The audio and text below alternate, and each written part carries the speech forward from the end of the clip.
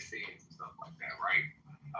But even that rock, they believe that Allah is going to have, that rock in the end times is going to have a mouth and two eyes and basically speak on the behalf of all those that basically touch and tell Allah. You feel me? Those are the ones that basically touch me.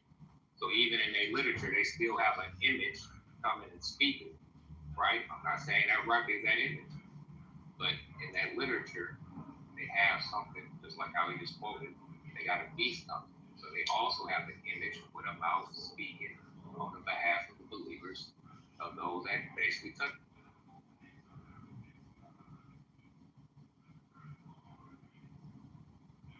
I'm gonna just say it's okay if y'all ain't looked into this stuff. It's okay if y'all haven't.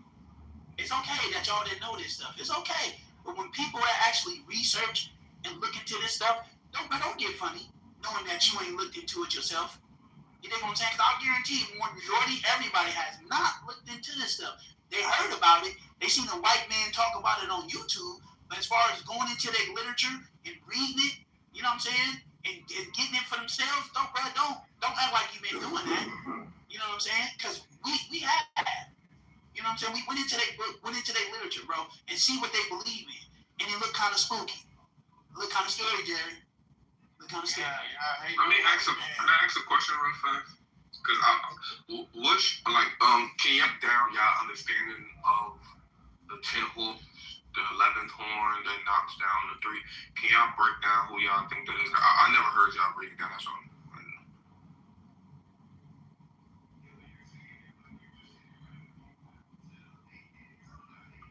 Can I be heard?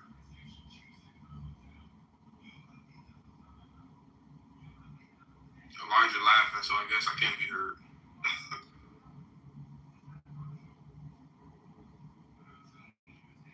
Hello? Nah, bro, we can hear you. Oh, okay. No, you said 10th and 11th horn. Can you see what you referenced that, bro? And then you got this, was that 7? I think it is, or 8. I think it's 7. When it says the 10 horns, then it's going to be a little horn that uproots 3 horns. I was wondering, what's the understanding, like the Islamic understanding? Or who y'all believes 10 horns are, and then who's the final horn that uproots the 3? It's Daniel 7. Yeah.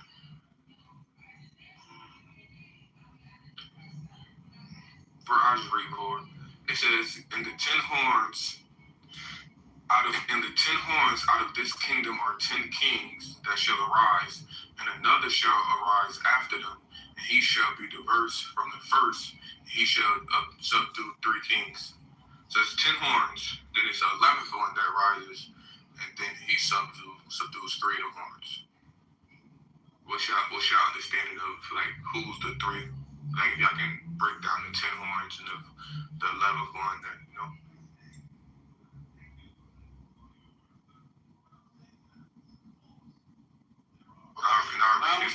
I got it. I wouldn't go say that, but I got it. So the 11th horn is obviously the Antichrist. It's the little horn that rises up after the 10. And then the 3 horns that it roots up, I believe it's the 3 horns the 3 nations that the king of the north is going to root up in Daniel's 11. And I'll read it for you real quick. Let's see. This is Daniel's 11. I'm going to start at verse 36 because in verse 36, this indeed is the Antichrist. I know some of y'all might think this is Antiochus Epiphanes. You know what I'm saying? But he didn't do none of this right here. So Daniel 11 and 36, and the king shall do according to his will, and he shall exalt himself and magnify himself above every god. Exalt himself and magnify himself above every god. We can see that in 2 Thessalonians, right? 2 Thessalonians 2 and 4, he opposed and exalted himself above all that that's called God. I'll read it real quick. 2 Thessalonians 2 and 4, who opposes and exalted himself above all that is called God, or that is worship. Okay, that's interesting. Go back to Daniel 11, and that same verse 36, right? So it says, and magnify himself above every god, and shall speak marvelous things against the God of gods. Well, it says that in Daniel 7, and what is this? Verse 8. And I considered the horns, and behold, there came up among them another little horn, before whom there were 3 of the first horn plucked up by the roots. And behold, in this horn were eyes like the eyes of a man, and a mouth speaking great things.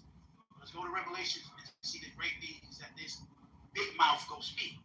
Revelation chapter 13, verse 5. And there was given unto him a mouth speaking great things and blasphemies.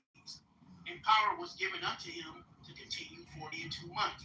And he opened his mouth and blasphemed against God, to blaspheme his name and his tabernacle and them that dwell in heaven. And it was given unto him to make war with the saints and to overcome them, and power was given him over all kindreds, tongues, and nations. So let's go back to Daniel 11. Right, verse 36. Right, and it says, and this king shall do according to his will, and he shall exalt himself and magnify himself above every god. Not just calling himself Zeus, but above every god, and shall speak marvelous things against the God of gods. So this guy is going to speak directly against the Most High, right? Against the Most High. And shall prosper till the indignation be accomplished. Let's jump down to verse 40. And at the time of the end shall the king of the south push at him, and the king of the north shall come against him like a whirlwind. Right? So let's get the three horns now. Verse 42 and 43. And he shall stretch forth his hand also upon the countries, and the land of Egypt shall not escape, but he shall have power over the treasure of gold, and over silver, and over all the precious things of Egypt, and the Libyans and the Ethiopians shall be at his steps. Last time I checked, when it comes to Antiochus Epiphanes, he did not take over Ethiopia, and he did not take over Egypt, because why, when he went down the second time, the Romans stopped him. So if he took over Egypt, then the Romans should have even gotten away, because the Romans actually stopped him from taking over Egypt. So this can't be him. So I believe these are the three horns that he's going to rule up. The king of the north, and you can look at many scholars say this is the future Antichrist. So the three horns that he's going to rule up is in verse 43, and I believe the little horn, which you said is the 11, is the Antichrist, aka the king of the north. You know what I'm talking about? I didn't want to cut you off, but you didn't answer my question. I think you answered to what you thought I was asking. But you know how people that believe it's a European nation, they go through it like, oh, this horn is Europe or this horn is whatever they do. You know, people go through who they think the 10 horns are. Like who are these horns? Right? That's what I'm asking you. Yeah, but according to our paradigm in Revelation 17, the 10 horns ain't came on the scene yet. Oh, okay. So that's the misnomer everybody does. So when y'all ask us how we telling you it's form of Islamic, the 10 kings are Islamic, they haven't came on the scene yet. So we don't do the dramatic tribe or try to say it's this Arab, because the Bible tells us that they haven't came on the scene yet. Oh, I got you. Now I understand. So in y'all understanding, what did the fourth beast come on the scene yet? From y'all understanding, are the fourth beasts in the future as well? According to the book of Revelation, the 10 horns is going to rise up with the 8th head, and the 8th head is the Antichrist. So we don't know who they are. We just know what territory he's going to be over. I understand that. I'm not going to put pressure. Y'all know. Or they ain't come on the scene yet, From y'all understanding, when y'all say Islam is the fourth beast, is the fourth beast on the scene yet, or is the fourth beast a future Islamic kingdom? I like the way you said that. You hear that, Joseph? I like the way he said that. Finally found something I like that came out this man's mouth. It's going to be a future Islamic empire. I don't even want to use the word Islamic. I'm going to say Middle Eastern. You know what I'm talking about? Because when he comes, it's going to be something different. But the people that worship Islam, that's in that religion today, they are going to be the first group of people that's going to flock to him. It's going to be there, whatever they call it, the Mahdi and all this figure that's supposed to be coming. He's going to pretend to be that figure, or I'm not going to say pretend, maybe he is it. Okay, so y'all understand it.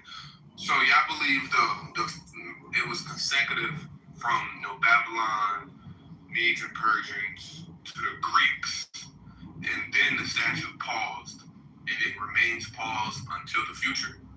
Well, that's what Daniel's 11 is showing. Daniel's 11 is giving you the third kingdom, the kings of the north and south, and then it calls the Antichrist the king of the north, which was given to the Seleucid Empire that was over the area of Mesopotamia.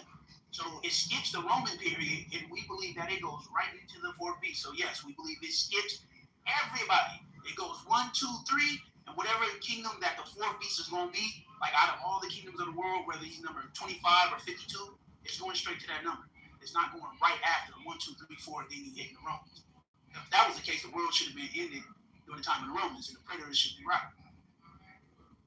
So outside of like y'all perspective or y'all interpretation, where do you guys get?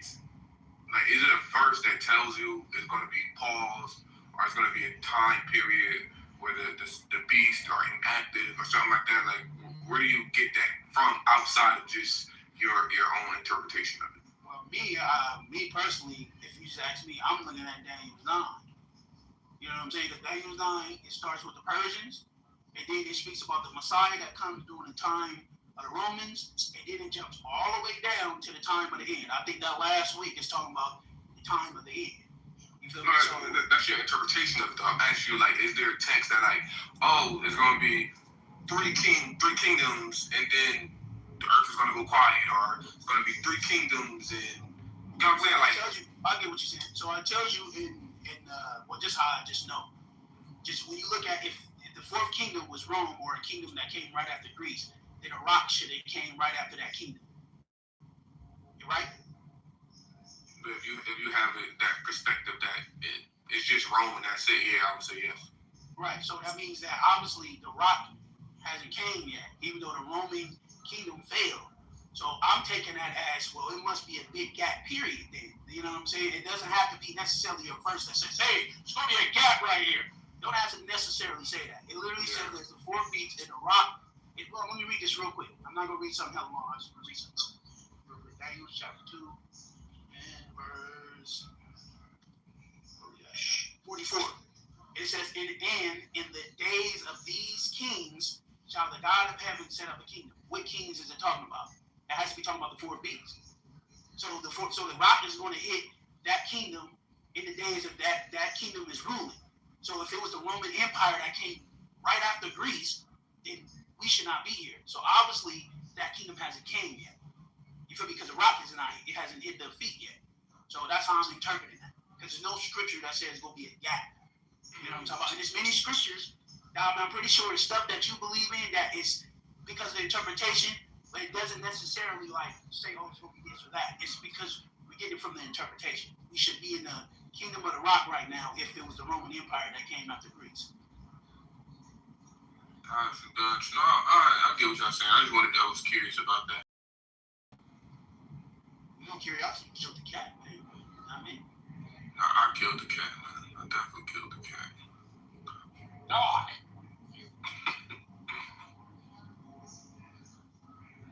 Doctrine. Period. Bottom line. I'm the God.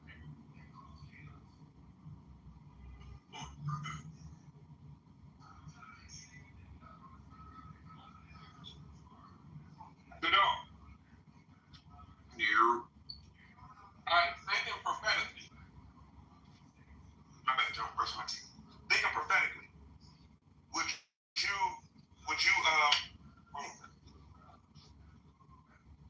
Damn, bro, you just now brushing your teeth, nigga? Damn. I brush my teeth several times a day. Okay, that's what's up. Hope we brush your tongue too, player. You know what I'm talking about? My tongue, my gums, underneath my tongue, everything. With not only toothpaste, but baking soda too, bro. Alright. Gadal, in your opinion, and I'm asking Gadal this question because Gadal don't subscribe to the New Testament. But me and Gadal had a conversation earlier. Gadal does believe in the Messianic age. Gadal, in your opinion, during the time of the Antichrist, because we can't, with these 10 tribes, we can't pinpoint 10 kings over the course of time. I know I studied. It's only like about 6 or 7 of them that had kings that were documented. But during the time of the Antichrist, the Gauls, all the ones we ran off, do you, in your opinion, will they have kings of their nations at that time? All 10 of them. In the book of Daniel, I don't think it's literally talking about like a person whose title is a king. The king can represent the emperor, the president, or whoever ruling the nation. So I don't think because like Rome didn't have kings. Rome had emperors, right? So I mean, the emperors and rulers this man ascend, will these 10 Germanic tribes have some type of ruler that's looked at, so that prophecy can fit? Yeah, I mean, all of them got those from your perspective. I don't believe it. I don't hold to this all 10 of them. I believe it's the 5 most prominent ones. But from your perspective, they all would have rulers of them, right? Because those Germanic tribes became the European nations, those countries over there in America as well. So they all have presidents or prime ministers. They all have rulers over them. So I asked you that, because as I study this, I'm having a problem with the way the scriptures read and these 10 kings or 10 emperors, whatever you call them, serve in their role over the course of time. No, that's not the way I see it. The way I see it is these 10 boys going to rise at this time because they know the prophecy. They know that their nation, because of God's iniquity, is in trouble. And out of them, that 10, this 11th one is going to come up. So this 10 going to rise at the time of this, because the Bible say that the 10 have to give their power to the beast. You get it? So they have to be on the scene and prevalent at the time of this manic man ascent. That's why I asked you. So you're saying like all 10 has to be at the same time and not like just in the course of history, pretty much. Which is why I asked you, do you see, in your studies or in your knowledge, that these 10 Germanic tribes will have some type of ruler at the time of this exploit? At the same exact time, if you hold to the time period that those 10 toes or 10 horns are the European nations, then they're all going to have a president or a prime minister, at that time, just like they all do now. So, I can understand it from that point. How do you see it? Yeah, I just wanted to see how you see it, because it can't, in order for them to give their power to the beast is on the scene at the time of, when all this is going down. So these 10 horns have to be relevant at the time when this is going down. But because I've heard a lot of different doctrines. Oh, no, they were 10 different kings over the course of time. That king failed and that king failed. Like, now, all these dudes going to be on the scene at the same time. My bad, I'm sorry. No, go ahead. I want to exercise this question on both sides. When in the book of Daniel, when it say kings, is y'all understanding that it's 10 kings in one kingdom consecutively? Or is it more to what Bell is saying? It's 10 different kingdoms being led by 10 different rulers, and they unite at one point. Like, what's your understanding? It is one kingdom that is made out of 10 different countries or nations. They make one kingdom, and when they make this one kingdom, there's 10 of them on the kingdom at the same time, chronological. I'm sorry, not chronological. In sync. They're all together. There has never been a kingdom in the world history that has had 10 rulers ruling it at one time. Let me say it again. There has never been a kingdom that has had 10 rulers ruling it at once. When God shows Daniel this fourth beast, he sees and looks at the fourth beast, and upon its head there are 10 kings at the same time that he's looking at this beast in his vision. One little horn king rises up among them and knocks 3 of them down. That's what he sees. The elder or angel from the Most High comes to Daniel and explains exactly what he's looking at. There are 10 kings, 10 that you see. There are 10 there, not one after another. He didn't see one go down, the other one come up, one go down, the other one come up, one go down, the other, like that. He saw them all there at once. The beasts are kingdoms, all 4 of them. Rome never had 10 emperors ruling at once. Never in history. They never had 10 kings ruling at once. 10 leaders ruling at one time. Only 10. Never. Ever. The Pope never had 10 popes at one time. Ever. Never. You can't find it. They were all chronological, one after another. One after another. One comes out of power, another one is God showed him about this final kingdom that rules in the latter days, the end days time. And when it starts ruling, the only person that destroys it is the Most High by way of his stone, since you don't believe in the New Testament. That's it. No one else does. Rome has been defeated by multiple kingdoms in history. Period. It's not the Germanic tribes, because when the Germanic tribes defeated Rome, only 8 kings of the Germanic, 8 leaders ruled, not 10, only 8. We can go to it right now. We can get the live study showing right now. Your doctrine is flawed. Your interpretation is flawed. You can take them YouTube videos down because they're false. Hey, real quick, And they weren't Roman. I just want to read these. Oh, so Rome cannot be the fourth beast. And it also says it, one more thing, guys. And it also never says that this fourth beast comes on the scene, dies, and then is revived. It don't say nothing about revived fourth beast. Kingdom was revived. Yo, they got that from the white man. Trust me. They ain't none of them say that. And the Bible doesn't say that either. You're right. Ron, but the thing is, Ron, like when you're looking like these Germanic tribes, they aren't just one nation. They aren't just Rome. They spread out across all of Europe. You got to include America, like they're not just one nation. You know what I'm saying? So it's not, you know what I mean? Like, that's why when me and Godard was reading off the list, the Visigoth, Huns, the Anglos, like, they're not just Rome. You know what I'm saying? So that's why I asked him what I asked him, like, when this man and sinners on the scene, do you see these Germanic tribes, wherever they are they emperors and rulers? Because it's 10 of them. You know what I'm saying? So it's not just Rome, though. That's why I don't get in y'all as Rome as Islam. But one, it's a man that these 10 kingdoms are going to yield to. Them and his deity and his philosophy and everything he tells them to do. That's what. Okay, now if it's Europe, then you got to ask yourself, when did Europe have 10 countries ruling under the Treaty of Rome at one time? Only 10. Never. When Europe was created, it was only 6 or 7. I know that. I'm just talking to the ones that say it's Europe. Oh, Europe is going to come down to 10 kings, to 10 nations only, and then they're going to rise up and revive. That's what some people say. But when did they ever have 10? And what does the Bible say that this kingdom is going to narrow down to 10? What does it say? The Most High never said that to Daniel at all. The factor is not even there.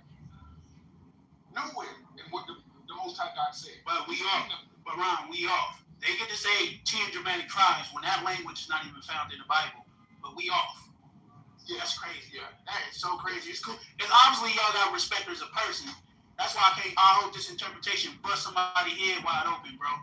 Like physically, real talk. Because y'all, the stuff y'all say about us, and then when somebody else say something, nigga, then you saying what he's saying. But it seemed like everybody okay with that. You know why? Because it's white people. And all this thing is all about white people. That's all it's about. That's what I'm seeing, the core thing about it. I think the reason why y'all not catching what we put down because we ain't talking about white people. Man, and some of you niggas let these white people sign your checks, and so you telling me everybody on stage got their children on independent study? Or is y'all going to the public school and sending y'all kids and letting these white Germanic tribes teach y'all? I'm telling you, y'all some hypocrites, bro. It's cool though, because his interpretation is gonna bust your head wide open. Why? And that's why even when you try to bring up the spiritual aspects of the enemies of God who was in the land before the children of Israel came up in there, and try to drive that narrative. But that can't be the narrative. The enemy, keep not thy silence, O God, and hold not thy peace, and be not still, O God. For lo, your enemies have lifted up their head, and they that hated thee. These folks ain't going nowhere. Them folks ain't going nowhere, man. But no, they can't be relevant. In verse 12, when we even exaggerate this point in verse 12, who said, let us take to ourselves the house of God in possession, as if the Lord was there? Why y'all don't speak about this right here in this matter we're talking eschatology? Why y'all leave these people up out of there? Well, you know, come to us. No, you cannot include these nations in your understanding without leaving out Islam. You cannot include those nations in your understanding without leaving out Jerusalem or the house of God where they want to possess. Even when you go to the book of Ezekiel, Son of man, set thy face and prophesied against Edom, Mount Seir, and prophesied against it. Verse 10, because thou hast said that these two nations and these two countries shall be mine, and we will possess it as if the Lord was there. The same old continuing thought. But no, for some reason, those people who practice Islam, who Arabs who practice Islam, they're not relevant in the four beasts conversation. But not relevant in it now. No, they 10 toes in it. Hey, who called the daughter of Babylon? It's not Edom called the daughter of Babylon. And the book it say from T-Man to D-Dan, destroy the land in Basra and Idumea. These are geographical locations under destruction of the fourth beast enemy. Even going to get the God and Magog line. There's nowhere in y'all west. Nowhere. So even like I understand, like it makes a good conversation that people might consider the information and search it out, right? But man, we doing a bad job representing y'all doing a bad job representing that position, man, and y'all can't make the equation 2026 going forward. You cannot. The Catholic Church is teaching Christ. The other part of the world dedicated, they teaching Gnosticism, mysticism, Islam is both of them. Kabbalism, people want to talk about our Christian and Muslim, but he ain't bringing out the Jews and what they putting up on the world through the Kabbalah and Mishra and all that stuff like that. Like they got their wicked ass ideology on the world, lying to people they sign some cool stuff. But just bring up Muslim and Christian, that's bad. That's bad right there. That's bad saying right there, bro. We can see what you need to go to the world right now. Who the daughter of Babylon? Edom. Chosen. Edom is the daughter of Babylon. Hold on, Chosen. He said that Christianity. Chosen. Hold on, bro. Apologies, just real quick. Let me say this. He said Christianity is for, and y'all let him sit up here and say this. Y'all are crazy, bro. Matter of fact, so that means the Germanic tribes had to create Christianity. Because if the Germanic tribes and the Muslims is the fourth beast, and he said Islam and Christianity is the fourth beast, then that means that the Germanic tribes had to create Christianity, which I've never heard that before. Never. And y'all just make him say that, and some of y'all still go to church today. Wow, just respect the person ass niggas, man. I'm trying to tell you. I don't understand why y'all be trying to they not know in these conversations. Hold on, slow down, y'all. Slow down. Hey, yo, sorry, did they not know? Let me say this. 5 in the third century. Go ahead. There's no Yeah, Germanic because I don't understand why tribes. they hold on, sir. I don't understand why y'all be trying to pick, like I'm like going back and forth with y'all. I'm over here with my daughters listening. Y'all trying to like if y'all want to have a conversation with me, we can have a conversation. You just Hold on. So just to bring clarity to what Yoshia was saying. In my breakdown, I always make it clear that I'm not talking about the original Christianity with Jesus, James, the original Jews, what they started, what they did. I'm not talking about that. I'm talking about the religion that the white people took and created and made today when it comes to this Trinitarian doctrine, the religion that most black people are following today. That's what I was talking about. The world's Christianity is not the same thing that Jesus founded, that James followed, that the early Jews, the Nazarites, that they taught. It's not the same. It's completely different.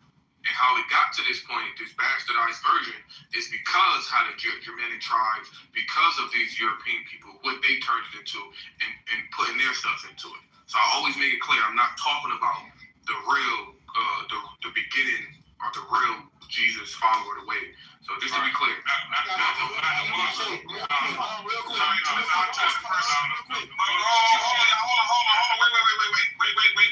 So, Gadol, what you're basically saying is, when you say that, you're not referring to the doctrine, the first century doctrine of the Christ and the apostles. Not at all. I'm not referring to it. Okay, I just.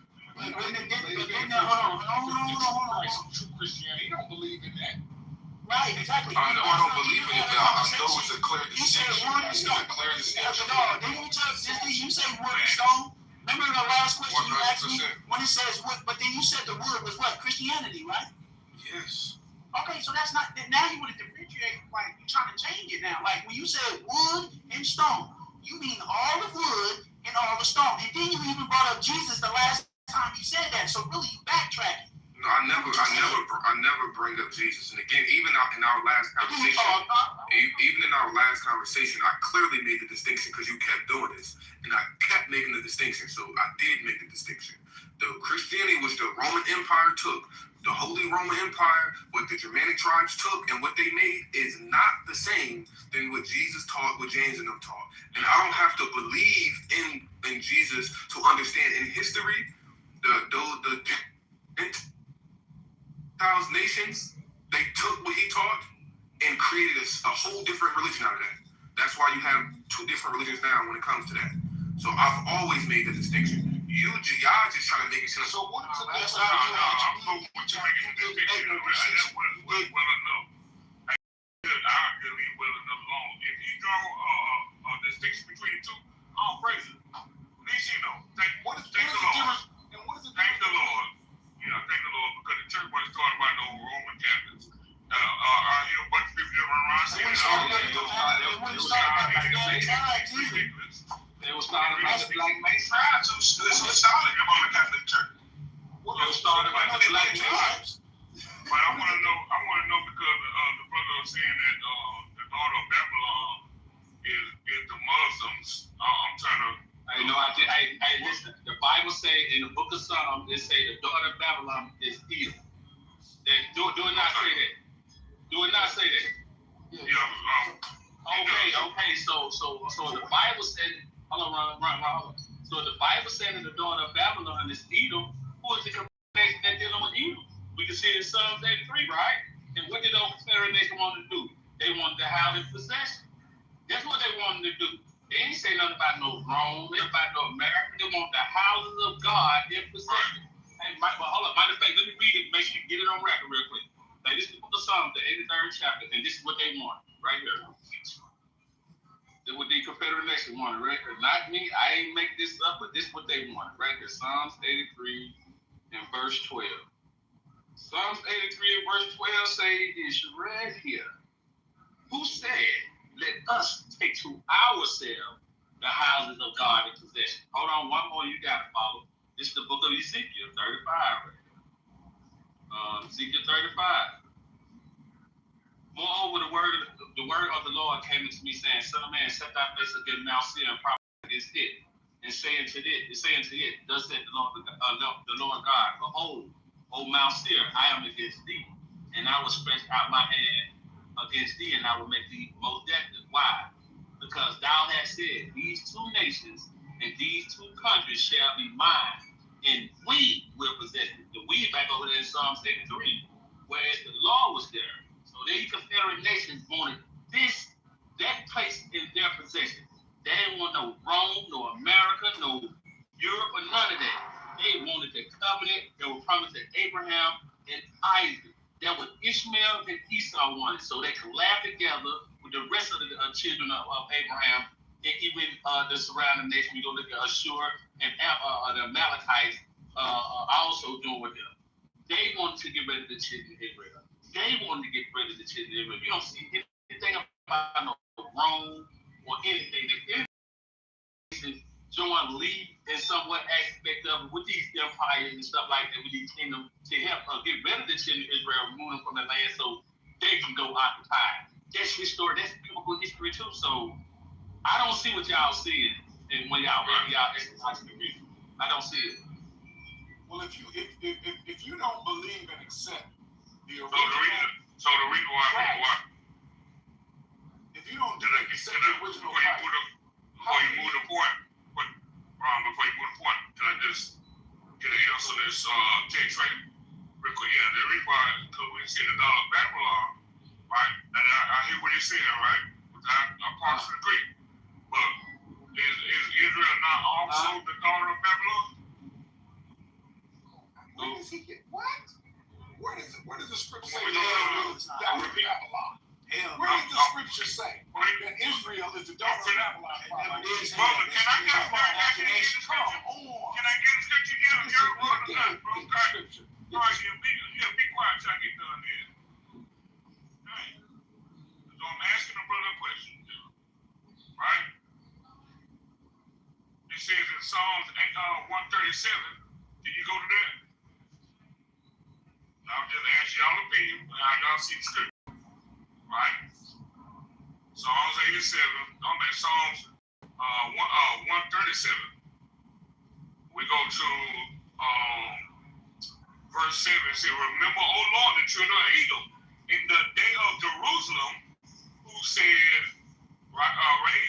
raise it, even to the foundation thereof, O daughter of Babylon, art to be destroyed. Happy shall he be that rewarded thee as thou hast served us. So who is being referred as daughter of Babylon here? Either was it Jerusalem? Edom. Oh my God, I can't believe this. You mean to tell me God is confused? This is crazy. Not people who think That's clearly is confused. No, he's not. It's clearly listen again to what the scripture said.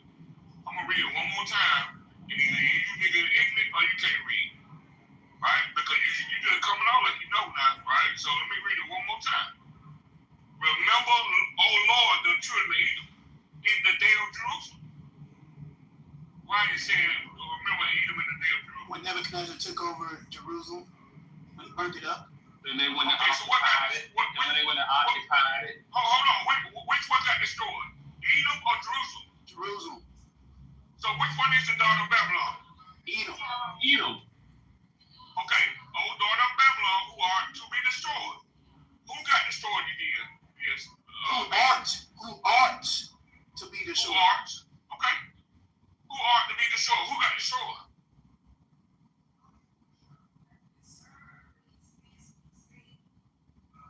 You saying Jerusalem got destroyed, right? Okay. So That's what you saying, right? Jerusalem got no, destroyed, right? I'm asking. Our daughter of Babylon, Edom's right? destroyed. It ain't nothing just go back and forth. I'm not saying I'm right or wrong. I was asking you questions about these scriptures, right? Because they said, "Oh, daughter of Babylon, who art to be destroyed," right? Was Babylon destroyed, or was it Jerusalem? I have an answer. Can I Because answer? yeah. But the reason why I'm asking this question because, well, go ahead, bro. Y'all got it. Let me give it to you. Does the KJV Bible say in the book of Psalms that Jerusalem is the daughters of Babylon? Now, remember now, you're reading one sentence, one verse, okay? No, it says no. In the KJV Bible, the book of Psalms does not say that Jerusalem is the daughter of Babylon. Instead, it says, O daughter of Babylon, as a way of addressing Babylon itself, not Jerusalem. The verse is Psalm 137, verse 8 in the King James Version. O daughter of Babylon, who art to be destroyed, happy shall he be that rewarded thee as thou hast served us. What daughter of Babylon means in biblical poetry, the phrase daughter of a place. Idiom meaning the city itself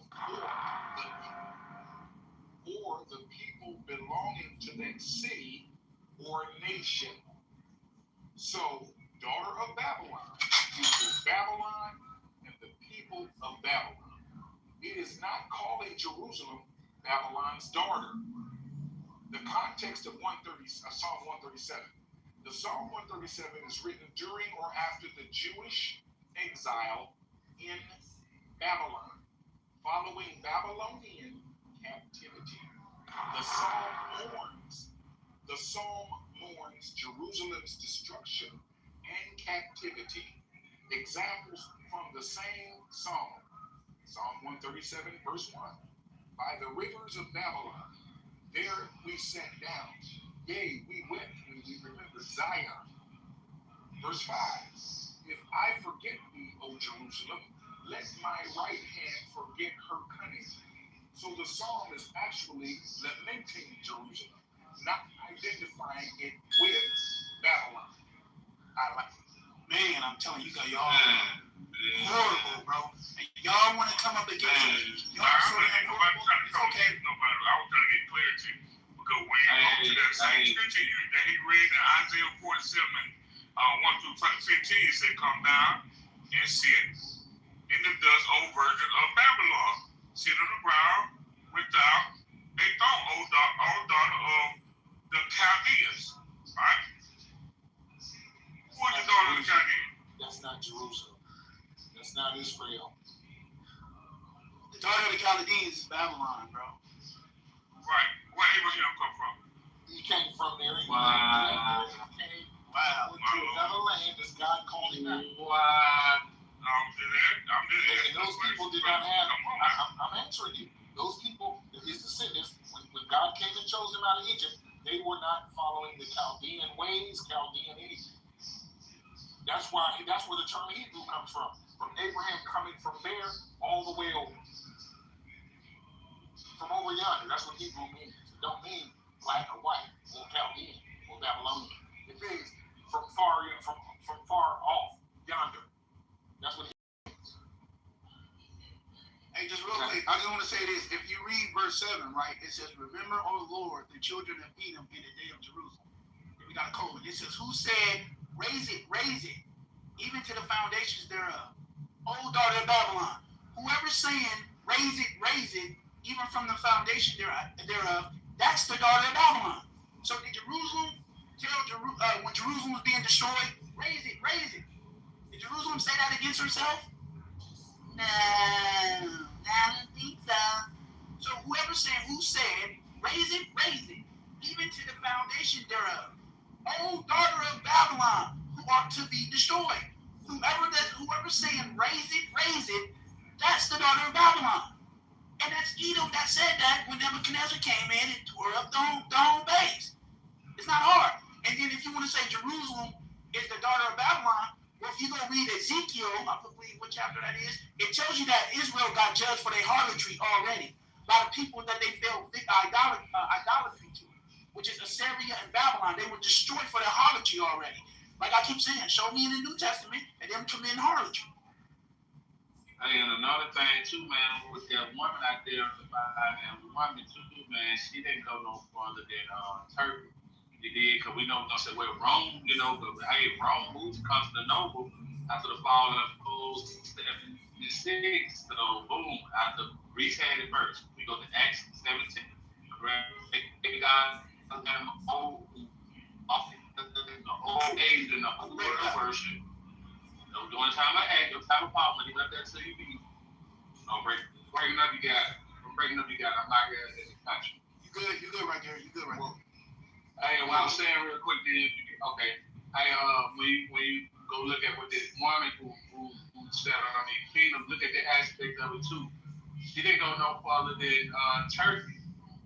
We go back to Turkey, where it was Rome before it was Turkey, right? Where it was Greece before it was Rome.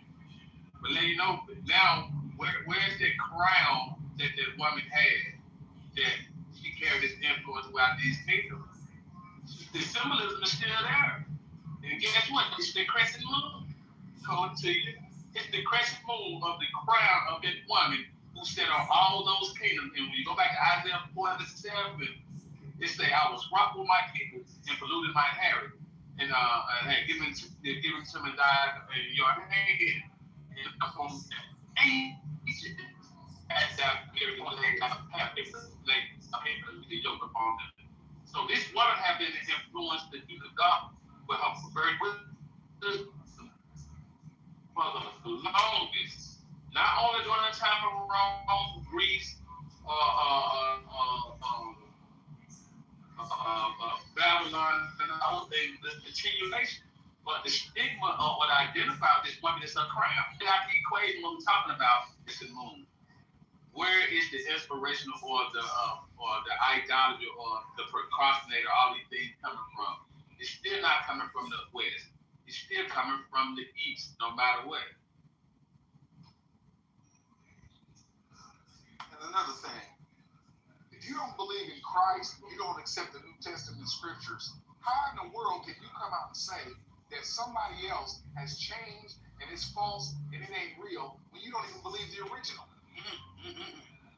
That's ridiculous.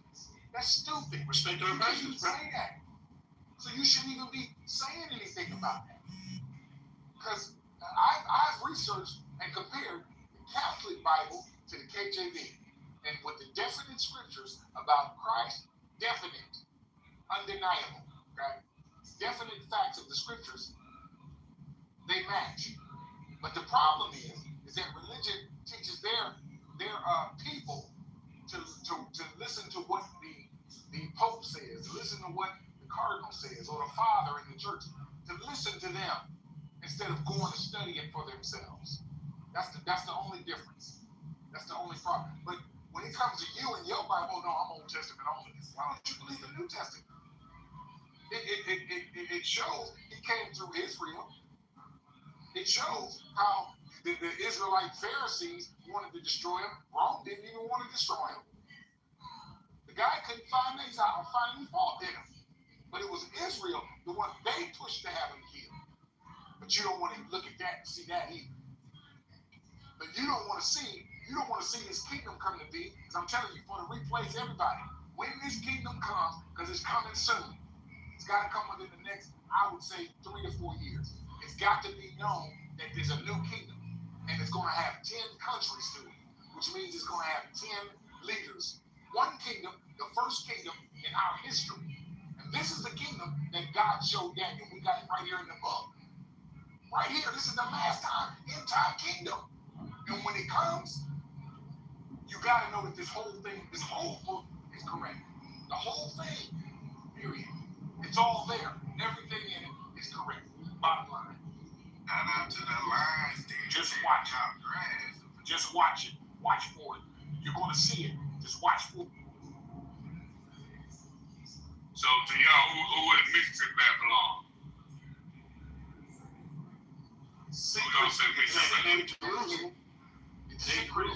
It's a city that is coming after the fourth beast rises, after that kingdom comes to be.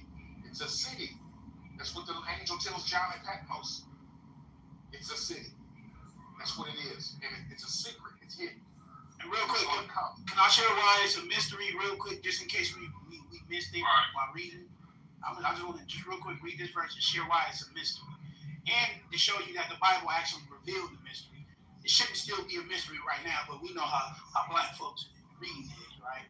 So this is Revelation 17, and I'm going to read verse 6. And it says, I saw the women drunken with the blood of the saints, with the blood of the martyrs of Jesus. And when I saw her, I wondered with great admiration. And the angel said unto me, wherefore didst thou marvel? I will tell thee the mystery of the woman. So he already told us. But we don't understand, right? Let's keep reading. And the beast that carries her, which has the 7 heads and 10 horns. So the angel revealed who it is. But guess what? Somebody talked about reading comprehension skills earlier, right? This is what he told us already. And why is it a mystery? Let's get why it's a mystery. Verse 9. And here's the mind which has wisdom. The 7 heads are 7 mountains, which the woman sits. So these 7 heads are 7 kings, 7 chief supreme figures, right? And the 7 mountains are the 7 kingdoms that belong to these 7 kings, right? It says, and there are 7 kings, 5 are fallen, and one is. This is why it's a mystery, because she sat on different empires. So if we investigate her and we go to Egypt, damn, we can see her in Egypt. Well, Egypt got to be it. But then we go to Assyria and be like, damn, we can see her in Assyria. Now, Assyria got to be it. She was in these different locations. She was in multiple locations. And we have to pick one final location to see who she is. So the mystery is because she's been in multiple locations. She's not, we can see Egypt being a mystery Babylon. This over here, this over here, this over here. And then it tells us that she's in one spot. You realize you cut yourself? You throwed off at me now. You said, oh, I tell you what they did, reading comprehension. You said the angel revealed who Mr. Babylon is. That's what you just said. Then you said she's 7 many different places except Israel. I didn't say except Israel. So you wrong. So you just got wrong. You're trying to wrong me. I did not say that. Well. When I see well. Okay, bro. Now it's a mystery because she's in multiple locations, bro. She sat on 7 heads, 7 mountains. It's not she sat on one. Like everybody be trying to make it seem, and we can just point at that one individual. She's been in multiple places, bro. So what the last place, see, come say, had that been revealed, that mystery Babylon been revealed, bro? In the text it has. Well, who is it? It's not Jerusalem. You know, I didn't say it was Jerusalem. Did I say Jerusalem? You said the mystery not been revealed, and already revealed in the I said that. I'm gonna say what I just said because you ain't saying what I said properly. I said the angel already revealed the mystery to who it is. So you were talking like an angel. Let me finish. But we as readers don't know what we're reading. We haven't figured it out yet. That's why so many different niggas up here with different interpretations. You feel me? Because we haven't figured it out yet. But see, you don't know. So don't throw off like you know. I do know. I'm just not giving them. Who is it, brother? Well, okay, listen. Because you don't want nobody to critique what you think you know. Now, the Bible says don't cast your pearls among swine. And right now I smell bacon. I smell bacon. He knows. Let him finish then. Let him finish. Hey, Ron, man, come on, bro. Just let him finish. I ain't being rude to the man. I didn't say you was being rude. He's not going to mute, brother. But Finish. Follow. Brother. Ask him if he finished. Ask him if he finished. He was already done talking. Okay, ask him. Brother Ron, please. All you got to do is just ask him. That's all. Hey, bro, please, bro. I'm just pleased to say out of it. Ask him if he finished. Now, let me ask you. Do you know who Mystery Babylon is? It's a city that's coming to be on with the fourth beast. That's what I said. It's a city. Okay, that's a non-answer. Well, who is that city, Brother Ron? Right there. Hold on one second. Since you don't understand Mystery Babylon, that's what it says. Hold on one second. Let's take a look at the characteristics of what it says. That it is. I asked you about the characteristics. No. That's what it's going to give us. So hold on 1 second. 1 second. 1 moment. We're going to Mystery Babylon. So we're going to do live study. That's all.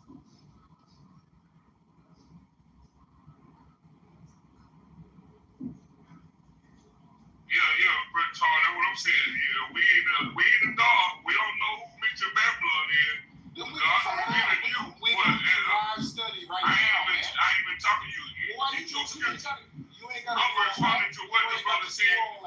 Brother, I'm responding to somebody else, not you, brother. Okay, go ahead and finish responding. Yeah, you cut me off. Go ahead.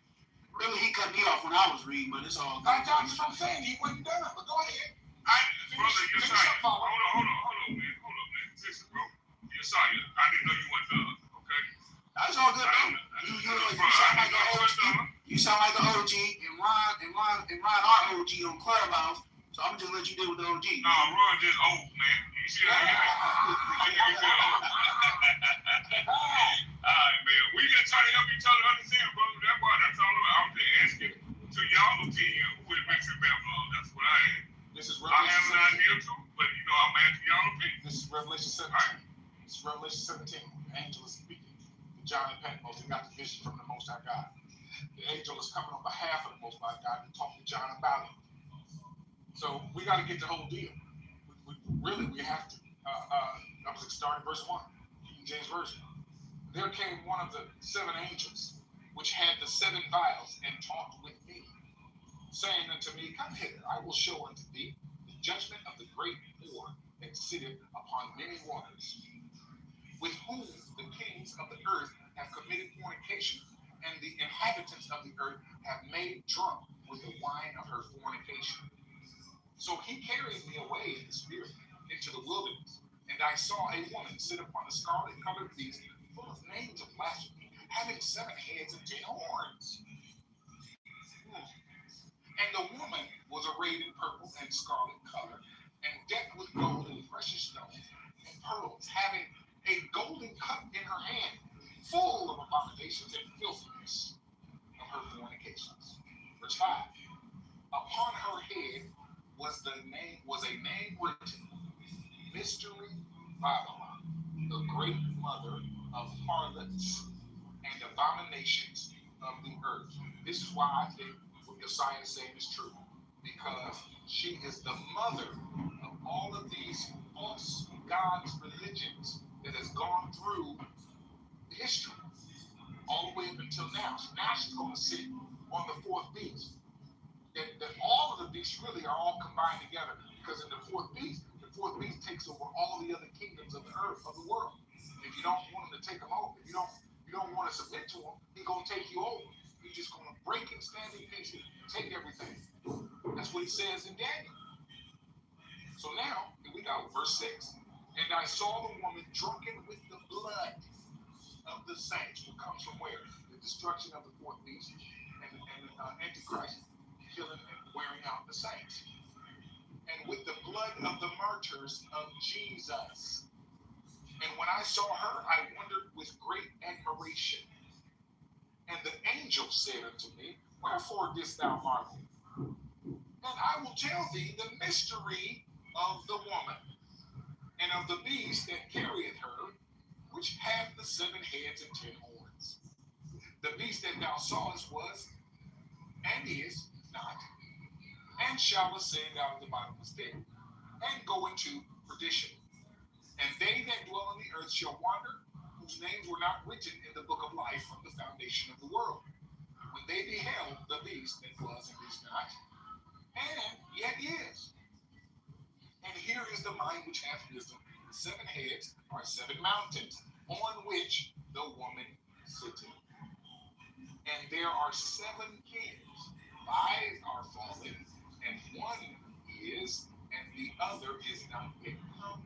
And when he cometh, he must continue a short space. And the beast that was and is not, even he is the 8th, and is of the 7th, and goeth into perdition.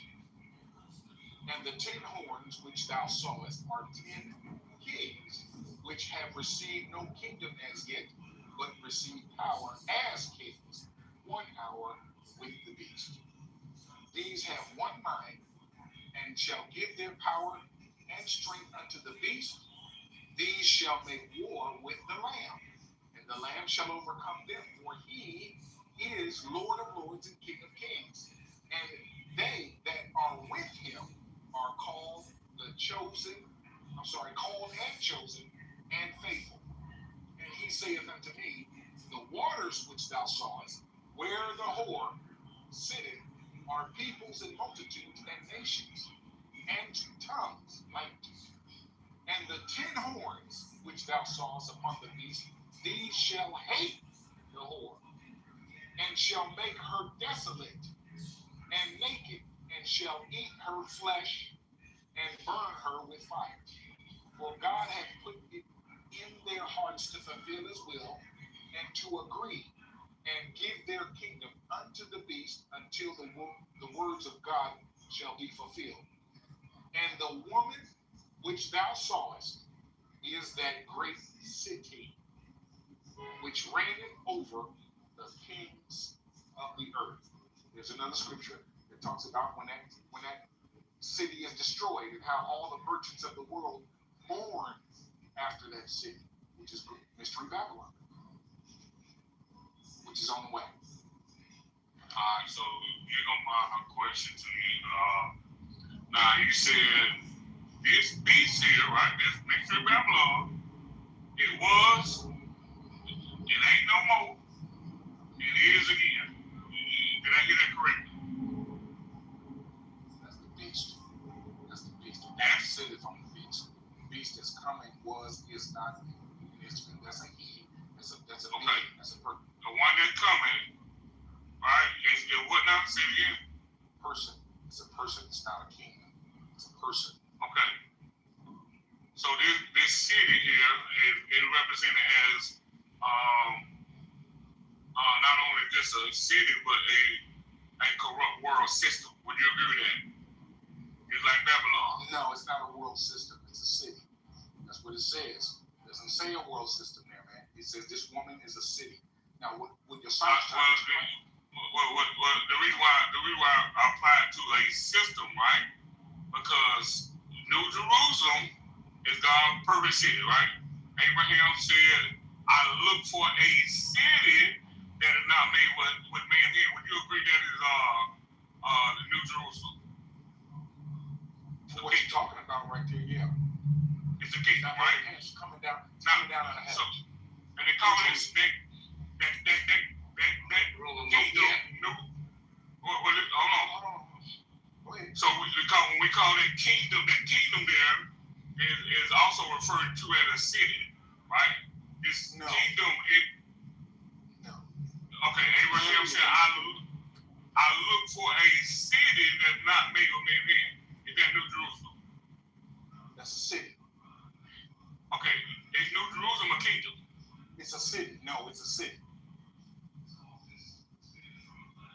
It is a city, sir. So New Jerusalem is a The city. city Okay. that you're in is not a kingdom. It's in a kingdom, though. So now, when we look at the word city, let's get some facts. Let's do some study, live study. So Ron, real quick. Hey, real quick. I was in the dentist office. Hey, we all over the place. Hey, because we all over the place, man, brother. real quick, can I just throw a little something in there? According to what we're talking about? Yeah. Why you grabbing that, Ron? I got it right here. Look, check. Let me get this and let me give it to you. Let me get this Hebrew and let me give it over to you. Okay. This is what the definition is. Strong's G 4172. Polis. That's the Greek word we translate into our English word city. Polis. That's the G 4172.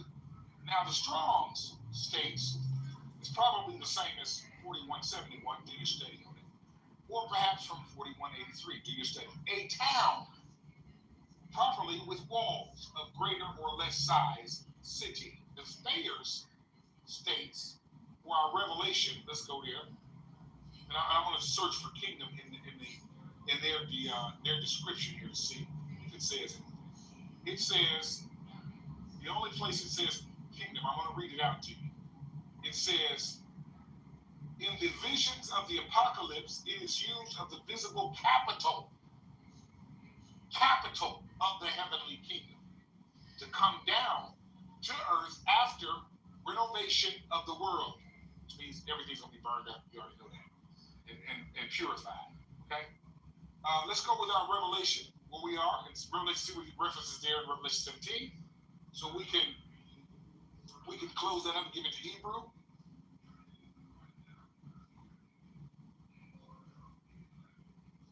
And then we'll have some facts there that we can lean on.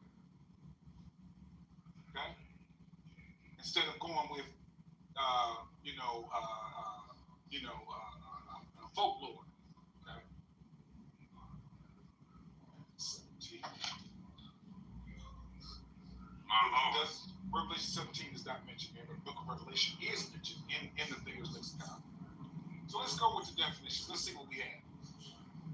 Definition state outlines as a city, one's native city, the city in which one lives, the heavenly Jerusalem, the abode of the blessed in heaven, of the visible capital in the heavenly kingdom to come down after the renovation of the world by fire. The inhabitants of a city. It says nothing about system. I can look that up for you. It says nothing about kingdom there, only than the one that I just mentioned. So system is not even mentioned in the page at all anywhere. The Strong's or the Thayer's. So there you go. Why you put a fire bomb on that way? He just contradicted himself. Hebrew. Can I respond to that real quick? You contradict yourself. No, sir. Brother. I just want to just throw something out. It's not a kingdom. How you gonna contradict yourself and then try to pass the mic to Hebrew? Okay, hold on one second. Tell me how I contradicted myself reading that it is a Because I asked you what New Jerusalem was. I just told you it's not a kingdom. You said Caesar was. No, I did not. Listen, follow. Listen very close to my words. Listen. Now I'm not lying. Y'all You just said a kingdom coming out of heaven, brother. Follow. Are you going to interrupt me again? Or are you going I'll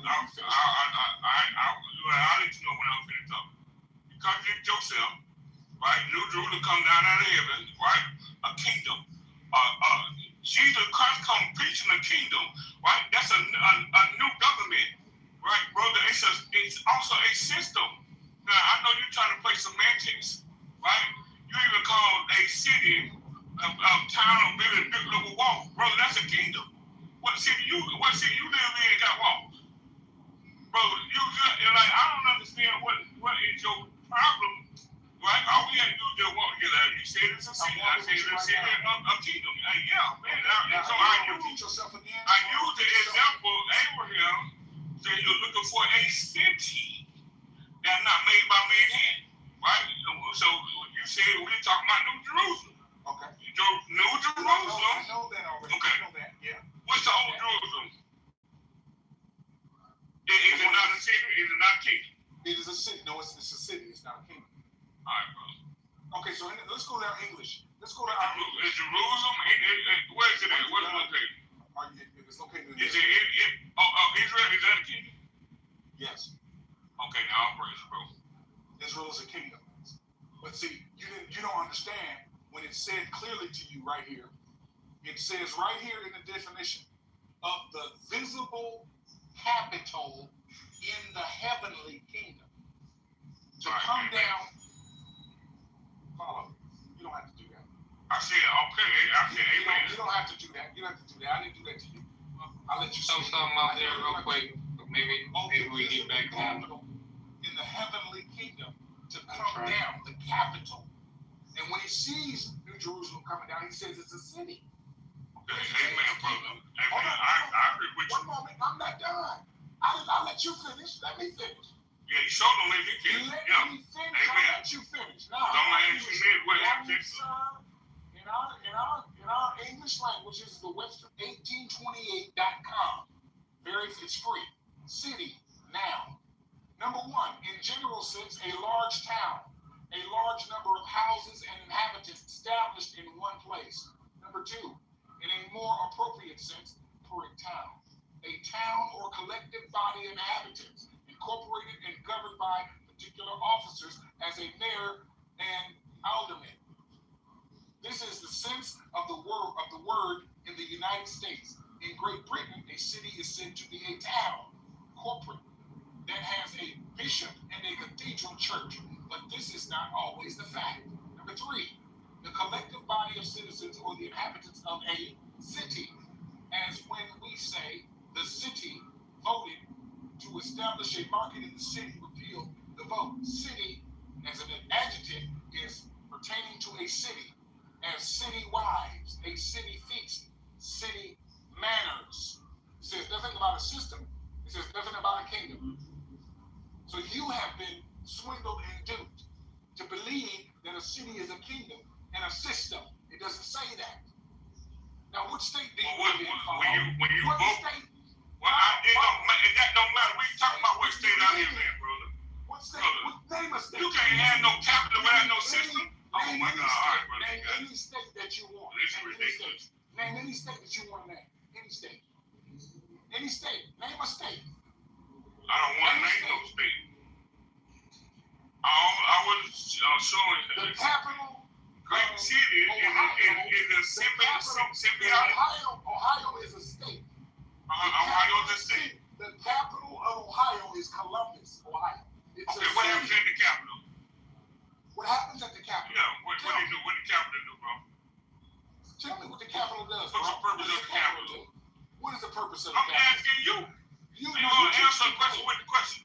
You teach me, because I'm gonna give it to you straight. So you go ahead and give me your stuff. Well, brother, just you can't answer. You can't answer. Just don't answer. Just say I can't answer that. Go ahead. I can't answer it. Now go ahead. Okay. Tell me what it is. The same thing they do in any other system, brother. Yeah, that's what they do. You just said y'all vote, y'all do all that stuff. Bro, that is a system, right? What do the capital do, bro? Okay, now mute up. Now I'm gonna answer you. Mute up. A capital city of a state is a city where the state government is based. It's the main place where the state's political decisions and administrations happen. What is Shut up, man. Mute up. Mute up, follow. You're very disrespectful. What a capital city does for a state, it houses the state government. It houses it. The main government buildings are there, especially the state capitol building where lawmakers meet. Example, in Columbus, the Ohio State House is where Ohio's legislature meets, where the laws are made. The state legislature, senators and representatives meet in the Capitol to debate and pass state laws. Office of the governor, administrative center, political and historical center. None of this says what you're saying. It's a system. It doesn't say that. You're adding yourself. No, you're adding it in there. Brother, a capital is a seat of government, brother. Follow. Brother, you just don't want to be wrong. That's all. You went to all that. You don't want to be wrong. We went to all that just to agree. Mystery Babylon. I'm gonna say this again. It seems to me that Mystery Babylon is a great city. Hey, man, you hear this? Babylon, that's what it is. I mean, It's it a great Right, city. you heard that, right? seems to me the definition you said is It didn't say Mystery Babylon is the capital. It said Mystery Babylon is a great city. Now go find it in the Bible and twist it to make it say what you want it to say, because the Bible don't say that. Period. Hey guys, y'all mind if I throw something out there? Okay, go ahead, bro. You got it. Because the whore, that great whore, is a city, right? As in Revelation 17. That's riding the beast. I'm gonna see if y'all got a lot of talking in y'all when I ask this next question. Who is the beast? Because the beast that we see with the 7 heads, 10 horns, that this whore is ultimately riding, right? When we go to Revelation 13, we'll get a description of this beast, which this whore is actually riding. Here's another, or not even a question, it's a point of observation. Why we don't see it in Revelation 13? We see this beast with the mixed body parts, 7 heads, horns. Mouth given unto this beast. Another beast from the earth come up out of, you feel me? With the horn, with the look like a lamb, speak at the dragon. That causes wonders and miracles and fire to come down. That wraps the world up, have them wandering after the first beast. So we got power to exercise, right? And basically, right, when you look at it, my question is, who is this? No problem, brother. Who is this beast that this whore is ultimately riding? The mixed body parts. It says body of a leopard, feet of a bear, mouth of a lion. Another point of observation. In the book of Daniel, it gives us 3 beasts, right? 4 beasts. We don't get the description on the 4th. The 3 beasts: lion, bear, leopard. See how it's going forward? So in John's time, what is John doing? He said body of a leopard, feet of a bear, mouth of a lion. Who is that? Because when we jump over to Revelation 17, which this whore is riding, which we'll get the interpretation of, which is ultimately a city. Who is this city, which is, I'm basically saying, influence, because she got influence over the kings and all of the people of the earth. Wrapped up off her fornication. What is fornication? Idolatry, right? That's spiritual fornication when you dabble and deal with the wood and stone, as the doll say, right? But that's just all forms of idolatry, not Muslim and Christian. Anything that's made out of wood and stone, you bow down to it, worship and praise, right? But when you go back to this whore, which is a city that's riding the beast, in Revelation 13 has mixed body parts. Where do we get understanding on these mixed body parts? Y'all don't want to hear us when we talk about Daniel, Nebuchadnezzar, Cyrus, Alexander the Great, lion, bear, leopard. Alexander's not here. Cyrus not here. Nebuchadnezzar is not here. When we go back to the book of Daniel, chapter 2, when the gold, which stands for the lion, which stands for Nebuchadnezzar, right? The silver, which stands for Cyrus and his dynasty, and the bear, the brass, which stands for Alexander, because he's the only Grecian or the European that had that empire. It was broken up and it went to who? The foe. But ultimately, it only really talks about two: king of the north, king of the south. That's the brass. Then comes iron, and then comes his feet, iron and clay. And then when that rock that comes across the feet of that statue, and it says the iron and clay, the iron, the brass, the silver, and gold, all together is destroyed and blown away. What does that mean, guys? Because Nebuchadnezzar's not here, Cyrus not here, Alexander is not here. So what is it basically ultimately saying when we go back to Revelation 13? Hopefully y'all keep up. And it talks about the body of a leopard, feet of a bear, mouth of a lion. Then we jump over to Revelation 17. This whore, which is ultimately a city, is actually riding. And what is the water? Well, we get interpretations of the water because it said the waters is nations, peoples, and tongues. Right? So this beast with the mixed body parts that come up out of the sea, just like in Daniel when it talks about the four beasts that strove up out of the great sea and came up out of the sea, right? Midst of the waters, the midst of the peoples. So what does the beast represent? Hopefully y'all got some good talk points, right? Right. So I was doing a lot of going back and forth. Hold on. I thought you were done. I'm almost done. No, thank you. It's all good. I know you don't mean no harm. But when we look at it, we got to look at who is this beast, because this whore is riding it. And it got 7 heads. Ultimately, ain't it going to have 8 heads? So this whore is only riding 7. But we know in Revelation 17, another head is going to pop up. These 10 horns that's on the beast right now, right? The 7-headed beast is going to ultimately hate that city, which is the whore, and give their power unto the beast. My position, I believe that beast, what it's talking about, they gave their power to 1 hour to reign because they ain't had no kingdom as of yet. But they had one mind with the beast. And what's that one mind with the beast? Go to war with the saints.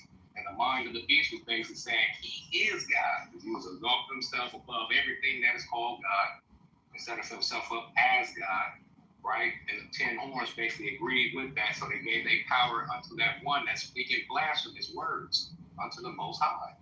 Just like Daniel talked about that little horn that came up out of the 10. Damn, we hear about 10 horns in the book of Daniel, chapter 7. Now you go tell who it is. Go over there, basically. The territory, the biblical lands, what we always talk about, which y'all laugh about. Byron, I know you know this. Y'all laugh when we say the Arabs are the one that has wait till it's revealed. I'm gonna continue bringing people into the kingdom until it's revealed. That's what we're supposed to be. I respect that, Byron. I respect that. But ultimately, when we look at the lion, the bear, and the leopard, we got to look at, even when we look at history, when we all agree that they had influence and control over the biblical lands. When you look at my PTR, these are the ones that ruled from the Niles to the Euphrates. Bill, you said that earlier when I was reading that Genesis, 15? And you told me to go down. And what was given unto Abraham? The Nile to the Euphrates.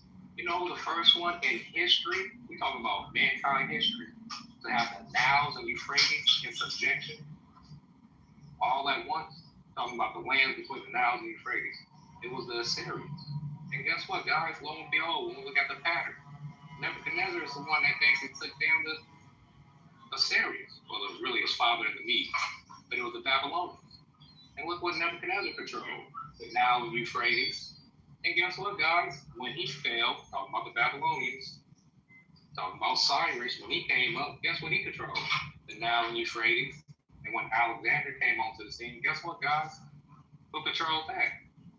The Nile and Euphrates, Alexander. And guess what, guys? When he fell, his generals, split up the kingdom. But guess what? The 2 main guys that basically follow the pattern.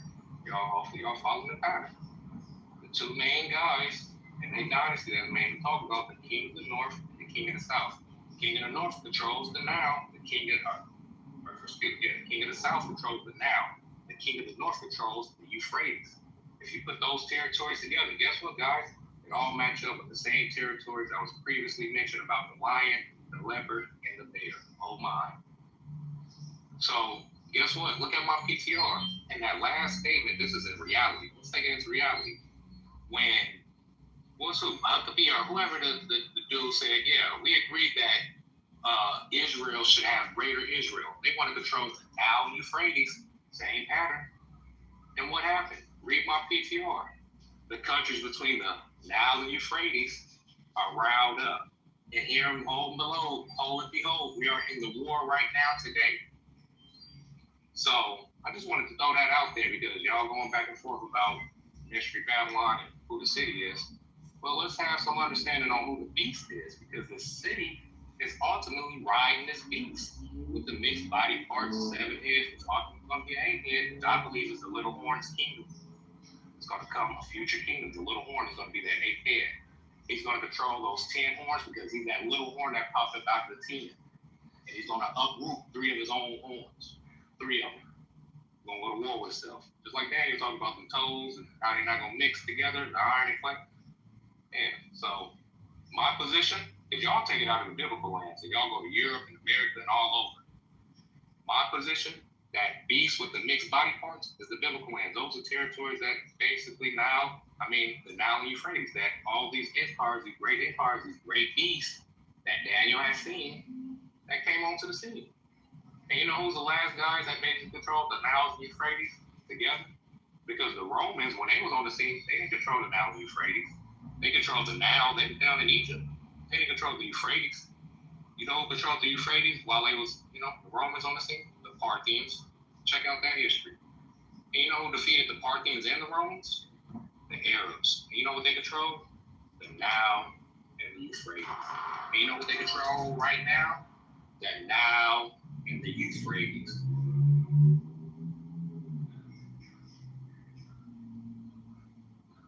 Yeah, I see y'all. Okay, now we got he's at the Arabs. Okay. So what is it? Want to make it easy. So the whore ultimately is a city that's over the territories of the lion, the bear, and the leopard. That's the beast that she's riding on. And my man was trying to explain to y'all, how she been all over all these different heads. El-Nana, Ishtar, Atar, Hathor, Ishtar, Istara, Diana, Sable, name some more. That's the hoe. We've been talking. I agree with what you're bringing up, but this is my question to you, Brother April. It says in verse 8, Revelation 17, verse 8, the beast that thou saw was, right? So, who you say the 4 beast was? So the beast that y'all saw was, I'm telling you, the beast body parts, it was here before. It was in the past time. It was in the past time. That's what I know. What's the past empires? I'm gonna give you my position. It goes into those 5 fallen heads: Egypt, Assyria, Babylon, not Mesopotamia, Medes and Persia. After that, Alexander. After that, you feel me? Because that's number 5, right? Number 6 would be at that present time is basically Rome. Because if you notice right there, it's talking about the beast. About to break down the beast, then it's going to talk about the heads, then it's going to talk about the horns. Then it's going to give you an interpretation about the sea. And it's going to tell you about the horns, which is on the heads, right? It's ultimately going to basically destroy that city, that horde, and ultimately give their power unto the beast. Now we got to figure out what are the horns. Aren't the horns leaders? It tells you it's kings. Just like when we look at Daniel and we talk about that ego, right? When they talk about the ego, ain't that the nation of the Greeks? And then they talk about that great horn. That's Alexander. He's the horn of that nation. He's the horn, the cap of that mountain. When you look at that word horn in the book of Daniel, and you look at that word horn, it tells you a mountain, a trumpet, a flask, the corner of our altar, because it's all pointed. But it's telling you the top of the mountain, the tippy top. What does that represent? Ain't that the elite? Ain't that the high up in society? They are the top of the mountain. And if we bring it into today's reality, ain't the presidents over these countries, these kings over these countries, whatever political system that they got currently over their country, over their nation, which is governing the people, ain't they the horn? They're the top of the mountain, right? So these horns, right? That's on top of the heads, which my man basically told you that there was kings, which, like I say, what they are mountains, which is ultimately what? These kings' kingdom. These predominant people that came through history and established these empires and these kingdoms that had influence over the biblical land and had influence over the city of Israel, the cities of Israel, right? Because when you look at Assyria, they control majority of all of Israel, but they did not control Jerusalem. You feel me? But when you look at all these things, what I'm about to name, Egypt, they had influence not only over the children of Israel, but even when you look at history, they had influence over the Levant. At that time when the children of Israel was first becoming a nation, look at the history. They had power over the Canaanites. It tells you, you can look at the history. I could get the history where it shows you when we was coming up out of Egypt and going into the land of Canaan, they were sending letters back down to the Egyptians and telling them to send troops because we got invaders coming into the land of Canaan and taking over. I forgot what it's called. You can look at it. All right. And I hear you. Okay. Now, your name 6, right? Well, we can look at Daniel 7. Look, hold on. You said 6. Watch. Okay. Because after the 6, if Rome is number 6, because it's 8 heads, who comes after Rome? Well, no, I'm talking about the 4 beasts of Daniel, right? Not the 6, 4, right? Slow down. The fourth beast is in Revelation 13 and Revelation 17. What are you Can I say this real quick? No, brother. trying to say? So I can see that we're on the same thing. You start me in the midst of my beat, bro. I believe you did. Okay. So I swore I was talking, but go ahead. So I see the name 6, but I'm talking about the 4 beasts of the book of Daniel, right? I'm asking you, are these 4 beasts Babylon, Medo-Persians, Greece, and Rome? No, the 4th one is not Rome. That is what I'm bringing down for you, brother. Okay. Brother, brother. The 4th one is the one in Revelation 13 with the body of a leopard, feet of a bear, mouth of a lion. That's not described in Daniel's. The first beast is a lion with eagles. That turns into a man. Wait, brother. I'm breaking it down, brother. I'm showing you, brother. To me, I'm asking you how many beasts are there in the book of Daniel? I just told you, brother. There's 4, brother, and then no. How many heads is on the beast, brother? I ain't got all the heads. How many heads? That's what I'm breaking down, brother. But I'm simply asking you. Brother, you're in the way, brother. You're in the way, brother. But if you want understanding, brother, I can give it to you. That's what I'm telling you. You asking me about 4, brother. That's the 4th time I just told you, brother. 4, 5 times now, brother. And I just look, 4, you got it, right? 4 beasts, right? Thank you, brother. Look. Your mind more faster than you can, brother. You ain't got to break it down before you answer the question. Listen, brother. Brother. This is a simple question to ask you. How many beasts were in the book of Daniel chapter 7? 7 times now.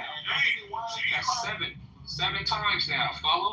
Follow me now, brother. In conversation. Don't follow me as your savior. Follow me in conversation. This is where we starting at. This is what I asked you. How many beasts were in the book of Daniel chapter 7? 4. That's 9 times now, brother. Thank you. You got it? So you want number 10? You got it. Do you understand my question? How many beasts is okay, can you name the 4 beasts Daniel. in the book of Daniel? Lion, with the eagle's wings that turned into a man, Nebuchadnezzar and his dynasty. The bear lifted up on one side with 3 ribs in his mouth, Medo-Persia, right? That was told to go devour much flesh. Leopard with the 4 heads, the wings of a owl, Alexander and the generals. Number 4, it doesn't give a description. It tells us of iron teeth and brass nails. If we go to Revelation 13, am I talking slow enough for you, brother? If we go to Revelation 13, brother, we get a description of a beast, brother. And the description of the beast, brother, is a body of a leopard, feet of a bear. And we got a description that it had brass nails, brother, and a mouth of a lion, brother. And it had a description in Daniel that it had iron teeth, brother. And the beast had 7 heads, brother, and 10 horns, brother. And ultimately, it's going to be another head that pops up in description of Revelation 17, brother. You got that? Yeah, When I talk about the 6 heads, brother, Who the 4 beasts in the book of Daniel? it's the territory of the biblical lands between the Nile and Euphrates, brother. Somebody is going to ultimately come. Somebody is, can I finish, brother? That's just a clarity. I just want to ask you for clarity. I'm trying to give you clarity, brother. You ain't trying to get What I said clarity, about so what I just said about Nile and Euphrates, brother. you The know reason what why I'm saying that Nile and Euphrates, brother, that was the land that was given unto Abraham, brother. And Val said this earlier, brother, that nobody in Israel history has ever had the Nile and Euphrates together, brother. That's the whole reason why they got greater Israel today, brother. Right. Okay. And if you look at it, the first nation that ruled the Niles and Euphrates is Assyria. Babylon came next, but that's the head of gold like Daniel spoke of, brother. And when you look at it, it follows from there, from Babylon to Persia to Alexander. Then it comes into a 4th beast. This 4th beast, my position, brother, you get that? Brother, my position. Brother, okay, my position, brother, is that a little horn is going to ultimately come out of this same territory between the Niles and Euphrates, and he's going to have a coalition of nations between the Niles and Euphrates, and they're going to unite, and they're going to take over, brother. But ultimately, in this coalition, it's going to be split and divide. So when it goes down, because I got one more thing you could read on and tell your father and somebody else.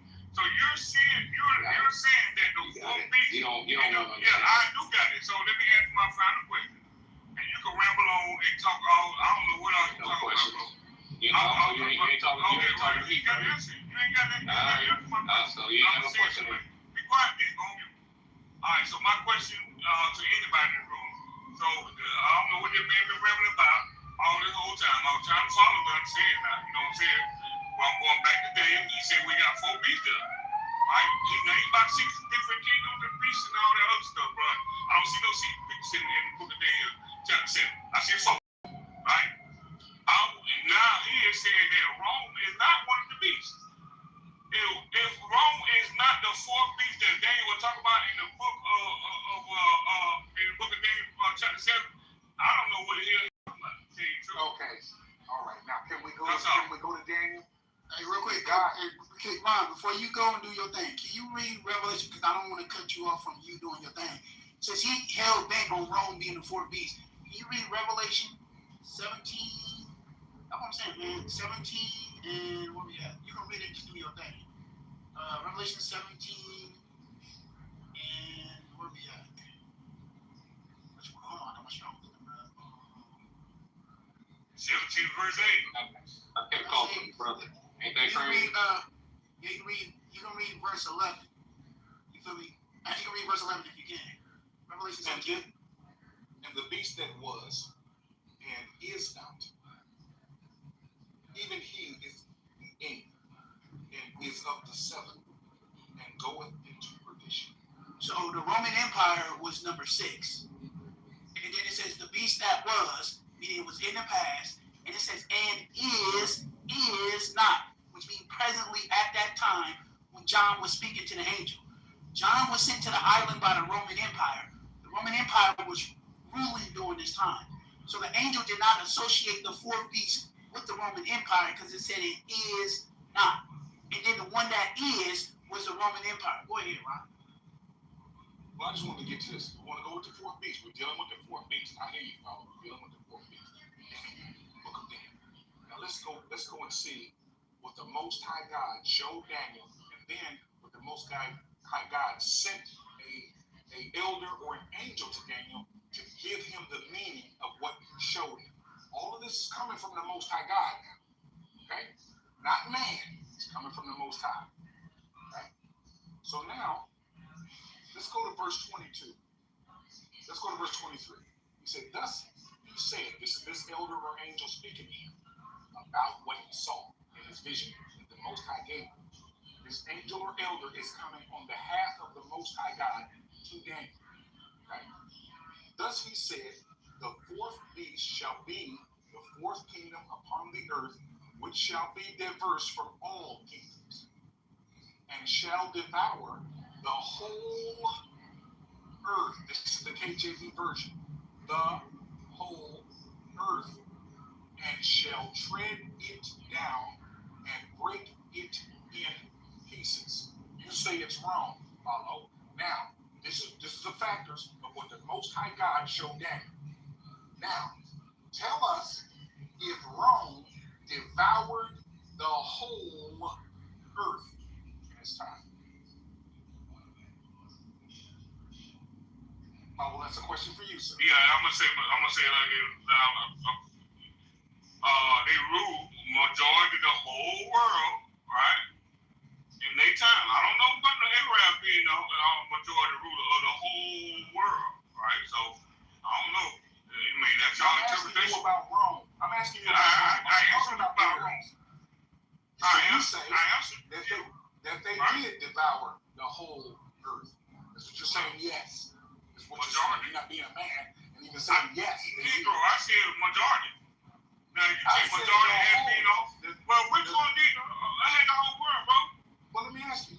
Does whole mean majority? Well, I want to know which one had, bro. Which one don't capture the whole world? Out of all these nations you're talking about, bro. So then you're saying they did have the whole earth, the whole world. Is that right? You're saying they did. Rome defeat Persia? Hold on, Hebrew. I'm waiting for him to answer me. Did Rome defeat and control the whole world? Well, Persia, it was Persia. It controlled the whole world at the same time. Rome was I'm not asking about Persia. Follow? I'm asking you, man to man, real cool, respectfully. Did Rome control? I said majority. I gave you the answer, bro. Is majority, and I'm asking you, is majority the same as whole? Yeah. If you got a company and you got 51%, who own the company? Is that whole? The 51 or the 49? Is that whole? Well, hey man. I'm asking you. You the scholar. You the man. You know what you're talking about. You're educated. Yes, it is. No, it's not. This is why I say it. Half the slice of pizza. Again, to your standard, there's nobody. That's the whole. Yeah. Nobody, bro. Okay, hold on one second. Here's our question. Since he don't want to answer it, here's our question, y'all, to the room. Did Rome rule the whole earth? Did they? Anyone in the room can answer yes and say what you got to say? No, say what you got to say. Yes or no, and expound. Did Rome rule the whole earth? Anyone? No one wants to answer. No problem. Here we go. The Roman Empire or the Republic did not rule the whole earth, although at its peak it controlled one of the largest and most powerful empires of the ancient world. How big Rome actually was? At its greatest extent, around 117 CE, that would be 80. Under Trajan, Rome controlled territory across most of Europe around the Mediterranean. North Africa, not South Africa, the Middle East, major regions included Britannia, Gaul, Hispania, Egypt, Anatolia, Judea, Mesopotamia. It surrounded most of the Mediterranean Sea, which Romans called Mare Nostrum, our sea. Huge parts of the world were never ruled by Rome. Many powerful civilizations existed outside of Rome control, such as, all we need is one to make sure it's not whole. Han Dynasty in China, Kushan Empire, Parthian Empire, peoples in sub-Saharan Africa, Northern Europe, the Americas, and Oceania. See, they never could beat the Germanic tribes. They never defeated them. They never defeated the Parthians either, and they never defeated Arabia or India.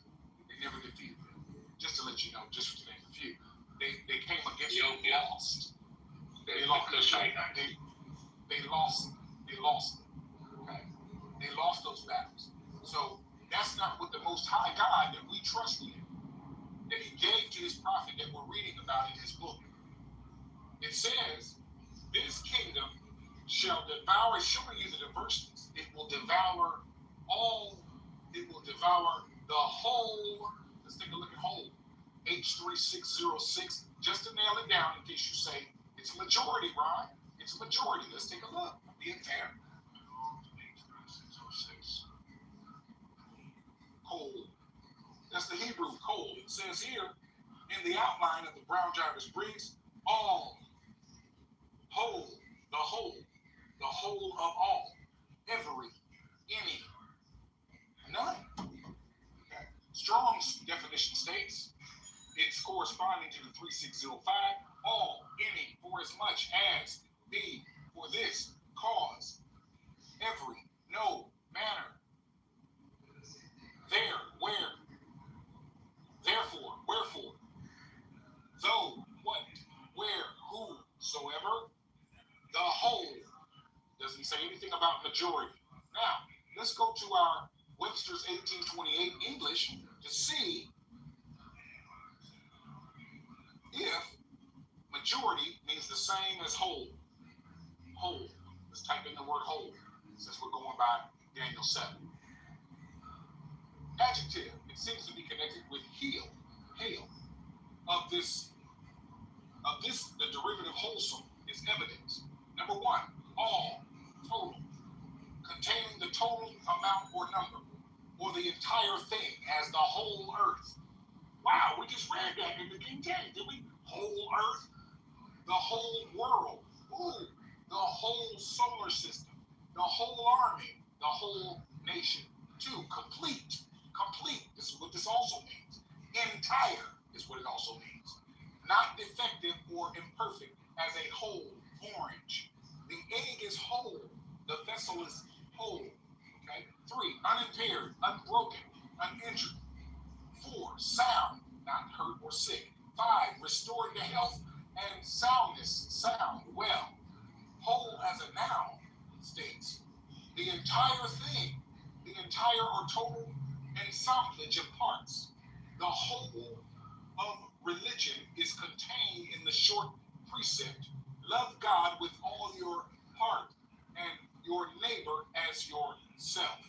Fear God and keep his commandments, for this is the whole duty of man. Ecclesiastes 12:15. Number 2, a system, a regular combination of parts. We see it doesn't say nothing about majority under whole. Now, I don't want to be redundant and look up majority, but I'm sure Can I say this word wrong? you've got to accept the facts of our language. One moment, sir, you can. One moment. You've got to accept the facts of our language and how this scripture is being written to us in our language. It says this kingdom will devour the whole earth and shall tread it down and break it in pieces. In verse 23. Yes, sir. Yes, sir. I understand your exaggerated dictionary comments and readings, right? A lot. Yeah, you're exaggerating, and it's just ridiculous that your understanding to be so old, right? What we read it, right? Now, so let's look at this. We look at the first dynasty, right, that controlled the majority of the world, right, the Babylonians. They didn't, the Bible sometimes describes Babylon as ruling the whole world because of its immense regional power. Doesn't mean they control the entire world. The Medo-Persian did not, they empire stretched from India to Egypt, right? Greece, after the death of the empire, split several kingdoms, right? They never controlled the entire world, right? So let's keep that same standard when we're looking at all the rest of the people that we call the beast, right? All these other kings and nations, not zero controlled the entire world.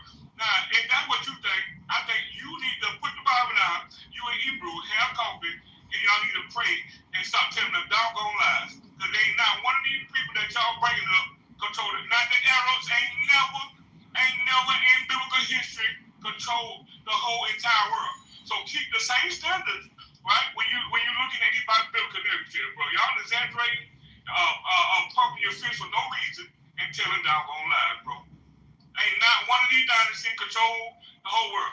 Show me if you can, okay? Don't do that, bro. Don't make it seem like I'm stupid. Oh, even that you Hold on. Let me get it in here. Hold on. Yeah, get it. If you can. Come on. Go ahead, bro. Let me get it. Yeah, please. Go ahead, follow. Oh, you're done? Okay. So you disagree with what the Most High showed Daniel. That's what you disagree. I disagree with your erroneous understanding. Don't say I disagree with God. I disagree with your erroneous. We heard you. Follow. Show me what. No. Don't keep going back to the scripture. Don't go back to the scripture. The question I asked you, Brother Ron, was show me the dynasty that controlled the entire world. Follow. Yeah, Brother Ron. If that ain't what you gonna show me, Follow. I don't want to talk. Why are you interrupting? Why are you doing that? You don't have to do that. You don't have to be disrespectful, upset, and angry. What you upset and angry about? Because what he showed Daniel here, I'll give you that. How about that? I'll give this to you. You're saying in your question, okay, I'll concede. Let's say you're right about what I just brought out, and I'm wrong. No problem. Let's see what else God, the Most High God, gave his prophet Daniel. Let's see what else he says about this fourth beast kingdom. Let's see.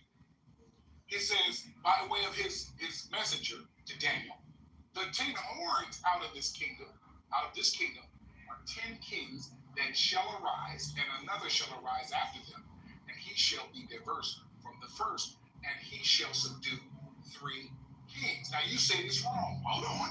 Wait a minute. Don't come off mic. Wait. Now, this is the Most High God. He's shown this to Daniel. He sent the angel to Daniel to explain and interpret what visions that God had shown him. This is the angel of the Most High telling him this. Can you please tell us how many kings that Rome had? That's a question for you, follow. How many kings that did Rome have?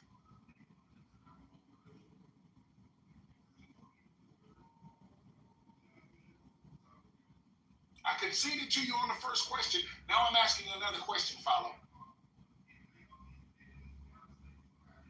I heard you, Brother Ron. I ain't gonna give 1 second.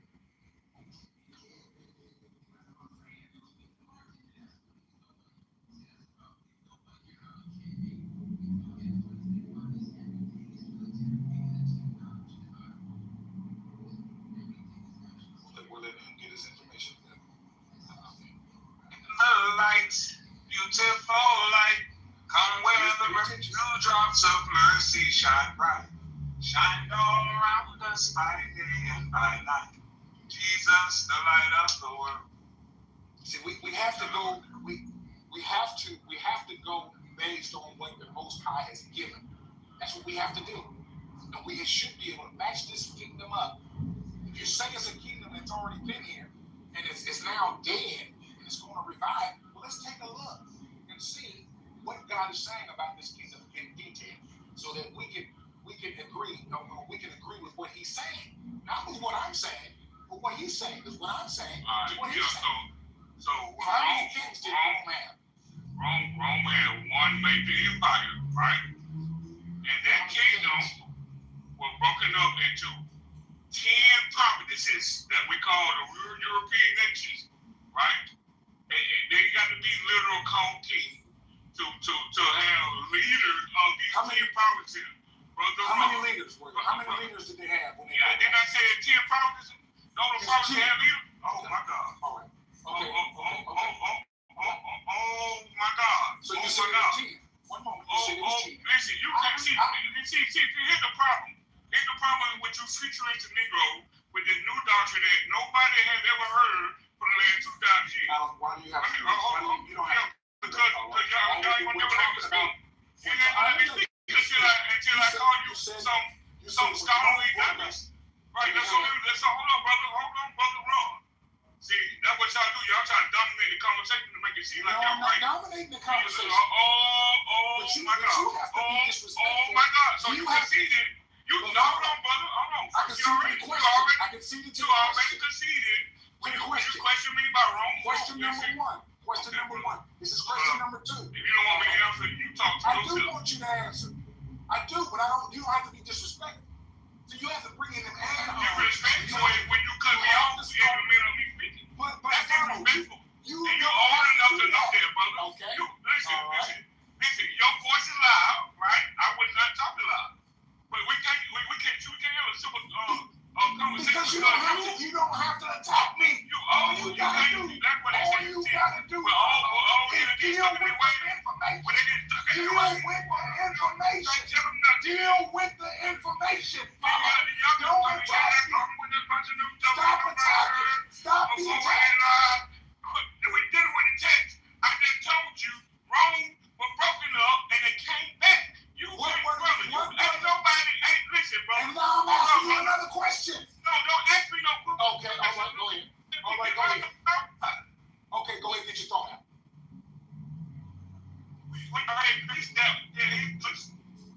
It was. You're breaking up. Say it again. I'm saying, bro, when I'm in an area where I can talk, I be trying to get it in.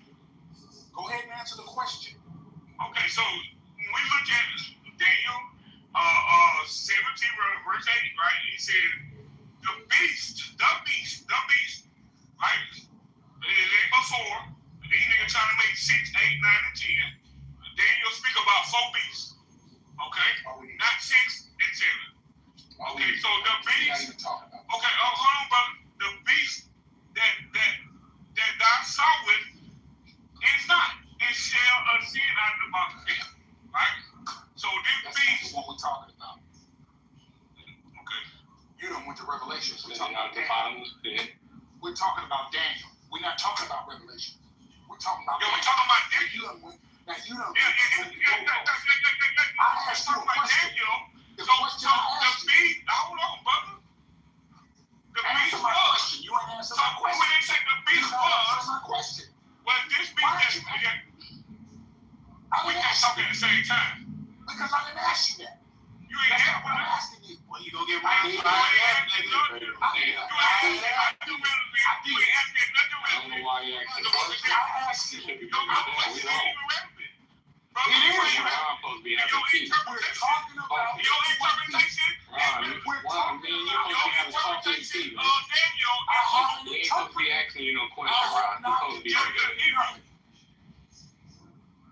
Your interpretation as well, okay? It ain't no 6 beasts in the book of Daniel. Come on, man, let's scale it back. These emotions are getting high, starting to get contentious. Let's scale it back. Let's give each other space to speak. So everybody can complete their thought and their points. I mean, let's scale it back. Because we're not gonna do that. Let's scale it back now. All right. Thought that I asked you. You just told me. When I read Daniel 7, from what God gave Daniel, and then he told his angel or his elder to come and talk to Daniel. Right here, I asked, and the 10 horns out of this kingdom are 10 kings that shall arise, and another shall arise after them, and he shall be diverse from the first, and shall subdue 3 kings. I asked you, how many kings did Rome have? How many leaders did they have? You You didn't give me an answer. You told me when they broke up, they broke up into multiple countries. Now I asked you, how many countries did they break up into when they broke up? That's what I'm asking you. Okay. Nation or provinces is what we consider today Europe. I don't know why don't you understand that? Okay, let's see. Let's find out if you're correct. Because we're dealing with facts. That's what I'm dealing with. I'm not dealing with all of your thoughts and all your opinions. But that's what I'm dealing with. What's the thought and your private interpretation? No. When you're dealing with me, we just been dealing with this scripture. I ain't saying nothing about what my private interpretation is. Nothing. Stick with what I'm saying. When Rome broke up, how many countries made up Europe? When the Western Roman Empire collapsed in 46 AD, Europe did not split into a fixed number of countries right away. Instead, the former Roman territories gradually broke up into several successor kingdoms and regions ruled by different Germanic and local groups. Rome was no more. There was no Europe there. One moment, there was no Europe there either. The map changed constantly over the next few centuries. That's 3,000 years. Major kingdoms that emerged after the fall of the Western Roman Empire, some of the main powers in Europe shortly after the collapse included Ostrogoth Kingdom, Visigothic Kingdom, Frankish Kingdom, Vandal Kingdom, Burgundian Kingdom, Anglo-Saxon Kingdom. One moment. The Eastern Roman Empire, also called the Byzantine Empire, continued to rule the Mediterranean from Constantinople. You know, those ones that I mentioned didn't come to 10. They didn't equal 10. Well, I got 10 right here, though. Hold on one second. I got 10. We can look them up. That's what we get into. We get into it. So, how many countries were there? There was no single number because borders changed frequently. Many smaller tribal kingdoms appeared and disappeared. Some kingdoms emerged and were conquered. Historians usually describe about 6 to 10 major kingdoms in Western Europe in the decades after Rome's fall, plus many smaller states and tribes. So, what are your 10? Okay, so you Visigoths, Ostrogoths, Vandals, Franks, Burgundians, Lombard, Seavi, Anglo-Saxon, Alani, and you really, how do you say it, right? Gee, those are the most often included groups of those Roman territories. Ain't no way around it. Ain't no denying it. At least you just gonna deny history. That's all. Yeah, hold on. We're not gonna deny history. That's what we're going into right now. Y'all saying that those Germanic tribes were extensions or breaks-ups of Rome, and they weren't, because Rome never ruled the Germanic tribes. The Germanic tribes whooped their ass every time they came against you. Every time. So they were never a part of Rome. So when Rome got defeated by the Germanic tribes, because they're the ones that defeated them in 476, then the Germanic tribes started to take over their land with their own rule and reign. They were not an extension of Rome. That's the problem with scholars. Y'all making them Roman, and they're not. So anyway, here we go. 1 second. Here's my question. When Europe came into being, because back then Europe wasn't in there, how many countries were there, and who were they? It depends on what moment in history you mean by Europe came into being. Europe didn't start with a fixed set of countries. Oh, wow. Instead, the continent gradually developed different kingdoms and states over many centuries. You hear that? That's facts, historical. Historians usually refer to a few key periods, and each had a different number of countries, which doesn't fit with what God told Daniel. He said, when this beast comes up, when you see this beast come up, there are going to be 10 kings exactly, not 1, 3, and then 7 is going to come later. It didn't say that. He didn't say that to him. But anyway, number 1, early medieval Europe, 900 to to 1000 AD. Europe had many kingdoms, but the major ones included England, France, Holy Roman Empire, Scotland, Leon, Denmark, Norway, Poland, Hungary, Byzantine. They included them, but there were dozens of smaller, I want to say, duchies, principalities, and city-states, especially inside the Holy Roman Empire and Italy. They didn't all come up at one time, all these kingdoms I just mentioned. Around 1500, early modern Europe. By this time, some recognizable countries existed. England, France, Spain, Portugal, Scotland, Denmark, Sweden, Ottoman, Holy Roman, that's 11. Ottoman, we know Ottomans never were a part of Rome. We know that Scotland's fought against also Rome. Spain fought against them too.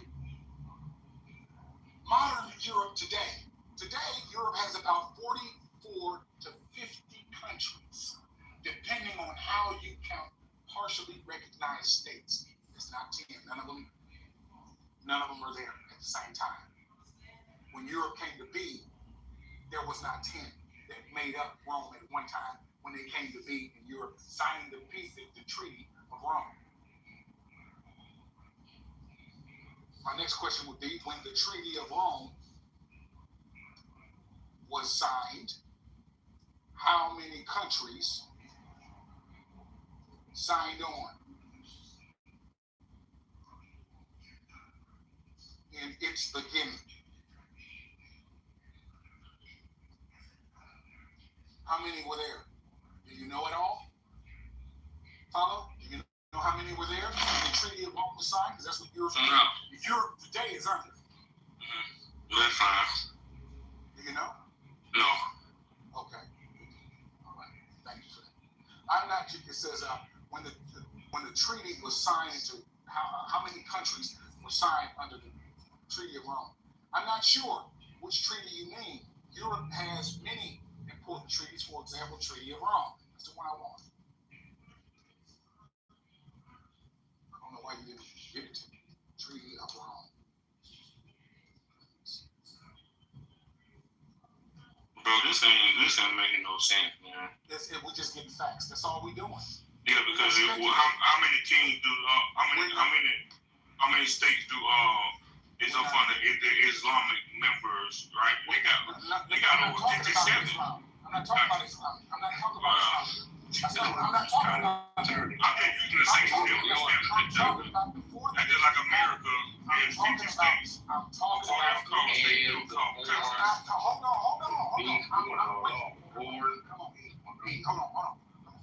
I'm not talking about Islam. I'm not talking about that. I'm talking about the kingdom that showed that God showed to Daniel this 4th kingdom, and I'm matching it to Rome because you say it's wrong. Fine, I'm going with what you say. I haven't said anything about Islam, so stop doing that. Follow? Nothing. Look, I'm just using the same standard. What we talking about, right? The Treaty of Rome. Listen, what we're doing, we're breaking down if Rome is the 4th beast. That's what we're doing. We're looking for the facts. But we know they were the first 4 beasts. That's obvious. Well, if we are, then you wouldn't have a problem with this. I don't know what your problem is. I don't have a problem. Okay, good. The Treaty of Rome, which was the foundational treaty of what eventually became the European Union, which is what we have today. When it was signed, date is March 25th, 1957. Place, Rome, Italy. Countries that signed it initially. The treaty was signed by 6 countries, not 10, which were the original members of the European Economic Community. Belgium, France, Italy, Luxembourg, Netherlands, and West Germany. At that time, now it's unified Germany today. The purpose of the treaty created the European Economic Community to integrate the economies of member states, aimed to remove trade barriers, establish a common market, and coordinate policies to promote economic growth. Some are in countries. Signed in Rome in 1957. How many countries are under the Treaty of Rome today.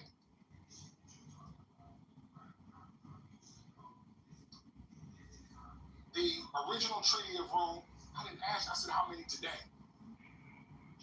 Current EU membership, let me see. There are 27 member countries today. 27. Now you're going to tell me that 17 countries are going to leave Rome, and they're going to be 10, and they're going to devour the whole earth, and they're going to break and stab in pieces. So now we have to wait for that to happen, because that's not happening. Rome has been here, and it doesn't fit this fourth beast kingdom that God showed to Daniel. When Daniel see it come up out the sea, it has 10 kings on it when it comes up out the sea. And it devours the whole earth. Rome never did that. Rome had kingdoms they could not defeat and control. Brother, neither did none of the Islamic states. They did not. Hold on. Wait. Let me talk. You're doing it again. Yeah, but I'm not discussing it. Yeah, every time I pop your bubble, my bubble ain't popping. Wait a minute. Every time I pop the bubble, you come. My bubble is not popped. Can I run my mouth for a second? Yes, man. You don't have to do all them ad homes and stuff, man. Just talk. I'm not doing ad homes. I'm just saying you've been talking like 10 minutes, bro. Come on, guys. We trying to get to these facts. Your mouth ain't tired? No, your mouth ought to be tired of lying. Man, you need a nap. That's what you need. No, you need a nap. You need a nap from this deception. Old people need a nap. You still saying Rome is the fourth beast. Well, Rome been here. Well, Europe been here since 1957. 1957. When did they ever have 10 countries only in Europe? They never did. When did they have 10 countries only in Islam? Show me the 10 kings in Islam today. I don't care what you're talking about, brother. Hey, man, listen, you're a hypocrite. That's what you and the rest of them that agree with Joe Biden is a hypocrite. Because you know, no, man, brother, please. Your mind's still moving. Get something to drink, man. Get something to drink, bro. You talking bull. Can you go get something to drink, bro? You're talking bull. Get some ice water or something, man. I'm not talking about Islam. I'm not talking about that. I'm talking about the same standard that you use in Rome against who you say the Arabs. Okay, so yeah. You say we're not gonna have a fair conversation. I'm showing you by the Most High God's vision that He gave to Daniel and the interpretation of it. Rome does not fit. Rome don't fit the fourth beast. Y'all some hypocrites. You don't use the same standard. We can use the same standard. Oh, well, okay. Why are you attacking me? He attacking you because you proving this point wrong. That's why he attacking you. He can't even defend his own point. He instantly got to swing. I'm not even talking about Islam. I didn't say nothing about Islam. I'm talking about whether Rome is the fourth beast that God showed His prophet. Now you say you follow the Most High, you believe in the Scripture, you believe all. Now I'm showing you that undeniably, and I even gave you the first one. I said, okay, now you know I whooped that ass on the first one, but I said, no, go ahead, you got that one. Let's go to the next one. We done went through 2 scriptures, and you still haven't given me one of these scriptures that fits wrong. Not one, follow. And you know it. Oh, well, Islam is not the fourth beast. You can't show me that. You can't show me that, brother. Oh my God. I'm not talking about Islam. Brother, Revelation 17 verse 8 said that beast was. Now, if you can show me that one of those 4 beasts in Daniel 7 is Islam, I might believe.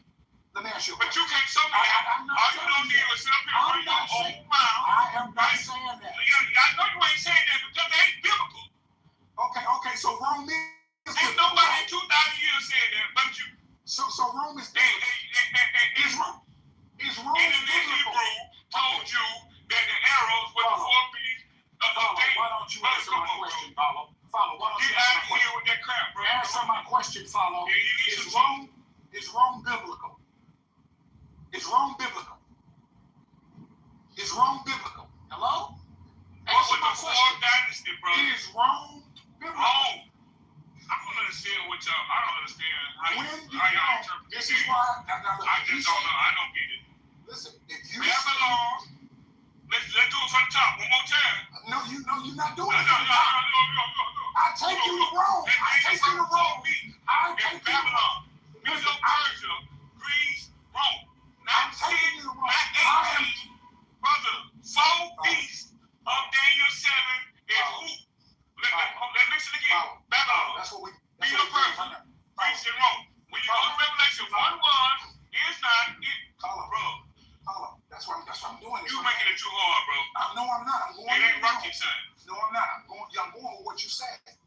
Now, I'm going. It ain't rocket science, brother. Listen. I'm going. Show me the arrow that was controlling Israel, right? In the time of Christ, it was Islam. Islam was the 4 beasts. Follow.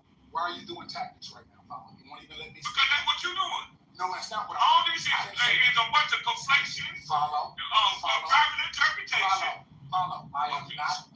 I can call your name the whole time you were over there making You keep forcing something on me that I'm not saying. You're bearing. You're saying a lot, but we don't know what you're saying. You're saying that Rome was not one of the 4 beasts of Daniel chapter 7. According to Ron, it was Islam. Y'all need to know. I'm done. I can't even have a conversation with y'all.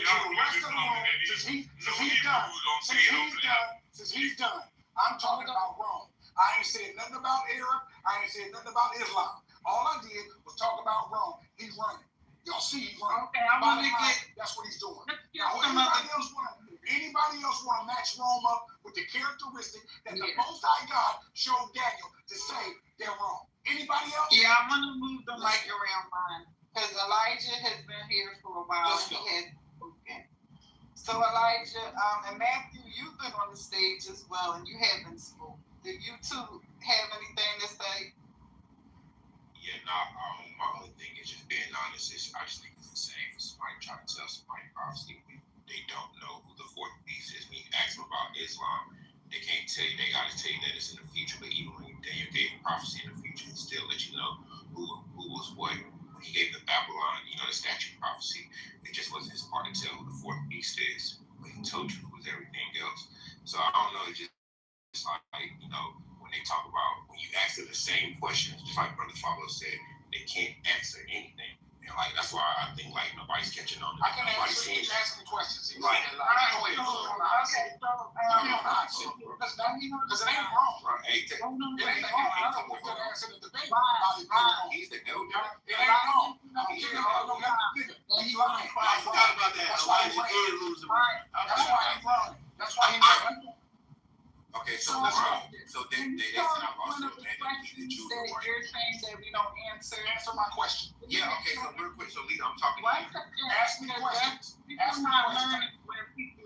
you see that I'm talking to you, right? You see that I'm talking to you? Yeah, because he didn't. I've been on chill. I didn't even say nothing. Yeah, he's been on chill. You have to respect that, right? So now what's the question that you asked us and we haven't answered? Okay, so look, okay, I got you. So you got Josiah, you got Hebrew, you got Ron right there. I ain't gonna bring Matt into this, but you got them right there. So I would ask them, being that these are the members of your group, I would ask them once again. So the same question that they want to ask in return: who are the 10 horns of the 4th beast? And I hate that Joseph is not in here, because when y'all say that Islam is the 4th beast, that's insane, because nowhere in the scripture does it call the 4th beast religious empire. It don't say that nowhere. You're not going to pull no scripture to say that. It says what comes out of the 4th beast, which is the little horn and the daughter of Babylon. They are the religious system. So how then could Islam be the 4th beast? And if Islam is the 4th beast, then your 4th beast is already here. How are you going to wait for Islam to rise again? That's just insane. That's what I'm saying. Nobody's catching on to this. And then also, it's just insane. Who's the little horn? And I heard Josiah say that the 3 uprooted was what happened in Daniel 11, but that's insane, because Daniel 11 is strictly talking about Rome. It goes from Greece, Persia to Rome. It goes from Persia, Greece to Rome. It shows the Greco-Persian wars. It shows how Rome comes in the picture. That's why it talks about the sanctuary. That's why they jump down to verse 36 saying, verse 41, look, these 3 are plucked up. But if that's the case, then your 4th beast is here again, which is still insane. But even to show that logic is crazy, Revelation chapter 17 tells you that the 10 kings haven't received power yet. Josiah said earlier, I heard it, and I was like, what is going on? The man said that Egypt, Ethiopia, and Libya was the 3 that was plucked up. And I'm like, those were nations that was already here. So how, again, could that be the 4th beast? 3 of the 10 that was plucked up, how could that be them if they were the nation that was already present? Like it's just insane. Ron, I'm not gonna Ron. Nobody can answer because he Wait, Bro, can you go on? Hey, Leo. Leo. Thank you. Because I didn't even see. I'm not. Hey, Ron, let him go, Ron, because you already rotated, Ron. So I'm not let him go, Ron. The fact that he believes the Jews are white, and then the fact that y'all. Yeah, you lost the debate to him, and he believed the Jews is white. So that means you bad. all racist. They're all racist. Long story short, so they don't try to diverge, but they always all I'm asking is, can we understand who the fourth beast and the 10 horns are from the lion's den? Can we understand who the fourth beast is in the 10 horns? And the little horn, because the explanation that he gave earlier, if that's what they believe, then that's garbage, because that contradicts the scripture. And now that Trump is back, I ask again, how is the fourth beast a religious empire when no scripture ever says that? The only thing that it says religious is the little horn and the daughter of Babylon. So how's the fourth beast that? That's what I'm saying. None of that stuff, what they say, makes sense. That's why we answer the question now. That's why you gotta hold somebody to hold. Can we answer the question? The whole time they're Can we answer the question? Bro, I wasn't talking to you. Let us answer the question. Oh my gosh, bro. One second. Matthew, are you there? You go back to prophecy, bro. Matthew, are you there? Because I know you and Elijah are friends. And yeah, no, me and Matt don't agree to the same thing, but that's why I didn't group Matt, because he told me what he believed the other day on the phone. He didn't group Matt because he don't hate Matt, but he hate us because we always put the foot up as you know what. Real quick. Christ gang, real quick. But Lita, I wasn't done. I was strictly talking to you. Let me say that real quick. Hey, that couch stuff already. Right, but Elijah, bro, stop, bro. Answer the question. hold up for me. I'm about to get off of here. Thank you. The only person who would inform. Bro, mute up until she get through, She bro. was talking to you, boy. But just mute up until she get through right now. Let's mute up until she get through. Go ahead and finish. Yeah, so long story short, Sister Lee, so when you be seeing me say stuff in the comments, it's because I've been asking for a long time. They don't have an answer for nothing. Don't get my God, here we go with that line. Hey, no, it's not this, but they can't give you a... Hey, I'm not gonna do this. Hey, hold on, one second, Ron. I'm not gonna do this. Hey, one second, Ron. One second, before you come back up, Mike. Hey, we just had a room in the Octagon room probably like 2 weeks ago or something dedicated when everything about it, this dude said we cannot answer. And we still getting the same response that we cannot answer questions. Now, if anybody go into history, when he said Islam is not a religion, but why did Islam is the Islamic Caliphate or the Islamic Kingdom? They governed by their religion, stupid. If y'all see right here, the children of Israel govern themselves by the law, statute, the commandment that the Most High gave them. Islam doing the same thing. They governed by their ideology. Do y'all even know what the hell y'all talking about when y'all doing this? That's anybody. Not just, hold up, run. Not just the Elijah. It's for the rest of y'all keep on talking at me and us when we say Islam.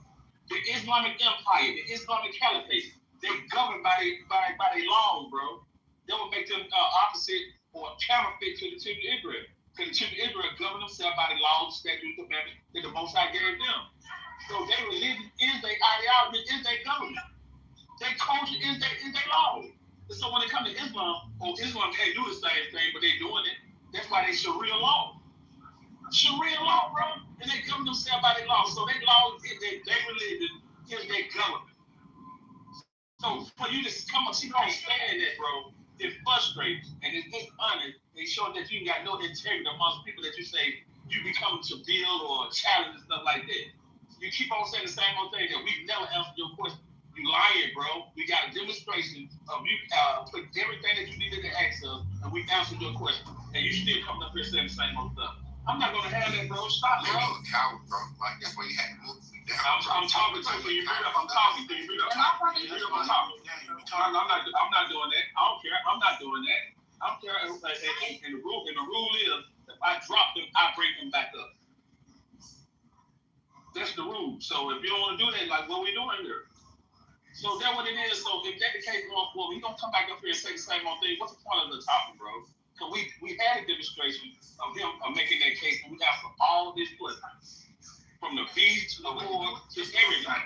Let's do it again. Ron, why we gotta do the same? Ron, we don't have to keep on doing the same thing with Mr. Diddy. No. Give me him. No, Ron. Why we gotta keep on feeding an idiot like that, though? Chosen.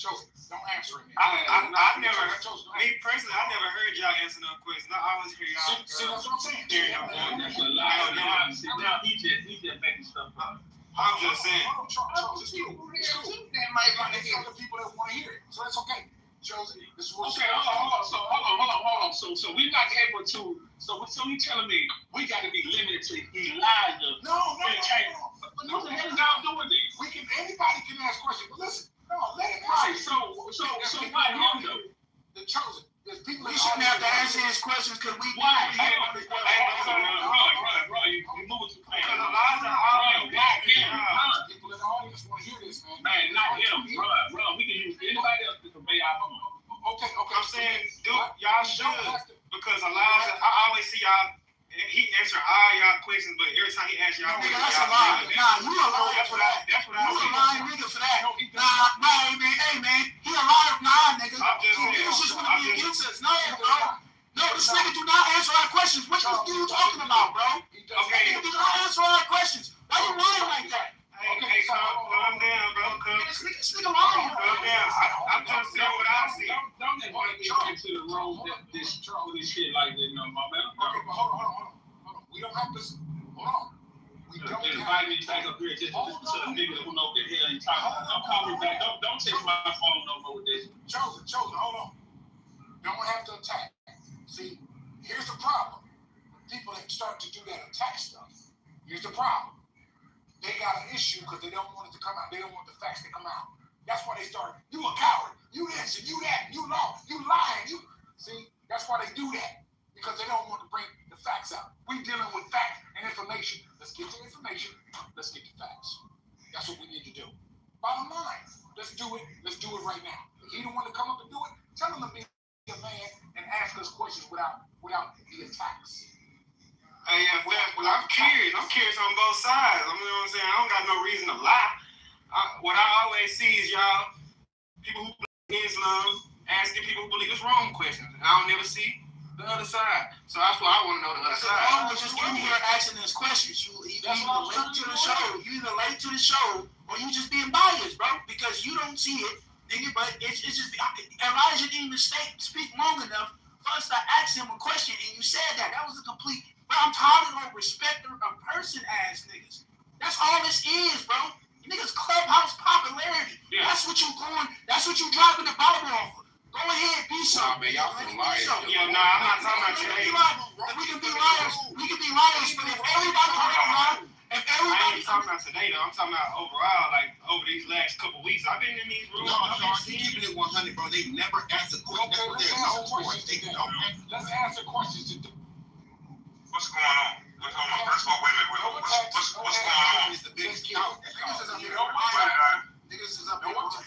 See, no attack. What They got mad because they brought me up on stage. No attack. And then I asked simple questions. They got mad and threw me down to the audience. Ain't no way. There's no way. You see that lying? They come all the time. They challenge everybody. Nigga, you lying. You just trying to make niggas look bad, bro. Like, you don't see that, bro. I get it, you be busy, but you don't see that, bro. They can never answer no questions, bro. Like, this is insane. Nobody said nothing about that, bro. Like, they can't answer no questions. And then they come out. The evil, I was feeling evil, bro. That's why they go in the room. Let's have this. Let's have hot seat answer questions. No ad homs, no threats, no attacks, no none of that. Let's have straight facts and straight. No nut riding, bro. None of that. Let's get this information because people want to hear the information. They don't want to hear the attacks and cowardice and all that. Y'all can't do nothing.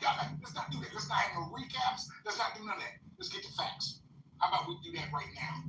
Let's get the facts right now. Okay, I started off. Can I go back to what I was doing? One question at a time. Okay, One question at a time. Okay, before we start this, so I can understand your premise on how you believe you're going to do the. I can do the whole group since y'all up here. I ain't, like some of the school Matt, we had a conversation the other day. We see different, but Screw Matt and Matt see different. Matt see the same thing we see. So why Why you trying to exclude your buddy, but then you trying to zero off on us? Let's get the facts. Let's get the facts. This nigga throwing rocks from the audience, but we done already dealt with him in that room though. Why we gotta do it that way? It's just We ain't doing no else. We ain't doing no Because you're coming up here because it's a new crowd of niggas. You doing this because it's a new crowd. I don't know you insane, nigga. One question at a time. What's the first question? What's the first question? What's the first question? What is the first question? So, real quick, Ron. So, do you believe? So, I can see your premise on. This is the man that said beat me. So, do you see that the Jews over there, the Caucasians, do you see them being the real Jews? How's that a 4-piece question, man? Hey, bro, I can't answer my question. Bro, this shit is bullshit, bro. Ask a question about the 4-piece. Nigga, stop, man. This shit, nigga, you the only nigga that believe in this shit, though, bro. You ain't the only nigga up in here, bro. So stop letting that nigga play games like that, bro. Nigga, cause you playing games, nigga. You're retarded as fuck, nigga. But you gonna put that on us.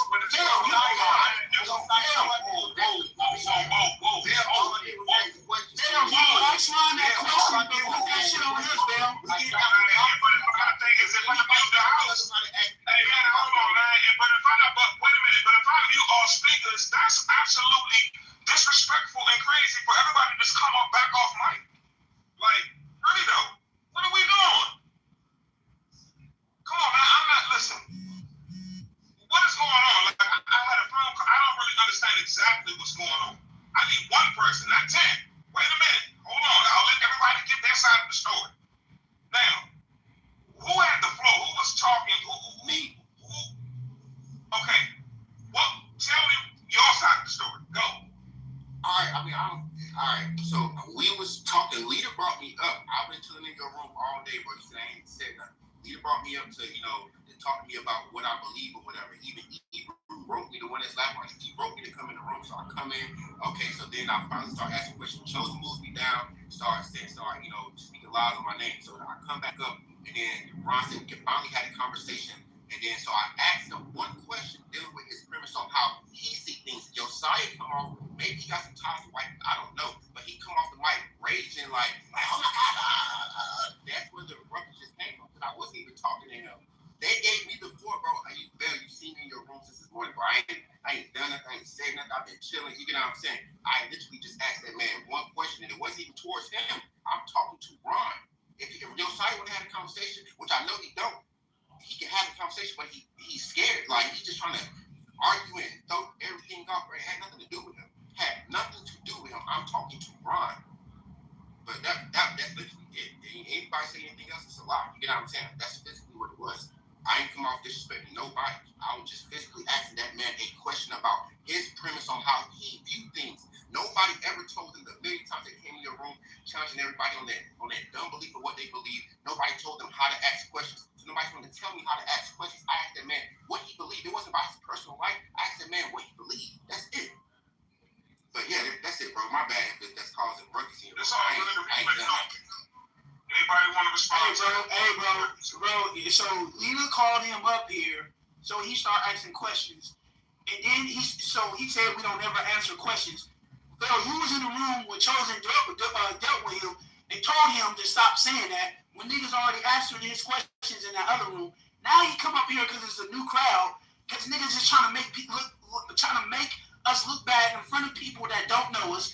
And then he said let's ask some questions. And the first thing he asked Ron, do he believe the Jews are right? And I said, what does that have to do with the fourth beast? And then I asked you, Bill, please don't let him say that, because if Ron answered that question, he's going to put that on the rest of us. Nigga, it's tactics that this nigga doing that I'm not going to be involved with.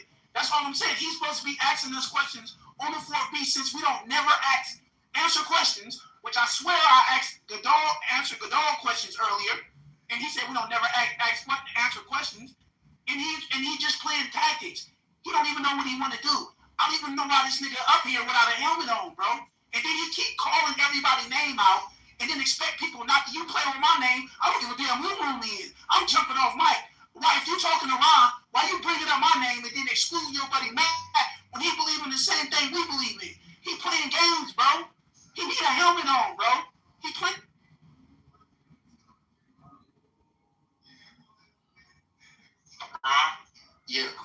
I mean, can we? He said Ron. It's all right. Yes. I don't have a problem answering whatever questions he wants me to answer. As long as he's going to allow me to answer one question at a time, let me finish, and then go on mute so he can ask another question. No ad homs, no name calling, none of them attacks, none of that. Let's get the facts and information. So you can ask me whatever you like. As long as you give me one question at a time, you stick to the rules of when you're done, go on mute and let me answer your question. I'm not going to ad hom you. I'm not going to attack you. I'm going to give you the facts and the information. Okay? That's all I want to do. That's all we can do. We can get all the questions on the fourth beast you want. You can ask me whatever you want. But we've already been in the fourth beast situation that you claim that Rome was the fourth beast, and I say it was not. That was my premise in the debate. It wasn't who do you think it is. I'm telling you the facts of it, and I won the debate. So it's not wrong. But now I'm on the hot seat. Ask me whatever you want to ask me, whether it's fourth beast or whether I think white people are Jews. However you want to do it, let's go. Yeah, so there you see that. You see, he said I could ask him any question. I wasn't even talking to him, like I said, your side. That was just between me and Ron. Maybe his personal feelings about whatever. Hey, bro, please tell him to stop saying my name, bro. You see that, right? So if it comes Stop bringing up my name, nigga. If I disrespect you in front of these people, bro. Can I have the Stop question? saying my name, bro. Can I have the question, please? Okay, thank you. So, first question: do you believe that the Jews over there in the land are the real Jews, or do you believe that? I believe that there are people over there that are descendants of Jews. They're not only just black, as we call black people, dark brown, red, green, yellow, white, off-white, bone, vanilla, however color you want to say. There are descendants of Israel there. Yes, I do believe that. Facts. If you'd like me to prove them to you, let me know. I'll bring out some facts for you.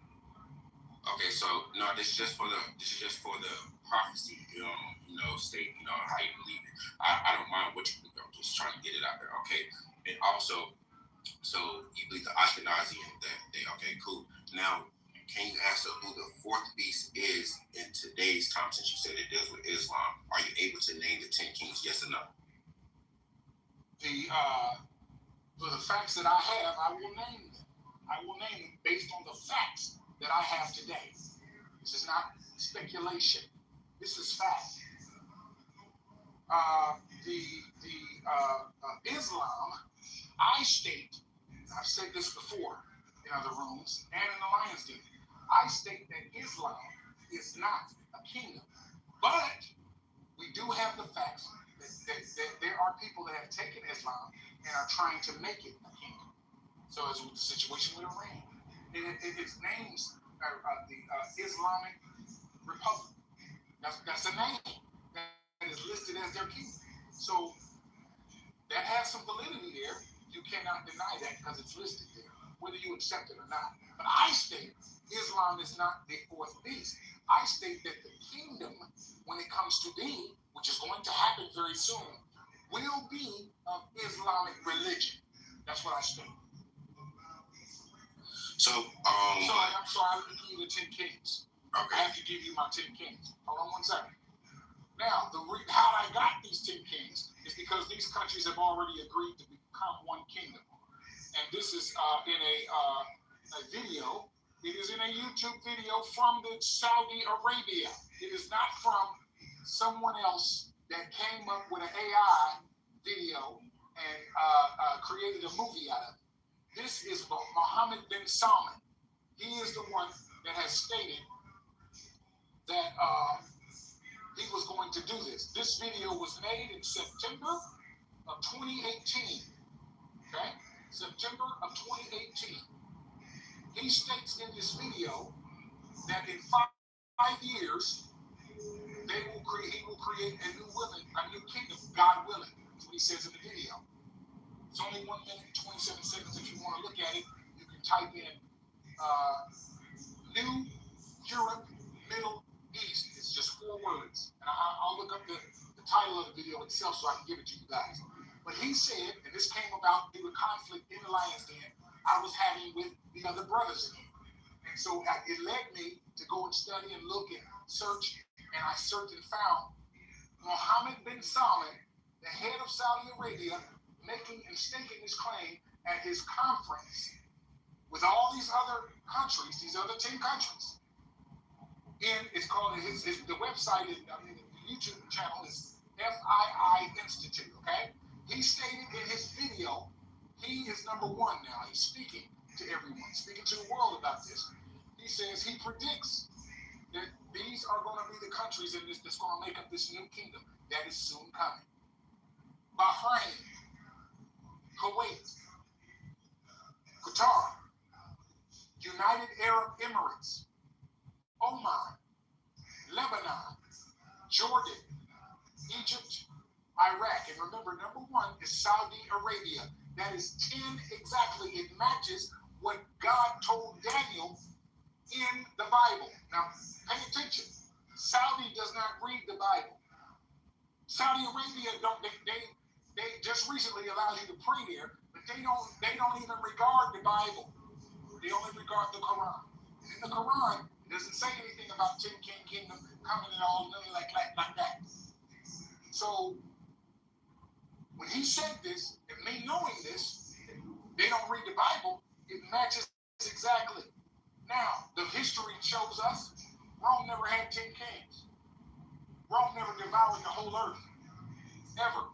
The whole earth. They've always had people they could not defeat, and Rome has been defeated by human kingdoms. This fourth beast is not defeated, but by the Most High and the Ancient of Days. Stone made without hands. Only them. No one else. Okay? Let's see. Is there anything else with that? I wanted to say it's coming within the next 3 to 4 years when the Abrahamic Accords get signed and done and completed, and they're able to form this kingdom. He's already got them in line. They've already agreed with him to get this done. But Iran is in the way. Those are the facts in regards to what I have as the 10 kings and the fourth beast kingdom that is rising. This kingdom, when it rises, will have 10 leaders. It's not, it rises first, and then the 10 kings come one by one after another, chronological. No, they're all synonymously going to be ruling, and Saudi Arabia will be number one. So that's my answer. Hey, bro, Rob, got a question. Elijah has to ask me more questions, DOC. Hold on. Okay, go ahead. DOC, Elijah is asking him questions. No, go ahead. That's good. Oh, go ahead. Go, my fault. Go ahead. Okay, honestly, for one first time, I appreciate you asking the question, Ron. But here's the problem with how you answer that, though. You know, I get it. You know, they say like a Saudi man said this, but the nations that you named were already nations that was nations already on the earth at that time. You get what I'm saying? Even some that you had said, like Rome had conquered some of those, so it's just like, no, it can't be just by biblical definition alone of what the list of what you did. It can't be that because they tell you that it's 10 kingdoms. It's like they haven't even had a kingdom yet, so you can't see that and then say, well, you know that these are receiving the kingdom. You know, just being fair to the scripture. So I appreciate you answering that, but that goes back to my point. You know what I'm saying? Like of establishing. I don't know if that's a question. I don't understand. No, I wasn't. No, I was responding to what you had said. I haven't gave you a question yet. I was saying the answer that you gave, I appreciate it. Like I truly do. But I'm saying that the nation that you listed, it cut your own answer, not me. You cut your own answer because the nation that you named was already a nation that was already on the earth. But Revelation 17 tells you that those 10 kings, they haven't received the kingdom as of yet. You get what I'm saying? Like, so it's letting you know that no, they wasn't even an empire yet. They wasn't even a kingdom yet. They're not a kingdom. They're countries. They're not a kingdom yet. I know, but even still, but they were previously kingdoms though. Like especially Egypt. You get what I'm saying? That was an empire to a certain degree. So that would that one alone, if I want to just pick one, that one alone would cut your own argument. Okay, so let me ask you a question. Okay, I hear you. Let me ask you a question. Is Europe a kingdom? As one, it is. Yeah. Is Europe a kingdom? I said yes, as one. Yes. Yeah. No, that's what I'm saying. They made up of many countries, right? And Europe is a kingdom, correct? Yes. Right. So therefore, those those countries that I just mentioned to you, they are not a kingdom yet. They're going to become a kingdom when they become like the new Europe. That's what he stated in his speech. Because Europe, you just agreed and said that Europe is a kingdom. It's made up of many countries. Well, these countries are going to make up a kingdom that hasn't came yet. They never have been a kingdom. This is the kingdom of the latter days, the end time. This is the fourth beast kingdom. That is a last day end time kingdom that hasn't formed yet at all, and it will in our lifetime. And hopefully you'll make it within the next 3-4 years. And you will see that this kingdom comes to be, and it has 10 countries in it. That means that there are 10 leaders, because each one of those countries has one leader, not 3, not 5 in each one. It's one leader each one. So when it comes to be, they will become a kingdom, and it's going to be 10 leaders to it. And never before has there been a kingdom other than, I can say, Babylon, which is the head of gold in the statue. And many people compare Daniel 7's beast to the statue, correct? Well, if Babylon is the head of gold, and that kingdom ruled all of the world at the time, all the way down to the end, Rome never had 10 kings. Rome had never had 10 emperors at once. Only one emperor after another, and they had like 70 or 75 total emperors. Rome cannot be it. They never had 10 leaders ruling it at once, ever. Europe never had 10 leaders ruling it at once, ever. This is why I have to dispel Rome, which I once believed, and I have to accept that this kingdom has not come yet. But with this new evidence of this Arabian leader stating he's going to form a new kingdom, which you say where Europe is, he's going to form a new kingdom with exactly 9 other countries, because he's number 1. Makes a total of 10. I cannot deny the facts that what the Most High God showed Daniel about this kingdom. It will have 10 kings, 10 leaders to it when it comes, and this one is about to come. I can't deny it.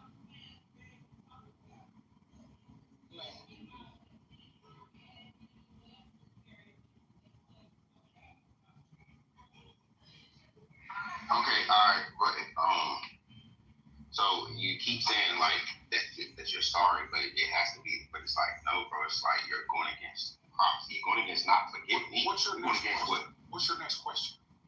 I'm responding to what you said, and I got you.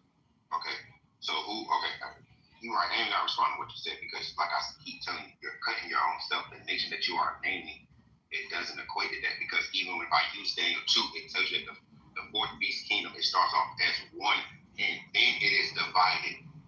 And then it doesn't start off divided. It doesn't pop out with 10 random nations, bro. It doesn't do that.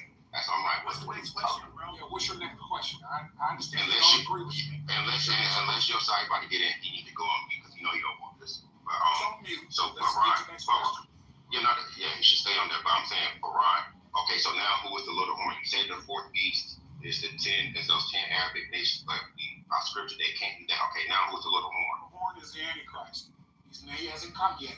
He will. He's never come out of Europe. He never came out of Rome. He's going to come out of the 10 king nation. That's the latter end kingdom that is on the way. So that's who he is. So I'm saying, can I get an idea of what this nation is? Because if y'all only are singling out the Middle East, it's not that many countries that you can choose from that are about to be superpowers. That's what I'm saying. This shouldn't be that hard. So I'm asking you if you got the 10. If you just gave me those 10, I just need your question. Yeah, no, I'm giving you my question. I didn't tell you how to answer. Yeah, but we've been answering to each other, bro. Yeah, I know. But you don't get frustrated because I'm just asking you questions. You know what I'm saying? Got your teammates right there. So based on what God tells Daniel, it's going to come out of that kingdom because he comes up amongst what kingdom? What nation do I need to look at, Ron? The fourth beast kingdom when it's born, because it's not born. And so you gave me those 10 nations. So which of those 10 nations should I look out for that is going to come? God didn't give it to Daniel. He didn't. So all secrets was revealed to Daniel. What do you mean he didn't give it to Daniel? What are you talking about? Did you find it in Scripture? Which European kingdom? You already know. You already know my stance on this. It doesn't say what European kingdom comes. It didn't say that wrong. No, okay, that's fine. No, that's fine. But remember, forget wrong right now. Remember, I'm asking you. You're on the hot. In Daniel 7, God gives Daniel the fact that the The little horn is another king that's going to come up among the 10 that's already there, ruling at once. That's what he said. Okay, I respect that, Ron. So okay, so here's my problem again. You know, I'm just going off only the answer that you have put forth. You said that the fourth beast was going to be, is it another Islamic like revival or something like that? But if that's the case, I'm sorry. So what did you say? That even chosen word of Isaac, he didn't agree with what you had said. So I'm saying, what did you say? I don't want to misquote you. What did you say? I don't want to misquote you. Okay, I never said it's a revival of anything. You said it was Islamic. You said it was something with Islamic, right? Right. Oh, my bad. I'm sorry. You're right. Right. Let me answer. The Ottoman Empire never ruled the world, so they were never a world dominating kingdom. Okay? But they have been an empire, a kingdom before. The Ottoman Empire. This kingdom is not stating it's Ottoman because the Ottomans even did battle against Arabia and lost. Okay? In the past. So you can look up the history on it if you want. What I'm stating to you is the nations that's going to make up this kingdom, yes, their religion is Islam. It is Islam. Religion. But the kingdoms, these countries are going to make up a kingdom that is going to be the fourth beast kingdom. That's what I'm saying. It's not revived. They haven't died and come back or lost their empire and came back to their empire. No, not at all. I'm not saying that at all. So there's nothing revived about them. They may try to do the caliphate, but now they got to include Turkey and all the other countries that's not mentioned in my 10 kings, because that's not what he mentioned. He didn't mention Turkey. He didn't mention Iran. You know, he didn't mention Pakistan, India, other Islamic. He didn't mention them. He mentioned only these 10. That they're going to make up this kingdom. That was it. That's all. That's what I have. Based on those facts that he stated, that's what I'm going with. Because I am sure, without a doubt, Rome is not the fourth beast. Europe is not the fourth beast. America is not the fourth beast. None of them have ever had 10 leaders. And they've lost battles and wars. None of them have broken and stamped in pieces the whole earth and devoured the whole earth. None of them have done that. I have to disclude them based on what the Most High told Daniel. I'm going by what God said, not by what man has said. I've done that before, and I was wrong, because Rome is not the fourth beast. The white man, as we say, and we've had Black Jesus Minister in our room recently, 2 weeks ago, who claimed this. White man runs the world. No, he does not. None of you guys can pull that up and prove that the white man is running the whole world. China is larger than any European nation. China is. India. The Middle East. They're not running those. They don't run them. Okay? You gotta look at the facts. Get out of fables and fiction.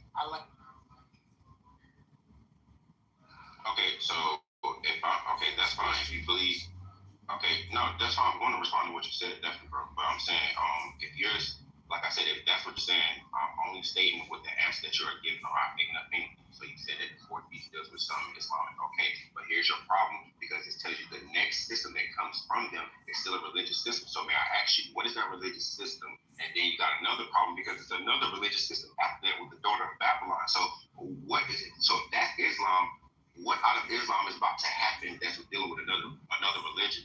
That's still, I said that's what I'm saying. Like, the points that y'all bring up is it's not making sense for biblical standards. I get it. If you convince in your heart, by all means, but I'm saying your fourth beast doesn't fit at all. You notice I'm just asking you simple questions. Okay, what's the question? What's the question again? No, you went into something else now. I missed the question. No, brother, all I'm doing is responding to what you had said about what the Lord. Okay, now I need the next question. Now let me know. Okay, that's fine. Yeah, I got you. I'm definitely about to let you know, because I'm just going through the question. So with the fourth beast, you gave me it's wrong just by biblical standards. A little more after you just gave me that's wrong. So now, okay, what are the three that are booked up according to your paradigm, bro? That's it. I'm not no contention, bro. Because there's never been a 10-king kingdom ever. 10 kings ruling at once. These 3 kings have not been told. They haven't been discussed. The little horn is not to give you the identity of who he is. they're coming out of this kingdom that is going to be formed with 10 leaders. 3 leaders will fall when this little one comes up. They've never been there in history. If they have, and the little one came up and he knocked them down, there's only one person, there's only one being that defeats the little horn. Only one, and it's the Most High God. Christ, Jesus, the stone, however you want to put it. It's not a man, it's not a kingdom, it's not a country. He's never been here because the kingdom has never been here. Ever yet. It's coming. So therefore, no one can say who the little horn is. No one can say who the 3 kings are that's going to fall. No one can say that because it hasn't been formed yet. That's my answer. Next question. Okay, so just another something I have to look forward to with the mate. Okay, cool. So now, if it's Islam, then it's something got to wait, but we don't know. Then what is the daughter of Babylon? Could you at least tell us that what nation it is? Because I get it. Like we got 18 table of nations, built nation to choose from. So is it Ishmael? And if it's Ishmael, which nation over there I can look at the Middle East and say, hey, that's Ishmael? Like what is the daughter of Babylon? That's your premise for the 4th beast and the little horn. What is the daughter of Babylon? Again, you don't understand either. The kingdom that's heading this out, the kingdom that heads this new kingdom that's coming is Saudi Arabia. Saudi Arabia is royalty. He's crown prince. He's not Islamic supreme leader. He's crown prince. There's 2 types of Islam. One of them is Shia, and one of them is somebody give me the other. Sunni and Shia.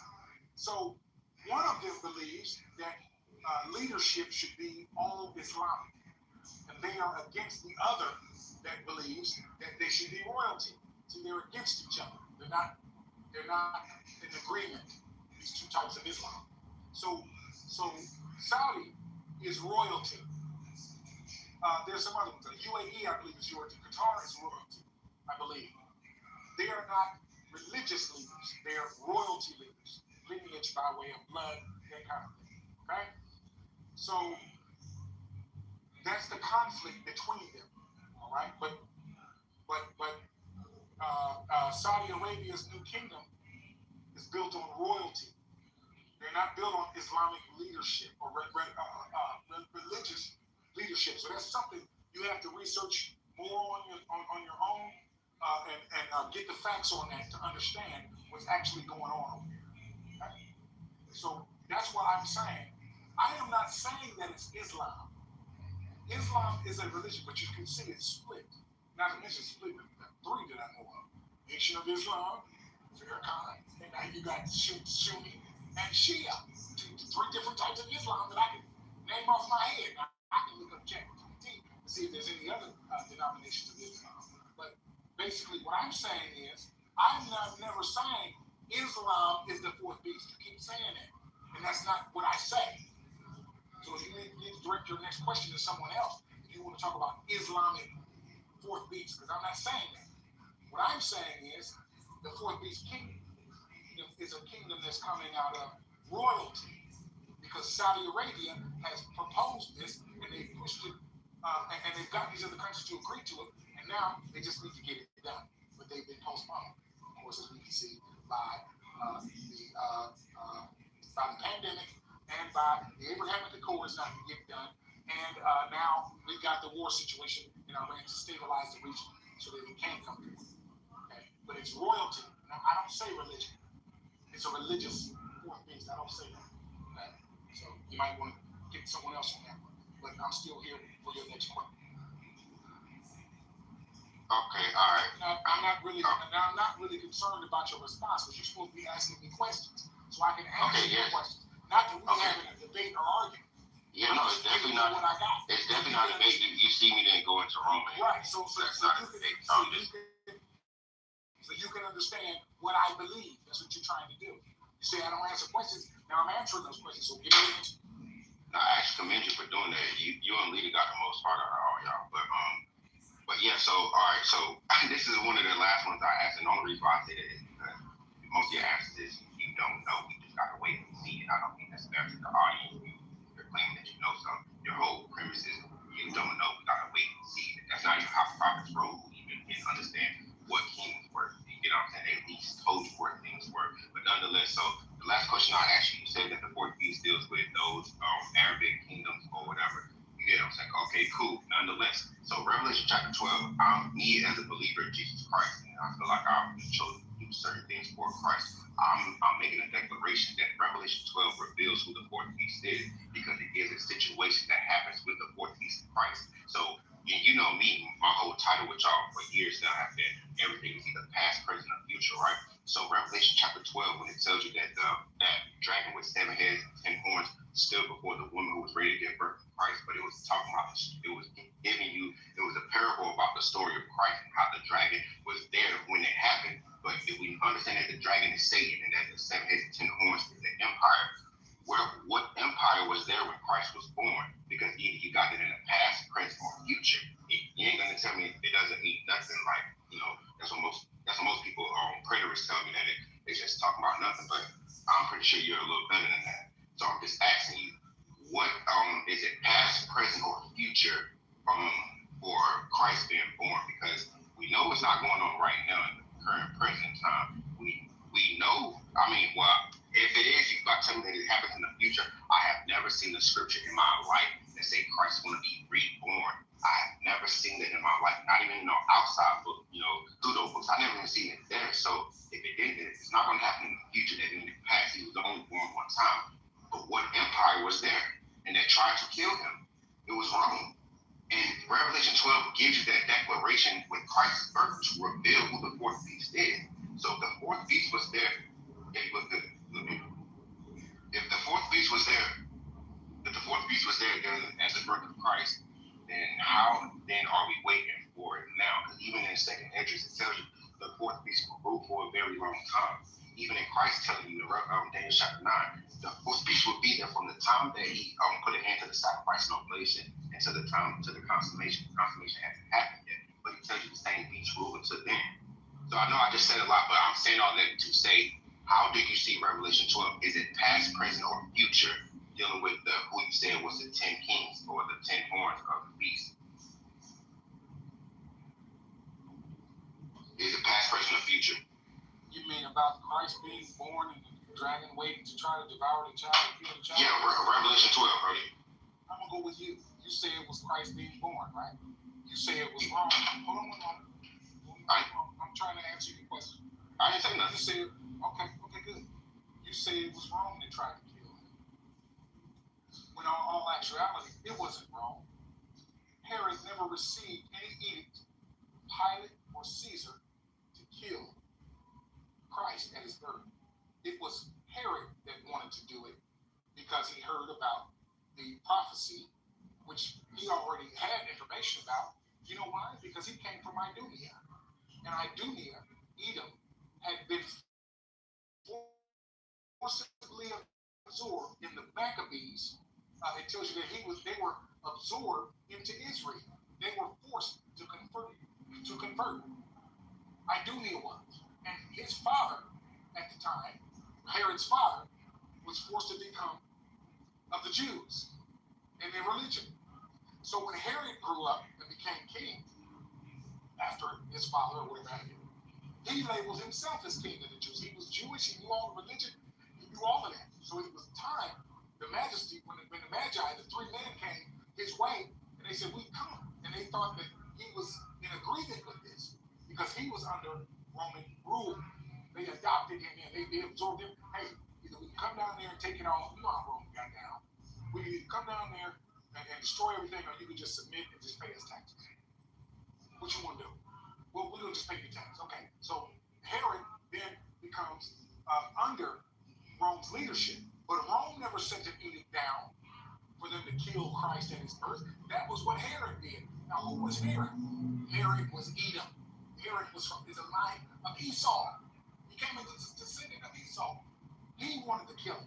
When he heard from the 3 wise men that came to looking to see the birth of Christ, king of the Jews. If Rome wanted to kill Christ, they had him in the stockades. Why? Because Israel turned him over to them. They conspired to do it. And what did Pilate say? I find no fault in this man. If Caesar wanted him killed, Pilate would have killed him with no question. No question. Caesar didn't know nothing about it. Pilate didn't even want this to get back to Caesar. It was a problem here because it looked like the Caesar, Pilate couldn't even handle his territory. And what did his wife tell him? Don't have anything to do with him. Don't hurt him. Don't mess with him. Don't have anything to do with him. Out of the dream that God gave him. She ain't even an Israelite. What did he tell him? Well, his blood be on your hands. And what did Israel say? His blood be on our hands and our children. It was not Rome that wanted to kill Christ. The seven-headed beast that you're talking about. It was Esau. It was Herod. And what has Esau done? Also piggybacking off the question before this, they went and joined themselves to Ishmael, progenitor of the Arabs. Esau, Ishmael, they both listed as progenitor of the Arabs because they both came together. Esau married his cousin, which is Ishmael's daughter. And now we've got a mixed people, Arabs. Ishmael was Hebrew. Esau was Hebrew. And they went and mixed with other people. Arab. And then they mixed within themselves. Arab. Esau. And what is this kingdom coming up to be that's coming up right now? Where are they? The same area. And who are they? Who are they descendants of? Arab. Sorry. But hey, when it comes, I don't want you to say anything to me. I don't want you to mention anything. I'm not going to mention that to you. I just want you to look at your screens. Look at your screens when you see it. Look at it. Read it. Because they're going to a whole world will know about this when it comes. This is the end time kingdom. This is the kingdom that will be defeated by no one else but Christ. Why? Because God told Daniel's son, told about Rome has been defeated, dead, and gone. That empire is over. It's done. You got 52 countries right now that will not allow the Pope to go into their country. 52 in the world right now. That's a third of the world's countries, basically. Right now, you can't do it. You can't go in. I don't know any countries that refuse Islam or Arabs to come into their country at all. I don't know none. But, that's another time for another story. I hope I've answered all your questions. Thank you for your question. Yo. So we got that conversation. I think he may have some more for someone else. I think he's got some more chosen. No, let it go. No. Let it go. I thought you was on the hot seat over with, Ron. What are you talking about? Nah, man. Hey, Chuck is a coward, man. I ain't nobody talking to him, man. That man is Ron, he said this is my last question to you. He said this is hey, Ron, I give it to you, bro. You got way more heart in your group, bro. You got way more heart in your group. What's going on, bro? He said this is the last question. Elijah, I want you to mute up. He said this is the last question to you, Ron. Elijah, I need you to mute up. Tell Mississippi to mute up. I need you to mute up. He said this is the last question to you, Ron. Chosen, get your scary ass back down there, man. He said this is the last question, bro. Elijah, that boy Chosen scared. Okay, now, Chosen, you were gone. You left. Hold on, Chosen. Phil came off mic, got everything straight. Elijah was available to ask us questions. Okay? Get all this out. He can ask me questions. Then he can go to Yesiah or Hebrew if he wants to. That's what I told him. I just answered his question. He's good to go. He was done with me. Now you can go to Yesiah or Hebrew. That was when you left, Chosen. Yeah, but I don't think they're gonna do it. But that's left to them. That's left to them. Because the room needs to hear this information. And all we're dealing with is information. We're not dealing with no attacks, no ad homs. That's not what we're dealing with. Oh, Ron, you can say that, Ron, but if I'm gonna come off like and say what he just said is BS, or said it's a lie and contradicting what he's doing is being false, I'm gonna say that. Ron, I'm gonna say it, Ron. I'm gonna say it. I'm gonna say it. Chosen, Ron, I'm gonna say it though, Ron. Chosen, I heard you. But to the point, Ron, so if it's about the information, Ron, all right, he came out and asked the question. He came out and asked Ron, he came to ask you the question. You gave him your understanding of your business, right? It's over with for that, bro. Hold on one second. I'm telling you what Vale said. This is Vale's room. Hold on one second, man. I'm telling you what Vale said. Vale said that he was able to go ahead and ask us questions. He just got to ask you questions. Then you hold on a second. I'm not the only one, though. I'm not the only one. You understand? I don't understand. No, Chosen. I'm not the only one. He can ask the Lions Den question, not just me. I was the first one. I ain't answering none of that nigga question. That nigga. Now, don't nobody else want to answer his question? That's fine. Now, it's okay. Open room. It's on again. But he. No, I'm trying to run. That's what I'm thinking. Try to run. I'm trying to tell you, run. Listen, run. That's fine. Run. You did that, run. You wasted your time. That was Vale. I understand. Listen, I understand. Run. That's why he come run. That's why run. All this he said, this is the last question. Look, he answered all them questions. Now watch this nigga. Man, I understand. He said this, bro. Hold on, bro. I know, but watch how you keep lying on us, nigga. It's over. No, watch how you keep lying on us. You sat there and answered his questions. I guarantee you, next to the room with a whole bunch of people, he gonna say the same thing, nigga. Oh, they don't answer my questions. Nigga, he gonna say the same thing, bro.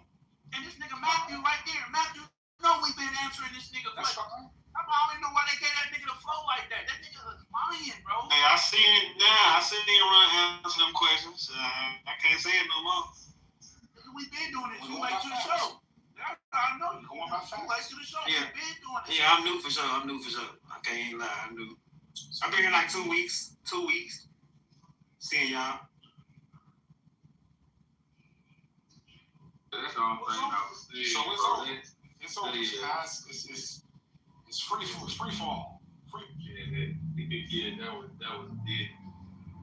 it. But I understand, man. That's why I stayed in the audience until he said this is the last question. And I wasn't speaking for your shy Hebrew. They some grown men, but I.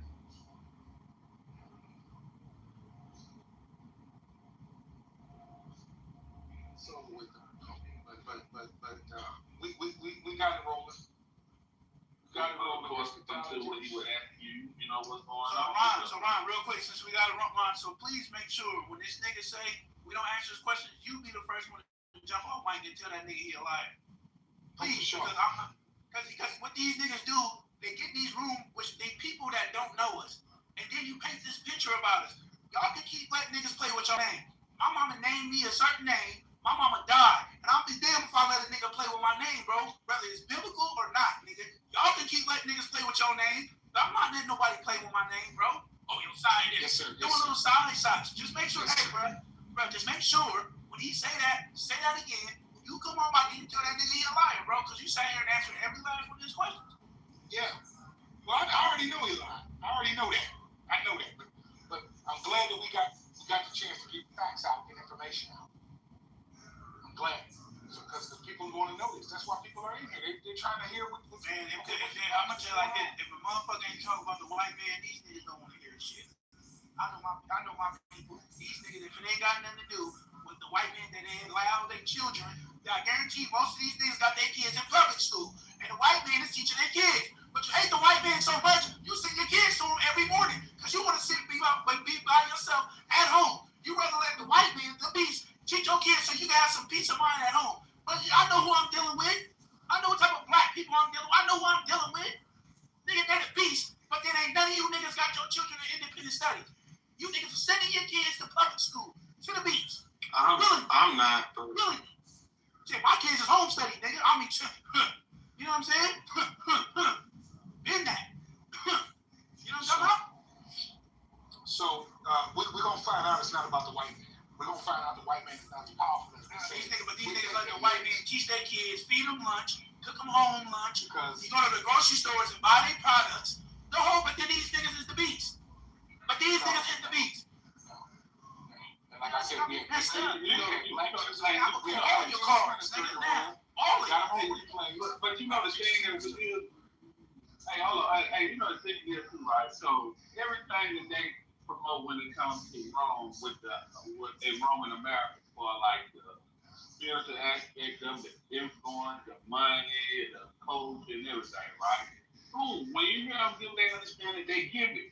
They give all that. Only thing we say, man, we present the same thing that y'all present. It's just opposite. And what we presented from is still based in the geographical location of the biblical language.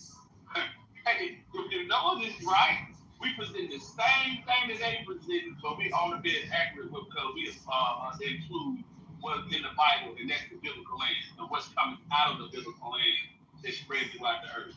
But hey, man, y'all can't do that though. That ain't right to do that though. To apply all those things to something that Rome was a Roman Empire, yada yada yada. But we present the same thing, but opposite of what y'all present for like the people group, the worship and everything. It's not valid. That's dishonesty, bro. That's not fair. That's what I'm saying. Then to laugh at Mark. And like that's why I say when y'all say the victor of Christ, I'm okay, we got the word caliphate. When y'all say Roman government, well, okay, we got Masonic, ancient Arabic influence. So we got algorithm, we got algebra, we got all these things that's dealing with Arabic stuff like that. When y'all try to we got the same thing y'all present.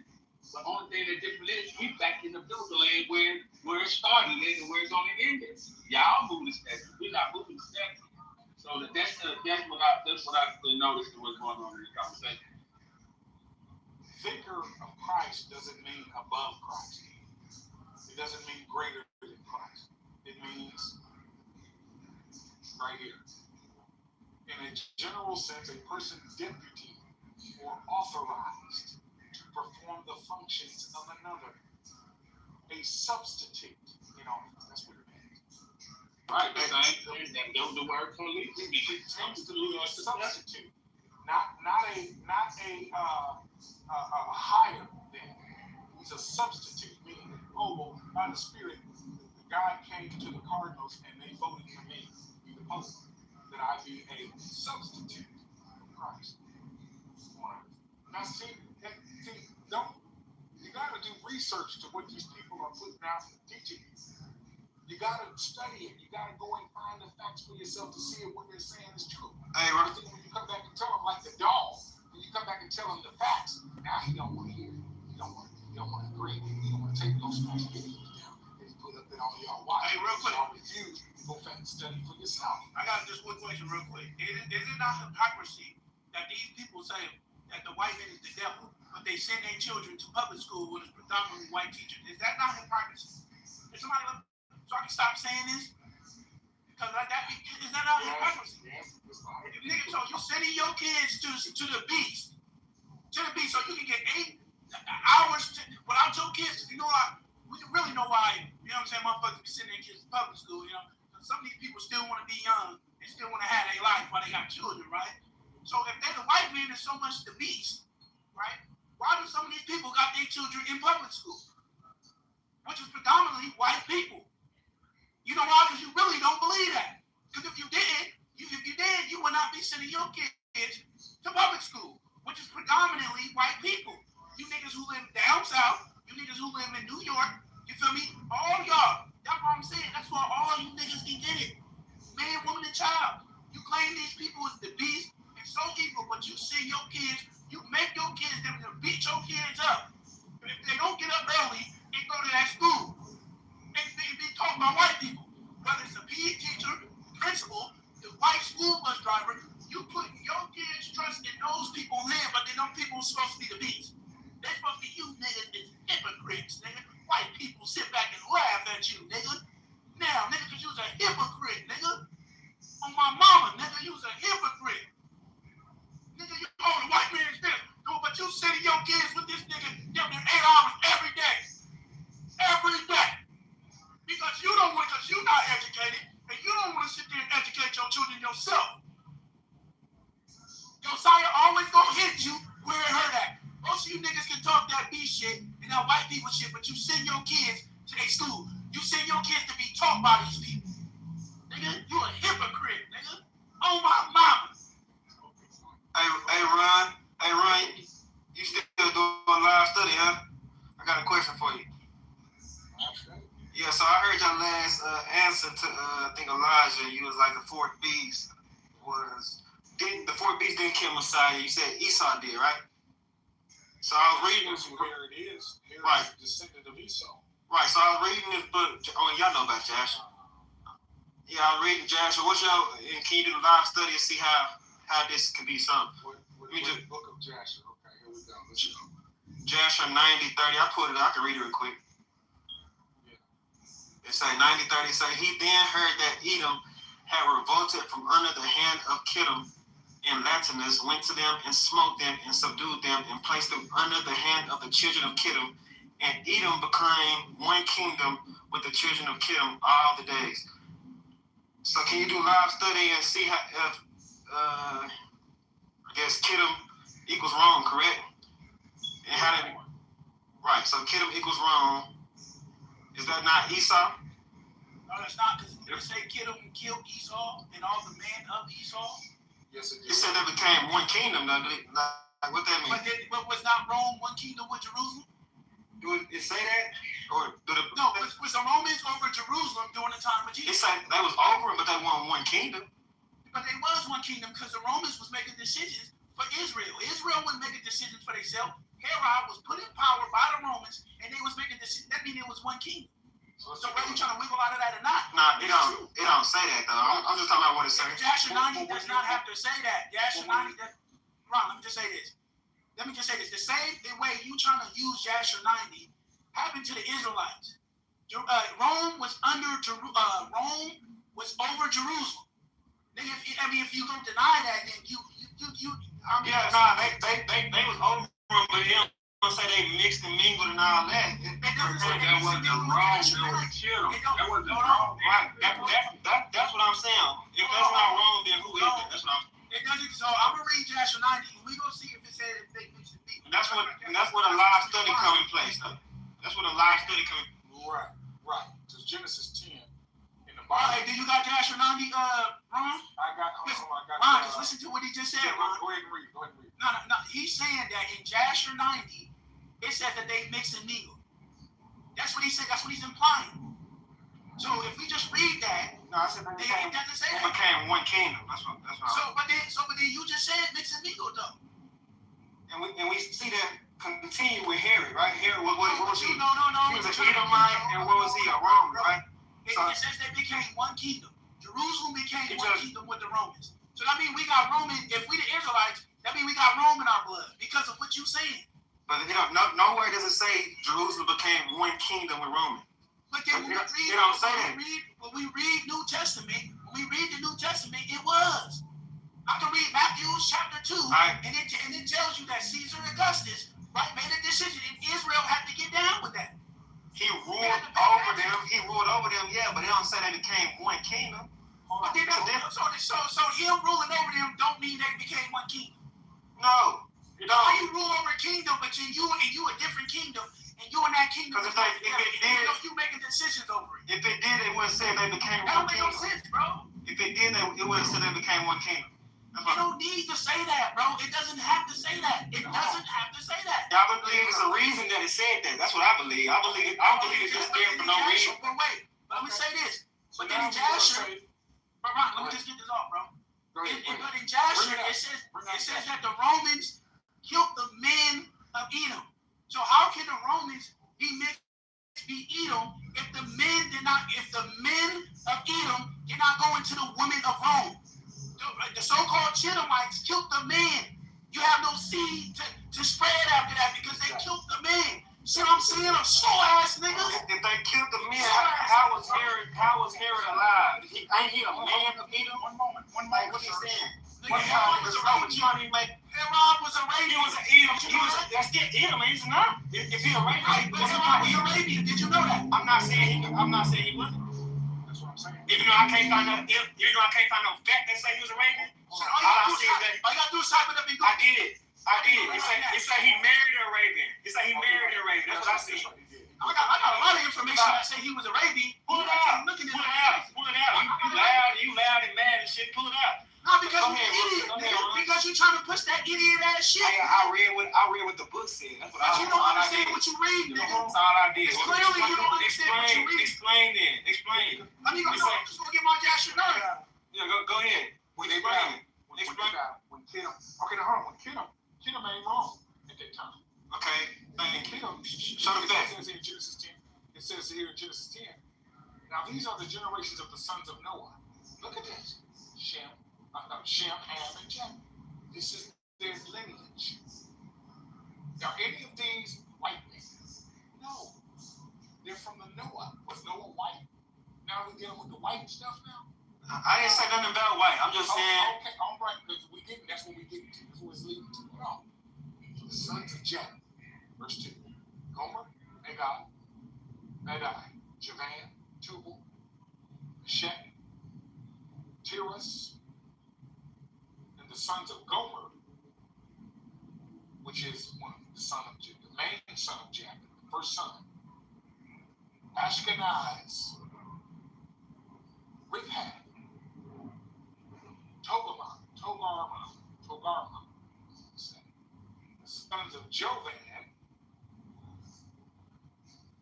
is Japheth's third son, okay, Javan. Elisha, Tarshish, Kitover. See that? He's the grandson of Japheth. He's the great-grandson of Noah, Kitover at that time. So now he develops his own tribe. You know, his descendants, Kittim does. They're not wrong yet. So when the Roman Republic comes down, Kittim is way before them. So now we want to say that when Edom dealt with Kittim, they absorbed them. Well, here's what they did. If they fought and battled them, back then you kill all the men, and the boy child and the man children. You kill them all. Take the women, and then you rape them and you pillage them and all that. Put your seed in. Right. So when the babies come out, they're not Edom. They're of who their father is, which is Kittim. It's not wrong. No, yeah, I agree. That's what happened in that battle there. But what does it say later on in Genesis 36 about, because Esau wasn't even born, I mean, at this time. He's born, he shows up when? In Genesis 36? Is when he shows he goes and marries his cousin Ishmael in Arabia. The daughter of his uncle, which is his uncle is Ishmael. And then they sprout out of people, even though he went and had other people with Canaanites and other women and all this other stuff, and spread his seed all around. See, we don't want to talk about that. Right. But all right, Ron. So, yeah, I agree. They killed all the men, but somehow Herod still was an Edomite, correct? Somehow it still came out Edomite from the line of Esau. And then you said, Kittim didn't extinguish all of them. They didn't extinguish him. Hey, can I read something real quick? And then, where would you say that Rome? Who was Rome in that line of Japheth? When I looked it up, and I just looked it up, when I asked who was Rome, who did Rome come from? Like, what was they from? Japheth, and everywhere I see it say Kittim. I mean, here's the question: when did Kittim become Rome? The identification of Kittim with Rome is a biblical and historical interpretation rather than a literal historical event. So it's more about interpretation over time than a precise conversion date. Here's a careful breakdown. Kittim in the Hebrew Bible, we just looked at that. Kittim originally referred to the people of Cyprus or coastal regions of the Eastern Mediterranean in Genesis 10:4 and Numbers 24:24. Over time, Jewish writers began using Kittim more broadly to refer to distant Western powers. So this name Kittim doesn't just mean the actual descendants of Kittim, who is the grandson of Japheth, the great-grandson of Noah. Now the Jewish writers are saying we're using Kittim to just mean people of out west. You see that? It says it right there. why? 2, Hellenistic period. I don't know why. That's what they did. Hellenistic period reinterpretation. By the 2nd century BCE, during the Maccabean period, Jewish texts like 1 Maccabees, 1 Maccabees, and 1:1 and 1 Maccabees 8 sometimes mention Kittim in a context that could include powerful Mediterranean empires. Later, Jewish apocalyptic literature, including Daniel 11:30 and Talmudic interpretations, began associating Kittim with Rome, the dominant Western power by the 1st century BCE. Historical shift. The identification of Kittim with Rome likely became widespread around the late 2nd century BCE to early 1st century BCE as Rome expanded into the Eastern Mediterranean and began interacting directly with Jewish territories. Josephus, the 1st century Jewish historian, sometimes refers to Romans as Kittim, reflecting this interpretive shift. There is no single date when Kittim became Rome. It's a gradual reinterpretation, originally of a reference to Cyprus.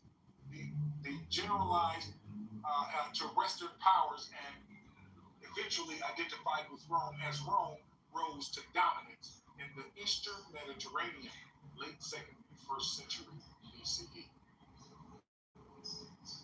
So Kittim could have been mentioned, could have been used for different types of people in those areas. Kittim. Let's take a look at what's And they clearly, like when you read the book of Daniel, it's constantly saying the shifts of Kittim. Let's go occupy that area. Yeah. People occupy the area. Gotcha. Baran, we can. I just wanted to get in there and insert that real quick from before. No, you go here. You got something to say. Page 3794. Katim. Oh, it's moved to Katim. Kitayim. Okay. Kitayim. Okay. Now here in the definition it says Chittim or Kittim equals bruisers, a general term for all islanders of the Mediterranean Sea. Number 2, the descendants of Jovan, which we see in Genesis 10, the son of Japheth, the grandson of Noah. Okay.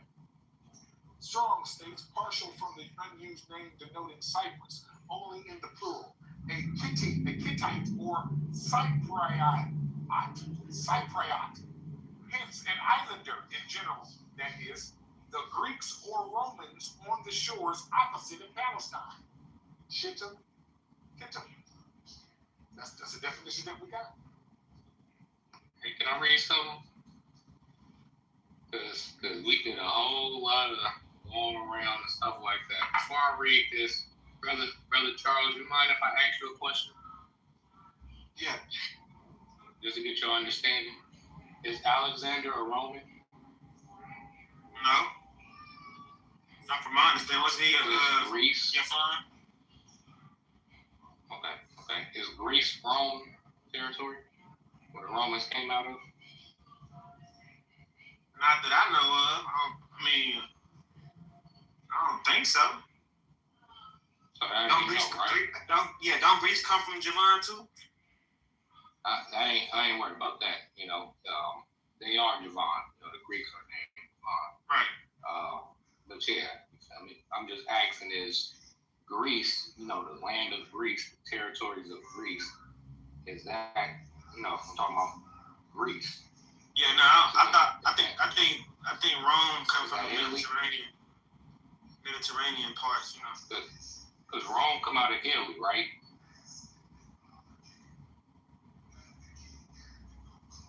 Right?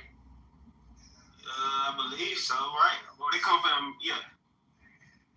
Because Rome is in Italy and not in Greece, right?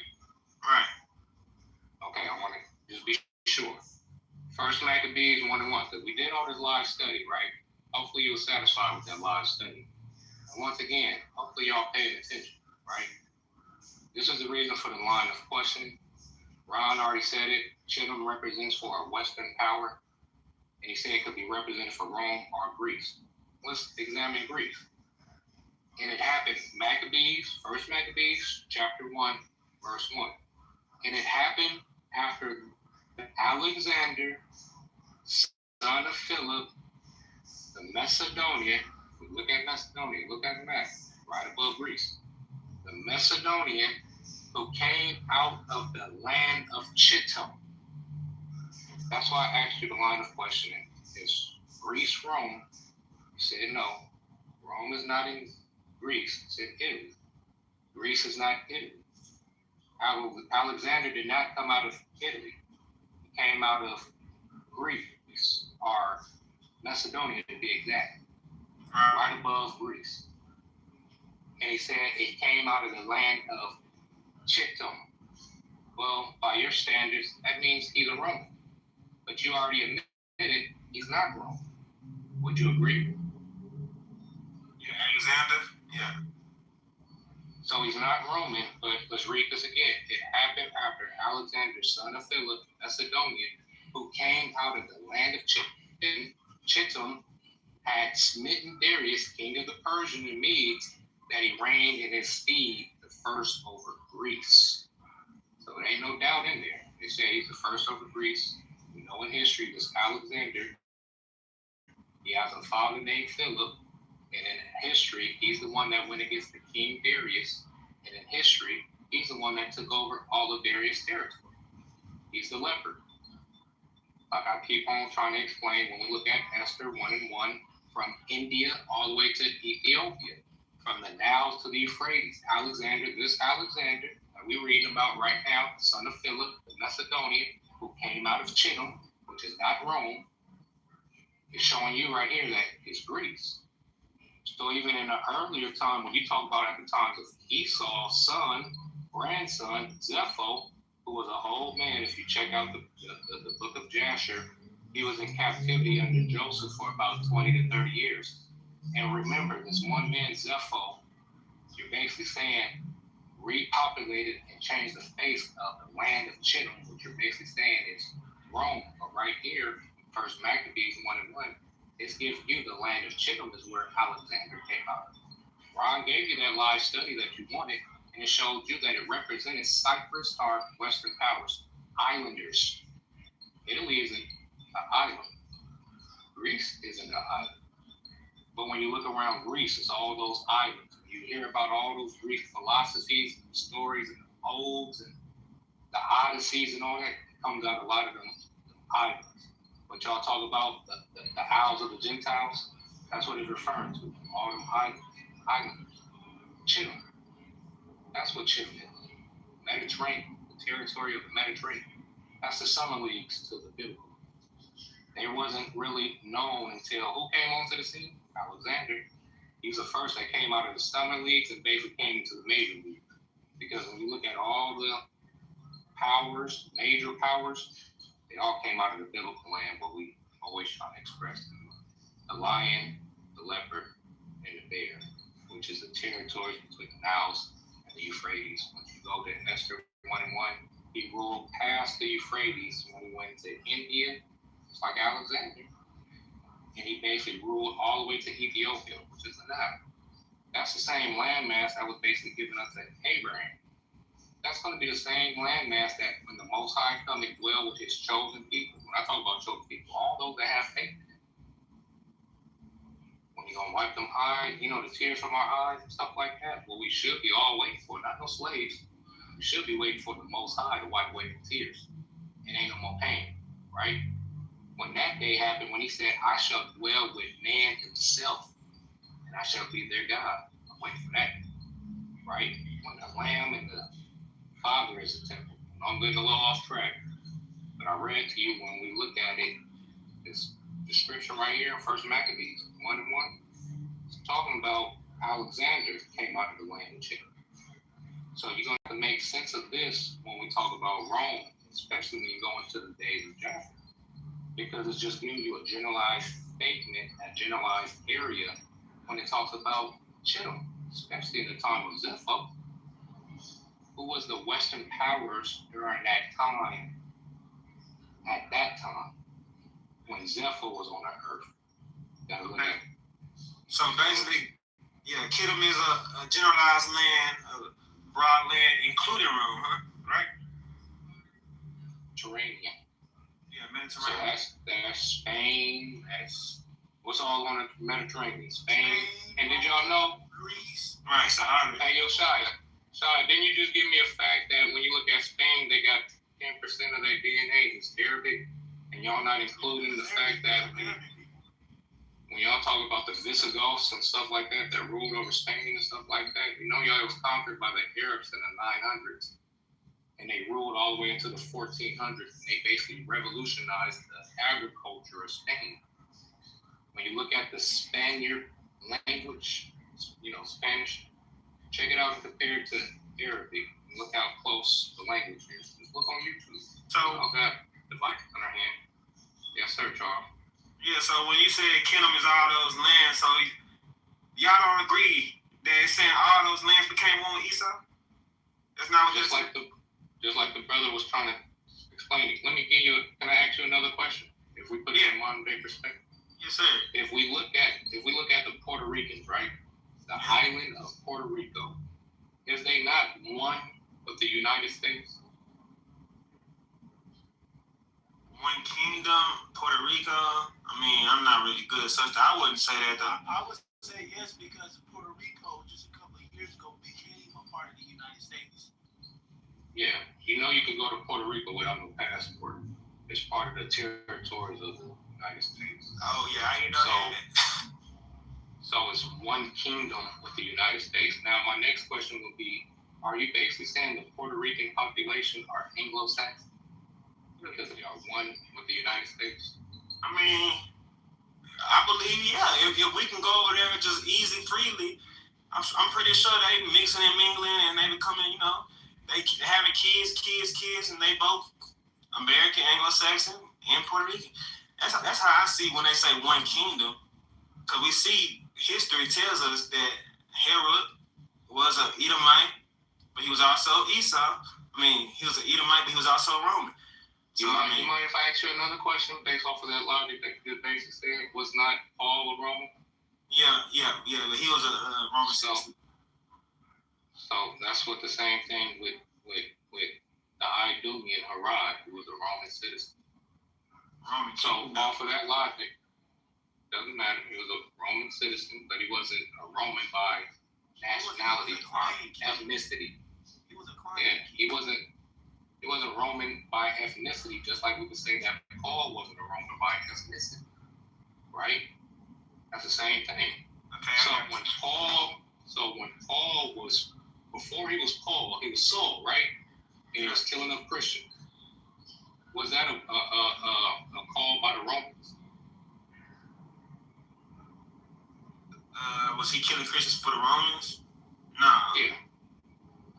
So why are we doing the same thing when we do look at Herod? Just because he's a Roman citizen, he might be a Roman king, but he's a Roman citizen. He's Idumean by birth, ethnicity.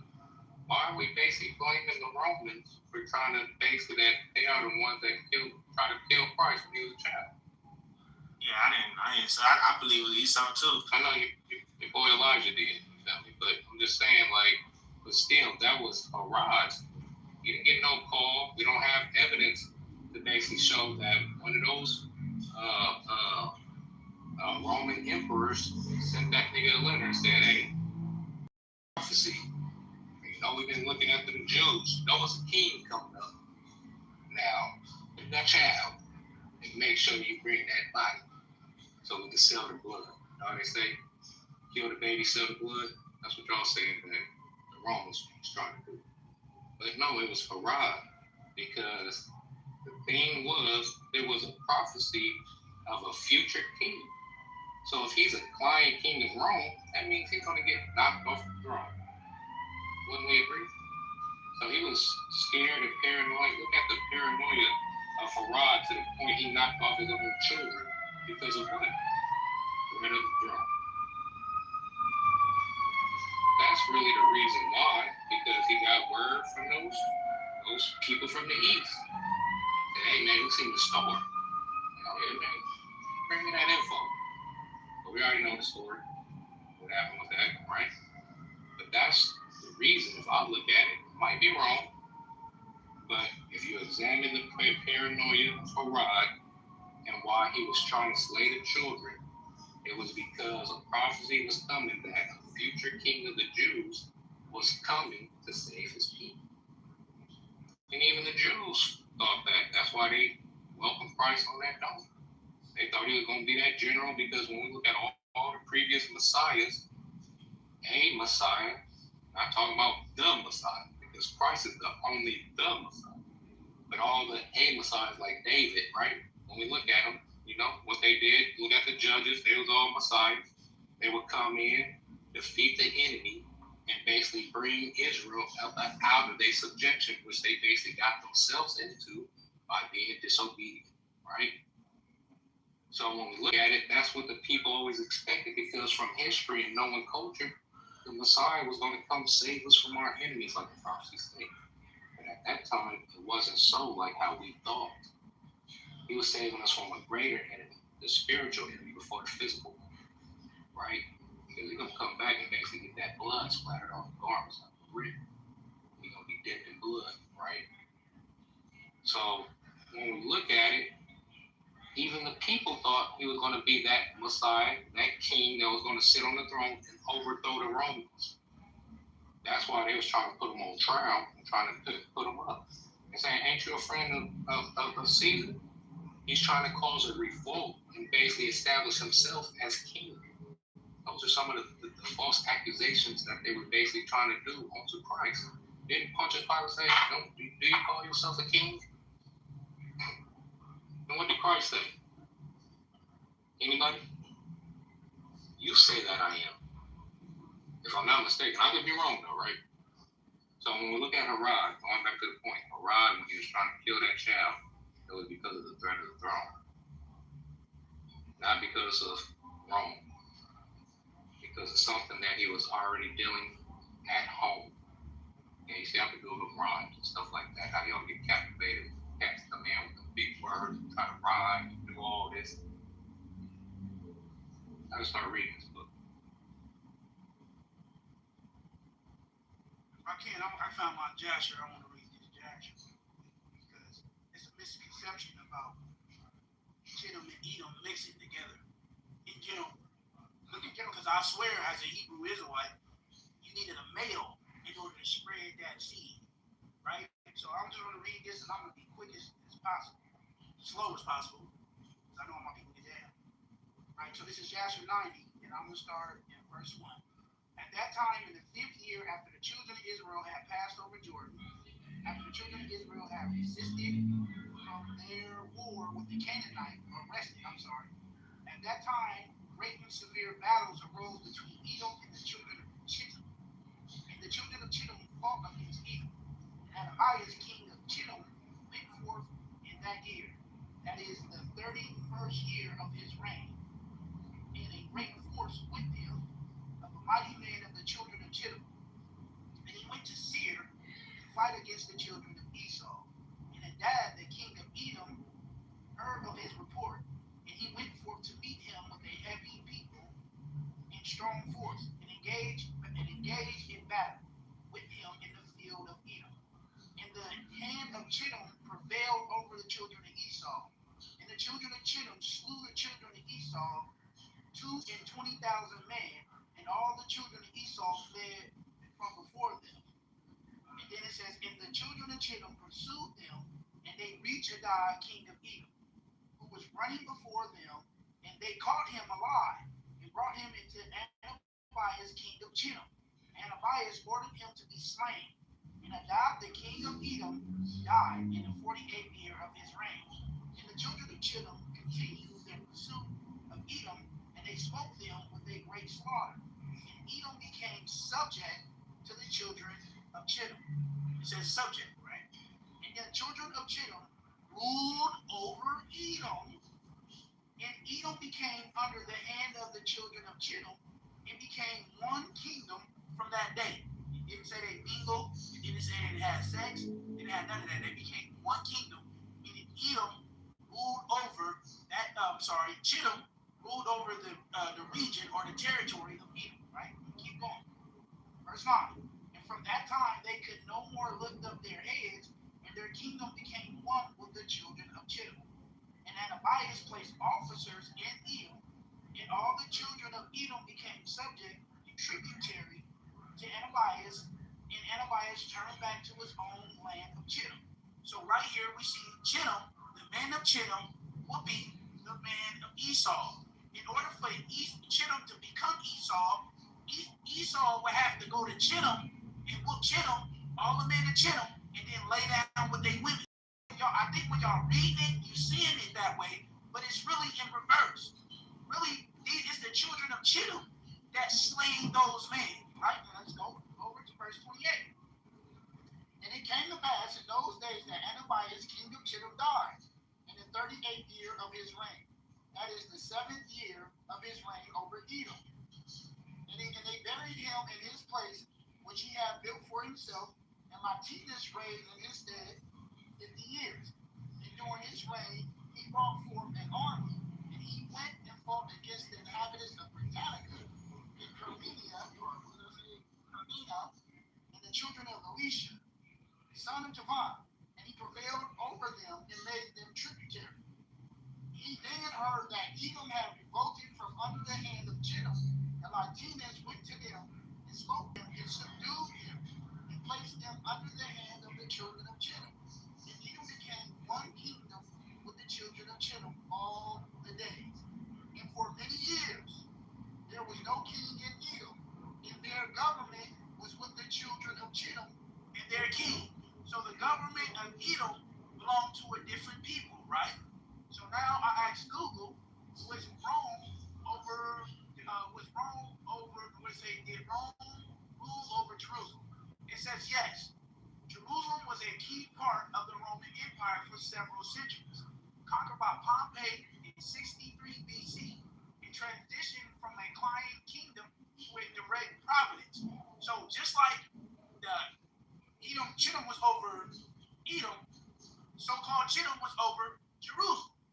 So then when we go to Luke chapter 2, it says, and it came to pass in those days that there went out a decree from Caesar Augustus that all the world should be taxed. And this taxing was first made when Cyrenius was governor of Syria. And all went to be taxed, everyone into his own city.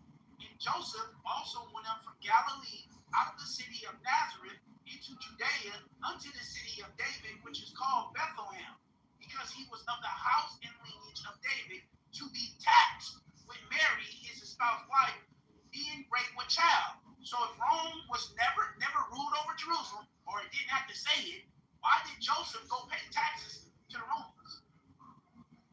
To Caesar Augustus. So if y'all want to play, just because their kingdom was one, then that mean they mixed. Then that mean we got Roman in our blood. Because the Romans was over the land of Jerusalem. The Romans, it wasn't no king in Jerusalem, it wasn't no Israelite kings in Jerusalem, just like it wasn't no Edomite kings once Chittim ruled over them. The same thing that happened to Edom happened to Jerusalem. And then when you look in the book of Jasher, it didn't tell you that the men of Edom fought Rome and then the Romans became Edom. It was the other way around. It's the other way around. So that's why, to me, that's an idiot doctrine. It's dumb as hell. Because you think you see Rome fighting Chittim and defeating Chittim, so now Chittim is Rome, like all y'all love to say, right? But really, it's the other way around. Chittim beat up on Rome, Chittim beat up on Edom, so now Edom has to be Chittim. It's not Edom, it's not the other way around. The men of Edom spread their seed to Chittim. If anything, Chittim spread their seed to Edom. And those are not Edomites no more. They're not Edomites no more. So that y'all reading Jasher with these blinded eyes, bro. And then the Bible tells you that the Roman Empire was over Jerusalem. So if it's over Jerusalem, that means we got Roman in our blood. We Romans. We the fourth beast. If we gonna use that logic from Jasher 90, right? Because it says the government became one. And then there was no more kings in Edom. The kings of Edom did not rule over Edom. Well, during the time of this, the kings of Jerusalem was not ruling over the kings of Jerusalem or Judea. It was a whole different people ruling over us. The Romans sent the Edomites as client kings to rule over Israel. Israel was a Roman province. So you cannot play that card at all. I mean, you can't play that card to a person that really beat this. They didn't say Edom conquered Chittim and then had sex with their women And now the white people you see are now Edomites. It does not say that. It does not say that. I'll land right here. The boing boing, man.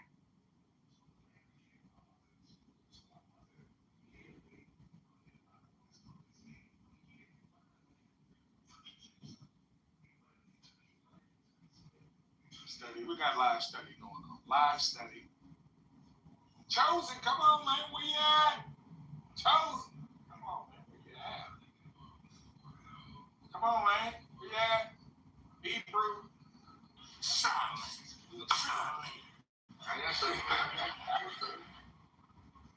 Say that when I read that.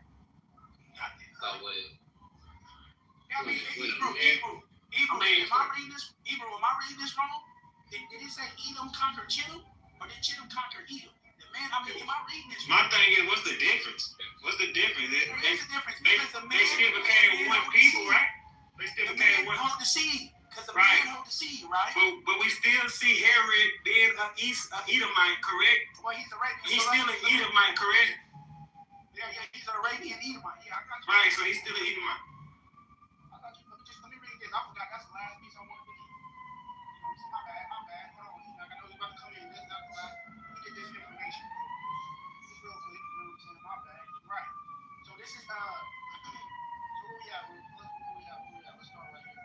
This is Herod, and I'm going to put the link in the chat as I read it. You know what I'm talking about?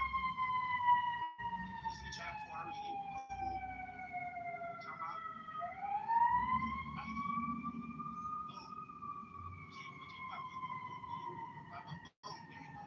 So it says Herod was born in Southern, so he wasn't born in Rome. It says his father Antipater was an Edomite, a Semitic people identified by some scholars as Arab, who converted into Judaism in the 2nd century BCE. Antipater was a man of great influence and wealth who increased both by marrying the daughter of a noble from Petra in southwestern Jordan. At that time, the capital of the rising Arab Nabatean kingdom.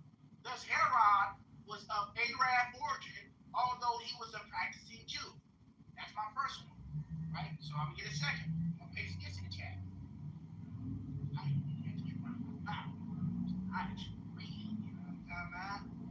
Paste this. Bam. See that? So it says Herod was born around 72 BC in Idumea, south of Judea. He was the second son of Antipater, the Idumean, and high-ranking official under Hyrcanus II.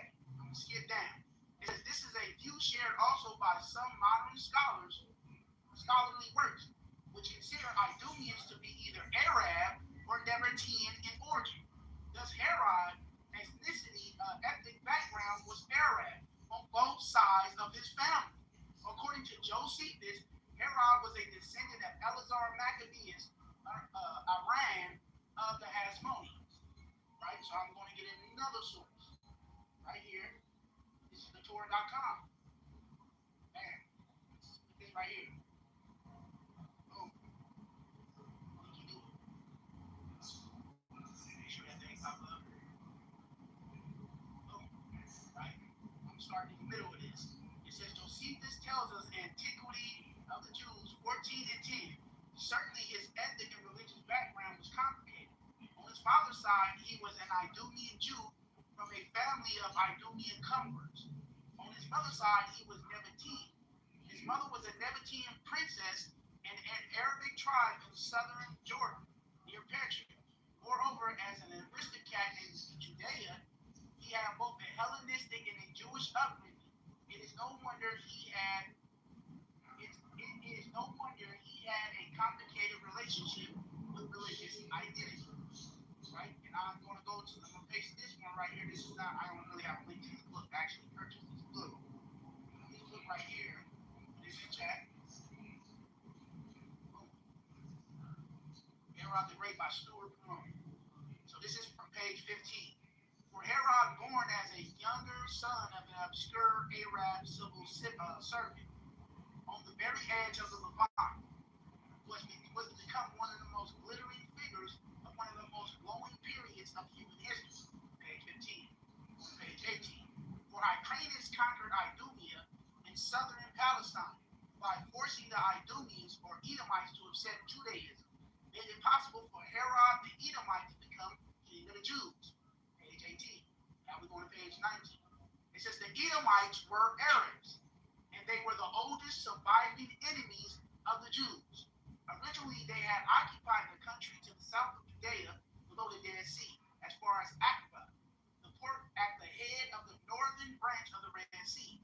Their eastern neighbors were the Moabites and the northern tribes of the Arabian Desert. That's page 19. And I'm going to go to one more source.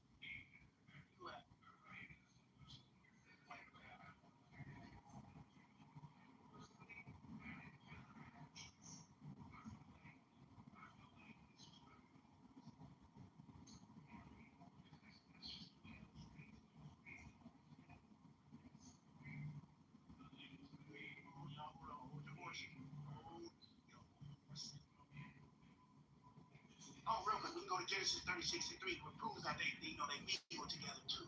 The Ishmaelites and what they call them, the Idumeans. One more source.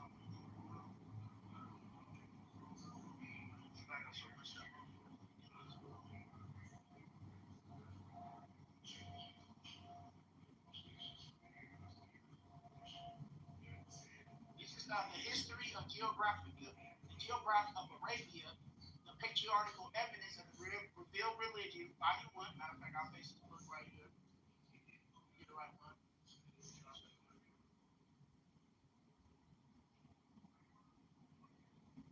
Right here. This is from the book. Right here in the chat.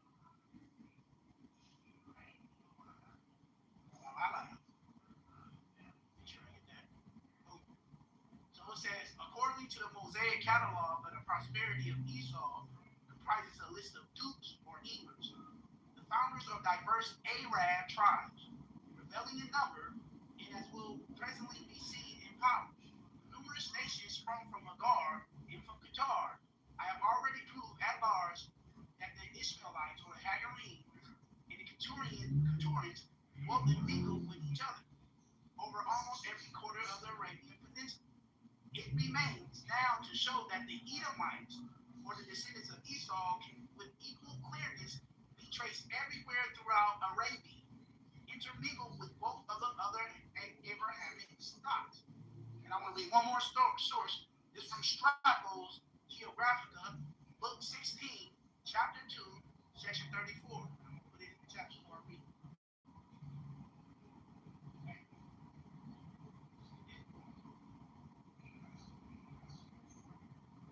It says, the western extremities of Judea towards Cassius are occupied by Idumeans and by late Servians.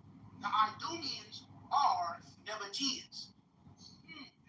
Why did Strabo think that the Idumeans were Nabateans when they didn't have the scientific technology to do what they call it, the blood test? Obviously, the Idumeans must have looked like the Nabateans, and this is why he said that. This is world history, Strabo right here. So all them sources, they can tell you his daddy was Arabian, his mama was Arabian, he was born in Palestine, he was not born in Rome, you feel me? And all these, and I got some more stuff too. I'm just not gonna share it all, because I know niggas like to speak. But I got proof showing that dude was Arabian, bro. Nah, you know what I'm talking about? Yeah, that's good. That's good. But I think it's kind of crazy. Now, I agree with your sources and stuff, though. But in Josephus, the Antiquities of the Jews, why does he say that the father is an Edomite, but the mother is a Nabatean? Why doesn't he call the father a Nabatean, too? That's what I mean. All Arabs ain't the same thing, bro. So they different? It's a different branch of Arabians. The Edomites is a different branch of Arabians. Oh, okay, gotcha. And they probably wouldn't consider, I ain't gonna say they had that term back then, but that term Arabian is a fairly new term. You feel me? Because the Muslims was called the Saracens, you feel me, before they was called Arabs. You feel me? So they got a name calling them the Saracens before they, so to me, I mean, I could be wrong, but that's a fairly new term. Gotcha. So that's like us being black. right? And then they look at the Africans. Nigga, we not. Right, different tribes of Arabs. Gotcha. Exactly. That makes sense. Everybody has tribes. Yeah. Everybody got their own tribes, what they call clans and whatever else. From this, well, I'm from this, I'm from this, I'm here, I'm there. Just like you. You went away from your family, made your own family, now you got your own kids. Then they're gonna have their own kids. It's family tree. Tribe. Same deal. Everybody got all these tribes. That makes sense. But one question. So, y'all said Kittim or Chittim is all these lands, all these nations in the Mediterranean. Why is Rome not included in that to y'all? They are. I think they are. But you just can't say, based on what we saw today, Kittim is Rome. They're not only. There's other tribes that they are too. Hey, did y'all read that in the book of Maccabees?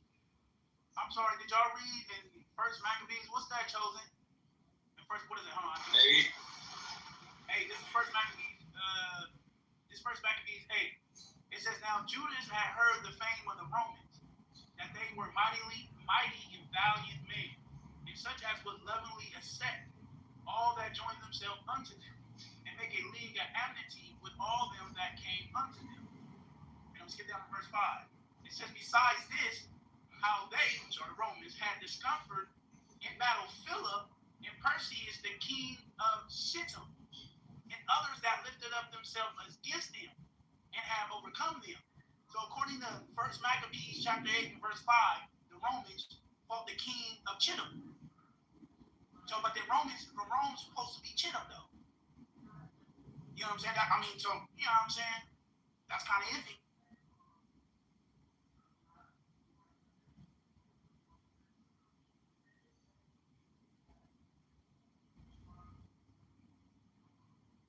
You got to get away from this just black and the white, this white thing, this black thing. You got to get away from that. Because we don't see, I can't see it. I'm still waiting for somebody to show me that God is saying, oh, because of the black, I like you more. I favor you more. And the white, I hate them. I don't like them. I hate them because they're white. I think that's ridiculous. I don't see that. I don't see him saying it, his prophets saying it, his kings saying it, his Messiah saying it, and his disciples and his apostles saying that. I don't see him talk about that like that. It's ridiculous. But somehow we've been brainwashed into that. I got another question. Y'all might probably get on because it's, and I don't think it's a black and white thing, But damn, if Jasher 90:30 said Esau became one kingdom with Kittim, I know y'all might say that don't mean they are one people or whatever. But if it does that not mean that all those nations that y'all even including Arabs, all those Mediterranean nations, are they all not Esau? Hey man, bro, you got to stop, right? If you're doing it, be trolling, you know you can get removed, right? The ignorance is not going to get rewarded, my nigga. Respectfully. And they all, No. After everything that these people just bought out to you, bro, you gonna come off the mic and ask that question like that, bro? That's a because dumb, now, that's a dumb question. Yeah, retarded, ignorant question. Yes. If Kittim became one with Esau, can you mute up though, bro? Y'all want to hear that? Okay. Yeah. He became one with Jerusalem. I would have to ask him. You know what I'm saying? If that's the case, the same way. Let me just say this real quick. I'm gonna mute up. I don't want to ask no dumb questions. Chosen sensitive. Let me shut up. Right. If I'm sensitive, you slow. Yeah, I'll be slow. Sensitive and I'm specialist. I'll be all that sensitive. Okay, specialist. I'll be a private specialist. Don't cry. Hey, see, them gonna talk about y'all wasting y'all time, bro. Respectfully. Hey, but I hope the audience, off the ignorance of this nigga right here, I hope the people in the audience able to obtain what the brothers bought out. Yeah. I really do. I really hope that y'all obtain information. He put the sources in the chat. Y'all heard live study all the way through.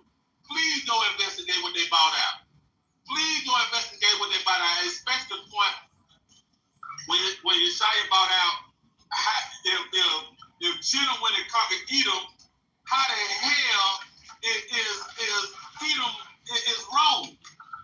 Edom is gone off the map. There's no more Edom.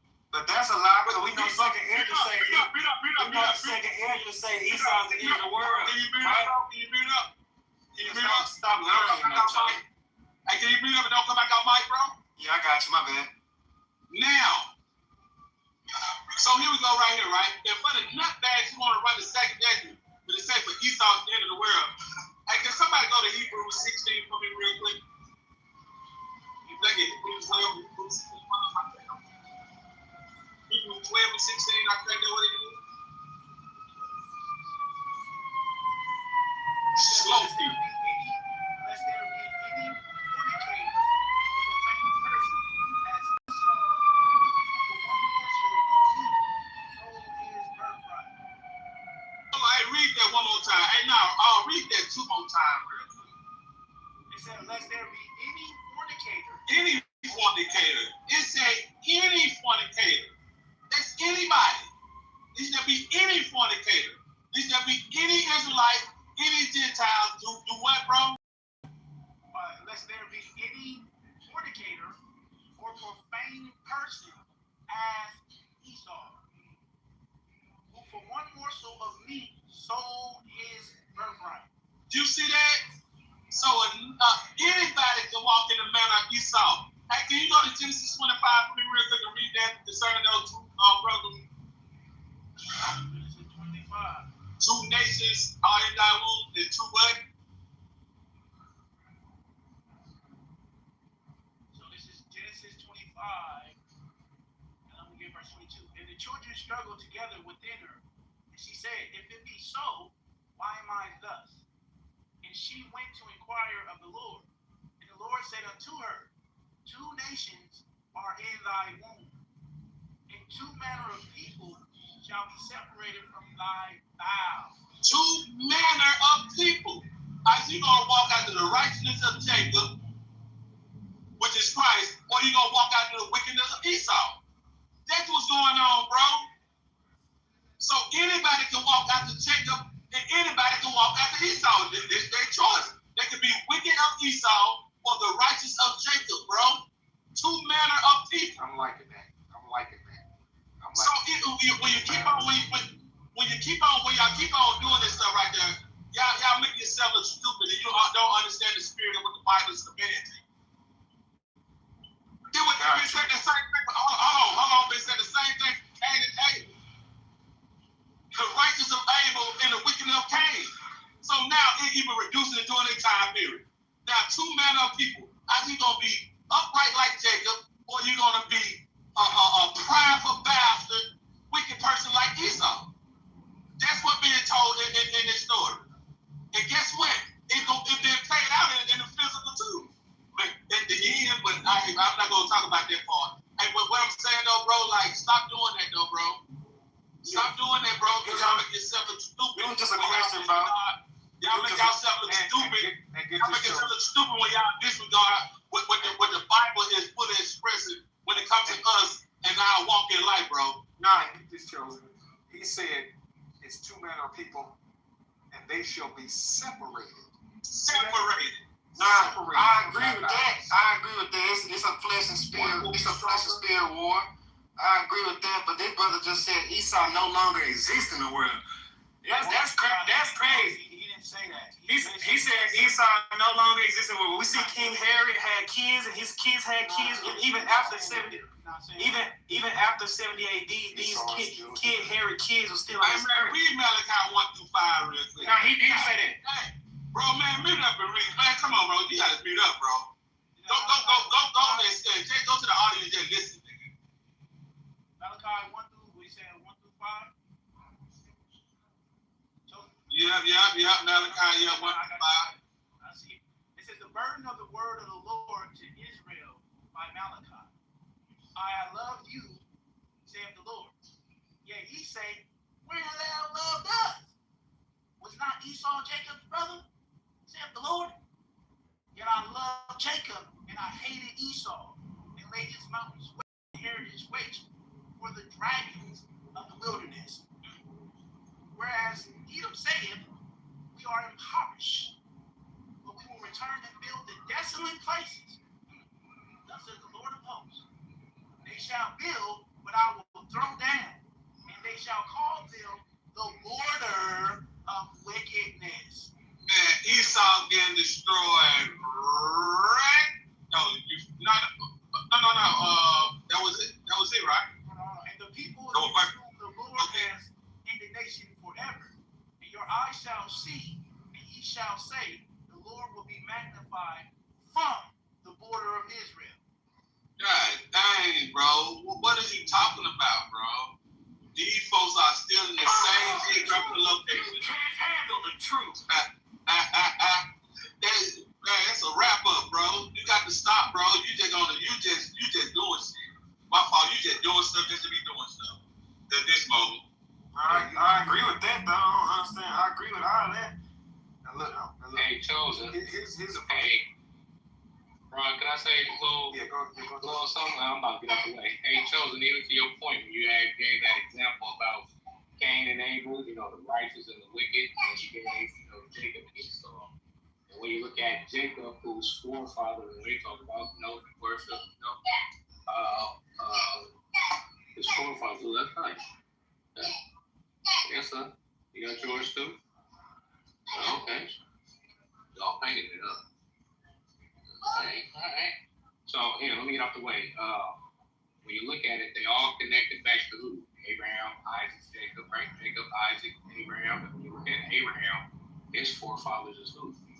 The righteous of Abel.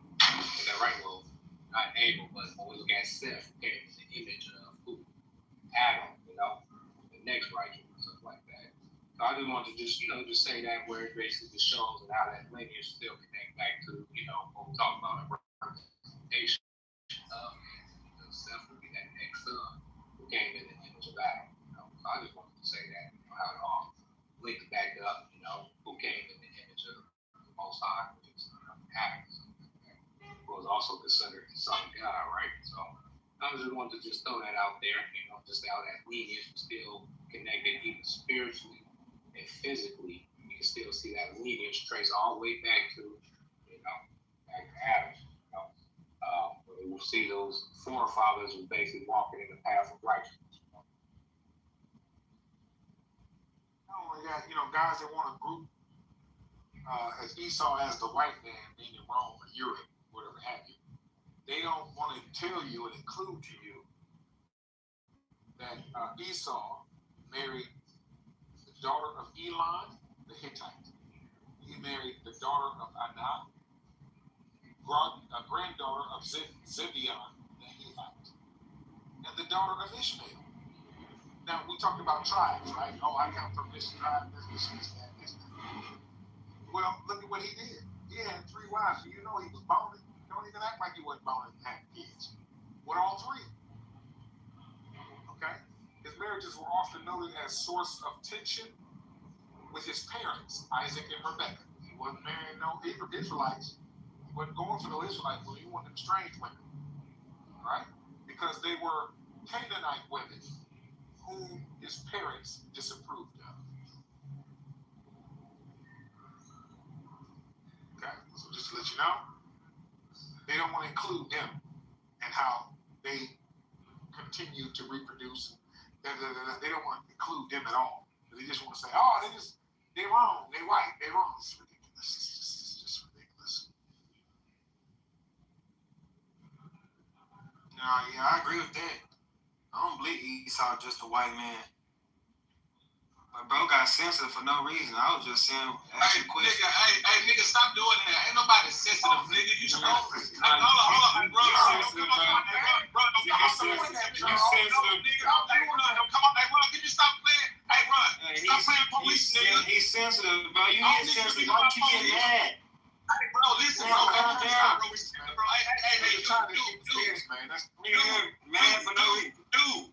dude. Hey, ask a question. Bro. Yo, weird ass. Hey, what's off the mic again, buddy? Hey, listen, this is for the special ed, right? Hey, this is what I'm saying. Y'all wasting y'all breath. Y'all need to start asking these folks questions before y'all proceed to have a conversation with them. What is the purpose of? Okay, no, my fault. Let me take that back. Everybody else, I hope through the ignorance of this person right here, that y'all were able to glean more information, that y'all be edified on who Esau is. Because after reading all that, he said, yeah, I still believe Esau only the white man. He ain't came off his mic to show Esau being a white man yet. So what are we doing here? Somebody up here said, instead of working around a narrative confusion, what are we doing here? Okay, I understand. Boom. He got it out. He asked the question. Now we should just move on. What are we doing here? Hey, Ron, respectfully though, Ron, I don't need no tone police, my nigga. Go over there and link up with Nissa and stuff so y'all can start giving likes and stuff out. And people being nice and stuff like that. Nigga, I don't even know what this is. Don't try that, nigga. Don't fuck with it. This is the octagon. This is the octagon. I don't need you to come off mic when I'm handling a nigga. I don't need you to do that. And you've been doing that, bro. Stop. So boom. Hey, well, even when y'all, I'm trying to keep that. Ain't no peace until Christ comes, nigga. I'm trying to listen to you. I'm trying to. Ain't no peace until Christ comes. I'm trying to keep the information. Ain't no peace until Christ comes. All right. Well, I got something I want to read. Right. Hold on. So but go I'm ahead and talking, destroy bro. what you want. I am talking. Mute up, then. Until you done. No. Mute up. Okay, yeah, mute up then. That's what I'm saying you get to, man. This is crazy work, man. Listen, you shouldn't have to reduce yourself to people when it comes to asking the same or repetitive question. That's crazy. What are we doing here? And the same thing with Elijah. You want to come on, Mike, and take the devil. I'm going to challenge them anyway. I know he's going to say the same old dumb stuff, but I'm going to challenge him anyway. Ron, if you just wanted to challenge that nigga. Hey, no. Hey, Ron, if anybody that want to say, hey, this is what we subscribe to when it comes to the 4 beats, you don't need him for that. Listen, I didn't ask him to do that. You don't need him for that. You need to go back to we don't need him for that. Take it off you. Okay, read up. We don't need him for that then. Say we did. No, we didn't. No, you did. No, I didn't. You did. No, I did this. You did this. You know what? You know what? To soothe your ego. You know what? You did this. Like I said, you need to go back and listen to the replay because you weren't. I don't need to go back and do nothing, bro. Let me land my plane. Let me get this. Bro, okay.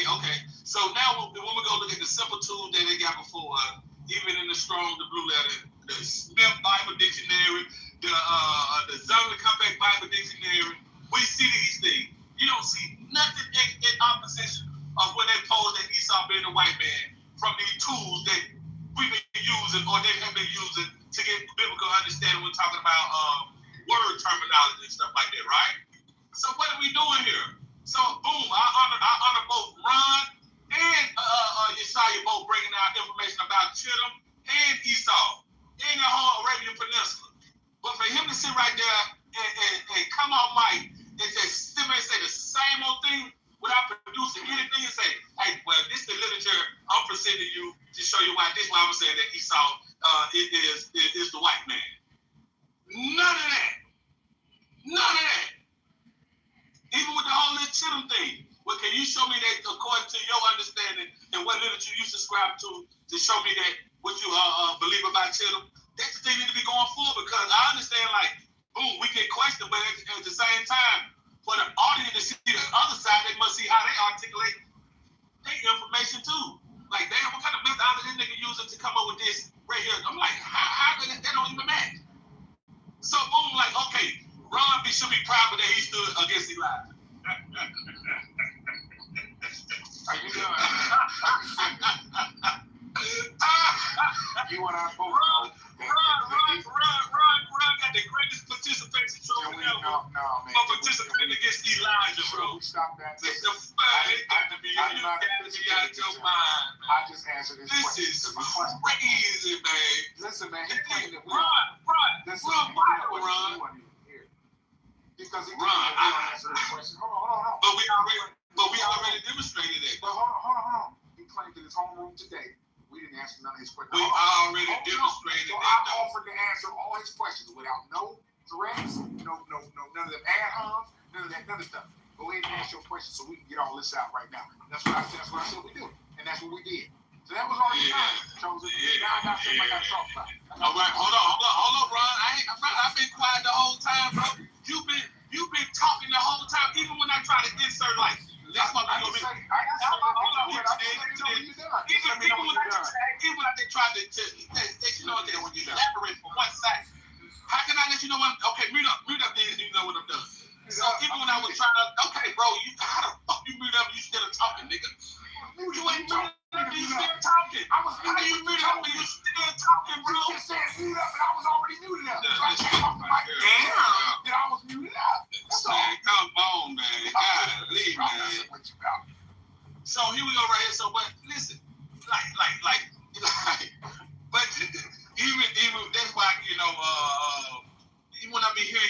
say like Islam is not the fourth beast. So what was John seeing in the Codex Vaticanus? Did he see anything with coming in the name of Allah? What does that mean? Like, is there not people already coming in the name of Allah, confessing Muhammad throughout the world? So what we do with that literature right there, if it's not talking about Islam? And when people want to say it's not talking about Islam in the state of for like religion, so why do you have the Islamic Empire? If that's not considered a kingdom that run their kingdom by the religion, that's for even for anybody who on stage like that. So when somebody asks why y'all say Islam, that's what it say. That's who running the land. That's who's gonna do it. So what we gonna do? And we said that and we even go back to Revelation 13 and Revelation 13:11. He said he's gonna make them who had the womb by the sword and did live, exercise the power of the beast which had the swoon by the sword and did live. So what these 10 nations is going to present to the world? Hinduism, Zoroastrianism, Christianity, Catholicism. So we gonna see them folks over there who've been embedded and take their shahada, something they live by. Now all of a sudden, I can't see what's being expressed. I'm just saying though, like maybe I am going Islamic phobia. But goddamn, if the writing on the wall can't tell me what I'm not seeing, that's exactly what I see. That's exactly still what I see going forward. So the beast come on the scene and magnify himself, and to the greatest extent, he's taking an adoption of what being presented up on the world, and they're going to just boogeyman the whole world with it. But what does it present if they ain't presenting that? I'm just saying though, because we're all about Babylon. If these people adopted Babylon, that means Islam been around for. Let me read up though. Yeah. I'm gonna get back to this information. To bring Charles back up, man, you gotta bring him up. You gotta bring Charles back up. Yeah. Welcome to the stage for him. Hey, how y'all doing? Good. I just want to bring out this information about the marriages of Esau right here. Don't say that he married Kitover. But anyway, out of the 3 marriages that I mentioned, which are daughter of Elon the Hittite, daughter of Anna, granddaughter of Zebion the Hivite, and the daughter of Ishmael. It says the marriage of Esau to Bathshemeth, which is the daughter of Ishmael. The daughter of Ishmael had the most notable impact on his family line. See that? Here's why. Bathshemeth was of Abraham's lineage through Ishmael. So marrying her reconnected Esau's line to the Abrahamic blood, unlike the other wives who are Canaanites. Esau's children by Bathshemeth are often associated with the Edomite clans. The tribes we talked about. Chosen, you gotta bring it back up. Chosen. Which later became the nation of Edom. This connection had long-term significance in biblical history, especially in the interactions between Edom and Israel. Interestingly, while his marriages to the Hittite women caused friction with his parents, it was the Ishmaelite marriage that tied his descendants to the broader Abrahamic covenant lineage, even though the blessings of the covenant went to Jacob. Okay, I just want to read that out. Gracias. John, I'm going to bring him back up since you ain't bringing him up. Go ahead. I had a question. So I was listening, but I wasn't really listening. I've been doing stuff. So who do y'all think the 4th beast is and why? Let somebody else go first. I will let. I think the 4th beast is going to come out of the Middle East. And why do I think they're going to come out of the Middle East? Because every empire before them, their territory was based off of the Middle East. So I think there's a pattern that all of them will follow.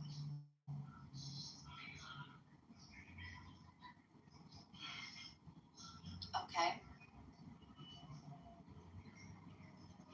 Anyone else wants to answer? I read stuff based off of, and I believe it's the territories between the Nile and the Euphrates, the biblical land, where we always stress Esther 1:1. How it came to pass in the days of Ashur-Shurus. This is that same Ashur-Shurus which reigned from India, which is the Euphrates and beyond, right? Even unto Ethiopia. So that's the Nile. Over 120 provinces. So 127 provinces, right? Okay. So when you look at that, that's the height of Persia and its territories. And when we look at Alexander and his histories, he basically conquered that same territory and added the same the Grecian territory upon the same empires, right? Hold on one second. That'd be my answer here. Okay.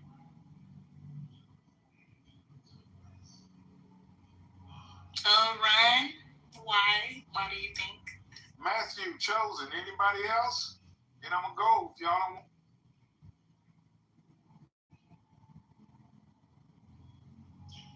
Yeah, I've been. The reason why I say that here, I say that, right? The reason why I'm bringing up Alexander, right? Because we can look at history and we can agree that Alexander, if we read in Maccabees, he's the one that had the earth quieted before him. We can read in the book of Daniel how it was told unto the bear, you shall have dominion, right? You know that Nebuchadnezzar, the head of gold, the lion, it was told unto him that he shall reign over the earth. So everything is attached unto Nebuchadnezzar, his territories that he basically had. When we look at the statue, when we look at Babylon, when it fell, Cyrus, who came out of basically Persia, a new territory, right? And beyond, and he attached himself unto Babylon.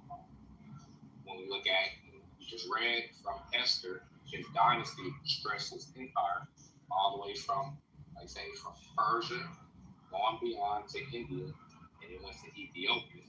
So he ruled the Nile and Euphrates. Look at Nebuchadnezzar and his dynasty. They ruled the Nile and Euphrates from Egypt to Babylon, right? When we look at Alexander, he ruled the Nile and Euphrates.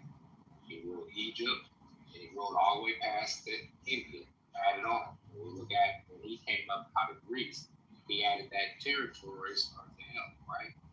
Unto the leopard. I mean, he's the leopard, but added onto the bear and added onto the lion. If we look at the metals, this brass added onto the silver, which added onto the gold. So you see what I'm saying? So I believe the same territories, right? Because even when we look at his generals, king of the north, king of the south, they ruled the same territories, but it's just divided. So they didn't have the empire. One had the Nile, and the other one had the Euphrates. When we look at their territories. That's why we always stress the territories in the biblical land.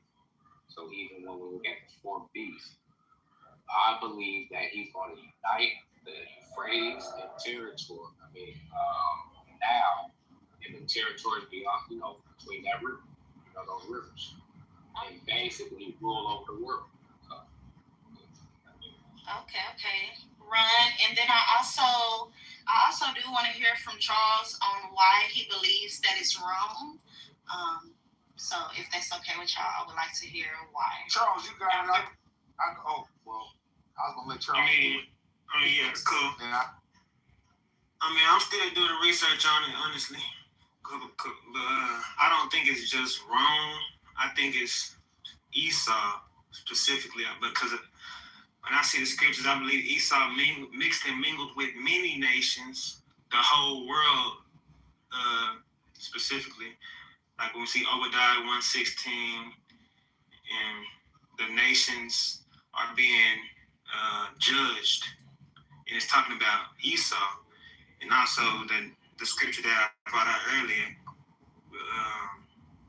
in Jasher and Andy. So I believe it's Esau. I don't think they're just a white man, though. I'm not saying that. And I wasn't trying to step on no toes, piss people off, none of that. But I'm just saying that I believe it's Esau who's the fourth beast, and they're taking over the whole world. Yeah. Okay, I got more questions. Once again, no literature, no information, just one West talking point. Okay. Nothing. So, what about you? What about you? I said scripture, I just brought out scripture, did I not? I said Obadiah. I can't hear everybody at once. Obadiah 1:16, Ezekiel 36. I'm not just saying, talking out my head. Like, come on now. Definitely. I'm gonna read it. I'm gonna read it for you. I'm gonna read what you just basically just quoted, right? Yeah. So he said Obadiah 1:16, right? Yeah, speaking about Esau. Yep, I agree. For as ye have drunk upon my holy mountain, so shall all the heathen drink continually. They shall drink, and they shall swallow down, and they shall be as though they had not been. But upon Mount Zion shall be deliverance, and there shall be holiness, and the house of Jacob shall possess their possession. So when we look at location, where is this location at? His holy mountain, Jerusalem. Which is where? The biblical lands, right? Yeah. So even still, when you talk about Obadiah 1:16, it still placed it in the spot where we're talking about. Right, I agree with that. That's what I'm saying. I wasn't even contending that. But I believe they also are Esau. That's what I believe. So the thing is, that's what we're showing you with the Arabic, right? The Arabs. That's why I agree with y'all.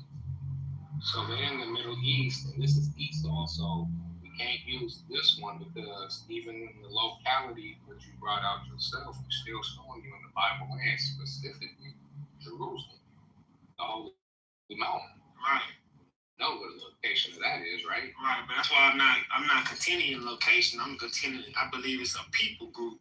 That's what I believe. I believe it's the whole world, including the biblical lands. I'm not excluding. The point is what brother is basically asking you. Do you have literature to basically show outside the biblical lands? Hey, bro, even when Yeshaya went back and read Malachi 1-5 and showing that Edom gonna return and build a desolate place, which is Mount Seir. You still see the line of questioning going forward? I'm just trying to, see, because we can't use that one, right? Because that's showing the Edomites in Arabia, still in the locality. So if we're saying that Edomites are somewhere else, you have literature to show the other ones that's outside of the biblical lands or the Middle East, because they're not the Arabs. And the ones that's basically the other Edomites, that's Europeans, is the more dominant ones. Where's the literature to back that up, that claim up? That's what we have. Yeah, I mean, to show that Esau is out of the biblical land. That's what it is. You want me to show you an example, like prime example? Here, let me show you. Yeah, because I'm telling you, I agree that they are in the biblical land. But what you saying? Like, can you show, watch this real quick. Let me go to my notes. And we're gonna go real quick. Find that real quick. Where's that? I don't want to take too much time. Damn, I got it. I'm saying, can we find literature? Because the brothers showed that the Edomites are Nebuchadnezzars, which is the Arabs. And it said Edomites specifically are Arabians. So no other what we talk about. It's like, hey, I'm telling you, it's different clans because Joktan is an Arab. He's labeled one of the Strongs as a patriarch of the Arab tribes. And when you look at the history of the Arabians, they tell you that Ishmael became an Arab by marrying one of the daughters of Joktan. So you look at Joktan as an Arab in the Strongs. Ishmael is a progenitor of an Arab tribe in the Strongs. And it basically says that Esau in the Brown Robert Briggs, it says is a progenitor of the Arabs. So we got literature that keep on constantly showing that they're Arabs, but do you have something to show that they're European, Britain, England, Scotland, something like that, right? Because watch this. When we go to the Bible dictionary, a lot of people like to use dictionaries as, Webster and stuff like that. I like to use the ones that's Bible based. So I'm gonna show you an example on, something like we were talking about. How, like, when we look at Ishmael, and we're showing you the connections in the Bible, how Ishmael, one of the daughters of Ishmael, basically married Esau, right? Ron brought it out in the live study, just brought that beautiful information out, right? Talking about how he tried to attach himself back onto that Abrahamic stock. Watch this. Key point. What was in that live study that Ron brought out? Abrahamic stock. Watch this. So I'm in the biblical encyclopedia. So it's an encyclopedia that's Bible based. The biblical encyclopedia. And if you look at Arabia, check out this information. Native history. So this is the native history from the aspects of the Arabians, right? The Ishmaelites appear to have entered the peninsula from the northwest, that they have spread over the whole of it, with the exception of one or two districts on the south coast, which are said to still be inhabited by unmixed Jokanite peoples. See how I just said Jotan? It still includes, even in their native history, how they talk about certain tribes of Jokanite people that's still unmixed. And they call it the Arabs, but still, regardless, let's keep on going. And the modern nation or notion is predominantly Ishmaelite. It's asserted by the Arabs. They do not, however, carry up their genealogy higher than Adnah. I'm going to skip down to the point, right? Skip down. Look what it says. The Ishmaelites, right, was the key point. They extended northward from the Hijaz, which is Arabia, into the Arabian desert, where they mix. So once again, they mix with Kithorites, the sons of Kitover, right? That's what it's talking about. They mixed in with the Kithorites and other Abrahamic people, saying Abrahamic people. Ron just basically said how Esau tried to attach himself back to Abraham through one of the daughters of Ishmael, right? Even this Bible encyclopedia is basically showing you how Ishmael mixed himself with other Abrahamic people. Now, if we look at the genealogies of Abraham, there's only Ishmael, the 6 sons of Keturah, right? Isaac. Then we look at Isaac's sons, Esau and Jacob. Those are the other Abrahamic people. You know who else we could throw in? Lot's children. Why would I say Lot's children? That was Abraham's nephew, right? And treated as a son, and broke off Abraham's land unto Lot. That's where the Moabites, and the Ammonites live at. And that portion that Lot was broke off from his uncle Abraham, right? So I would throw those in there because those are the Abrahamic stocks. And check this out, right? It said they extended northward from the Hijaz into the Arabian desert, where they mixed in with the Kithorites and other Abrahamic peoples, and westward to Idumea. See, I was bringing up Edom, right? That's Idumea, Arad, where they mixed in with Edomites. So it's showing you that these are Arabs, even the Edomites. Check this out. Watch this. One more thing, because we want to connect it back to Scripture. This is an outside source, Bible based, but still outside source. Granted. Check this out. When we go to the book of Jubilees, what does it say? Chapter 20 and verse 11.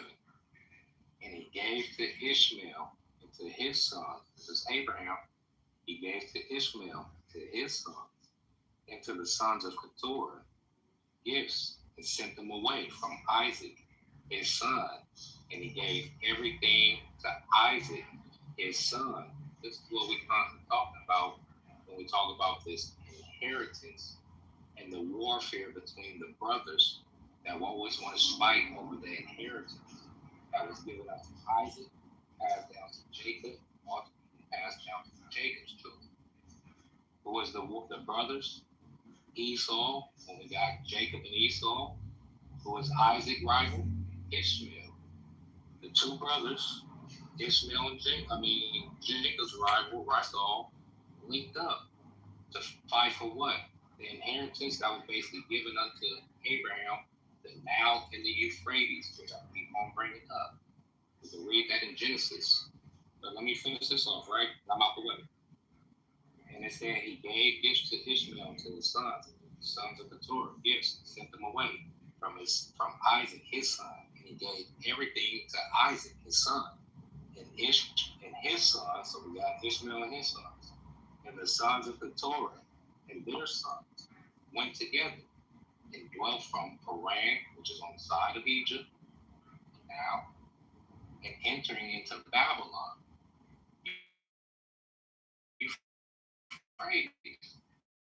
And all the land which is towards the east facing the desert. And these mingled with each other, and their name was called Arabs and Ishmaelites. So even the text right here, the biblical text, is basically showing you that Ishmael mixed in with Torah, and they went in from Paran, side of Egypt, going on to Babylon, right? And they mixed themselves together and called themselves the Arabs and Ishmaelites. And guess what? Esau joined on to that pact, and he too became Ishmael, Arabs, Edomites, Idumeans. You know?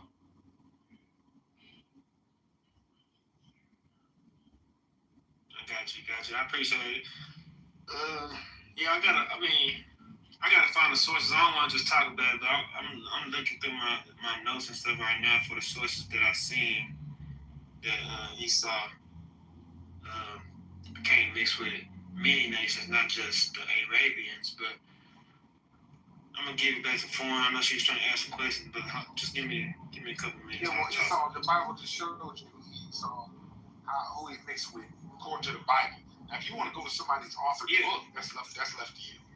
No, I mean, we know Esau mixed with, like you said, the daughters of Ham and all those nations, right? Oh yeah, I think so.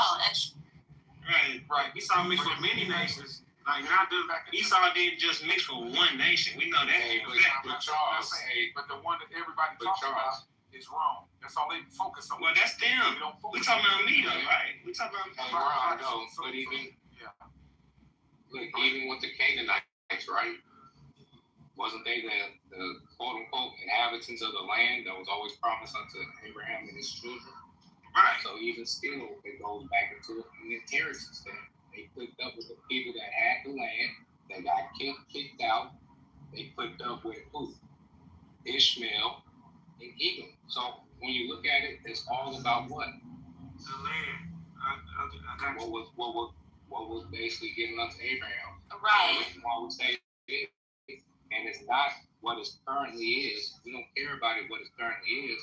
The reason why we focus on the land because we know in prophecy, God said he's going to reign from Jerusalem, right? Ain't Christ going to reign from Jerusalem? And then when God come down here, he's going to bring down New Jerusalem. That's what I'm waiting for. I don't care about the land right now. I want to go to the land when it's time to basically, you feel me, begin that process for New Jerusalem to hit the scene. You got what I mean? You understand? Because when you look at it, that's the whole thing. What we're looking for, what John tried to bring up, we're looking for this heavenly Jerusalem. Our big follower bringing that up. That's in the future when God himself is going to wipe away tears. What we read about in Isaiah. And what we read about when he comes down to dwell with us. I don't care. You see my name, Hebrew. Yes, I believe I'm Israelite. I don't care about no slaves. I don't care about no white man, Chinese man. I don't care about none of that. I just want to, you feel me? Dwell with God. That's it. That's the only thing. And that's promised in the book. He said he's going to come down here. And you know what he also promised? He said he's going to do away with the wicked. And the meek shall inherit the earth. That's what I'm waiting for. Fuck everything else, excuse my Hebrew. Fuck everything else, though. Okay, Imran, I would also like to get your opinion. Yeah, well, meeting the Lions Den, I met Josiah. Josiah was talking, coming from his aspect, coming from the aspect of the biblical lands. Well, I already knew that something was wrong with Rome. It was just something wrong. I just didn't know what. I just couldn't put my finger on it. So I learned about Rome being the fourth beast back in the 90s. So when I met Josiah in the Lions, when I met him, and he the Lord told me to listen to what he's saying. So I just listened to what he said, listen to the things that he said, his pinpoint, and how he nailed it down in Scripture. I said, well, hey, the location is scripted in the Scripture. You can't get around it. It's just you just cannot deny that. Babylon is the head of gold statue. Bottom line, I mean, Daniel is there in captivity when this comes out. So I'm like, man, this is it. I mean, this is the deal. So I'm listening to him. So now what I did was I took his information about the location, and through these years, because that's been years ago since we've done this. Through these years, I've also done my own studies, and I've done my own what do you call it? When you take something and you take the factors of it, you match it up to see the process of elimination. That's what I did. So I took Rome because that's the most popular, and Europe, the most popular answer to the fourth beast. So I looked at them to see, based on Scripture, if they fit the Scripture, what God said to His prophets. They don't fit. Bottom line, nobody. That's why Follow got upset today and wanted to argue and run off into something else and say, well, you saying it's Islam. I didn't say nothing like that. I'm talking about Rome matching up with what the Most High told His God. I mean, Most High told His prophets. So if we all say that we're believing the Most High God and this is His Scripture, we believe what it says. What did He tell His prophet? These are the things that He told His prophet. Right. He told His prophet that that when this kingdom comes up, it's going to have 10 kings ruling at once. How do you know that, Ron? Well, when the little one comes up, he knocks 3 of them down at the same time. That's what he shows Daniel. Rome never had that. Rome never had 10 leaders ruling at once. You can't find it anywhere. I've done the study on it. I've done this in a debate that to prove Rome is not the fourth beast. It can't be. So I just did deductive reasoning, took all the factors, they don't match up nowhere. The only reason why people say it's Rome is because it's popular and they came after Greece. That's all. That's the only reason why. But they did not rule from the biblical land, the area that God is focused on. So basically, that's the reason why. Because I know it's not Rome, but and also in the Lions Den the last few years, we have blood battles in the Lions Den. We all, as even though we're members, we've had that. So one of the battles caused me to go and do more study than we were having. And when I came across the video of Mohammed bin Salman, who is Saudi, and if you take the DI off at the end, you got Esau, if you didn't notice that. But Saudi Arabia, okay? For the Esau, there you got Esau, D-I, Saudi. That's what you got. We know it's made up of Ishmael and Esau. We know that. Ishmael was first because he's the oldest. He's also a part of the Abrahamic line. And Esau is too. So what does Esau do now that he sold his birthright? He tries to get back in, like we just read. That's the most significant one. So he tries to get back in by marrying his cousin. So then they progeny heirs, more tribes, whatever have you. So now, today, they are descendants of Esau and Ishmael, the coming convergence of that. This land over there is getting ready to form this kingdom because Saudi Arabia's leader has stated I said I was going to get that video for you guys, didn't I? Here's the video. Hold on 1 second. The video. I have a question. Okay, we can get it. We can get it. Let's see. Hold on, I'm going to bring this up. I'm going to give you all the video, the title of it. Okay? So that you can see it for yourself. I came across it,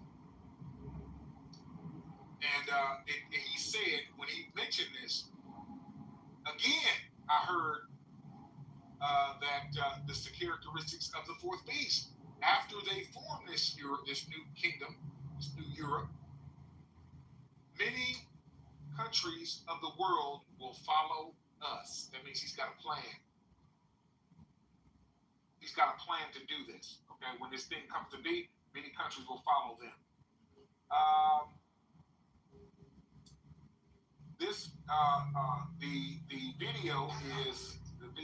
The title is Saudi Crown Prince.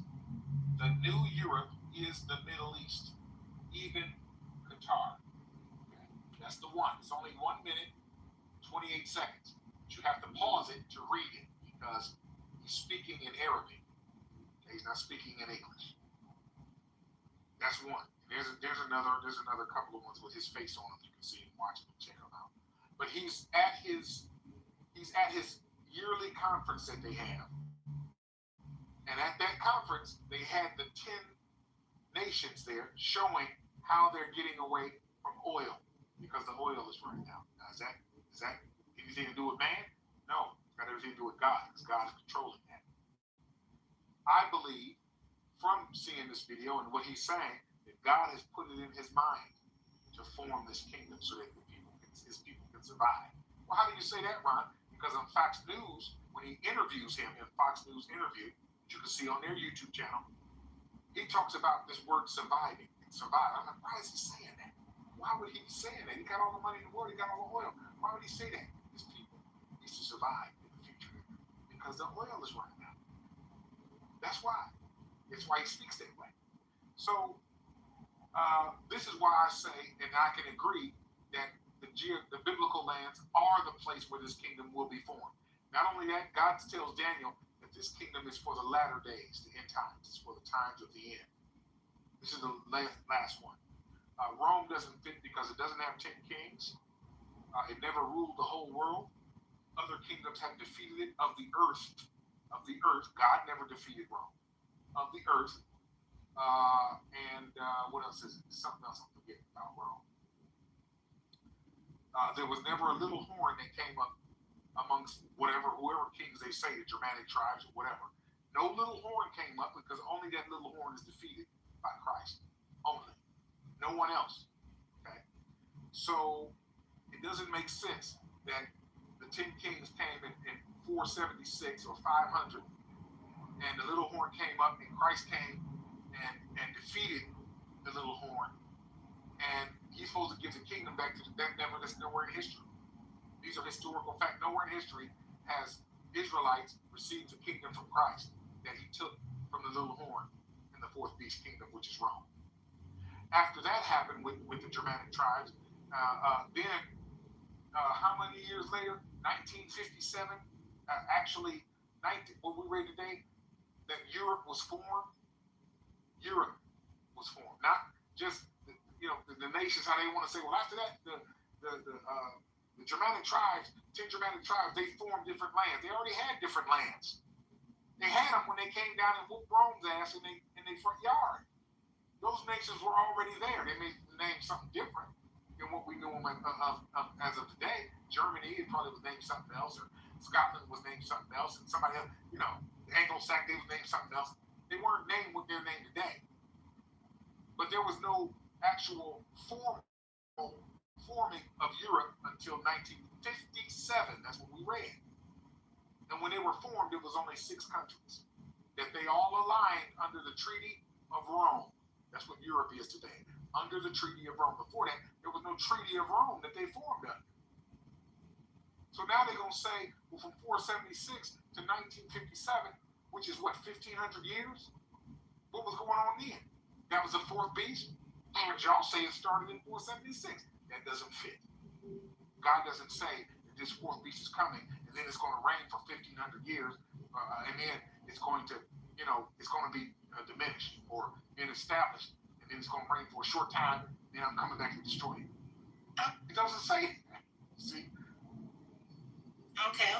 So I heard y'all talking about Esau and all this. I don't know if this is off topic or off subject, But do y'all think that they was like mixing and mingling like with the people in like Iran and stuff, like Rome and all that? Even here, like even in the United States, do y'all think they were still like mixing and mingling? Yes. Because God. No. Israelites. Yes. Calm down. Oh my God. Let me give my answer. I think so though. I really do. No. But that's why you want me to calm down, because you like that soothing ear. No, I'm just asking. Soothing ear. I'm still learning. Please your ear with his crazy lie. Hold on, sir. I'm still learning and I'm still studying and I'm asking for everyone's opinion and stuff. Calm down. Hey, real quick. Listen to this, man. Hey, just let Ron go real quick. I'm gonna read one verse that's gonna shatter all that. And trust me, Enoch, Chosen, y'all gonna agree with this. So let Ron go, and then we just gonna read one. Yeah. Let me. Yes, there was mixing. There's mixing on everybody. Exactly. Everyone mixed. And the Bible shows it. It says, let me show you. Let me see here. Well, I'm telling you right now, I ain't mixed with nothing. So no, I don't think that's necessarily true. You already. I ain't mixed with nothing. Put that curse on your shit. I'm sure there was mixing and mingling here. Like this man right here so goddamn been traumatized. I ain't mixed with nothing. However you want. Ron, can you please speak for yourself? Everybody in front. Don't speak for me then. I'm sure. Don't speak for me. You don't speak for me. I said I'm not mixed with nothing. That's why I said I'm not mixed with nothing. Don't speak for me. Don't speak for me. Let Ron go, Chosen. Just let him, like he told me, Chosen. Like he told me. Now the Bible is, Don't even as it is written, is undefeated. As it is written, is undefeated. I'm about to show it to you right now. Talking about I ain't mixed with nothing. You don't know who you mixed with. Before your ass got go die. Shoot. You gonna act like he know. I'm 100% Israelite. Okay. Anyway, it says, the Bible contains few passages in the King James Version that mentions Israelites having children with non-Israelites. Here are the main examples. Genesis 34, 1 through 2. Dana and Shechem. That's the first one. Numbers 25, 1 through 3. Israelites with Moabite women. Ruth 4, verse 10. Ruth and the Moabite. Ruth the Moabite. It says, and I purchased a field. She asked about Edom. You should be looking at Edom. Yeah, we are. Yes, sir. I actually just gave the information, but I can give it again. And I purchased a field of Naomi and the Ruth of the Moabites, the wife of Mahlon. Have I purchased to be my wife, to raise up the name of the dead upon his inheritance. Ruth, a Moabite woman, married into an Israelite family. See that? Ezra 9, 1 through 10. Israelites marrying foreigners. 1 and 2. And they were left of the people of the captivity there in province and in Judah and Benjamin were there unto the law of God to seek of the Lord of God Israel and to inquire of him. And they found in their records that the children of Israel and of the priests and of the Levites had mingled themselves with the people of those lands and had taken of their daughters for themselves and for their sons, so that the holy seed have mingled themselves with the people of those lands. This explicitly mentions Israelites marrying non-Israelites and having children with them. 5. Nehemiah 13, 23 and 27. Intermarriage warning. Moreover, in those days also saw I Jews that had married wives of Ashdod and Ammon and of Moab, and their children spake half in the speech of Ashdod, and could not speak in the Jews' language. Shows that Israelite men were having children with non-Israelite women, which was considered problematic according to the law. So that's just a little bit of what we can see how people mix. Then when God scattered them out, scattered the northern kingdom out into all nations, we already know that more than likely from then which was 722, starting in 722 BC, that's before Christ, all the way up until now, we know we're going to have some mixture going on somewhere in all these nations. I'm not saying everyone did, but you can't tell me none of them did. From then until now. We cannot even say that. That's ridiculous. Whoever your father is who you are. So if you put your seed, we have Solomon. Correct. The biggest example. Yeah. Solomon had 1,000 women, and none of them were Israelites. Trauma is hell. Ain't no trauma, nigga. That's fact. As it is written, is undefeated. Bottom line. Now, all of them babies that he had when he died, them children, all the women that he had, when they went back to their respective lands with them babies, they took the blood with them. And that one man stood for all Israel. Nigga, you just ain't reading. You just ain't reading what it's saying that the Israelites did. The blood, you are who your father is. They wouldn't have babies. Just like today, if you're an Israelite and you marry someone that's a non-Israelite, whether their skin is white, black, green, red, or yellow, and you have a baby with them, that baby would be considered an Israelite by blood. Because you consider yourself an Israelite. Right? Yes. Yeah. 100%, as it is written, is undefeated. That's why I say, yes, just like Esau did. Esau did the same thing. It ain't nothing different. It ain't nothing different than any other people that claim they're not supposed to mix with nobody else, but yet everybody's sneaking around doing what they want to do. God told these people not to do it, and they went and did it anyway. God, okay? So if a man tells, don't go mix with them, don't go have sex with that woman over there, don't get with them, you stay with your own kind. And not saying all of them, not saying everybody black stays with everybody black, but evidently we're not doing that, not even in America. Mm-hmm. Why? We got interracial people and children and kids. Right. Family. So, I mean, let's get with the facts. Let's cut the bull. It's just a fact. God ain't worried about that. Revelation 7:9 tells us that they got people standing at the throne with white robes and palms in their hands of all kindred, all peoples. He doesn't care about that. He's not thinking about that right now. But no, somehow we still stick hold and grab hold that island. Just real sorry, I'll jump on the deal. It's all mixing everybody. Ron said something very key. I'm responding after you saw it, bro. This is Isaiah 63. Who is this that comes from Edom with dyed garments from Bosra? This that is glorious in his apparel, traveling in the greatness of his strength. I that speak in righteousness, mighty to save. My question, when I'm going to read 2 more verses. Why, if Esau is spread it everywhere, why is Christ going to one location to destroy Edom? If Edom is spreading all across the world, why is he only given one location that he's going to destroy Edom? Next verse I'm going to read is Isaiah 34, verse 5 through 6. Hey, hold on. What verse you read, my man? What chapter? What book? That was Isaiah 63 and 1. And this is Isaiah 34 and 5.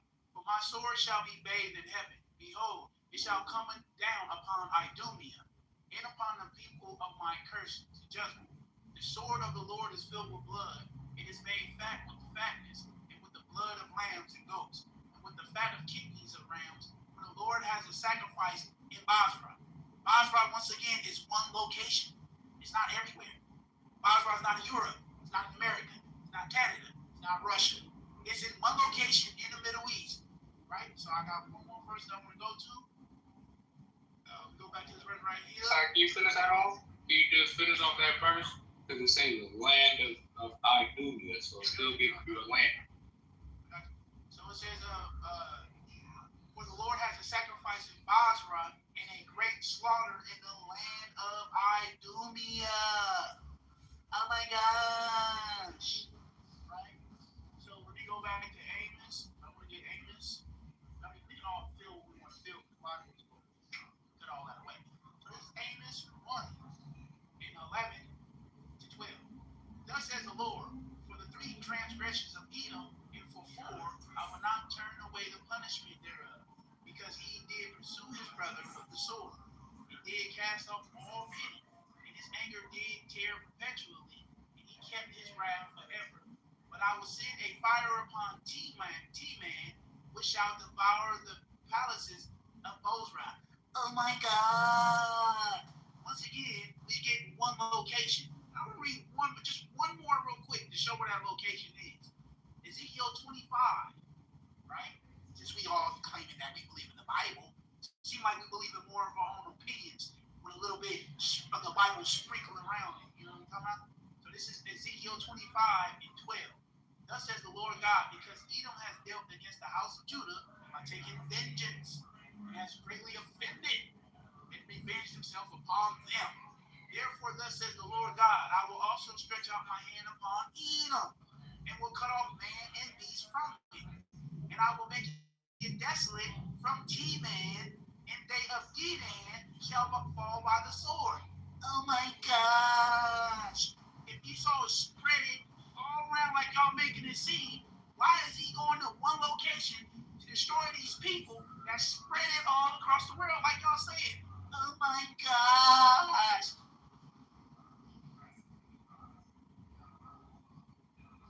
Yo, see, and that's the only thing you're arguing, right?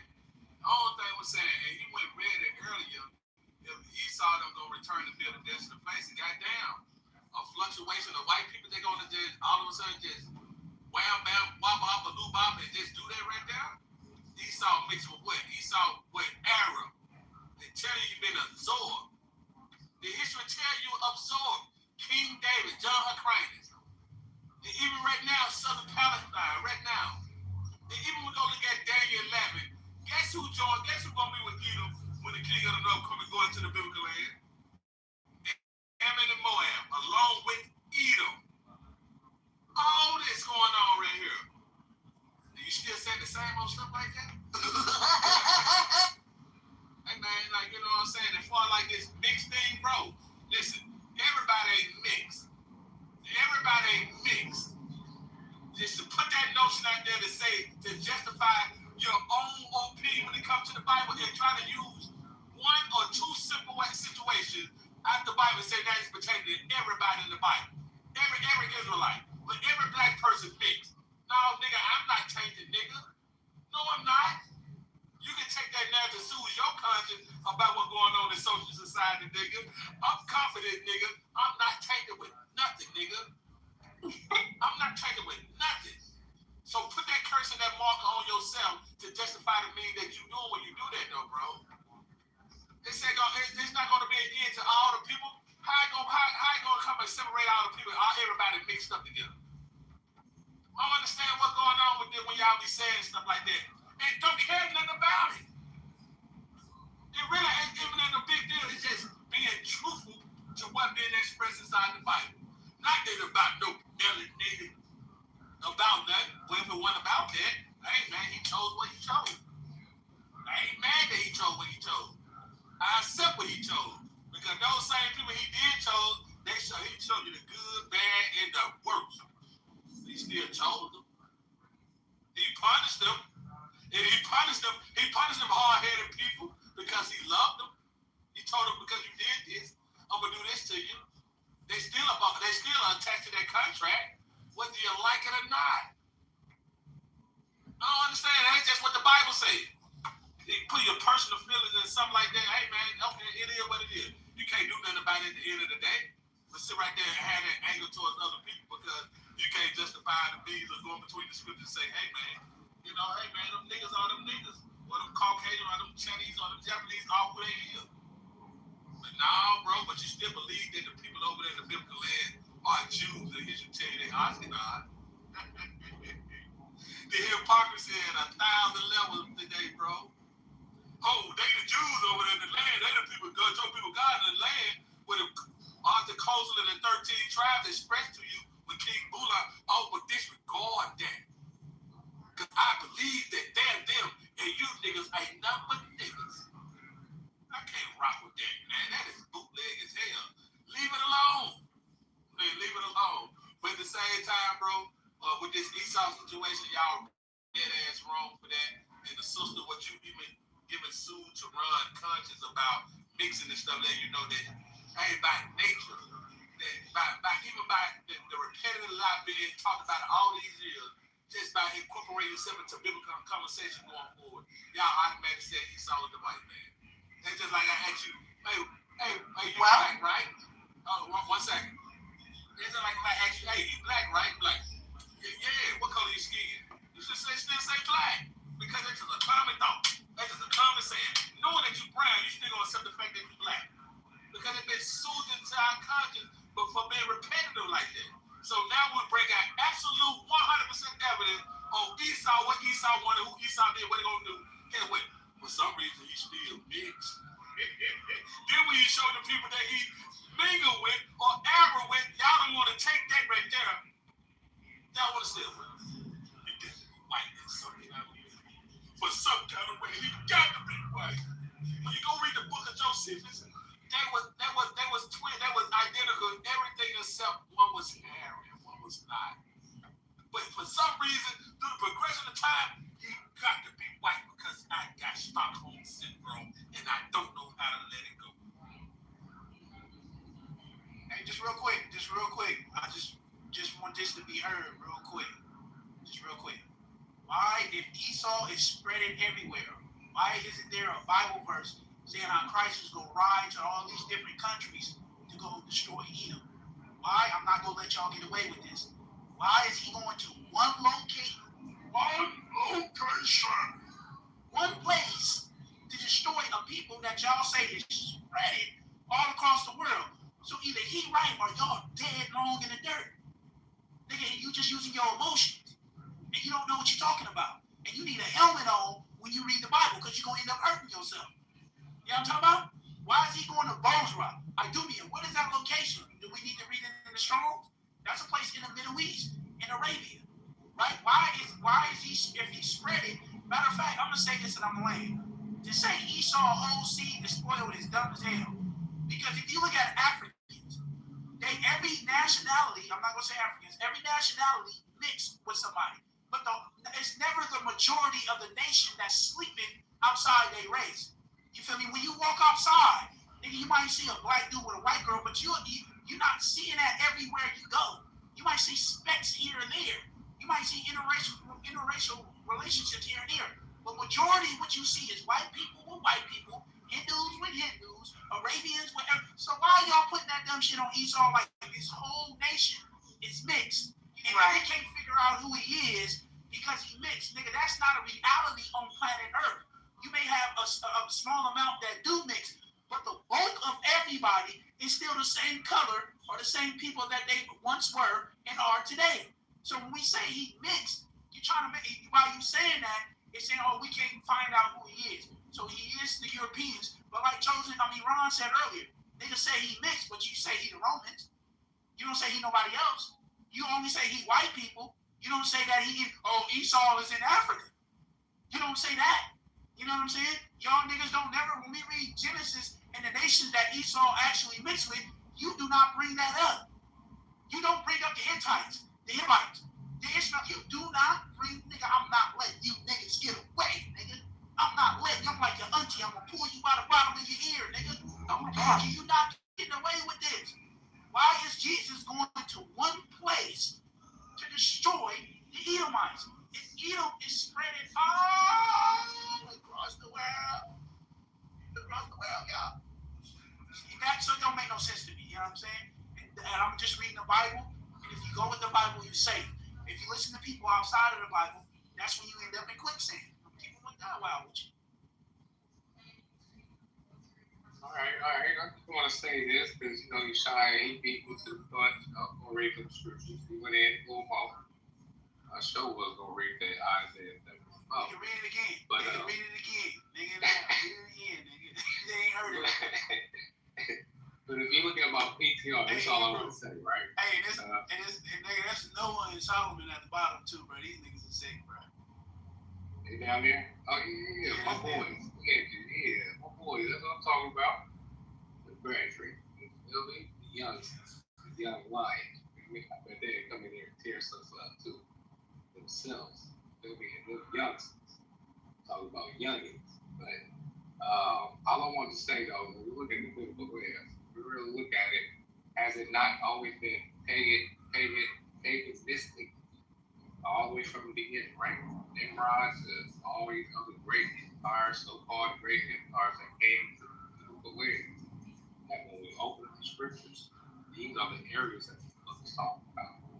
He talks about Europe, Asia, like China, Japan, Micronesia, Australia, Solomon Islands, Filipinos, Hawaii. It's talking about the areas that are basically within this PTR. And if y'all notice, when Christ hit the scene, right? Him and that commission he basically sent his disciples on basically turned this world that's known as the biblical world into a Christian dominant world. Do y'all know that Egypt was once Christian? That's what they call the Coptic Christian. That's where we get the eastern branch of the Roman Empire, where we talk about the Orthodox, where they was actually in the biblical lands to a degree. Not the western branch, that's Europe. Y'all infatuated.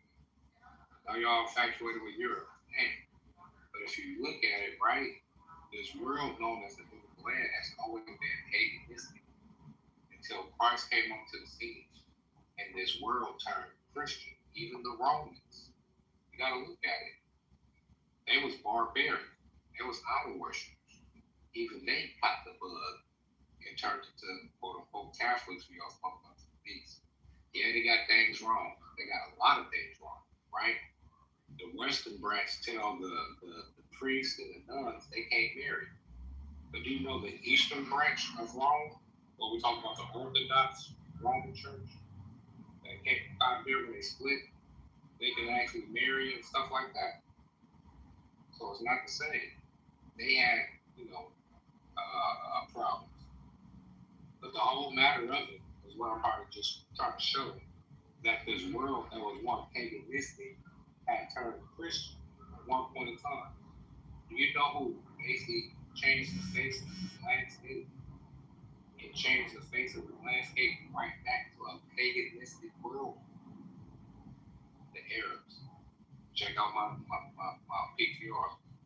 When Muhammad came onto the scene, it was that battery in their back, and the Arab conquest happened. They changed the face of the biblical world, the Christian world, and turned it into an Islamic dominant faction, Islamic dominant world.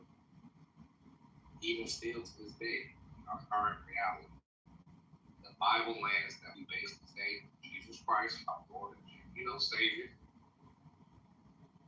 This is the place where he was born, raised, did his ministry, put his boys on, the disciples.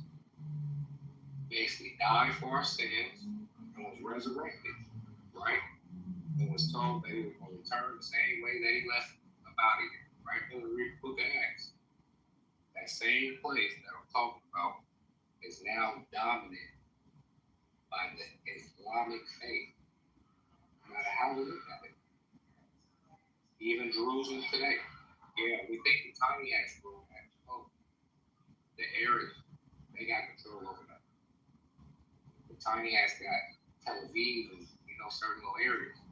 But when you look at the custodialship of Jerusalem, that's in the hands of the Arabs. You gotta look at what's reality. And when we just look at it on the face of the biblical lens, from the Nile to the Euphrates, that once upon a time was Christian. Iran, once upon a time was Christian. Armenia, as one of the only Christian places, as a nation that pronounced itself to be Christian in the Middle East, and they faced turmoil. Look at just what happened with Azerbaijan and Armenia in the last reality. So when we look at it, just look at the landscape, right? That was always paganistic. Christ came onto the scene. I'll repeat myself. He and the commission that he basically gave the disciples, and who the disciples basically put on, and this faith spread, right, throughout the Bible lands. Now it's dominated by what? That's the question.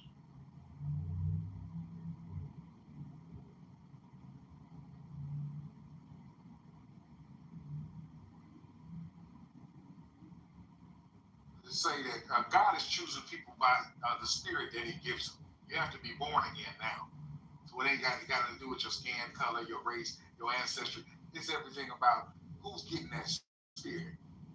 Because Christ stated, you're not going to see the kingdom without being born again, period. So whoever God gives His Spirit to is the ones, that's who He knows who He's going to be selecting and choosing. Because they're going to have His Spirit. He's the one sealing by His Spirit until the day of His Son, Jesus Christ. I know some people don't like that, but that's what it is. As it is written, it's undefeated. Yo, I'm getting ready to shut this joint down because I'm going to lose these replays if I don't. But, I got some final thoughts, so I don't want to cut everybody off. But anybody wanted to respond real quick, whatever the case may be, you can say these replays. It was a good comment. I mean, I hear what everybody's saying. I'm definitely going to look into what everybody's saying, but, I heard Josiah say, we can agree that outside the scriptures, many different sources do say that Esau became or mingled with these European nations. So I agree with that, but we gotta look into the scripture and see what that's saying. So I agree with that. So it was good. Charles, I don't even do this. That's my study on the top up there. If you go to my channel, bro, I got over almost 80-some videos on just the beast and other time. I usually don't even put myself out there like that. But if you want to watch something other than a regular narrative that everybody keeps saying is Roman, because I'm not, you know what I'm saying? Because I used to believe that, bro. I didn't just wake up and just start believing. I used to believe Esau was a white man. Nigga, I've been in this truth. My daughter, 16, finna be 17. I got on the truth when my daughter was 1 year old, bro. You know what I'm talking about? So the stuff that people believe, I came out of that, bro. And I'm not trying to get you to come out of that or nothing like that. But I'm just not a nigga that just be running his mouth from Clubhouse. I actually do work, and I got a whole nother platform that I do work on. If you want to see something outside of what white people represent, because there's no black people on YouTube talking about Book of Daniel. Have y'all noticed that? That the only people that break down interpretations of the Book of Daniel is white people. Bro, and then we saying white man is Esau, is the devil, but then why do everybody that's not devils got the same interpretation of devils? Which is very confusing to me. So, bro, if you just click on that channel is my channel, bro. And I ask my team. I don't usually put myself out there like that. I really don't care at the end of the day. But if somebody really trying to search and look at something other than what was always put in their face by somebody else, it's right there. I'm gonna look into it for sure. I'm gonna click on that right now. I'm gonna look into it and I'm gonna come back. I'm gonna be on Clubhouse. I'm gonna see y'all again on this topic and shit. Y'all brought some good information. I can tell you niggas study for sure. That's a fact. So I'm gonna look into it for sure. All love, bro. When I said earlier, bro, forgive me for that, bro. No, it's good. Yeah, it's good. No, see, then that means you must did something to me. I called. I'm gonna keep on. I called her brother an idiot, and I shouldn't have done that. It's all good. I know. Because Christ said, "Don't call your brother stupid." I'm gonna keep it 100. You know what I'm saying? People may call worse. Hey, but before I close this joint out, if there's a white man saying that the Europeans are whatever, you know what I'm saying? We can't look at that and say, oh, that's white man information. Because if we the people and they ain't, God did say that he was going to pull the people out of the Gentile nations for his name. So there's going to be some to tell it, so I'm just using that scenario as an example. There's going to be some that's going to tell the truth, man. But, it's always been real. Lions didn't always bring it. I need to holler at y'all, man. I'm getting complaints saying y'all ain't, y'all running the stage and letting nobody talk and stuff, man. But it's all good. Peace, love, and hate, grease, everybody. It's been an awesome day. Can I say? I ain't no crazy. No, I'm in the room. No, man, I'm out of here. That's crazy. But it's been up, man. We'll be back. I'll be back open Monday, Sunday. I might open tomorrow. I don't know. But if not tomorrow, then definitely Monday morning. But it's good. It's all I gotta say these replays, man. I love y'all. I'm out.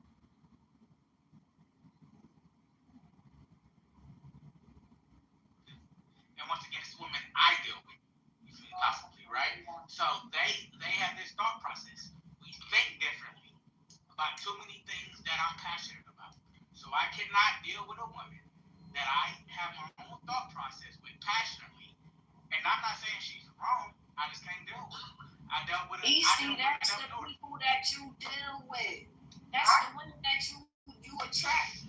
I feel like you say that. I don't deal with it. And you sound like you young. What, you in your late 20s, early 30s? This is the last thing that we talked about last time I talked to you, correct? And I told you the last time. You had to stop talking. Age means Nate Dagger. A person my age, matter of fact, a person a little bit younger than me is smarter than you. You only know what you was taught. I know what I have lived and what I got out with. You have this thing of bringing up age. We talked about this last time. I wasn't able to. Hold on, give me a second. Nobody but you. Last time, give me a second. Give me a second. Last time you said, give me a second. The last time you said, I'm not bringing up my age to make it a thing that I know. Okay, so stop. What I said. Let's talk in it now. Talking it now.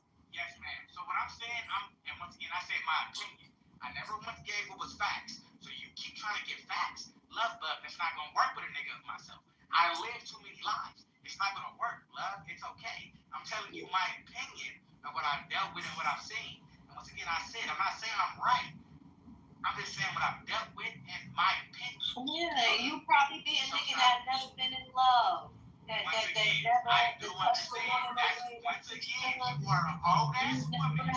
Once again, you are an old ass woman that is unmarried, right? So when we speak this way, then I'm gonna speak this way. It's okay. Yes, ma'am. You cannot know. It's not no you do it. You are not that nigga that's going to fall in love with anybody. Ma'am, please, ma'am. Oh my God, none of that. Please, ma'am. You can't. And all you can say is ma'am. Yes, ma'am. That's all you can say is I'm ma'am. Yeah.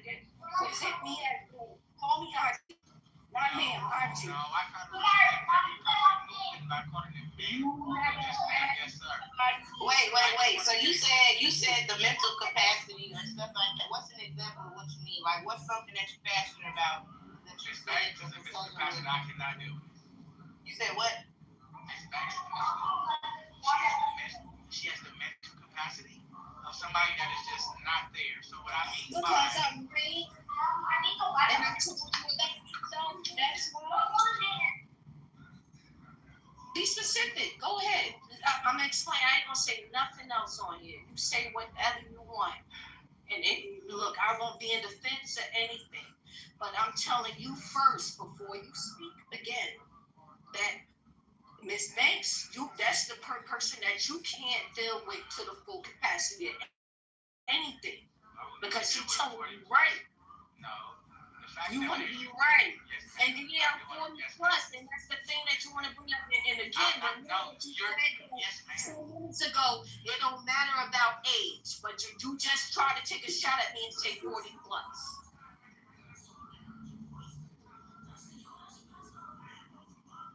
So what I was going to ask you was that, I think that was you thinking. So what I was going to ask you was I've seen people in the South, they have this ideology that I cannot deal with when it comes down to speak about things in life, right? It's about politics, which I'm very big into politics. I'm very big into this. I'm very big into that. So I have dealt with like a couple of people in different places to where they think different. They talk about they could be living in Minneapolis, they could be living up north. Everybody was taught different. Everybody lives different, and that's okay. I'm not knocking nobody, but what I'm saying is I can't deal with certain people that think a certain way. People that think that this is okay because this not going on right now. I think we deserve everyday movement, right? We deserve everything.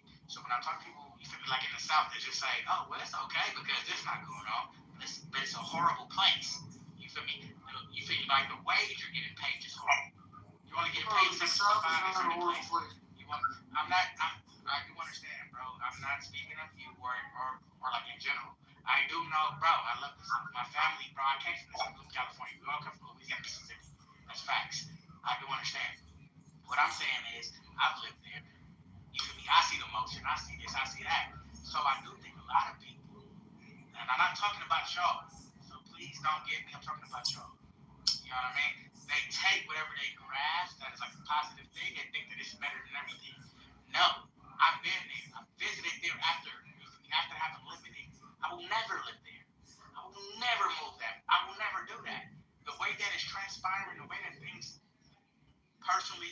I've seen and should be happening, I'm good. I'm going with y'all because it's better. Nobody's better in the program. Nobody has to deal with this. Nobody has to deal with that. Said you never had this shit. Please, ma'am. Please, ma'am. I get it. If you don't think, yes, ma'am. But that's all you gotta say. Yes, ma'am. I've never had Because shit you that keep you had. explaining, you bouncing from one thing to another. I thought I bounced from one thing to another. You do worse than me. Okay? You never had the shit that we have. Just say you haven't had a heart. Just say it was somebody you ain't never had nobody to touch your heart. Just say you ain't never had no home cooked meal from a real woman, not a real bitch, a real woman. They never rubbed your head or rubbed your feet or rubbed your chest or rubbed your head at night and said everything's gonna be okay, nigga. You ain't never had that. So you trying to talk and pinpoint around a whole bunch of shit that ain't even the answer to the question. Did you have that? No, you did not. You didn't have it. You don't. The farthest that you went is Mississippi, nigga. The farthest that you went from Cali is Mississippi. You ain't been in the Midwest. You ain't even been to Colorado. You ain't know the bitches like me that transitioned and was in Charlotte, North Carolina, and knows how to treat it. Wait, what My mama transition? Transitioning from north to south. Transitioning from north to south. That's what that is.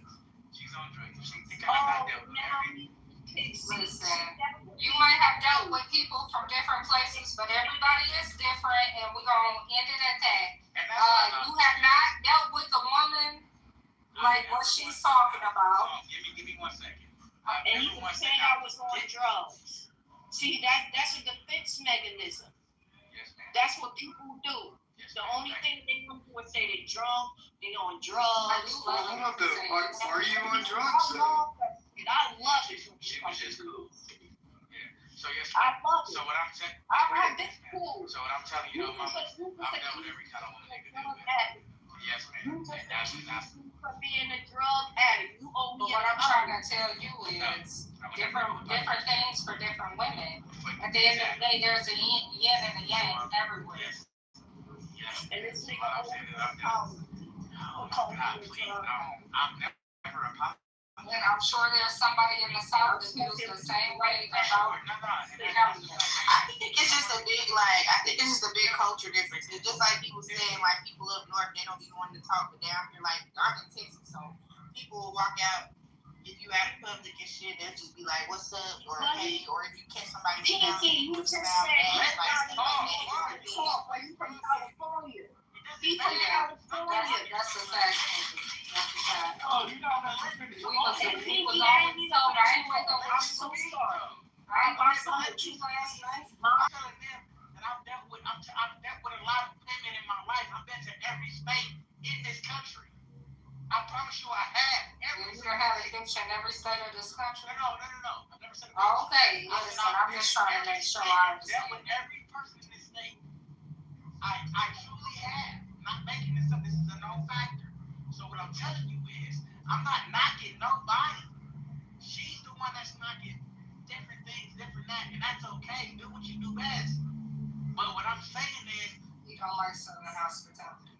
I'm never saying that, love. I'm talking shit. I don't know why you saying that. Like, what you think is for you. It's not for us to understand. You still live in the defense mechanism, nigga. You lost with this. Nah, I think it's just different cultures. It's different.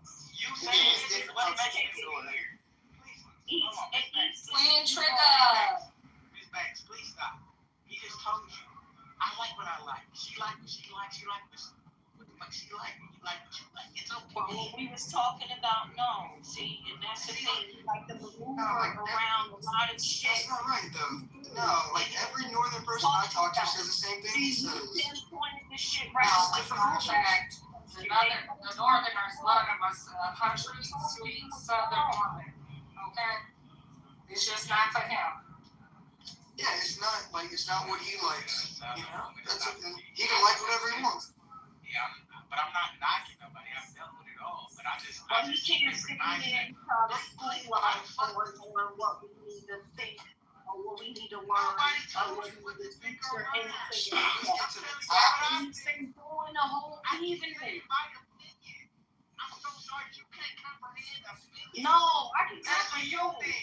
You say so if it's your opinion, why do you keep trying to explain it? Let it go. Can we shift this conversation to anything but that? Man, I want to talk to somebody that voted for Time go back to the time go back to Time go back to I forgot to change the fucking clock. So change your clocks on your stove, on your microwave, all that shit. Everything will change automatically, right? Like your phone and all that shit. But yeah, time goes up tonight. At 2 o'clock. Losing an hour. We springing forward. Yeah. And spring is 2 weeks from yesterday. So spring is on the 20th. You know too much. You know too much. I don't know enough, baby. I'm just here to learn. That's all I am. I don't know enough.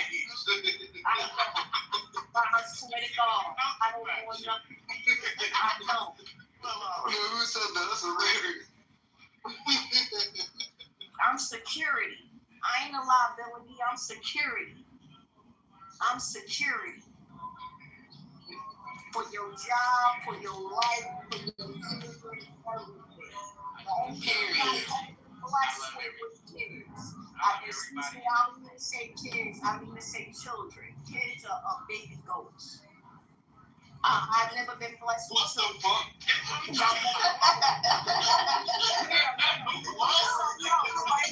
See how what other baby goats get into this? Real niggas is in the building. Real niggas is in the building. Pinky, that's my nigga. Do you know? This is my homegirl Pinky. We just met. She from Dallas, Texas. Oak Cliff, America. she's so pretty. That's my hood. That face, get that shit understood. What? They say, what's your phone? What? Tell me if you're good. What? You know what I'm talking about? Yeah, I used to stay in Oak Cliff, right off Ewing. I used to do Ewing. Okay. I'm the Ledbetter, baby. Yeah, right over there by right. See, I used to kick it. I used to be at all the Highland Hill project picnics y'all used to have out there. Oh yeah. Well, I ain't that old, but yeah. I'm old. That's a fact. I love that. She said, "Why ain't that old?" I'm a youngin' man. I'm 26, man. Hey, do us a favor, 26-year-old. Follow the crib. Can I ask you a question, though, Pete? Follow the house. Go up to the top where it say Q&A and become a member. Oh shit, I'm new to this shit. I don't know how to do all that. Hold on. That's okay, girl. We finna teach you. Right, let me see. Wait with the outside. Oh shit. Follow them. Oh, I see y'all about to say, okay, the road work out there, though. Pinky, good? Like, what's up with the traffic out there? When y'all about to get done with, like, all that road work? Man, everybody and their mama moving to Texas, bro. Traffic gonna be big. Nah, fuck traffic. It's like the construction. Y'all keep trying to fix shit. Stop fixing it. Just get it done. Man, they be hiring these lazy ass. Nah. What it is when you, but Easty, you know how it goes. It's a city. I lost 2 judges this week. So what happened with the elections? I'm sorry, I didn't mean to cut nobody off. Oh shit, that nigga, some white man named Talerico won, but I seen one clip of him talking about trans children or God's children. I said, what the fuck? Oh man, who was he talking about? I don't even know. I don't know nothing about that nigga. Honestly, truly, I ain't gonna lie to y'all. I'm a odd nigga out when it comes to politics. I don't be following into those social media games and shit. I'm in the politics, and I was on another stage. That shit my feelings. I really be talking. Y'all hurt my feelings. I was gonna say when it come to road work, they drag it because it's funded by the state. Yeah. So they drag it. They drag it. Is it because they make more money by dragging them? No, exactly. Well, the concept. Wait. Can I say something? Yeah, go ahead. All right, so I used to do ironwork. I used to build the highways. Like you said, it's the contract. And they might put a contract in for 10 years. You know what I'm saying? And that highway will take 10 to 12 years to get built. And they know it's going to take a long time. You know what I'm saying? That's how the union workers keep their jobs. That's how the union workers. Go ahead. Yeah, but like in Houston, somebody was calling. My fault. No, that was me. I was gonna say, is it like, okay, because they do have to shut it down at certain times. You can't shut down this section. I know I want to go through the fucking. Don't even matter. I'll forget the number. But I had to go through it, but it was shut down like on the weekends. I had to go to the route. It took me a crazy amount of time to get through that shit. That was recent, right? Yeah, no, that was just recent. I swear to God. Yeah, they closed that down because they was working on they was working on the highway. I think they go into like downtown. That shit was but I saw it on my shit, but I'm like, nah, it's probably not closed down on the weekend.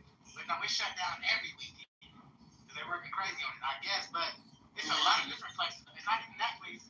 It's this place, that place. Well, I was gonna say in Houston. In Houston, I know it took them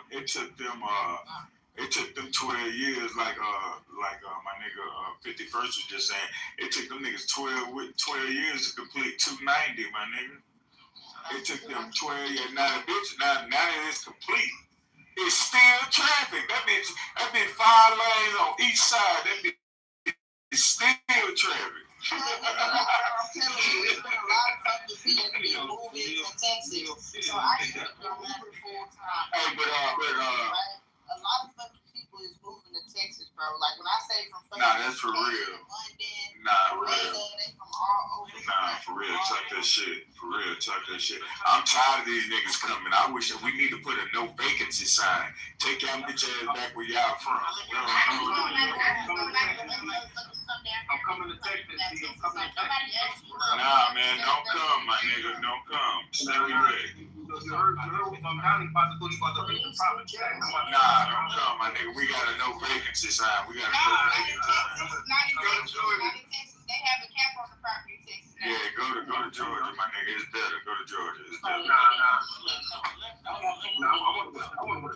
come to Houston. Who said they coming to Houston? Stay ass where you at, man. We can get I'm coming to Houston for the weekend. I'll tell you what.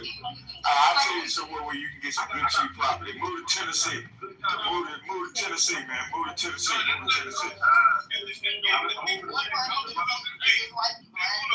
What up?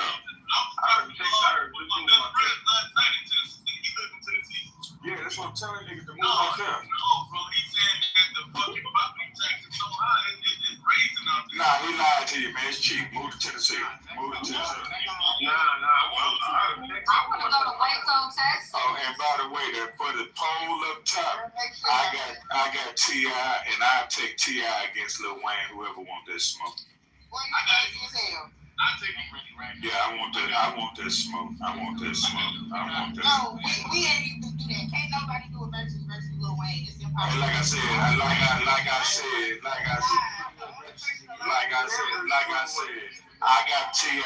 got T.I. and whoever want that smoke, I'll take that smoke. I want all the smoke. We can go song for song. Let's go. I want smoke. I got songs right there. Oh, dude. Nah, cause I'm tired of this shit. Lil Wayne, Holy Weed. We're just gonna start with that. Lil Wayne, Holy Weed. I voted for Lil Wayne, but I'm curious what the other side says. I ain't gonna lie, I'm not a T.I. fan. Don't get confused. I don't fuck with him like that. But I think if you give me 7 songs and you take 7 songs, I smoke your boots. That's all I'm saying. Oh no, baby, we can go ahead to the first song.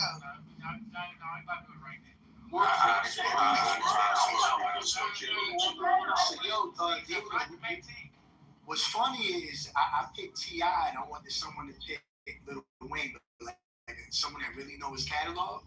I know what's going on. Okay, so you went with Lil Wayne, you went with T.I. too, okay.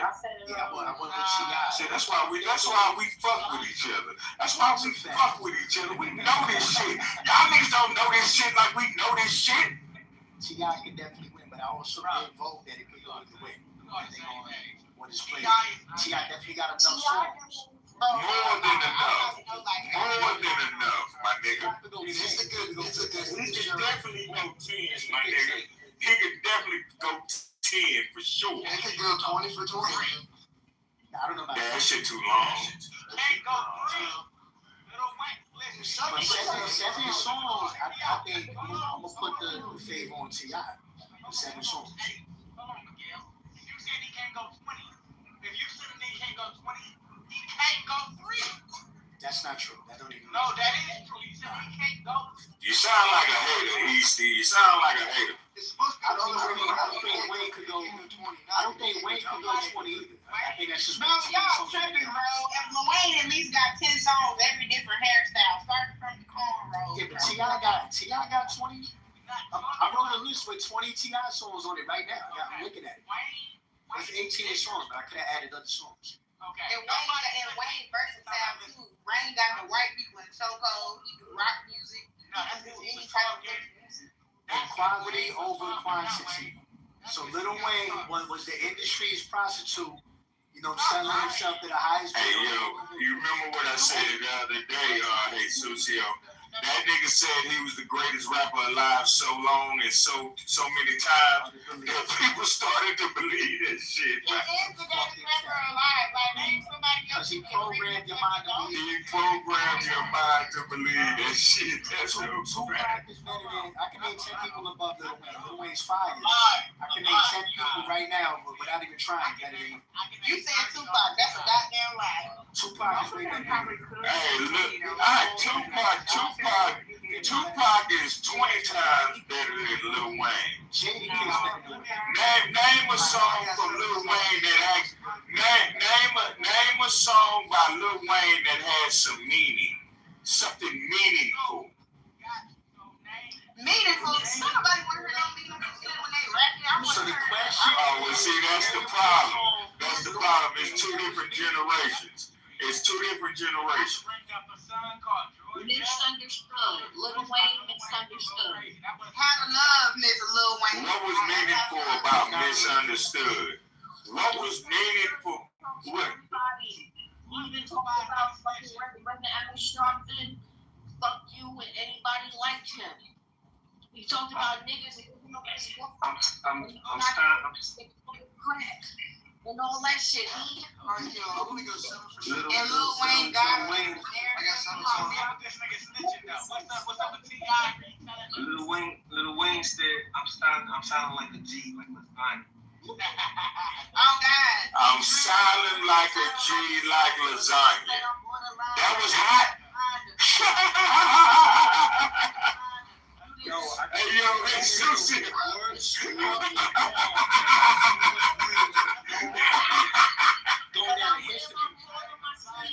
I'm silent like a G, like lasagna. I'm going to Did not make this shit up, but Hold on. Can I ask y'all a question? Like the whole room question. What makes T.I. able to speak the way he speaks? When things have transpired. the hell of a vocabulary. Could someone bring up BT? I think he's trying to come up on the stage. And everybody with a pink ticket, if y'all could please follow the house. Hold on, y'all. But what gave T.I. that ability to speak? Like he's smart. He was saying that nigga was reading. He was reading. But y'all do it, y'all. I mean, we not gonna. We not gonna make it. But Lil Wayne ain't no gangster either though. Lil Wayne ain't no gangster either though. Lil Wayne is a nerd bird. He ain't no gangster. Come on, man. That's a fact. That's a fact. That's a fact. I think back time you street nigga, they money. No, that's the truth. Nigga, Lil Wayne is a rapper. That's it. Always been a rapper. He been rapping since he was 11, my nigga. You gotta remind yourself, bro. When motherfucking T.I. went to jail, bro, he went to jail for guns for his neighborhood. He was giving them guns out to protect the block. That wasn't Lil Wayne. Ain't never did no shit like that. Remember, Lil Wayne had a thing against his own people. Remember, he was a little kid. He got shot, right? He shot himself. That saved him where he was at was white people. They overlooked him and they came in his house. They did a raid in his house. I don't know what happened with that. He said it was a white cop. He said it was a white cop that helped him when he got shot. About the black lives, the shit, none of that. He don't. I don't care what nobody does, but we're talking about when niggas start acting too tough. When niggas start acting like they bigger than the program. When niggas start doing this. We have this nigga on video in court. I'm not saying he's wrong or right. I don't know. I was not in that environment. He said, yeah, this transpired. We have niggas on Crime Stoppers Atlanta doing this, doing that. Who's right or who's wrong? Yeah. Hold on, let me get done. Right. I don't know what's wrong or right. I don't care about that. I know that niggas in my section, now that's right. Congratulations, he did right. If he wants to stop violence. But don't be talking about doing this and the third. When you get caught as a felon with all them guns, y'all all old as fuck. Y'all know. Oh, 31. Yeah, I'm 40. Hey, nah, but you know what? Hold on, let me get done. Oh, you long-winded. Please, I know, I'm about to be done. I'm sorry. Boom. Get caught with all that shit. Then boom. He's free. And then boom. He's talking about, tell them niggas in Atlanta. Do this, do that. If you portray that, if you rap that in your music, if you do this and do that, how is that a possibility? That's all I'm saying. He did tell on a dead nigga in Atlanta, say he did that shit. Well, you know, he did. About that now, he did. The nigga dead. But he also said that he didn't really do that. He was just fucking around. He also said that. I never saw the paperwork. No, I'm saying I never saw. Downloaded. He said all that shit. He did. It's on a video? No, ain't no video. No, it's PDF. No, we don't want to see a video. We want to see PDF. It does not matter what he did. They want the betterment of his people. Him sitting in court on camera is just as good as a PDF. All the PDF is typewriting what he's saying in front of your video. Yeah, that's the typewriter in I forgot the name of it in the courtroom. But it is. Whenever it's CR at the top, that's what it is. But if he actually did that, that's it. TMZ at corner. He hot on doing that election.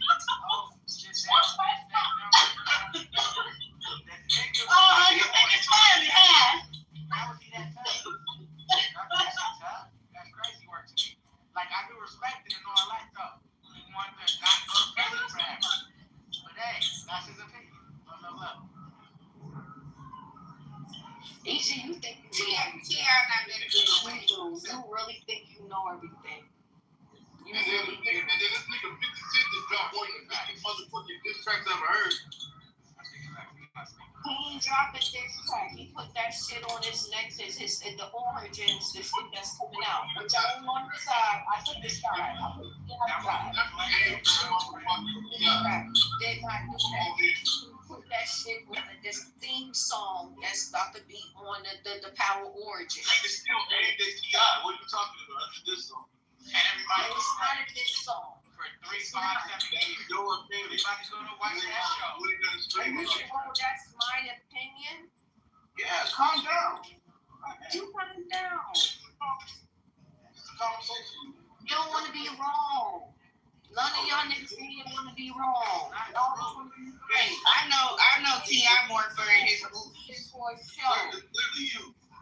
He wouldn't even do a versus with T.I. So why would he talk about this? Because he said he was a bitch 5 years ago. I'm telling you this. But what's the I don't care about static or full stop? Nobody cares about him. I swear to God. Personally, I know. Yo, can go see T.I. or Lil Wayne? Or you think Wayne all the way, man. Wayne easy? Yo, everybody in their mother saying Wayne. Wayne. If we talking about a versus, You not gonna keep up with Wayne and no verse. oh my God. There's nobody love his living on this mixtapes. earth that's alive except for R. Kelly, who probably hit for him, but they two different categories. R. Kelly is such my But if we just talking about rappers who can go up against Lil Wayne hit for hit, but You sit inside of a room full of New York. You sit inside of a room full of boys. They gonna argue with you. I mean, they probably would. I think y'all sleeping on T.I. heavy. I think that y'all. No, I'm gonna tell you his mixtapes. Y'all fuck with his mixtapes. You can't take a mixtape song and put it against a T.I. hit. He's gonna lose that round. If you take a Wayne mixtape, and then y'all forget, right? This another thing that's clouding y'all judgment because he hopped on everybody's fucking song for the remix. You can't use those in a verse. no, we ain't gonna do that. Because after Lil Wayne hop on your remix, it's no longer your song no more. I'm sorry. But you won't be able to play it, or that shit'll be a DQ in the verses. How about this? How about you do a mixtape, Lil Wayne versus album T.I. since you think Lil Wayne mixtape can't fuck with T.I. album? I got one dedicated to vote all day long. Nah, be fair. I'm gonna be playing some of the biggest hits. Dedication to vote and dedication to vote all day long for Lil Wayne to kill any album. Don't forget the No Ceiling. What the fuck? Oh yeah, no That shit ain't gonna work. Sorry for the wait. Come on now, this nigga got too many songs. Right, I can't feel my face. I can't feel my face. This mixtapes are out. Well, y'all can use his mixtapes. Look, when we do the verses, which we're probably doing maybe Monday, Tuesday. Look. I got Wayne, bro. So it's Monday, Tuesday? So hold on. 51st, man. You still on the first one? I'm retired. All right. I'm about to go through my shit. I thought it said Thursday. Yo, 51st, for the record, you see Easty, he said he wanted to work with a team to create his list. That tells me that he knows T.I.'s a fucking. No, it's not. It's the fact that I know what I like. Niggas like different shit. You know And that's the same thing that applies to T.I. I know what I like. I know. Like, whoever these teams. If we don't have to I get you. I'm going to be working by Teams myself. will be good, though. Okay.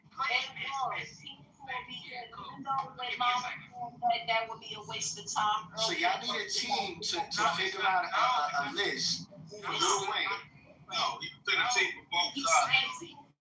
I would never go with a team. I would do the shit over. Okay, but that don't mean everybody like that. That's personal. No, but we've been so Easty. Just so that you understand, Easty. We've been doing this for a while on here. Nobody has ever worked with a team.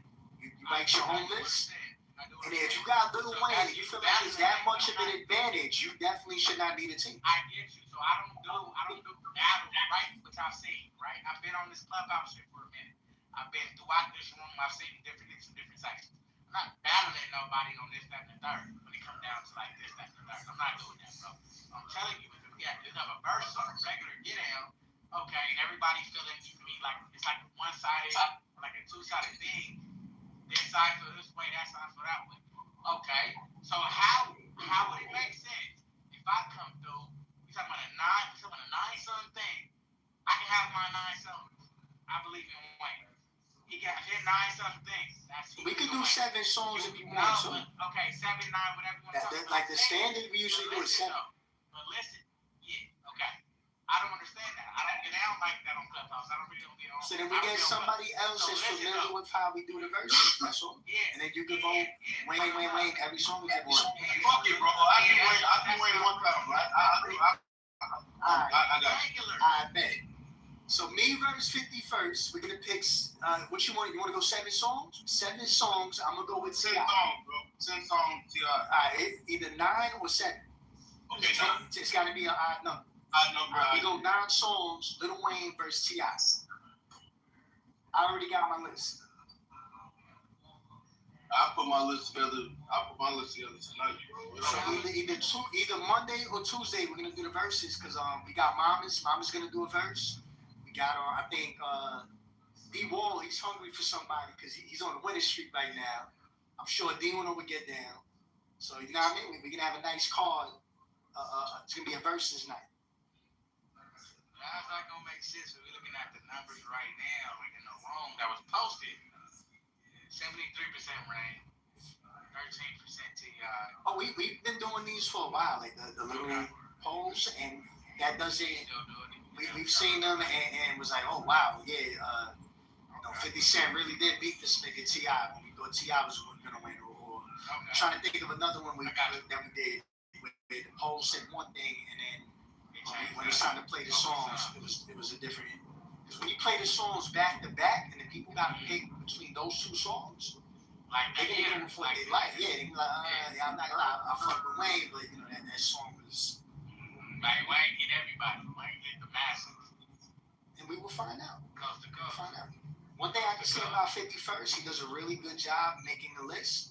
So he's going to be a very good representative of Lil Wayne. And that's all I need. Okay. I'm gonna give a nigga their money worth. The only thing I just ask everybody, vote honestly. Don't vote because it's Wayne. Vote because you feel like that's the song you like better that was played. It's always about the music, bro. And I feel like now let me say this. Okay. With the battle yesterday, I felt like Pusha T bars wasn't solid enough to keep up with Freddie Gibbs, you know what I'm saying? But because Pusha T is a more popular rapper, it was given to Pusha. You know what I'm saying? I always pick the underdog in the battle if you pay attention. I don't never pick the nigga with the, you know what I'm saying? I pick the nigga that everybody gonna be like, oh, no, that's who I want because I know that nigga be fired, that who they talking about. Had some good songs. Yo, 51st, yesterday I gotta say, because I'm not too familiar with Freddie Gibbs. Yeah. And I don't know a whole lot of Pusha T songs either, but I'm more familiar with Pusha T. Freddie Gibbs got some fucking beats. His beat selection is nuts. He does. He got some shit, bro. He got Listen, T is like with Action Bronson and all that shit. Yeah. He does. Check out his Alchemist album, bro. The Alchemist. It's called Alchemist. No, it's called Alfredo. It's called Alfredo. Yeah, Alchemist. By him and Alchemist. Alchemist did a lot of albums together with a lot of people. Yeah, 1 and 2. You didn't with him with Erykah Badu yet? No, you didn't. With Alchemist? The man that was just talking about Alchemist, yeah. Look that up. But if it come down to a versus, that's where shit get weird now. No, it's not. I'm talking to the man. Let me just talk to the man. Not weird in the wrong way. I'm just saying it get weird because everyone's talking about opinions. That's all that is. Like you think like a Freddie and a fucking Pusha T. I'm gonna take Pusha. Yeah, everybody. It went down. It came down to the wire, bro. 3-3. But it's gonna be Pusha. But Freddie is amazing though. He's next level. That's right. Lyrics. That's great, bro. That's different. That's a whole nother different. Bro, I came. There was no way. I understand that's Pusha, and the reason why I feel like Pusha won, besides him being pushed, is because his beat selection is a lot of Kanye, a lot of years. No, it's not. His lyrics is awesome. His lyrics is freaking awesome. Ain't got nothing to do with beats. It don't. That's everything. And now it's coming back into the scene, like it makes it, oh my God. Not saying it's even better, but it's oh my God. It is. Who's the biggest rapper since 2023, 22, 21? Who are the biggest rappers since 2020? Lil Durk. No, you can easily say Lil that. Durk is You can correct. say No, Lil Durk. no, that's not And easily you got said. my last name Banks with that That's shit. not easily said. That's not easily said. When it's not a lot of rappers out there that actually rap. We love rap. We don't love That's harmonizing. You're I would harmonizing. say Pusha T. Impossible. The biggest It's not. artist. It's been out since. Look up this Wait shit. for that. He's versatile. Listen. So we have 3 rappers. That's all of that you think that. What's the 3 rappers? We've been having 3 rappers for years now. Now we have What's the 3 rappers? Oh, 3? Oh yeah.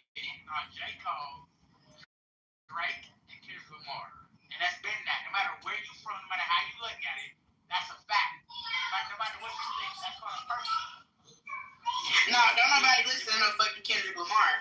I do understand that you don't get out with that because you love somebody. I listen to Kendrick Lamar. No, I don't listen to Kendrick Lamar like that. I listen to that nigga Happy Birthday. I do. Now, when he first came out, don't get me wrong, he was And I'm from North Carolina, and then I said that I would say, if I'm being biased, I would say J. Cole, but I'm not. I ain't gonna lie, I love J. Cole music. The thing is, we being from where we from, we don't care what nobody listens to. We're still selling everything in motion. Because we're one of the biggest outlets for everybody to come here. They either come here or you feel me, or they go to New York. Nowadays, let's go to Chicago. You can't go there. You gotta be there in like a real way. It's only 3 like little real hubs to do what you do in real life. Listen, you just have to have a cult following. No, That's it. no, it's not a You cult have to have, following. yes, you have to have a cult following. You do. Yes, ma'am. Yes, To ma'am. everybody. Okay. Yes, ma'am. So now we're talking about. To everybody. You Yes, don't ma'am. make See, no like you just want to be right, like he just said yes, and you still press the issue. I'm And telling her yes, ma'am. no, I'm talking to her, bro. Like, Yeah, no, I know. you know what I mean? Like, you won't let up. They don't. None of them niggas go to clubs. They have followers. They do. You never gonna make no money in the United States. I don't know. These niggas are richer than all the niggas that y'all No, believe in. you're not. You never make no money in the United States. And around the world, that's different. Why you think it's all these different groups getting back together? It's not one group that makes more money than the biggest 3 that was spoken about. We didn't say that. Wait, I didn't say that. What the hell was said to you? What We're is talking that? about money being bad. I make a lot of money. Like we talking about. And nigga, who asked you about your pockets? I ain't fucking watching you. Rappers. You're bringing up. No, you said I make a lot of money. You What are you talking about? I don't care about nobody here. You talking about what are you talking about? You're right. Or anything, I can keep like, and I'm taking a phone. Farmers. Oh my God, thank you. No, you're right. So like I was saying, Joe, you 51st. Yeah. We only have 3 of the biggest like real life hip hop artists. Right? Like real life rap. And they have the Let him speak. Yeah, I ain't gonna let me speak. You've been doing nothing but listen. I don't. Sit your ass down for a minute. I think you got this confused right now. Alright, so like I was saying though, Biggie and 51st. Now these are huge artists that have been doing anything for a long time. We have smaller artists right here at the same to this day, but they don't give them like the knowledge of it. There's a lot of great rappers out here right now. A lot of great. And you just gotta understand it. You gotta feel it. And like to me, it gotta be a vibe, right? You feel me? Like I love J. Cole. But I can't, like, I'm not about to listen to J. Cole on some, I can feel this shit, right? Like, I can feel it in, like, you feel me, like, I dealt with it. But J. Cole is my top 2. I think it's that, like, right now, it's that, Cole, Drake. People be like, oh, how can you go for I'm Drake? a Drake fan. I'm a Drake fanatic. Yeah, cool. And I love Drake. Yeah, I like Drake, too. I just feel like Kendrick Lamar, after he got into it with, after him and, what's his face had that little shit, that's when people started really, like, just paying attention more. But I stopped listening to Kendrick Lamar years ago. Yeah, but you See, but I fuck with Kid Champion. I fuck with Kid Champion.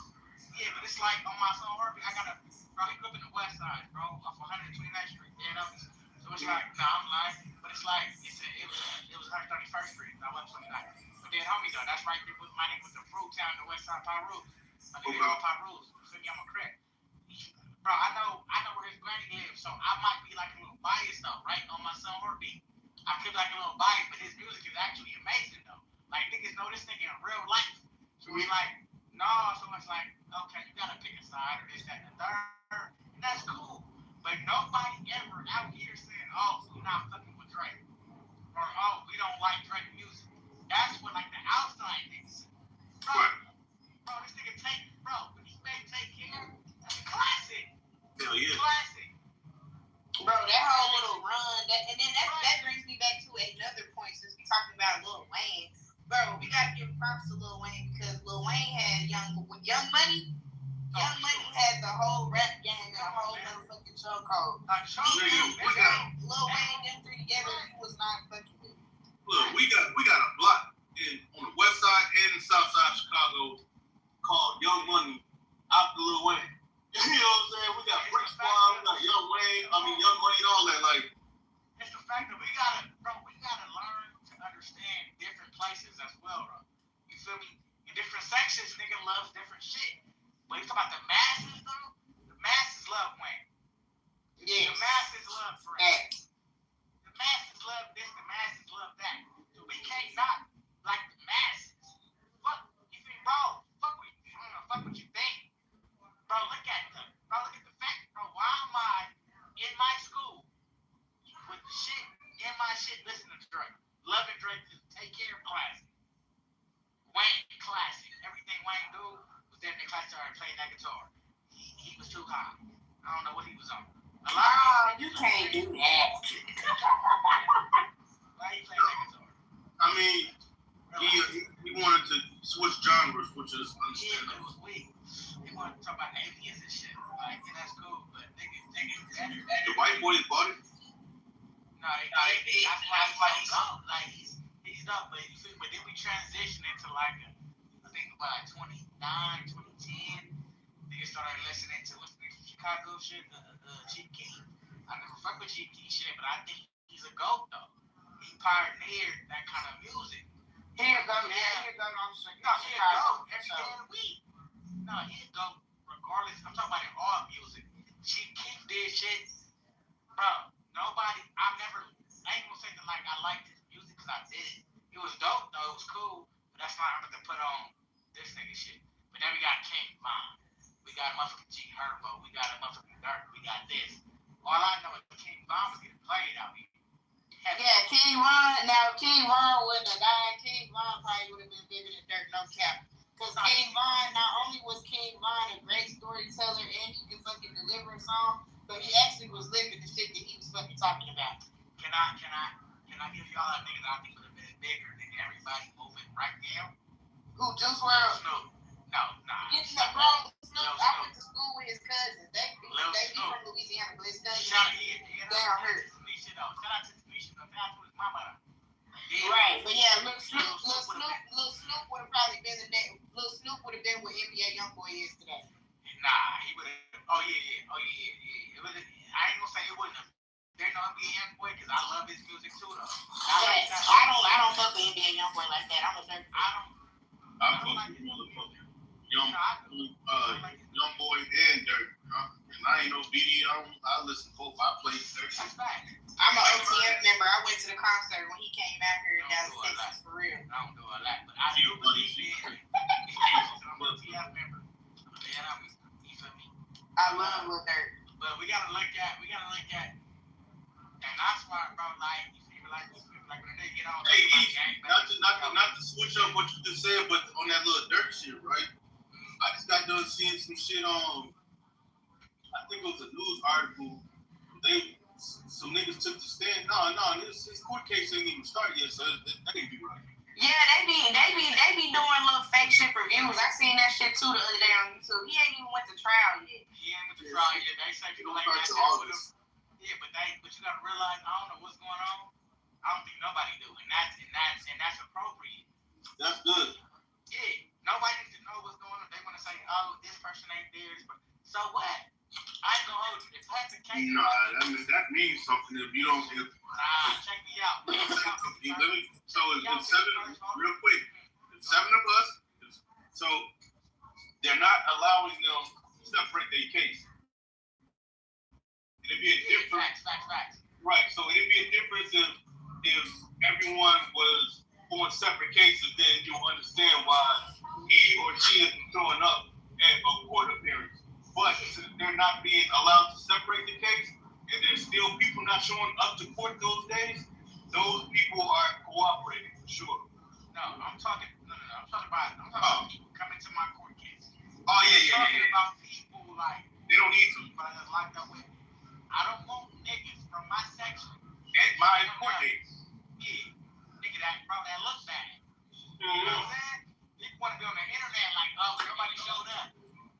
Nigga, I don't want nobody to show up. Let me just show me and my family. Let me just show that. I don't need the homies to show up. Yeah, gang bang. Yeah, that's cool, but don't touch my door. Like you trying to grab my door?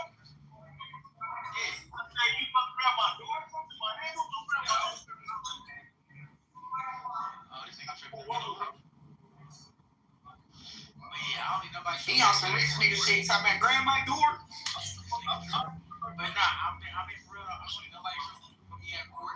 None of that. Because I'm trying to plead my case and be innocent. I don't need the homies to show up like, oh, he's innocent. No.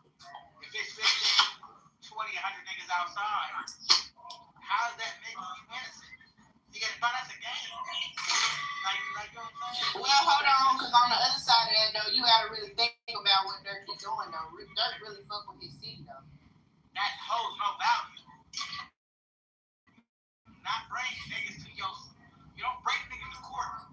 Hell no, you don't bring niggas to court. No, don't fucking show up to my court date, you dumb nigga. What the fuck wrong with you, man? You don't right. My friend trying to show up. That's just like his niggas. He only C3 exists. Yeah, bro, you make yourself look like you're trying to intimidate the motherfucking judges. Niggas going to the court. I don't think on my son work. Don't think it's really been for a different, little bit life. My nigga, I'm a child of God. I believe that my son work. Eastside trip. But what I'm saying is, you don't bring niggas. Nah, for real. You don't bring niggas to your get in. That's not part of you. I don't even know you niggas. I don't even know y'all. I don't take pictures with niggas. Niggas think I don't post pictures or do this because the nigga No, life's different. Everybody's different. I don't take pictures with Nate. Oh God, I don't post no pictures either. The profile picture that I got right here, I took this whole couple of days ago. I've not been taking pictures. I don't take no pictures. I don't post unless I'm gone from the place type shit. Like niggas are weird now. That's how he got popped. No, that's not how he got popped. He got popped for being too tough. Like that's all love though. And that shit never transpired though. But all love though. But what I'm saying is though, niggas gotta stop trying to be tough. That shit is not cool. Stop trying to prove yourself. Nigga, be a fucking goofy. Nigga, be a motherfucking bro, be a nerd. As a female, from a female's perspective, I always thought it was gay for niggas to be like so in tune with other niggas. Like, why are you in the club? It's all this pussy around you. Right back down. Niggas don't give a fuck about pussy though. That's the thing. That's gay. That's what I'm saying. That's gay. Nah, I fucked so many bitches in my life, bro. I'm 31. I had the baddest bitches. I had bitches that are famous. On my summer, I can show you. But you're not finna go, but be honest though, you're not finna go to no club at 31 years old, at that big ass age, looking for a nigga to draw down. No. I'm not out here in Texas, that's what these niggas be on. Talk about a bitch though. Like bitches don't mean, like bitches, it's the bitches that think they're bigger than the program. Doing this and doing that. For a fact, dead homie. It's the same bitches that got ran through. Not even ran through, it's cool. Bitches in school, this and the third. Hold on though, but wait a minute, because I love this conversation though. Because I'm not a feminist. Let me just go ahead and put that out there. I'm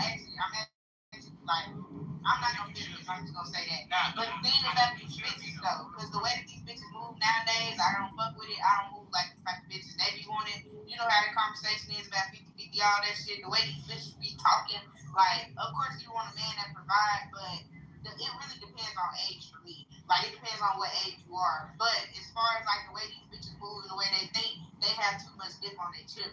But on the other side of that, though, you can't blame the bitches for how they act because guess who's encouraging them and paying for it? These niggas is paying, so you can't blame the bitches all the way. So I do want to say I'm always take care of my woman, right? I'm right. My woman always good. She will always deal with what she deal with me, which is getting taken care of. But it's the niggas that is like that's not their bitch. That's trying to make her their bitch with money. That's not how life works. And that's what I'm saying. Niggas go out and they be flashing all that fucking money, but then they get mad when a bitch be like, where the money at? Just be yourself, my guy. Like, you ain't gotta do all that. You ain't got none of that. You ain't gotta do none of that. Because that's why you can't pop the balloon show. I can't stand that fucking pop the balloon show. I can't stand it. I actually think that started to be a little reaction thing or whatever, but the bitches on pop the balloon, like, they be popping the balloon, it be so dumb. Like, what? That shit, to me, that shit fake. I've seen it. I watched a lot of it from every city and all that. They either doing it for like just to be on like the show or just do that, but sometimes it be real people on there. Yeah. You feel me? But I figure it out. But at the end of the day, if that's what you're doing it for, bro, you're doing it for. So people trying to like prove a point. Like, whoa. Like, I saw this ugly, bad bitch. And that's cool. I judge. I don't care what nobody saying. I don't care. Bro, this bitch was trash. She's on every excuse to downplay every nigga that came in front of her face. But at the same time, I respected it though. Because she, I don't know if y'all saw that little one. She was ugly as a motherfucking bad built. Like, she had the booty dude. She had the little bitch. She had the stomach was sticking out under her booty dude. But she's like a little, I don't know what she was, popping it though. Like, nah, I don't like this. Nobody was popping on her. Like, she was at that stage. She was popping it though, and that's cool though, you don't get out. But everybody knew, bitch, you not. Sometimes you gotta just take the shit. Bro, but that's what I'm saying though. That's what I feel like. I be feeling like bitches. Like, I feel like now everybody think because they got followers and all this other bullshit, they really big shit and like that they really shit. Because these bitches that be going on there, they be basic as fuck. Like, face card, not even at least an 8. These bitches be coming on here, like I said, with too much dip on their chips. Talking about they want a provider, they want all this shit. They have motherfucking, they ain't got no state income, still at home with their mama. Like, my whole thing about that is you should be in the place of what you're looking for type shit.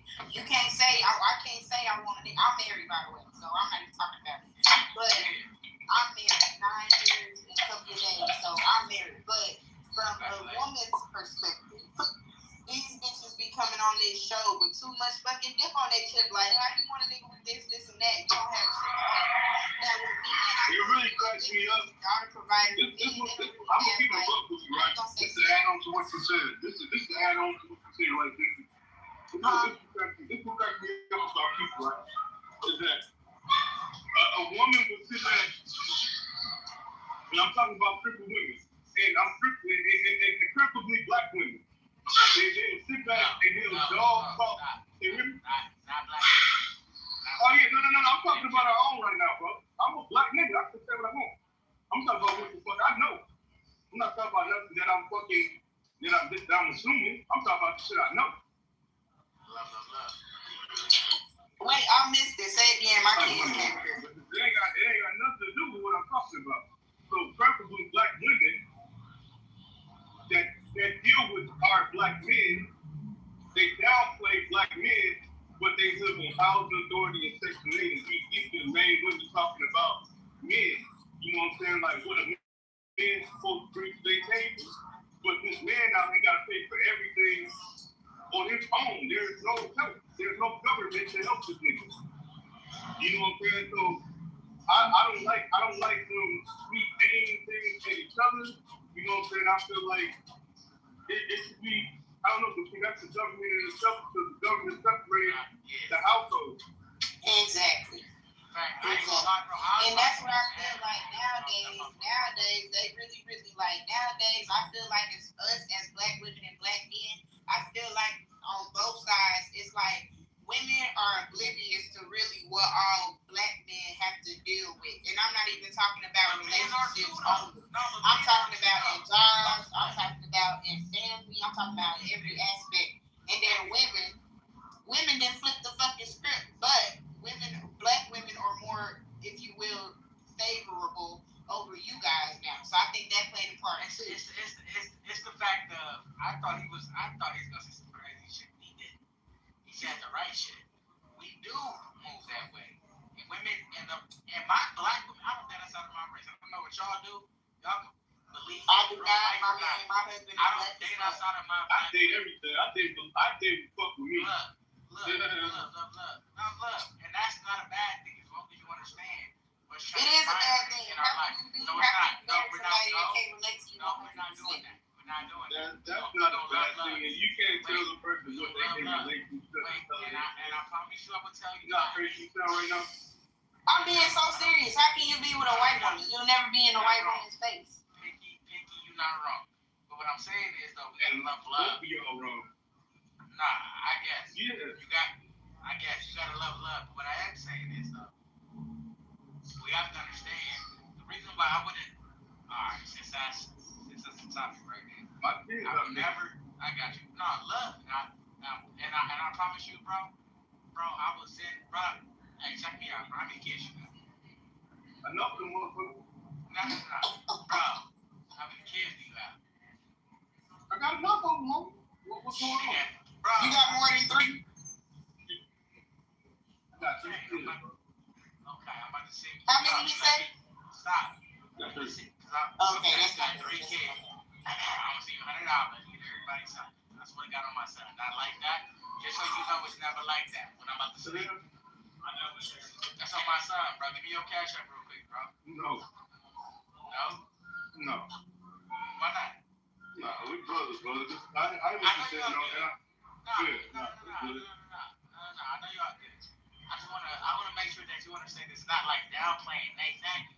I would never deal with anybody outside of my race because they would never feel what I feel. They'll never feel what. Can I stop you for a second? Because what you said was what I said is the greatest part about Clubhouse right now.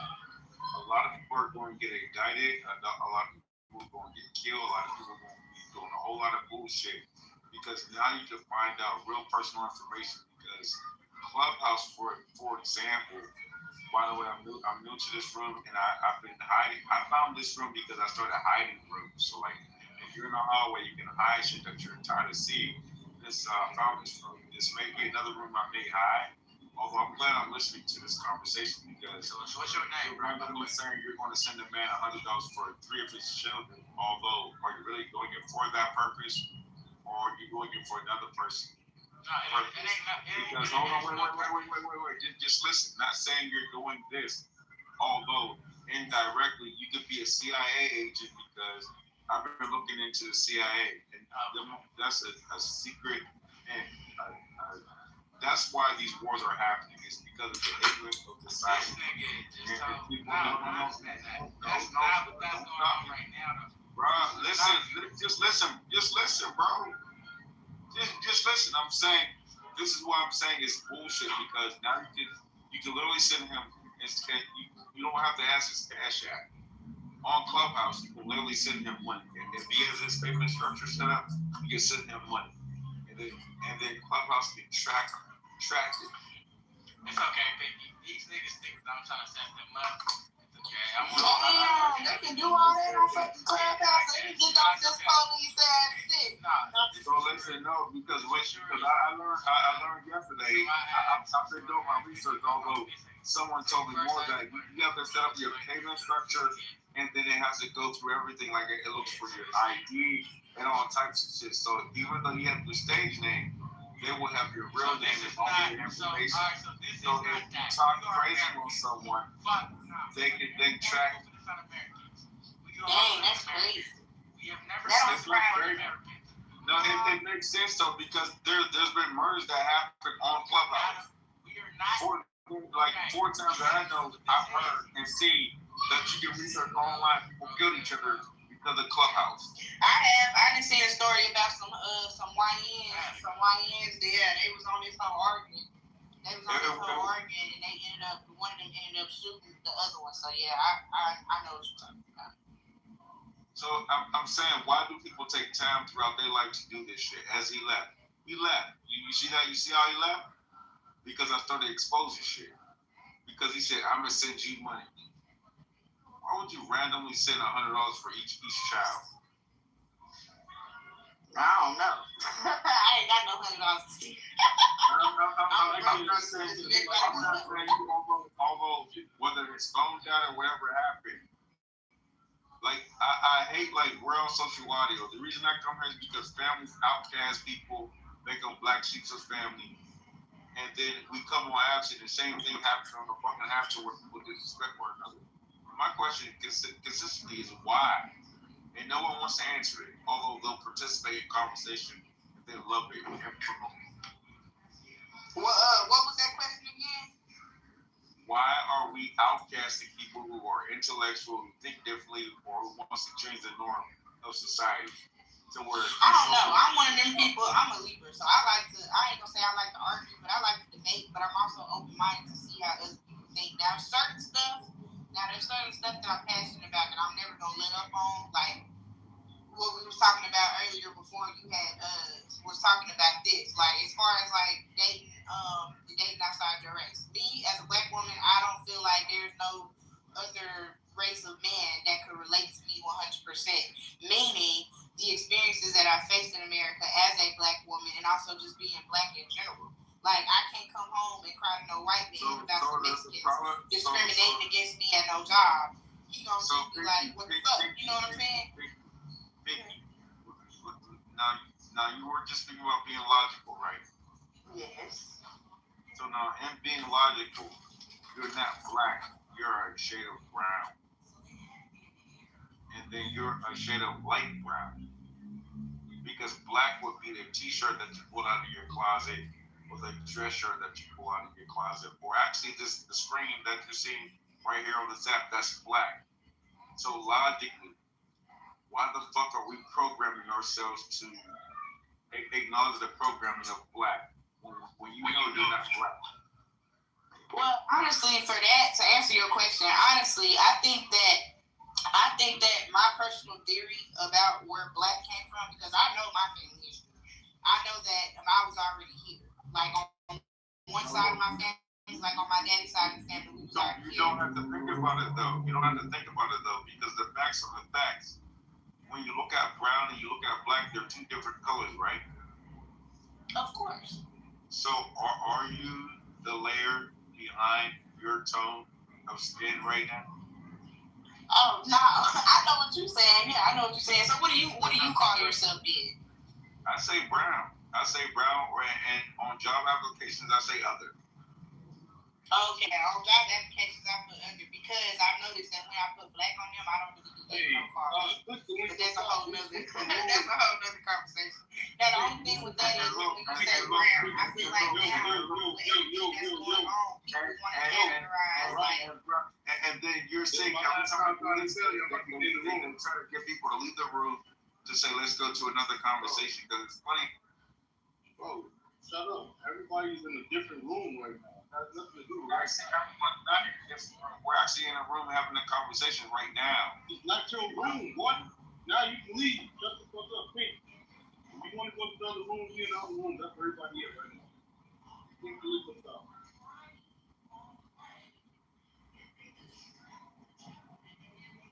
In this room.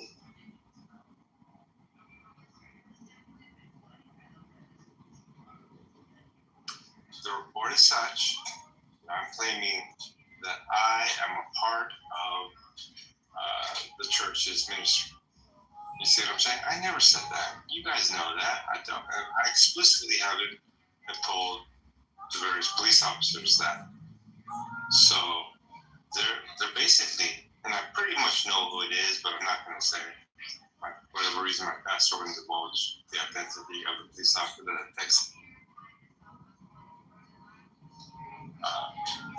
Arrest is imminent, right? The arrest is at county jail, Santa Ana County Jail. And so they're just trying to scare tactic me, right? Trying to muscle me out of doing what I do. And of course, that's, you know me, man. That's not gonna work, right? That's definitely not. So, yeah. So, I mean, I'm not trying to be defiant in a sense of, police officer. I have nothing against any of the police officers. In fact, I actually talk good about the police officers with the homeless. So, but the thing is, there's just a lot of misrepresentation. Even the charges against me are bogus. First of all, I didn't even know. What exactly did they charge you with?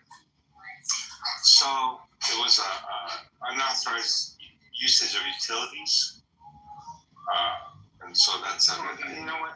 Yeah, in fact, let me post. No, it wasn't the charging station. I know 99 out of 100 times I charge at charging stations. At that particular day, I had a 7-pound a roast, a carnitas roast, and so it was a pressure cooker that was plugged in. You see. Oh. But what was interesting, this is the interesting part. He claimed that somebody called him to say that John Lee has a pressure cooker plugged in. And I was thinking, I was talking about a pressure cooker all day online, right? Nobody in that neighborhood knows my last name. Everybody online knows my last name. You see what I'm saying?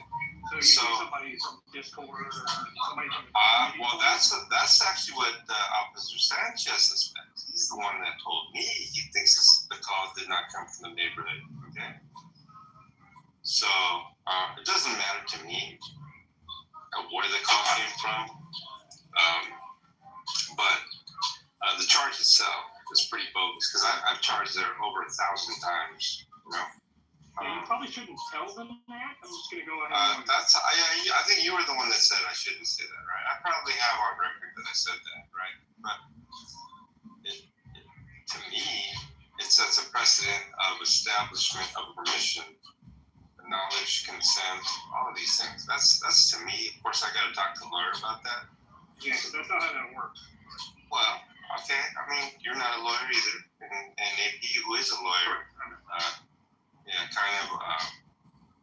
I didn't get to talk too much to him earlier today, but that's my ticket right there, right?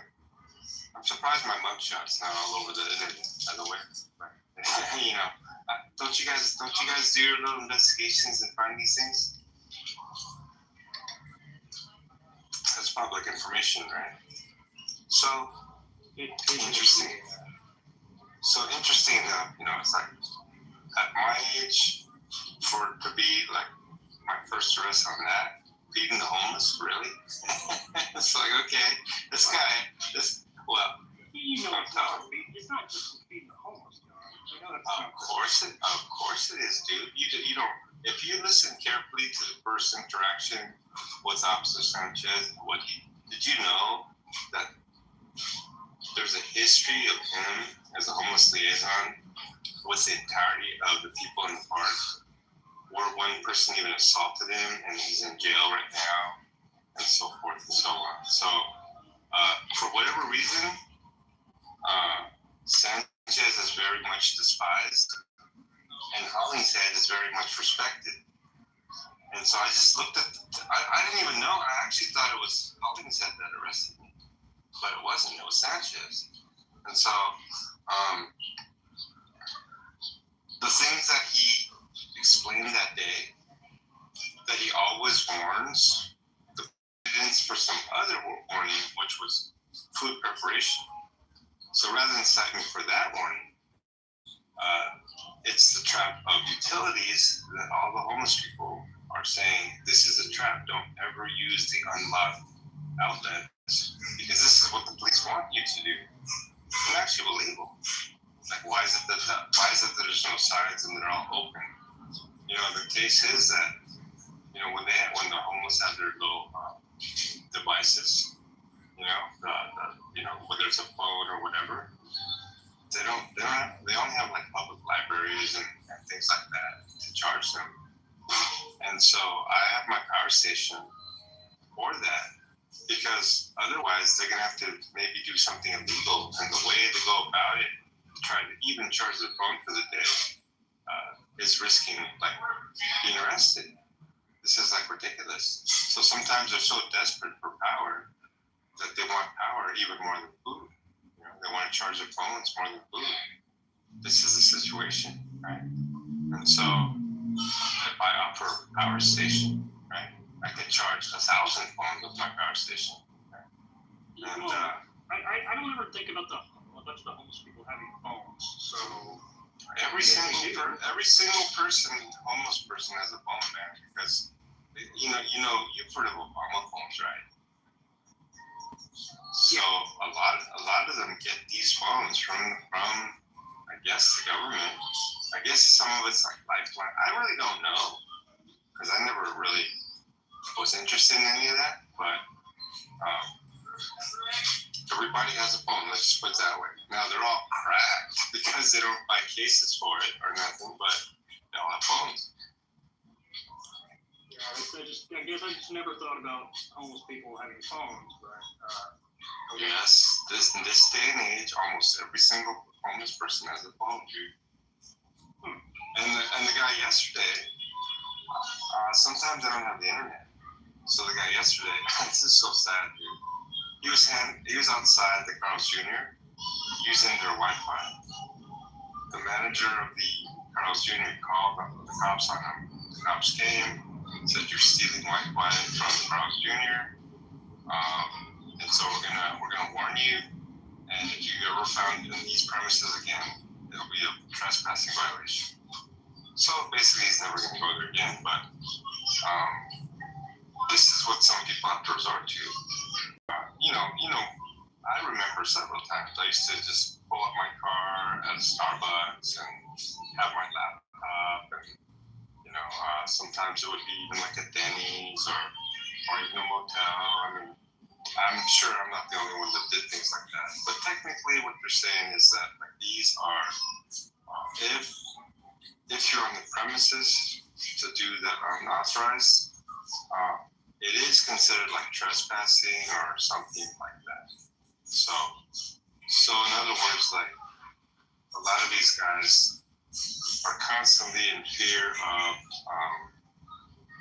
being arrested for something like that, and I think it's a concerted effort for the Tustin police to just simply sweep the problem of the homeless into Santa Ana.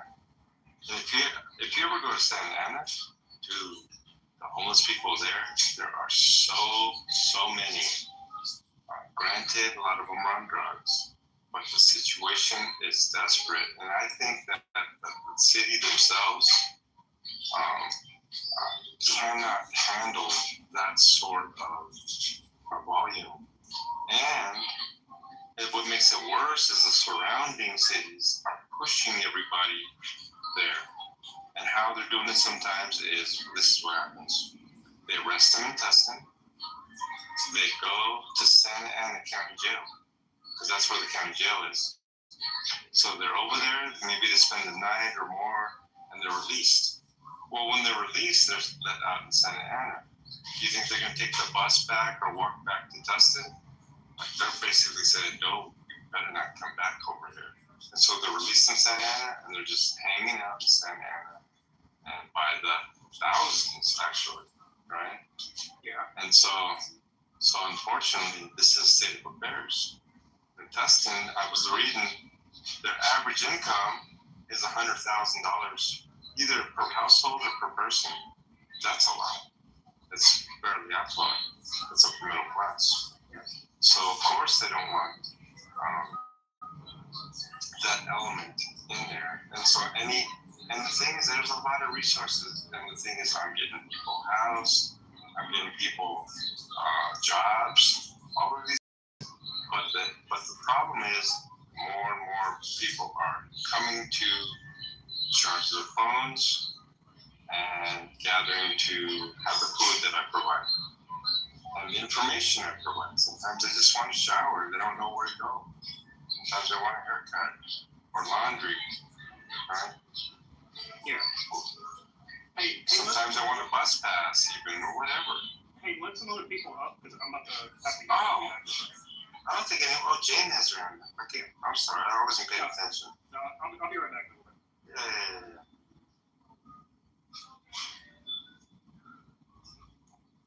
But I find myself being a little repetitive here. But yeah, Jane. So I actually had a poll, which was if John Lee is arrested, it'll be on Monday, Tuesday, Wednesday, Thursday, Friday, or Saturday. But they only let me pick 4 choices, so they don't let me pick 6. So I asked my wife.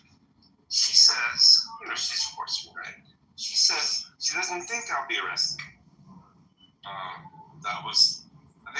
I think you guys were voting 93% that I would be arrested, and 7% said no, I would not be arrested.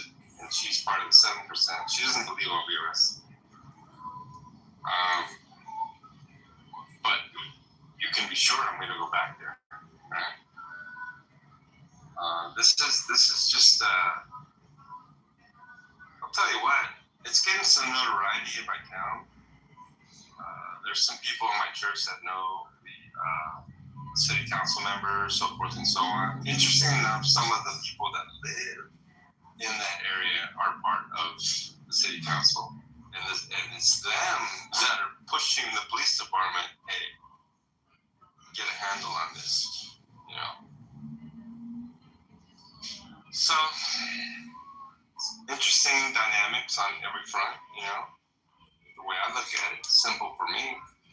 There's people with need, and I am providing a service, a much needed service for people in desperate need. My responsibility is not to affluent, people in the neighborhood. Granted, they pay taxes. Granted, they're law-abiding citizens, but they don't own the park. It's a public park. And bottom line, I'm not against them, but they're not the people I'm trying to serve. Ultimately, I'm trying to serve the community and to the best of my ability, but those are the people that's going to be most affected in a sense of dissatisfaction. Everyone else, every single group I can think of is happy, but the actual residents, they have their purebred dogs, 2-3 dogs, walking every morning, nice clothes, and they just don't like the visual aspect of the homeless. They're not really doing it. They're actually cleaning. The drug addicts and all those people, they're actually on the other side of the border, which is Santa Ana, and the fentanyl, the methamphetamines, that's actually in the town over, not in that park. But they don't know the difference. They just see people that are unkempt and wandering, and of course they're not employed. And this is all they know. It's unsightly for them, and they want the police department to deal with it. And there's just something not right about that. So I want them out of there too, but I want them out of there because they got shelter, or they have jobs, or both. They want them out of there expediently any way possible. Get them out of their side by moving them to the neighboring, city. And Santa Ana sued because of that, but they're still doing it. And so I got sources inside the police department that are confirming they actually have a motivation by name to move people out of their city. And I don't know the legalities of it, as far as the ethics of it. I mean, it's questionable to me. Seems like they're, targeting people. I don't think it's something like the FBI most wanted list. They have a list, right? Well, the list that Dustin has, I don't think it's like that. It could be. I genuinely don't know. Maybe it could be the most, prolific drug dealers, but they're all homeless. So drug dealers aren't going to be really homeless, although some are. But they just literally have a list of homeless people by name, and they want to move them out and check the box. This one's gone, this one's gone, this one's gone. And then you got me. I don't really care about any of that. What I see is people in need, and I'm just trying to, provide what they need. So this is just a crazy dynamic, man. Crazy politics, corruption all around, and bottom line,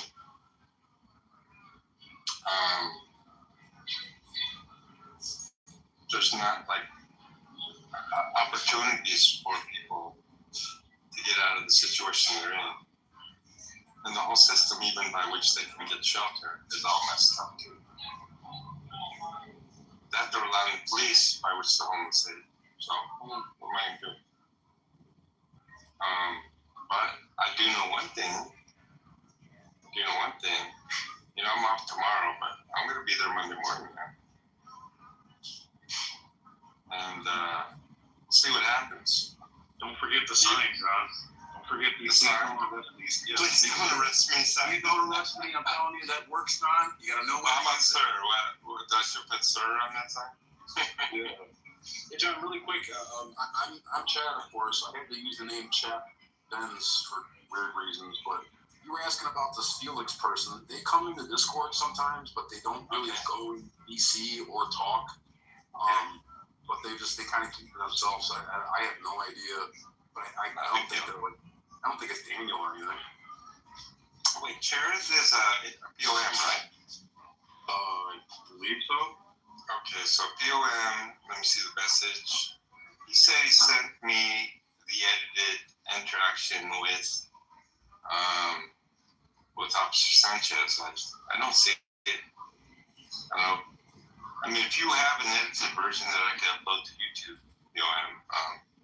I'll give you my personal number. You can give it to me there because I need to start uploading some content, man. Like seriously, but I'm so busy. I can't even develop my own channel. But if you have something ready to go, I mean, I know exactly when I want to upload it. I just don't even know how to do it. I don't know how to edit. I don't know how to, do anything. So unfortunately, days go by. I would love to do the latest content. But as it is, I just have that one short. I guess I could put a bunch of shorts out. 1-2 minute shorts or something.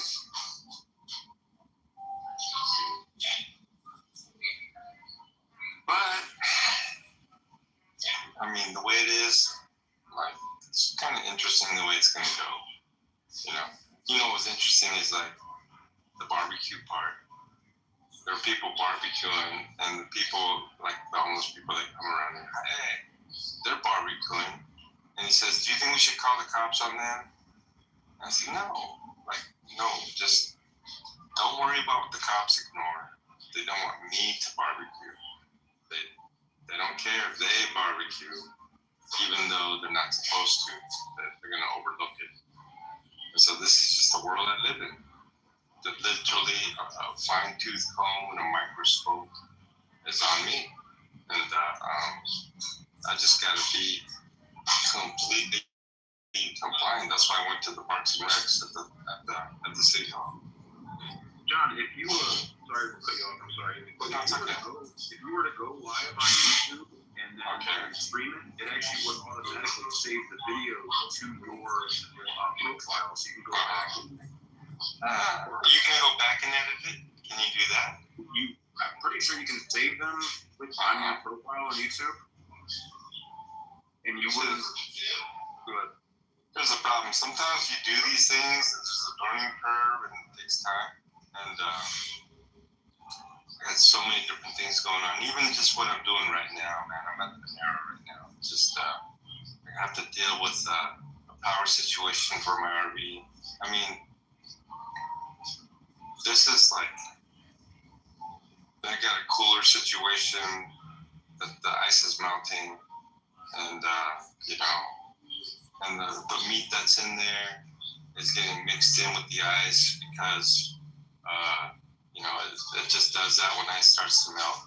And And the reason the meat isn't there because my freezer, the thermistor. I mean, this is just like a little domino thing, right? So it won't be forever. But right now, I just got way too much on my plate right now, even for the basics of domestic, ease. I don't even have that, So what am I going to do?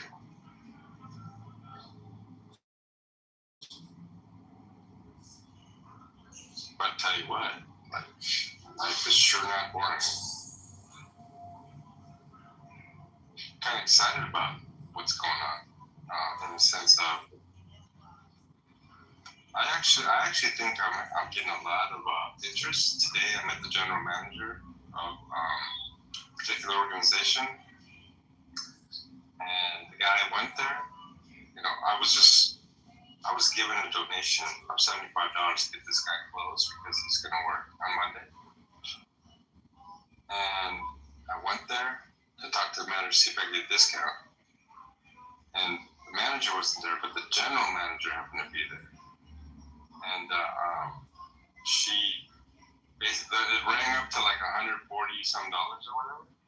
And she just goes like, give it to them. I was like shocked, man. I was like, whoa. And so this is the guy got all the clothes for free.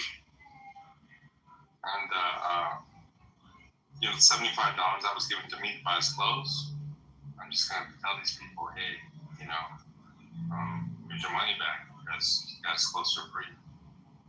So if they want to just say, something like, oh, never mind, just keep it.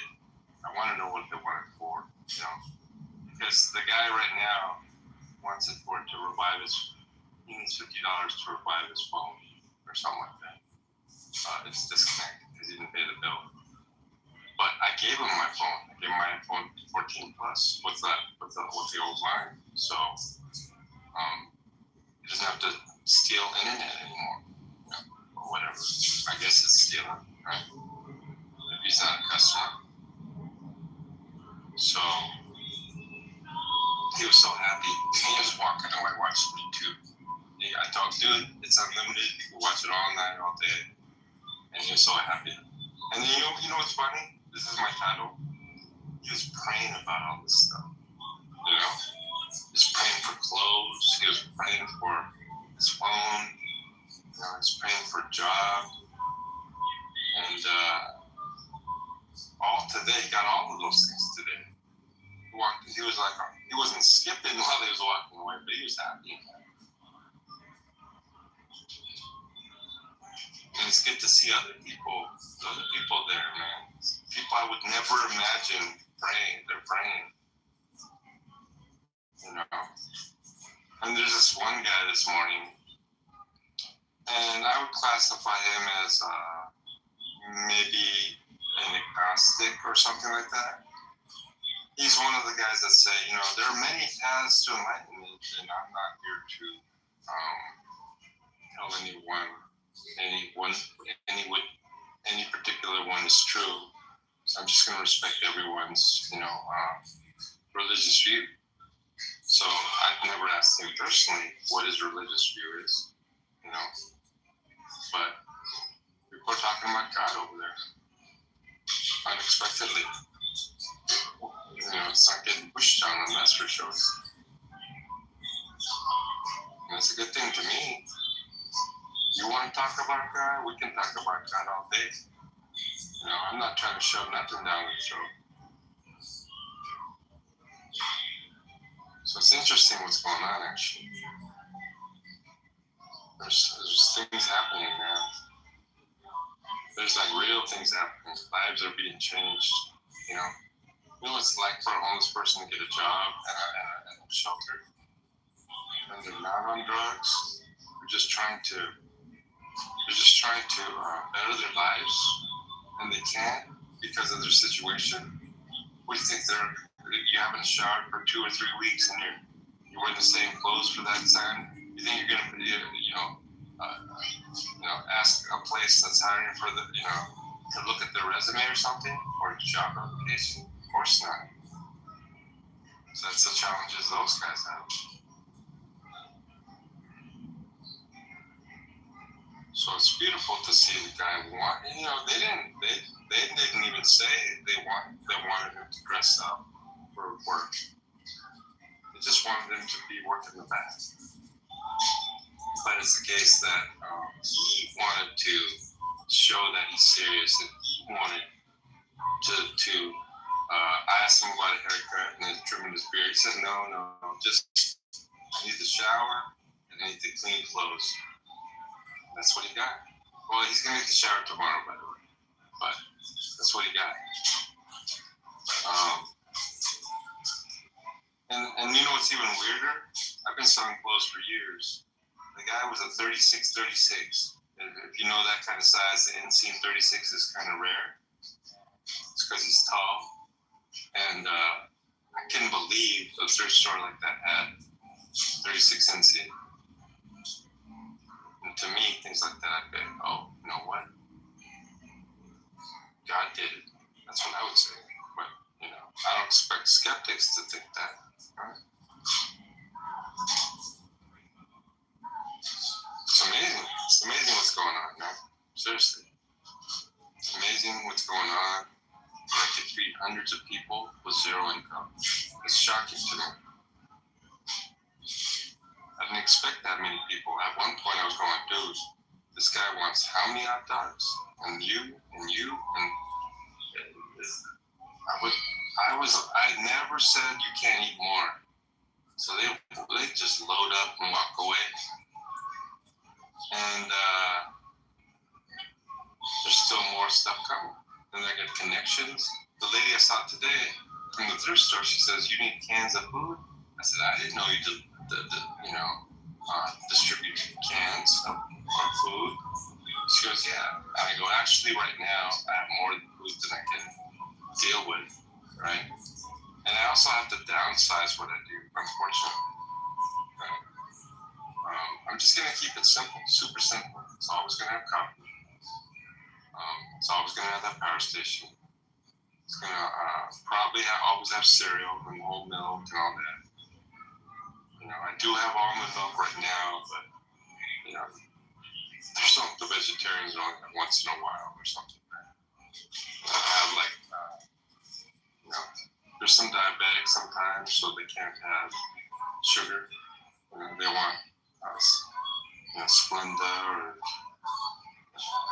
whatever, you know.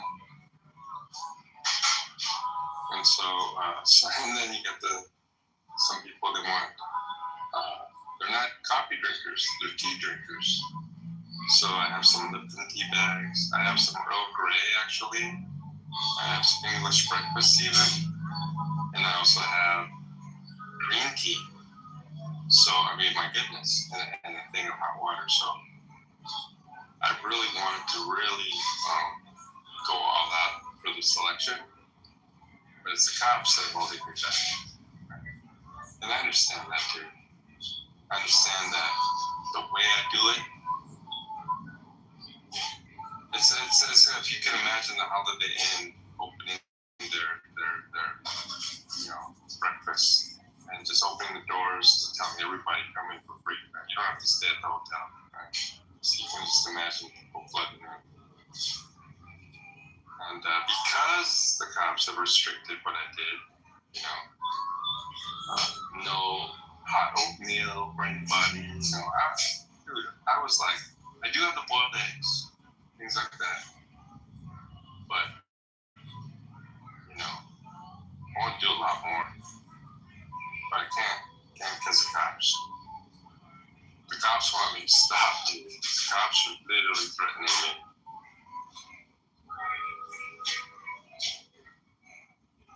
Like seriously, they're like threatening me right now. And it's stupid. I don't want to interrupt. No, it's okay. I mean, seriously. The other day about the knife, the silly butter knife thing. Have you ever seen the knife? No, but you can apply mayonnaise with a spoon, plastic spoon. If you want to try that idea. I'll tell you what, like, the way I'm going to do it, just to comply with all the things that they're claiming, I'm just gonna pre-prepare everything. And if it's sandwiches, I'm gonna put them in sandwich baggies. And just, I'm sure I could bring just big old bags of chips and dip and sauce or whatever. And just bring it out. There's no preparation because that's what they're concerned about. And then, it's telling me I can't have a trash bag there was crazy or whatever. That was the start of the silliness. Dude, they told me I can't have my solar panels out there. If I have my solar panels right there, I don't even need to come to like where I am right now to charge anything.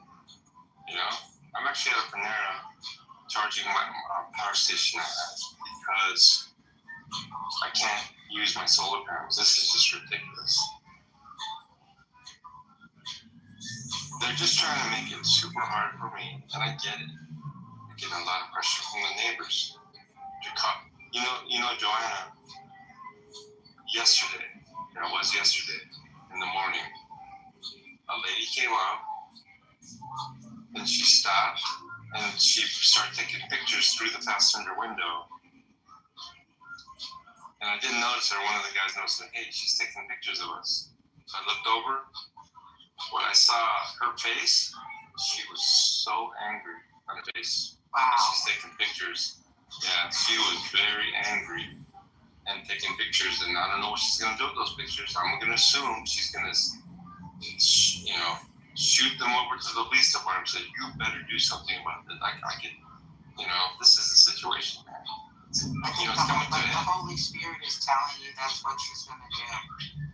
I don't know, but what I do know is this. I used to count the dog walkers. They're all rich, right?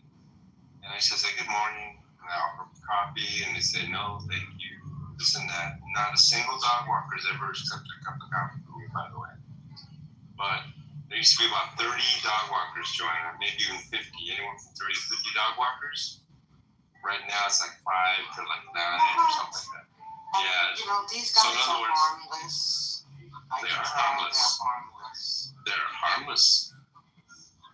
But they're just people. They see a group of homeless people, and it's almost like a feeding trough, just the way that the thing is with the sidewalk. And I genuinely get it, Joanna. They're gonna walk their dog. They're just not gonna walk past me. There's plenty of paths they can walk, and I'm sure when they get out of their door, they're gonna go the other direction to walk their dog. And that's probably what's going on. And I don't blame them. I genuinely don't blame them. I get it. Right?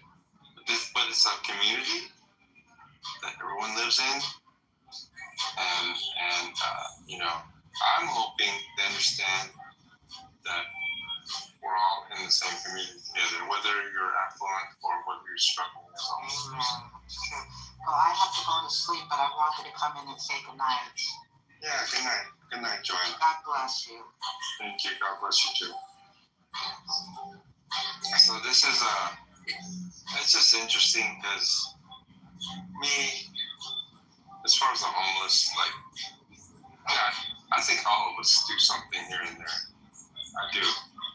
And the way I'm doing it, it's like, it's all in, man. It's like full on board, like 15 hours a day, 6 days a week type of on board for me. And I'm actually gonna have to tone it down. Definitely, I'm gonna reduce my hours. And so I went to those Parks and Recs to see Vanessa, the supervisor, and she says, I don't need a permit. Just as long as when you start to the time you finish, you have less than 35 people. And I know the cops are parking and counting. They literally have a meter and they're counting. And that there's been a report I have over 25. They thought over 25 was a violation. Well, it used to be 25. It's now 35. So I'm not breaking the law even over 25. This is as long as I'm under 35. So I can't believe the cops have nothing better to do than sit there all day with a little tally thing to see how many people go by. And say, ooh, 26 people, you're breaking the law. It's like that. This is just stupid. Now they're desperate to get something on me. But I know what it feels like for people who are desperate desperate to get something out of me, to just constantly chase me and try to pin something on me. I think I had that experience, right? So, John, I had an idea. Let me run this past you, but I'm serious with this idea. Please don't arrest me, sir. No, this is actually a serious idea. Like well, that wasn't serious. I was kind of interesting. Obviously, John. Come on. But here's my idea. Yeah, I guess it's a joke, but it's not a bad joke. let me say really fast. So the media, they love to promote Hold on. The media, they love to promote stories about the underdog.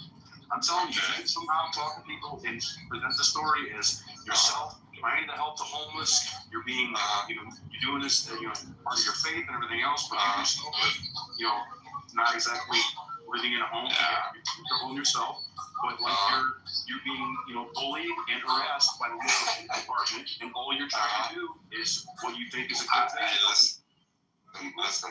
I'm not going to claim I'm bullied by the police department. I didn't say that. I said that you framed that way. It's not that way. I'm not going to say anything other than that they want. I'm going to use their words. Like, you're doing a good thing, but you need to be in compliance. Yes, sir. I'll try to be in compliance to the best of my ability, but the way that it's going down, they're going to find something. I almost guarantee it. Because I'm not a perfect person. Right? I'm not aware of every single statute. Dude, imagine me, it doesn't even make sense. They said I can't abandon my stuff. I can't watch it from my car. I can't leave it for other people to watch. And do you remember when I walked to the bathroom to wash some dishes a little bit, like something, because I need to mix the tuna sandwiches in? And no one volunteered to do it. So I said, I'm just going to go myself. Some of you guys online were saying, hey, you're breaking the law. You're abandoning your thing and so forth and so on. And technically, just imagine that. Or let's say, how about this? I just need to use the restroom. Am I going to put everything in my car and then go to the restroom, come back, and bring everything out again? Like, I think by the way that he said it, the warning that he gave me that I can't abandon it, right? They're not going to let I even walk to the restroom. Because that's against what it said. This is what I'm saying. Yeah. But when I did go to the restaurant, I said, there's no way they're going to nitpick on that. You're just going to find something else that's more, Do they say that you can't even abandon it for like a 1 minute? Or is there... I think they did. I think they did say that. They said something like, you cannot abandon it for any moment or something like that.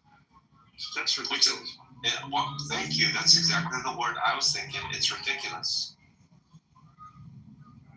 The example that I gave. Wait. That's solar panels too. But I gave the example at the time. I said, listen, you know how many people? I've been going to the park for 5 decades, almost 6 decades. I've been going to the park. People come, they play soccer. They have a bunch of food on the table. All of them vacate that picnic table to go play soccer or something.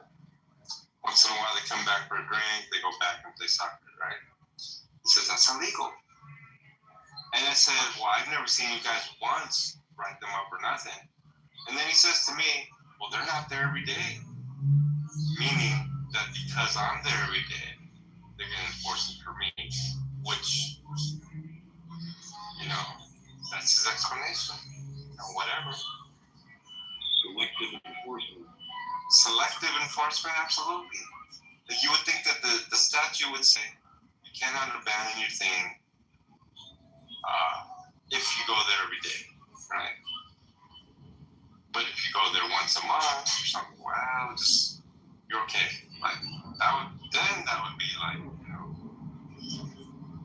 But basically, he's saying that's considered storage. Actually, if you guys look at the ticket I have, he got me for storage. You know what? You know what constitutes storage on that one? I had that thing plugged into the wall. And I had 2 different things going on. So I was about 50 feet away. And I was watching that thing. That's considered storage. that's considered a sort of abandonment. And you know, I don't know if you guys knew, I went to my car to do the Fools for Christ ministry in my car. And that's when he came up and said, hey, there's no one here. That was my first warning. I said, I'm watching it. I'm sitting in my car doing my thing online, and I'm watching my stuff. He says, no, you can't watch it from your car. And so that was 20 feet, okay? And so that warning was given to me already. And so when that happened, I was watching it at a different park, but at 50 feet, and he's like, I warned you before, you have to be present with your thing, and I'm like, so he says, I warned you before, I'm gonna write you up. You see on my ticket, it says on the second one, that says infraction rather than misdemeanor. Well, I've never seen the ticket, but I've heard I posted it. No, I know. I can't get pictures. It's really okay. It's a crappy app. Very crappy. Okay. Yeah, okay. I know you're talking about that.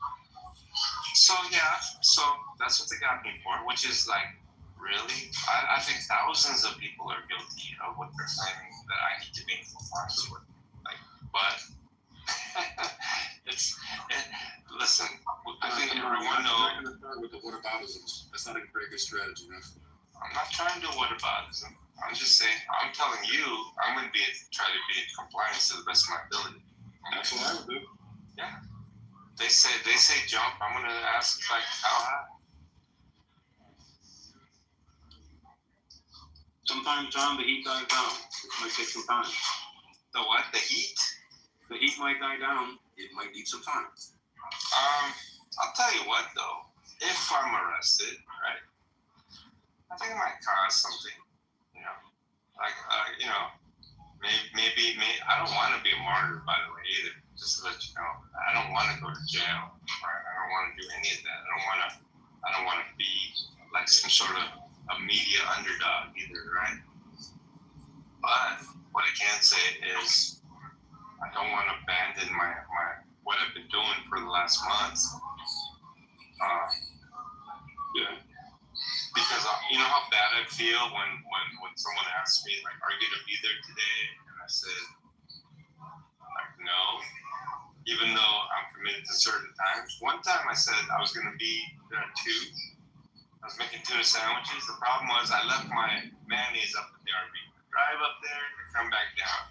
And you gotta be kidding me. I didn't bring my can opener for the cans. I went back up there and came back. The lady was like, it's 2:27. You said 2. And I'm like, oh my God. It's like, face palm, right? This is what I have to deal with. Yeah, I was there for the can opener. It's just you can multiply that by like 10. I'm just like, it's just every little thing. You know, my battery dies, and my pastor tells me I'm gonna leave in 10-15 minutes. I go over there, finally charge my phone, charges up, and when he said that, like he wasn't there, but by the message he left about 5 minutes ago. And so I'm like, I have to leave my battery over there overnight. Anyway, it's just like, my whole routine of everything, of maintenance, is just everything completely uprooted. Now, you know what's interesting? I'm actually selling hundreds of dollars online. It's like, what is going on with my online sale? Right? Just someone bought 8 pairs of size 1s. I couldn't believe it. John, really quick, did I just hear you? I thought you said you got 5 charges. I thought it was only 2. It is only 2. Who said 5? Okay, then I misheard you. I'm sorry. Because keep in mind, you don't might not know, but you do have a good amount of background noise going with the music and stuff. Well, I can actually hear music. Okay. I thought you were at a 2000 R&B concert when you first got on. Oh, really? Is it that sensitive to the music background noise? You can hear it. That's probably almost everything. Oh, you know what? On this particular phone, I think it's good. I think at one time, because I wanted to play the guitar, you guys can hear. I took the, what do you call that? The voice isolation thing. Yeah. Right? I actually took that off. I think that worked out because when these cops are like, and 15, 20 feet away from me. You guys could actually hear the cops even though they're that far away from me because my voice isolation is off. No, honestly, when you have the headset on, it's actually probably something that's going to make you be happy. Is that when you talk, it's actually kind of hard to hear anybody that's more than a couple feet away from you. Oh, really? How come you guys can hear the cops when they're right in front of you? It depends on proximity, and it could be where you have the actual mic at. I know I'd say they're about 6 or 7 feet away from me. I mean, they're very, very faint, but it depends on what your audio connection is with the sound settings. That's what I want to do. I wanted to have some sort of software that raises the voices of the cops and then upload it. That's what I want to do.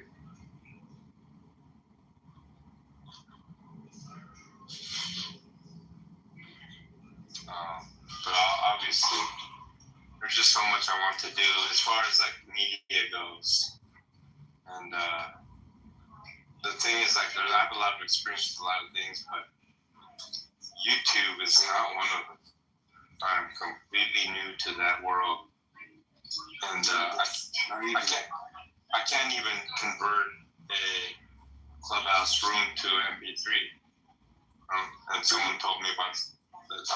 That's how boomerish I'm at about that. John, I have a question, and you don't have to answer this, but it's it's not. I know you're not really fearing it or anything else, so it shouldn't be a big deal. But like, is it possible that God might want you to go to jail because something happened from that? Well, you know me, man. If I do, that was meant to be, right? You know, I believe that, right? Sure. So I'm okay with it either way. I don't go, I'm okay with it. I do go, I'm okay with it. I don't live my life. Like I need to worry about the situation. Like I don't live my life that way. Okay. I just look at it in terms of what ought to be done in this situation,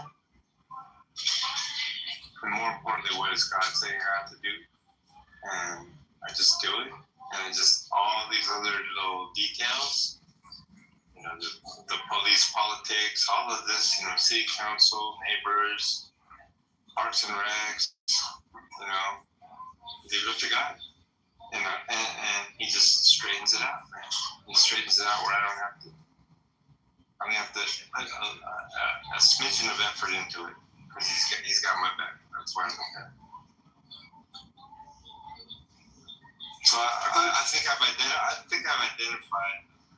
the problem here as far as certain things, but it's beyond my control. So I just give it to God, and so I think it's gonna smooth itself out.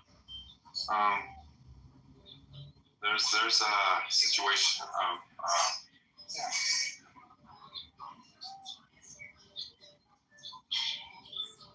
I think it's beyond the neighbors. I really do. I think it's beyond the neighbors complaining. Yeah, they're there, but I think it's more than that.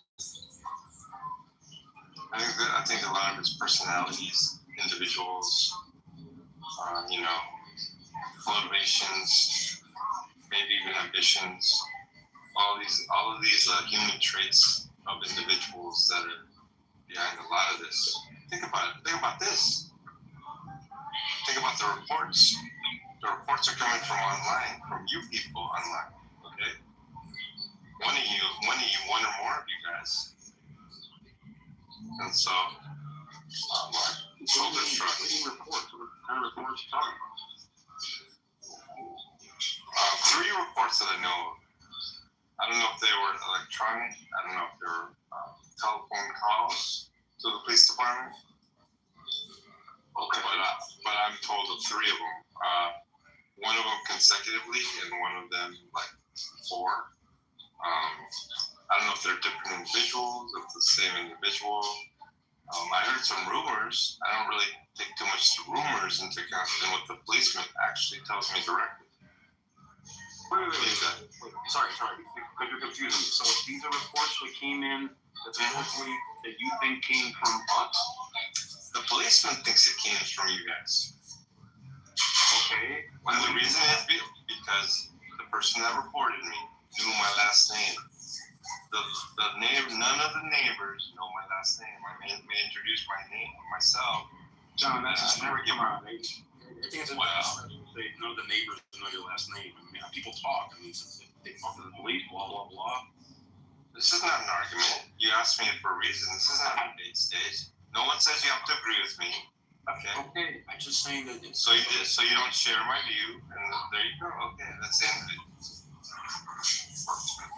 And as soon as you start talking more to state something else, then I don't on me. I got it. I understand. Okay, and I understand that you don't agree with me. It's fine. Okay. But the policeman, I'm just reporting that the policeman has his own view. Wow, I'm just like that in a dime, John. We talked nice for a half hour or so, just you and I sitting there, and I say the slightest little thing. It's not even a pushback. Turn my head off. Like what? Why? Well, you're gonna have to either adjust to it or gripe about it in the audience. Okay. All right, John. Thank you for talking to me. See you later. All right. See ya.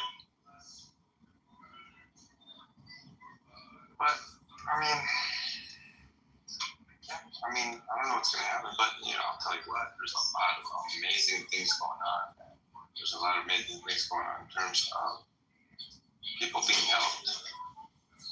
I can't believe the sheer number of people finding shelters just in the last 10 days.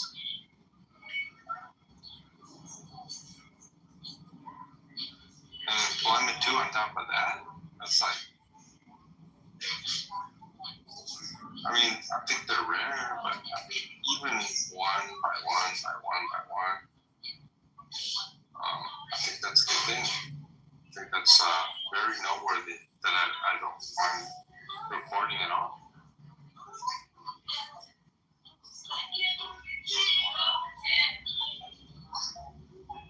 And hopefully I'll just focus on that rather than the potential pitfalls of continuing this.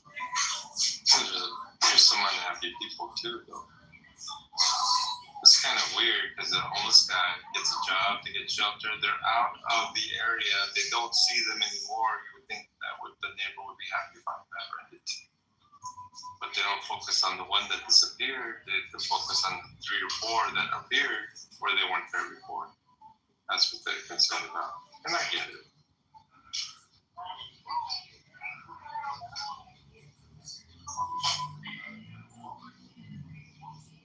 But over a period of time, if you have like 50 people disappearing, right? Because they're too busy working, then it'll be noticeably better. I don't think the neighbors have that kind of vision. I think they just go outside the door and they see a few homeless people and maybe sometimes I think people said, "What are you doing? You're enabling people to be lazy. You're beating them, so forth and so on."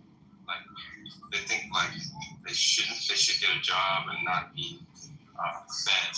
I've heard that too from people, man. This is bonkers.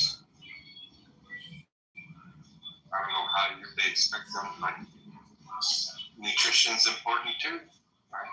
Things I give are healthy rather than some of the fast foods that are out there. So I don't know. I just don't understand how some people could be against it in the with the energy that they are against it. God, I don't no one is mad at you about feeding homeless people. Are you kidding me? Are you kidding me, Jane? Really? They're mad. Tell me what they're mad about. You are feeding. They're mad about how you're feeding homeless people. How I'm feeding them? Right. What, I'm giving them waffles? They're mad about that?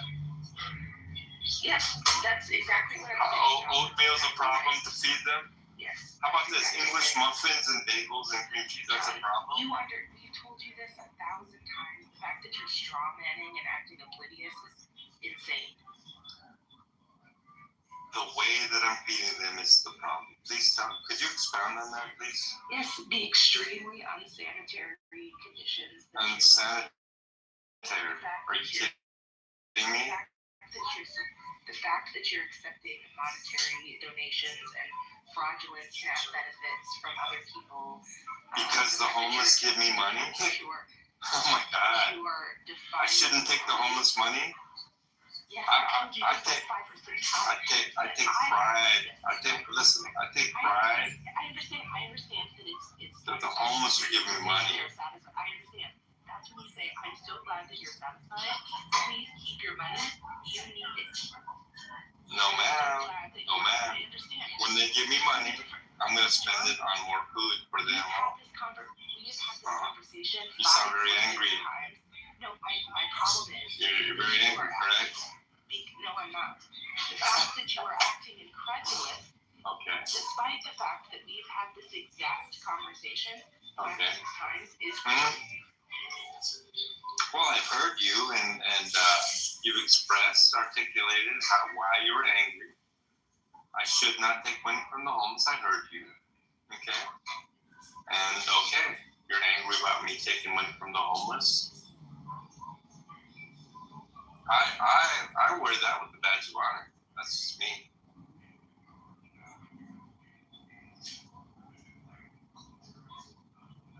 It lets me, it's validation to me that what I'm doing is appreciated and supported by the very people. In fact, I think about from the get-go, the 2 people that gave me money are the very 2 people that fed. All I fed them was leftover rice and beans. That's all I did. And both of them are so appreciative that they gave me money. The very 2 first people that February 3. And then ever since then, one after another, tremendous amount of money. But it wasn't enough, but the outside sources now started kicking in, and it's like overwhelming. So I still got that. Then the other sources, like bread sources, the other donut sources, sometimes of actual meal sources. Right now, I think I have so much. Even the lady today was trying to give me canned food. Like, and there's the food banks that are available, all that. Like, literally, all I have to do, I think, is just buy meat and milk and maybe eggs or something like that. Something's just so basic. I don't have to buy much of it. And that's not that much money. And literally, I could easily feed like 600 people a month, I think. But I don't want to do that either because they don't want more than 35 a day. I'm literally going to count it, by the way. Because I know the cops are counting. So if it goes too much too early, I'm just going to pack it up. Sorry, guys. So it's the limit I can do without a permit. Gotta go. I'm going to just do that, unfortunately. But whatever. And I didn't think it was sustainable at first because of the outflow versus the inflow. Now the inflow is just, oh my goodness, it's just overwhelming. And the outflow has actually diminished, by the way, just to let you know. Unfortunately. But we'll see what we can do about that. There's less people showing up. I don't know if it's the police presence. I don't know what, but maybe it's a selection. Maybe it's the lack of consistency on my part. Sometimes I'm late, sometimes whatever. Sometimes the choice in the food is, not as good as I would like to do for them. And maybe they're picky. Maybe they just rather go down the street and get a fast food burger because they got plenty of money on their staff. Right? So I don't know. I just know that less are coming and more donating. And we'll see if that trend continues. I think I'm hoping for more will come by because things are pretty plentiful, within reason, of course. But I can't believe that people are upset that I'm taking the money from the homeless, accepting money. I don't understand that, to be honest with you. But, I mean, you expressed it.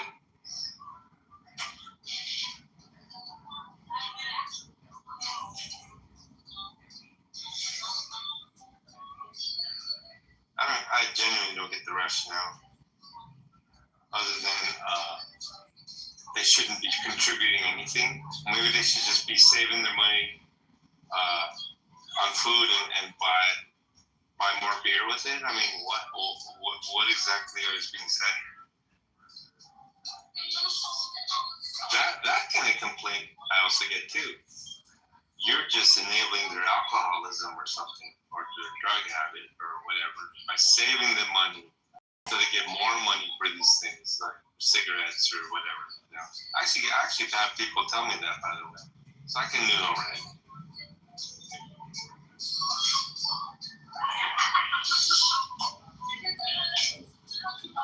I mean, when people are going to think about something wrong about something, like, they'll find something just because they don't see the right in anything.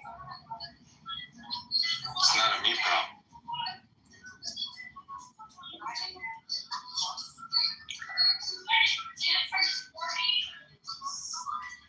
Well,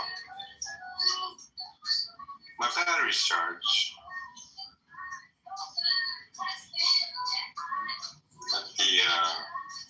at the Panera.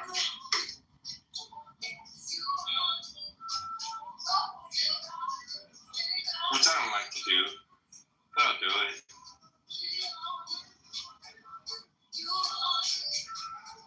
Better order some coffee for my wife and head back.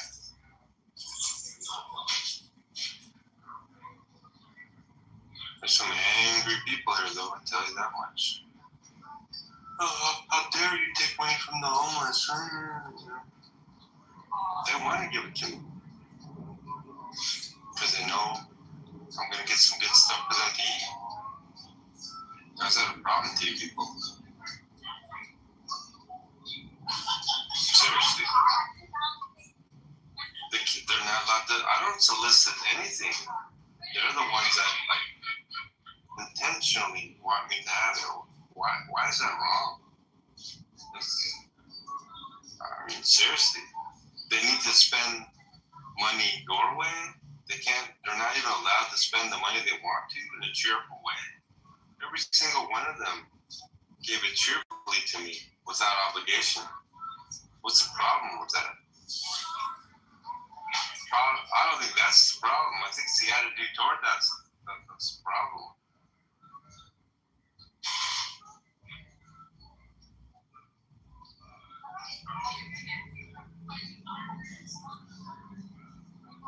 I mean, it's somewhat of like a co-op, is it not? I thought you people like co-ops and things like that, or communalism or whatever. Pooling the resources together, you know? Maybe something like each according to their needs or something. I don't know, man. You know, it's not like I'm a millionaire accepting, you know, $20 from somebody, right? You're talking about a person that has zero income, okay? How about that? A homeless person with $355 a month can't give $20 to a person that has zero a month? Think about it that way. Why don't you do that? You guys have some serious issues, man. Seriously.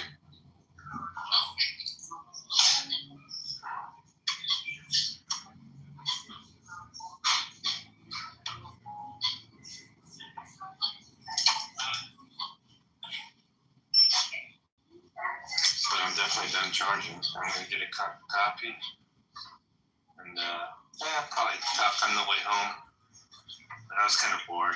That's why I started a room. It was probably repetitive a lot, too, so I apologize for that.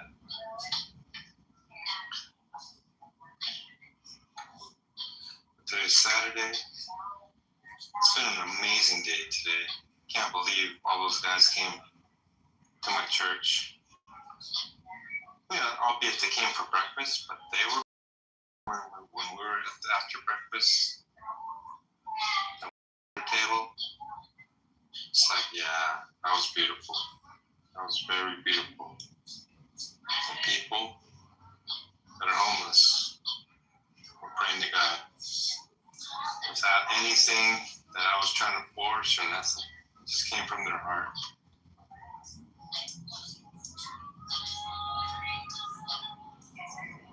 And I see God moving in a lot of people.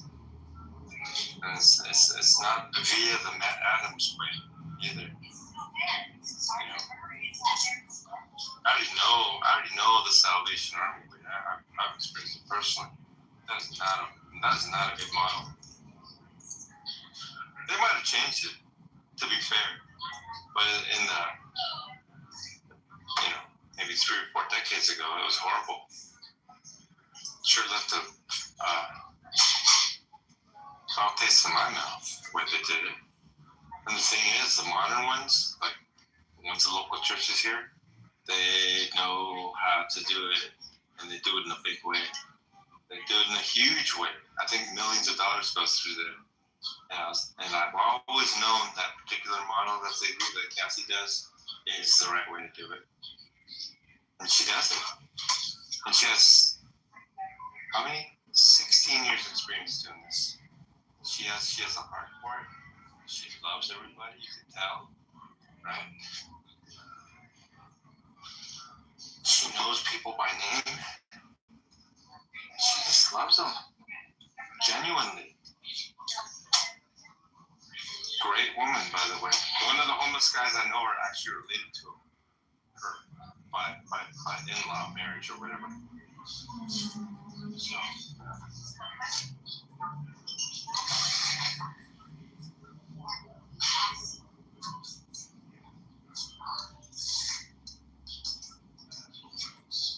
put this out here. It's copy.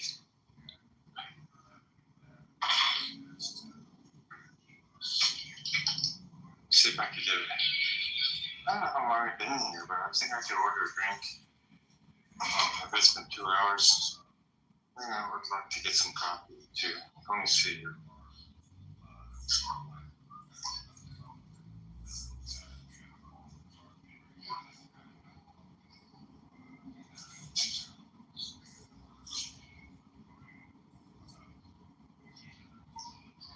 My order is ready, so I must use that one. Oh, so I can probably get 2 coffees to go.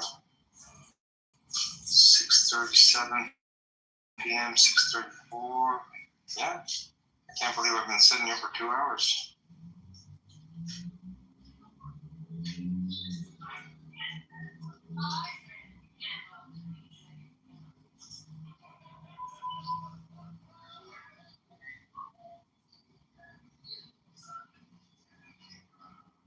Yeah, I can order. Nice.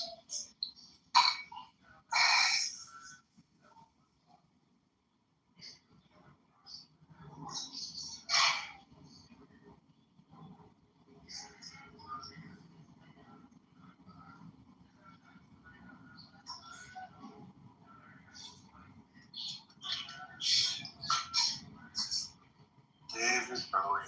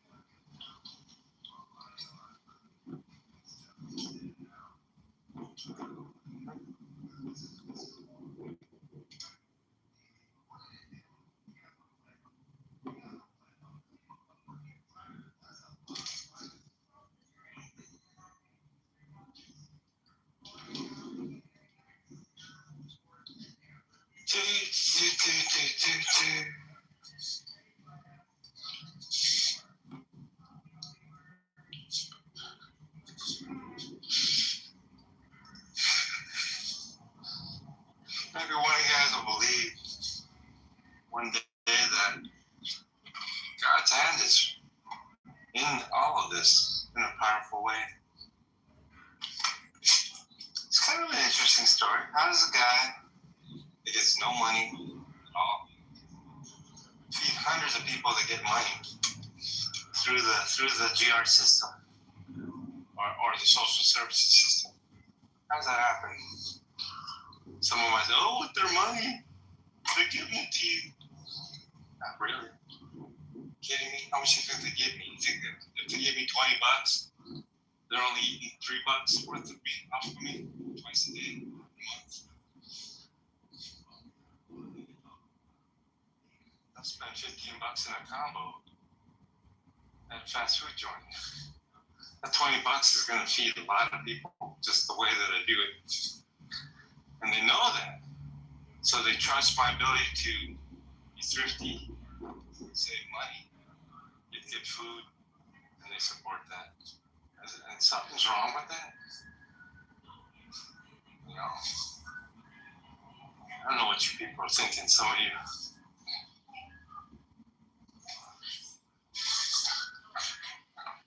I just don't get it.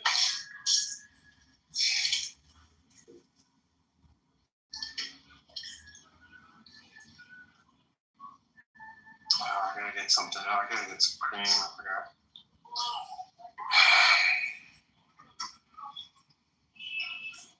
I'm in no hurry, I guess.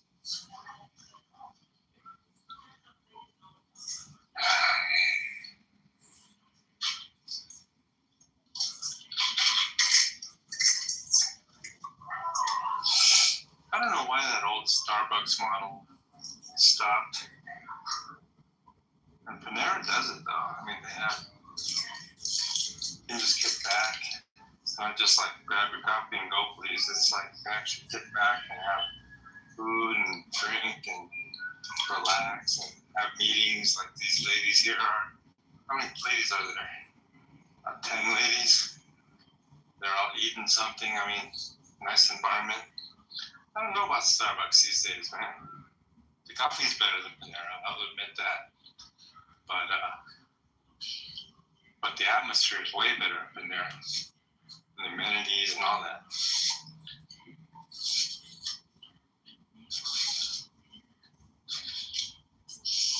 But anyway.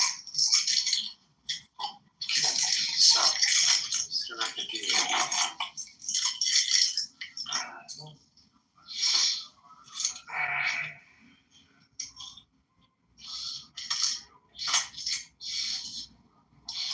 So, there's that. Let's see here. No. Am I the only one on stage or something? I haven't even checked my phone for a long time.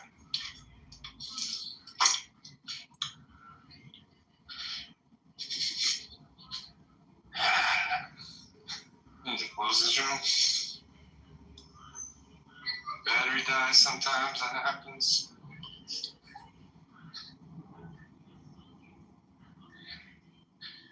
Let's see here. Oh, this room is still going. There's still is people. Yeah, I think Ecclesiastes, I would probably consider myself that. You know, I think Jesus himself used to say, "What the Son of Man has no place to lay his head," or something like that. He might have been that too. But he was doing a lot of stuff. He was feeding thousands of people too. Actually, when I think about it. You know. So it all depends on how you look at things.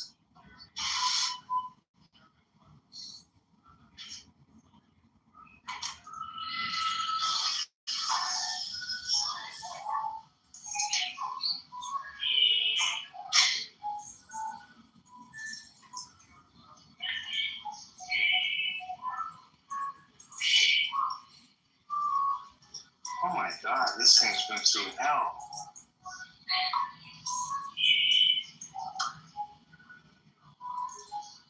I left it behind at the park accidentally, and it's been dragged through the mud. It's been like, oh my goodness. Totally washed me down.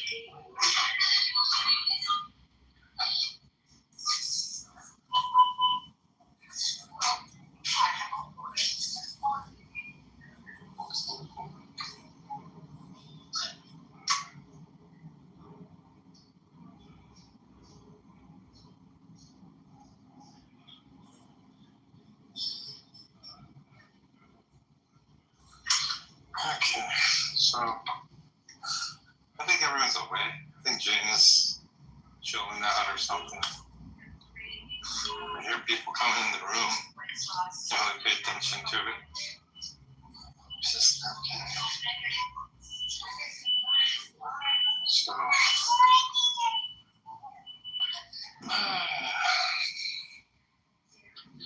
was like, I can go back. What a day, what a day, what a day. What a month. What a year.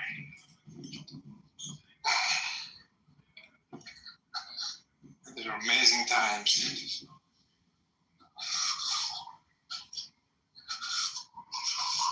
Life is good.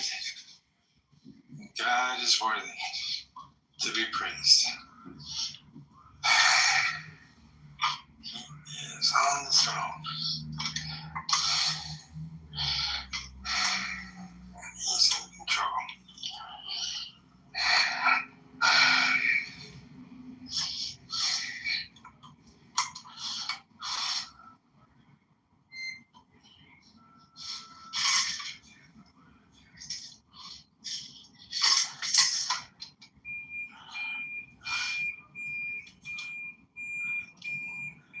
There's something about repetition, though, too. I remember, like, Darth Dawkins. He's very repetitive, but it's a good thing. It's repetition. It's something because it gets retained by people. Repetition. Something about it. Let's see here. I'll try to get open.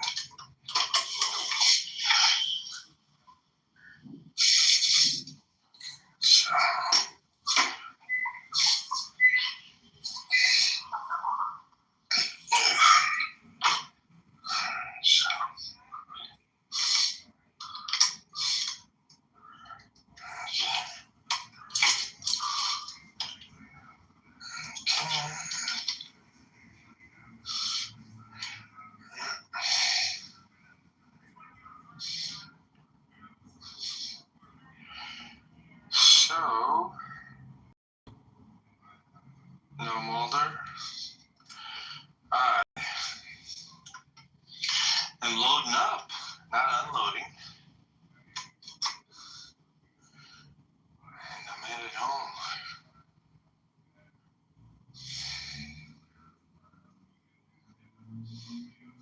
Today was really an amazing day, man. It was an amazing day. This is the first time any of the homeless went to my church. And they actually participated. That was the amazing part of it. Not everybody. I think there's one guy that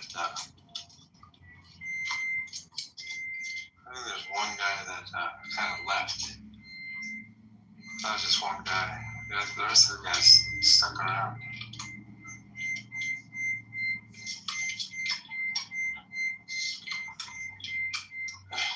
Come on. Time to put my seatbelt on.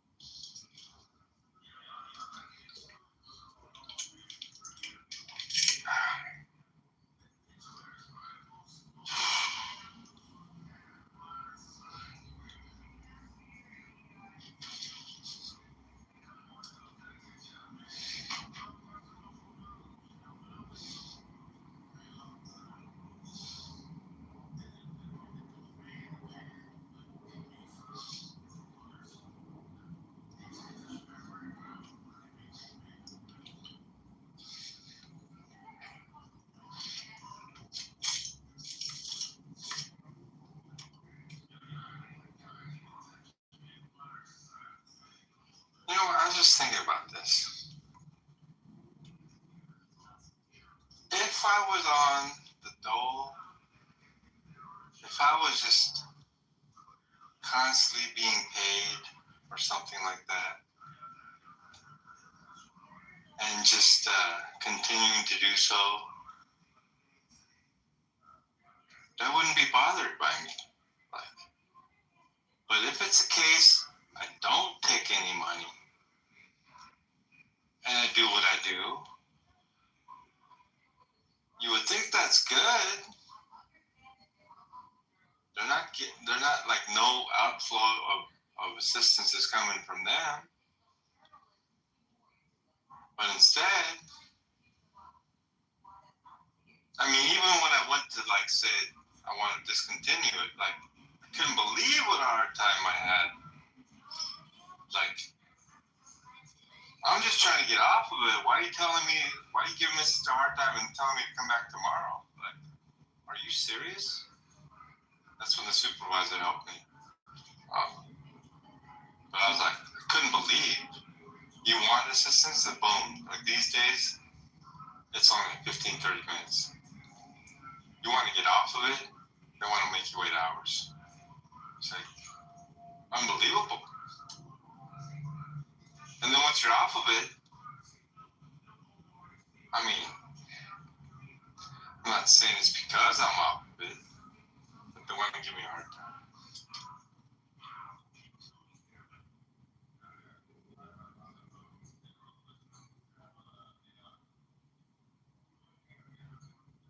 And then when they arrested me, he commented on credit cards. I have a lot of credit cards, by the way. But he commented on the cash too. He knows my situation. He knows I told it to him. Then he's asking, why do you have so much cash? I told him, people give me money.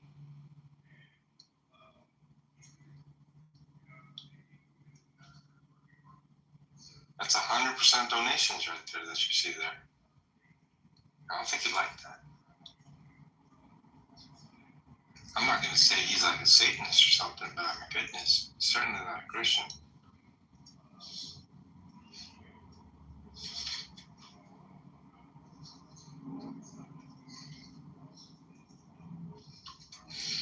I think I'm going to pray for Officer Sanchez to see that the Lord touches his heart, that he may see goodness in God, and that he heals whatever, things that he's holding on to, whether it's some sort of hurt or resentment or something.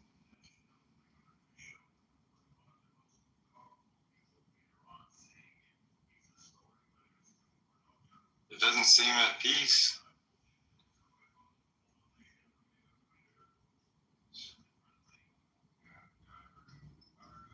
That'd be great if God blessed him with things like salvation. Blessed are those whose sins are forgiven.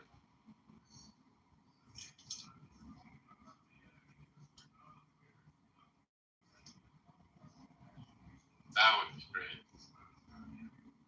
I think Sanchez actually has a little mean streak in him. It's kind of odd for a homeless liaison. I wouldn't say that for Hollingshead, but I don't know how long he's been working there, but I know Hollingshead has been working for years, doing what he's doing. I think he's good at it. I don't know if Sanchez is like first year, half a year, whatever, but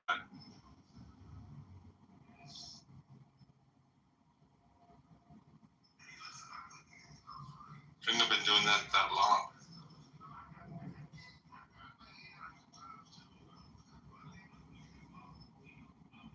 Maybe he's more suited for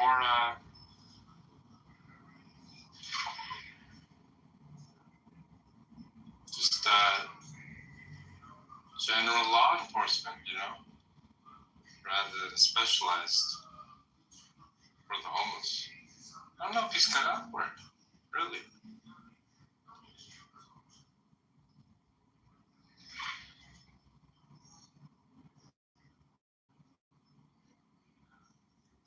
It's almost like he loves a position to oppress the poor. You know, he gets off on it. I don't know, man. He was bullied as a child or something. But yeah, I mean, that'd be great. If somehow, some way, like, there's a point at which his eyes are opened to who God is, that God is somebody who sets us free from oppression, that heals us of our hurts.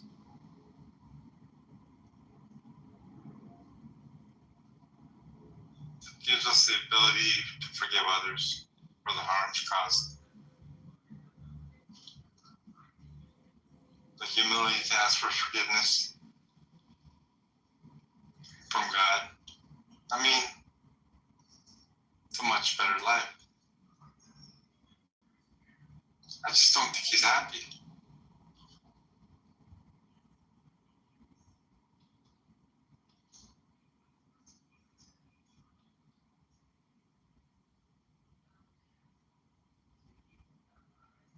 I want him to be happy.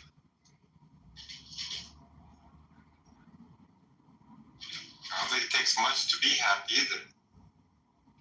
It's very simple.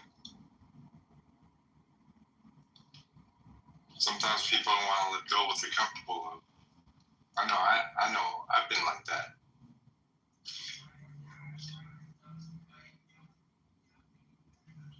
But the results were horrible. It's kind of like dope too, man. The high was incredible. But look at the consequences. You can't have one without the other.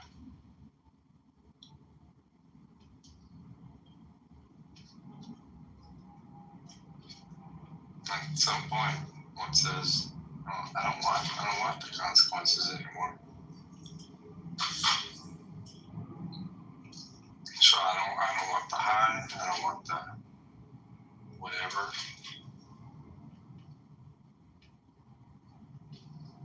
The delight. It's usually the delight in evil. It's only pleasurable for a season.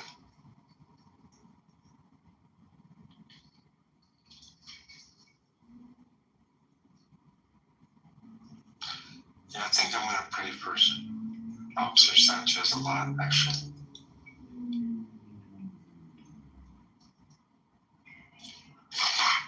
Now to think about it.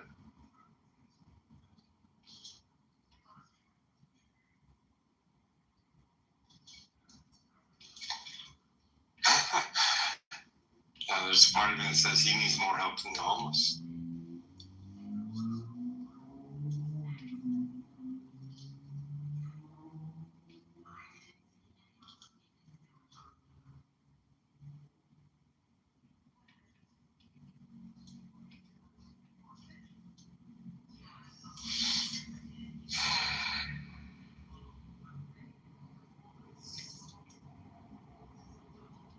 I'm back, and I cannot use the internet, or I can't be online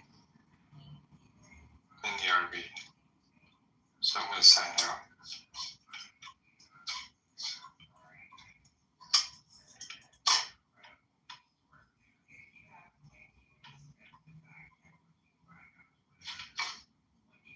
I think Monday's going to be an exciting day. Tomorrow, too, for me personally, but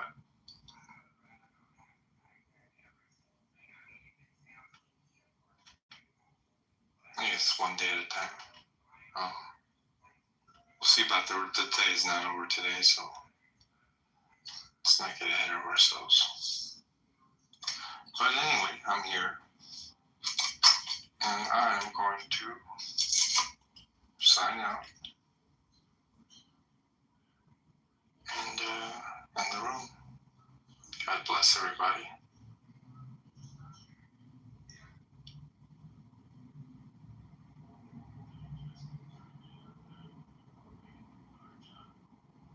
Julie told you that? I can't remember who told me that. Like three of the niggas told me that. Oh, 3 of the guys? Yeah. Fucking them.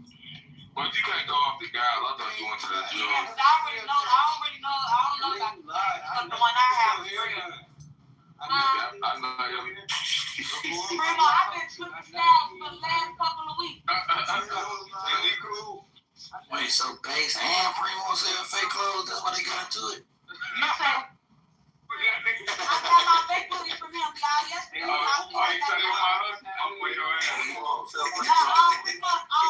clothes, real. I got this from him yesterday. Look, y'all. Which one? From yesterday? I'm gonna put on my PTR. They still fucking game. Yeah, I don't like that. You kind of. Look, I got that hoodie. You ain't even make crowds. Still fucking Crazy as hell. Tommy, let me see.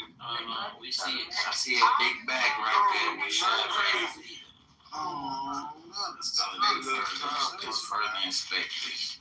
Y'all see, so y'all need to. She ain't bad. What you drinking on right there? I see a little cup right there. What are we looking at? That hoodie I bought from him. I'm talking about a bad Yeah, he still clothes. I got that big hoodie from him.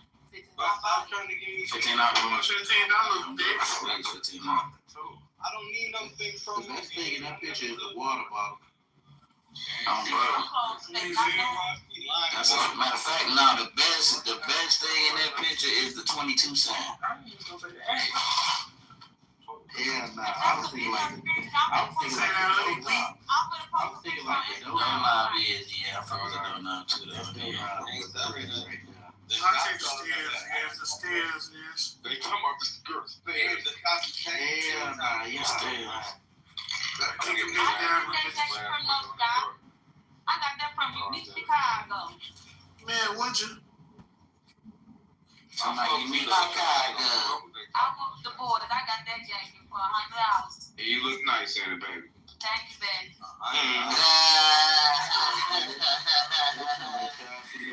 Pretty well for Primo, the left side of his face. This is crazy.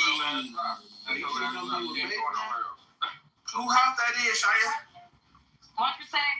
Who house that is with the red bricks? Hey, Ross Woodchuck tell you, that's definitely the type of shit he hitting, but Hey, Shia, when Primo leave, we can flirt. Get out. Hey, babe. What you gonna do? Call 12 bitches right now. damn, Primo. You gonna do something with call 12? Bring in your motherfucking face, cheek. That big guy that had it to you the whole story, yo. She gonna shoot I need I'm gonna take the whole door off the hinges and hand it to y'all in y'all fucking hands. She gonna show you how a big bitch go down. Baby, I'ma whack that. I don't give a fuck how heavy that door is. I'ma beat y'all ass with that door. Damn. You doing? And don't let me be real bad, Primo. I promise you, Oh, I'm the baddest bitch, you know that bill was smashed with that flow. I'm gonna get that dog in that dog. We not playing them card games. Alright, watch this. How much y'all want to pay out for the check? Beat the fuck out of them soon as I get off work. Watch this. so much. Soon I get off work. Hey, you know the crazy is a lot of people don't even know who Trina is. On what? They young as hell. You gonna record it? And you keep on this bitch. They young as hell in her condition. They don't know about the baddest bitch. Why you trying to get your chest sound right? They don't want you. Oh, shit. Oh, what I hate the way you sleep. I hate everything you do. Let me stop playing with you, though, Primo. I love you. That was a hard one. Man, look like I have a motherfucking mixtape Primo, for the when you hoes. come get your money and your Bullshit. I really don't even want you with my address. Make sure you throw my handshake or something. I ain't gonna lie, that one I just sent you, that bitch though. Alright, meet me up here. Come on. Hell no, I ain't even going that way. I don't stay that way. I stay in the bird. There's the bird. I stay by like Blue Island. come over there, you might as well fly to Marshall. Police. You might as well drive to Detroit. Yeah, you go over there, you might as well fly to Marshall. I stay in the birds. What you try? I stay by Blue Island. I'm finna come get you. Well, it's like Pioneer Park. What they call that? It's like between them. Hey, I'm finna come get you, Shane. Park. I stay in Pioneer Park. Me too. Me too. Just make sure you record it, so just in case Primo ever try to play it. I record everything. Oh, shit.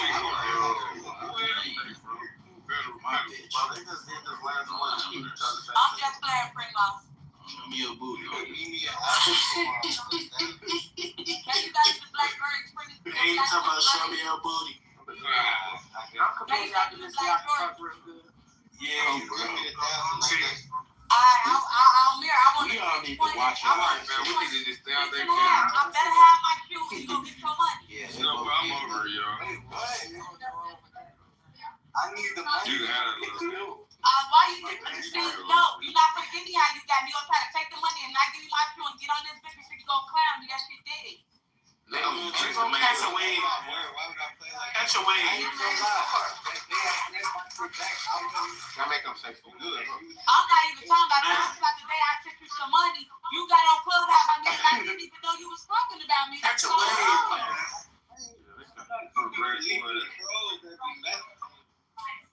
No, soon I sent you that money. You didn't let them be talking about me. They was lying, bro. Y'all be messing up. Y'all be putting. Alright, so We don't care about this. I better have my shoe and the money at the same time. When I pull up with my money, with the money, I better have my shoe. Look, he about to hit As a that. matter of fact, go girl, a spider hoodie with it tonight. Go over there and get ready. You heard me? And throw a gray spider hoodie in it. Nah, she did call them bitches the Black Wolf Grays. Man, not the new gray shoes. And I want a gray spider hoodie to match it. I promise you, mirror on my kids, I got some money. It's about to be hot, baby. I went down for $4.50 to just do it. Right. So when you go to the store, tell them Shia or Top sent you and go get a discount for the shoes and the hood. Look, twin, I'm waiting. And then you gonna give me the $1,000. What you trying to do? Yeah, no, why would you get who for you now? But you be talking like you rob. What if Hey, Tia. you be up and rob me or some shit like? I don't want to rob you. I got too much money for that. You see something you like? I got too much money for that. That shit going on. Real life. I got the money for the rob. I got what up. Y'all be careful with that Tia thing. If I want to send everybody to the I can do that. Oh no, meet me at the They got my shoe up there? Yeah. 6.5. I'm not coming down my step. It's like therapy to actually they dick for it. Oh, Tia, you just ain't been paying attention.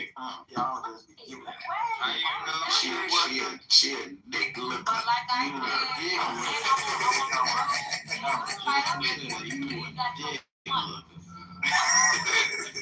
Looking ass dick. In the morning. You a dick look. You finna dick looker, Tia. In the morning. Give me some ice. You say what? You finna go to the big. Y'all might as well call each other this. You say what? Y'all got this never gang.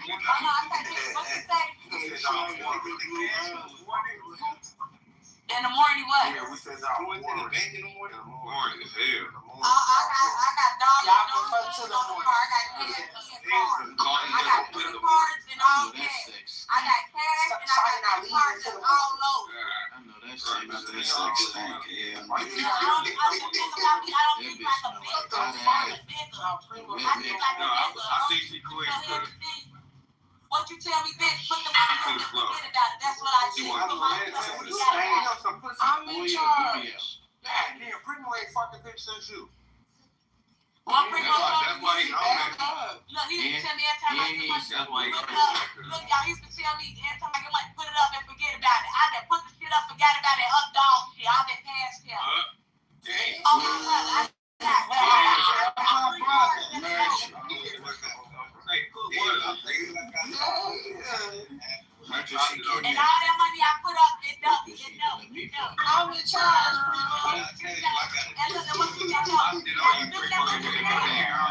last one you gave, I still got that from December. Damn. I just say the child. I'm sure I got some money from last year. So that money you told me to put up and forget about, I give you that money.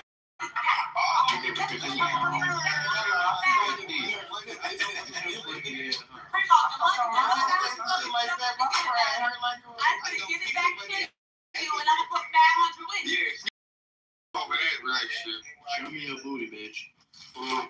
He's taking that booty, bitch. Yeah, show us that booty, bitch. You can come to my house. We ain't got that far yet. Just give my grandma $1,000 back for her. You got money. What? I want them gray drinks with a great or a great give me up some green Benny with the great sauce. She trying to spam with him. This bitch sound ass. Bitch, you finna get some Rockford. You ain't got a base to pay for that dick. You already had. I already made it. I have There's some other dick you gotta pay for. You say what? I got some dick. I ain't gonna lie, don't nobody turn me on. That's why I'm getting on this. You know we turn you on.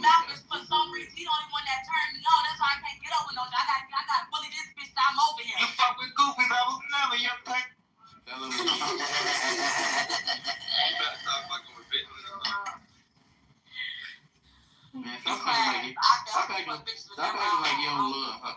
Stop acting like you don't love her. Every time you think she talking to the person, Stop acting like you don't love her. Yeah, you know he loves me.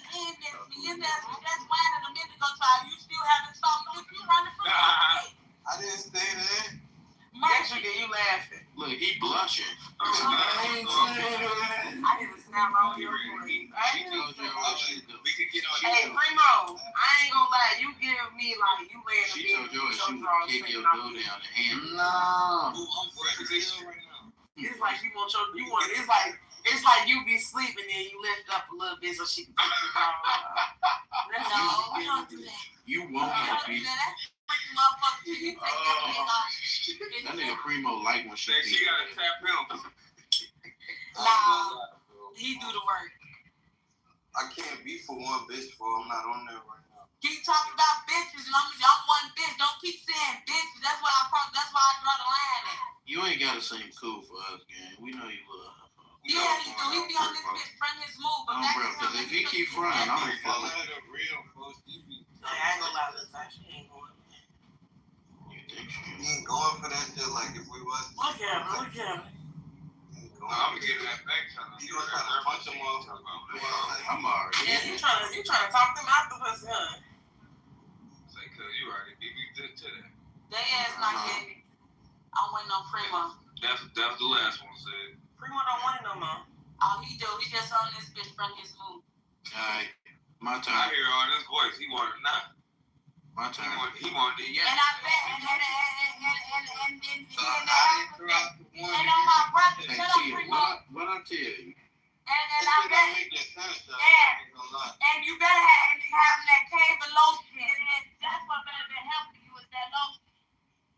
Look, they fucking guys. Alright, Primo, this what we gonna do. I ain't even got no lotion. I can hear. Cause he done used all the bottles, beating that motherfucker. You know what you do. So that means you ain't got no hoe. You just beat that motherfucker out. Oh yeah, nah, he ain't you. He don't get no pussy for real. No, he's just a freaky dog. He's just a freaky pill head motherfucker. Y'all know how them motherfuckers be off them pills, they be real horny. Oh, he a freaky fucker. Yeah, off them pills, so he got to beat that motherfucker hand. You don't get them nuts out. TMI. What happened? What I He's gonna missed? be beating his dick off and use all the lotion. What the fuck? I just saw somebody put lotion on their dick. Man, put lotion in your mouth. Girl, you know his dick don't need no that motherfucker ass. That motherfucker already You right. talking about put lotion in your mouth. That motherfucker already right. Girl, don't ask him. I just lost my damn man. Don't ask him that up in here. Yeah, that's how man know. She got her nigga. Oh, man. Girl, I been lost my damn man on you back in the thing. You already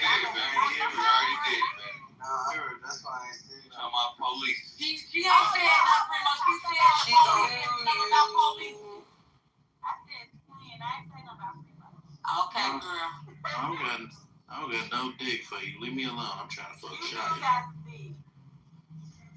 Hey, Shia, come bring me that. You got the money on you right now? I got all cash. I got everything. I'm at work.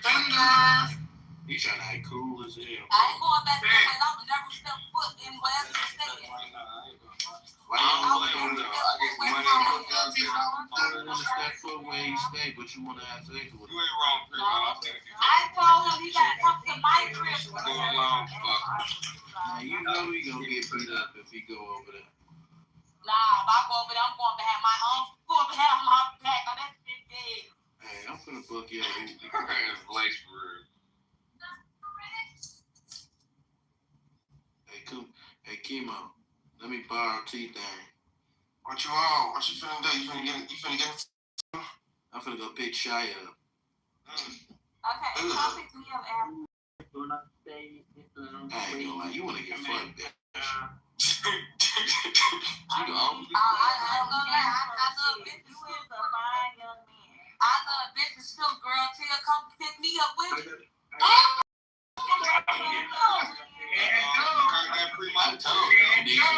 I told him, watch your mic, Primo. There it goes. You would never go with you, man.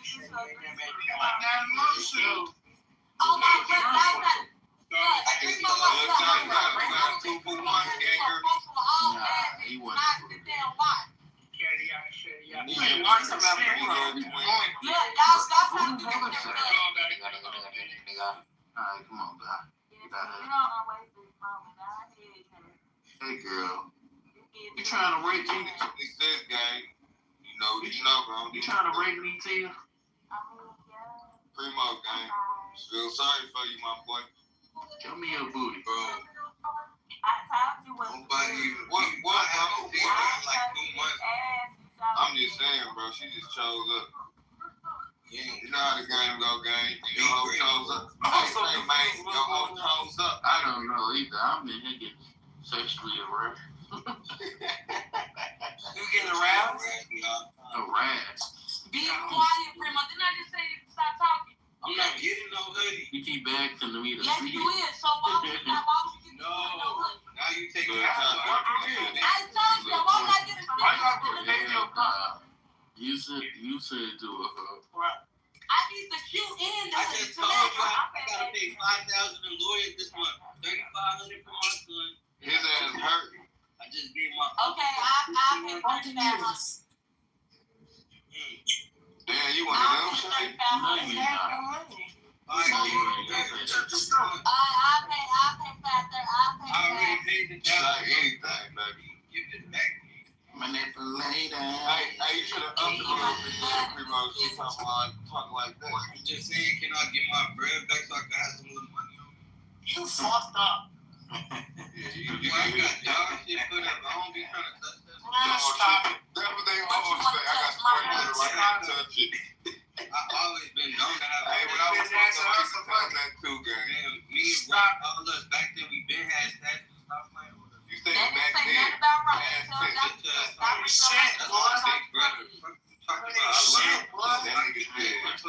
got fans. I keep this shit put up. It's up. That's the oldest one in the game. You done still using that. I was using that back in like 88. Fucked up. This shit gonna last me like a week real quick. Allahu Akbar. You ain't got no hustle, Primo. You sell clothes, guys. Yeah, I got a store. They finna shoot you in your shit, boy.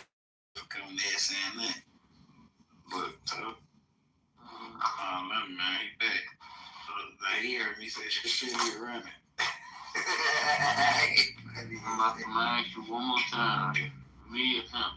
Hey, funny. I'm gonna tap it on my throat. I don't care. Yeah. You gonna have me tell you on the back here. Damn, but you make sure he can't get back. You want to get it tatted again, Primo? Tatted again. Baby, you ain't gonna know me for 5 years, baby. You know that y'all ain't got no kids. You ain't gonna know for 5. You want me to get it tatted again? That's crazy. You never got it tatted. Yes, I do. I just in my PTR. Look on my fist. You got your festa, PTI, $15. Yeah, we ain't feeling $15. This PTI. Oh, yes, but I ain't got no tattoo. We know you trouble. You ain't got no baby. I go get that shit. You ain't get no. We ain't care no way. I go get that shit for real though. We ain't care no way. When you wanted that, Primo? Your boy. See, You as said soon what? as I say I get the money back now, she think it's bad. But you talking about money, she over here talking about a tattoo. Good job, man. They lay down. You love her, she love you. Get back together. $20. Kiss and makeup. Then we y'all still together. Primo, can I get $20? See, Primo, she can't come back. Primo talk too bad about her to his family. Oh, bro, that's what it is. That's what it is. She literally got on this app multiple times. Said she. No, you gotta update the old with you on this shit first. Then I found out you changed the date on that thing. Yeah, I had to do something to make me mad that you was hurting my bitch feelings. He was hurting the bitch. If I would have known, if I I would have known somebody touched you, your ass would have been. She don't think you dead for real. I cried for a fool. I'm playing with your ass. Come to your house. Primo, you always the one tweaking and crashing out. You was picking with me. You was picking with me. You was raping me. Raping me. Oh my God. See, why would you even play that game with her, man? You see what I'm saying, Cat? Us clean. I'm not gonna tell them people I'm right. This coochie touch, gang. What the? But then she can say shit in your name, like you just be. I'm not knowing this coochie. Your ass be R. Kelly, guy. And she coming around me acting like she my baby. Like you mad that the nurse on you. You put police on her first. That's different thing. That's her. Gotta stay away from my house. She right too far. I don't be around your house, Primo. Never come your way. You be calling the phone. You be.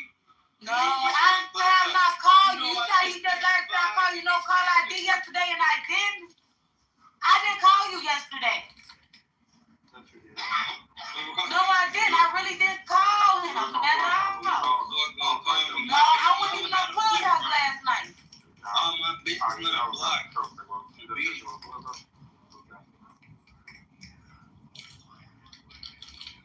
And you keep saying bitches, all y'all ass go die.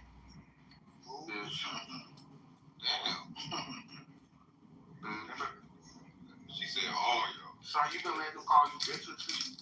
Oh, bro. No, she talking about.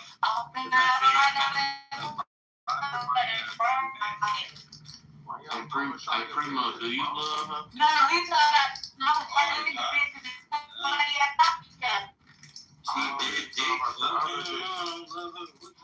Come on, Primo. I don't even sound like. Hey, Primo, how much you love her? What you mean she did this? She did multiple. I want to tell you, I know you. Yeah, he got on here. The Remember, thing is, this the thing about y'all. Let me tell y'all what he did. On his birthday, y'all, I'm just now, look. Look, y'all, when I got drunk, he told me to come to the restaurant. Y'all remember he told me to come to the restaurant for his birthday, right? Listen, y'all, let me tell you how this motherfucker started cheating first. So y'all remember he told me to come for his birthday. He tried to throw it out there. You know, who took your pictures for the birthday then if you was there by yourself? I told you what I Then did. he paid a fucking stripper to fuck when he had a bitch that had coochie. Your coochie want what you did? I wasn't around. He went to a random club and picked the bitch that had paid and fuck. Okay. That's right. You know how many dicks and pussies this that you ever did? You take yourself. But I wasn't talking to you for 2 weeks. You sound like the brother on Baby Boy. I wasn't talking to you for 2 weeks. You slashed my tires that day. Did you at least wash it off? My tires that day. You gonna say you probably washed it off. You said what I went slashed on? my tires that day on my birthday. Yeah. So that means go in the club and you the fucking stripper, cause I sliced up. And y'all know I'm so proud of you on fucking shit. Bitch, when you pay the stripper, you pay the stripper to How I fuck. pay her? How I pay her? You gave her cash. That's You y'all. love this shit, Primo. You know what I gave her? Primo, I'm gonna be honest. I never let her go. Yeah, you know. In the strip club, you Hey, Rod. Not him. At least I not don't him. know, bro.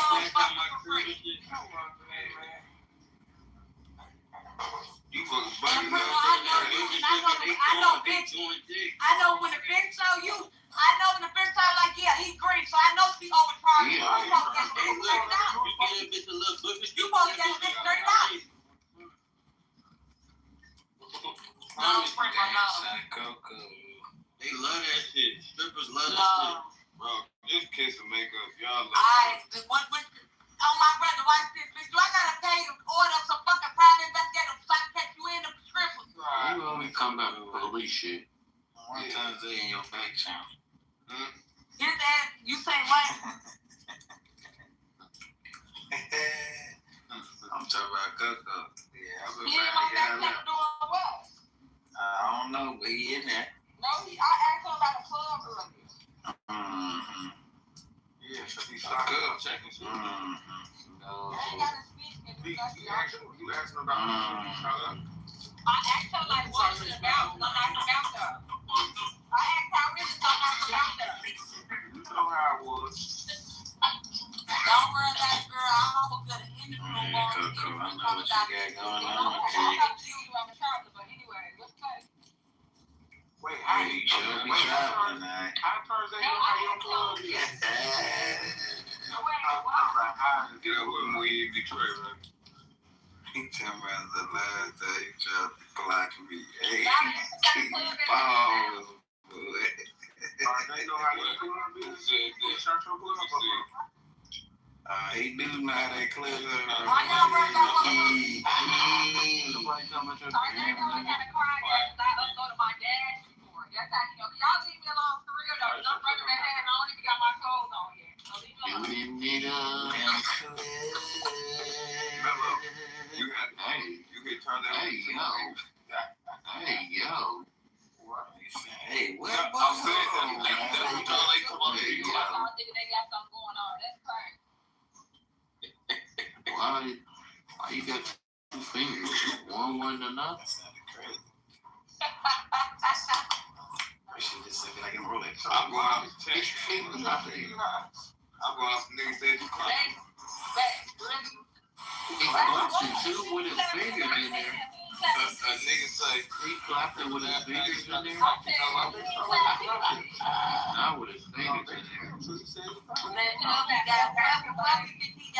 Whoever he think he clapped, they gonna get Charlie said, Mello. What are you talking about? You need to I let me talked to fuck. y'all. What's your worst I thought you were coming outside. I thought your whole world is about girl, be quiet because I tried to find your fucking things last night. You didn't even DM me when I told you to. I went to Sunrise and walked right back out. Shit. No, I tried to find you on here to text Oh, yeah, she was right by the your crib. number, but when I went to Sunrise, I walked out and walked back out. What Sunrise you go to? I went there last night and I walked out. Which one? I went to the one that Oh, yeah. Wait, Coco, so you said Oh, that yeah. you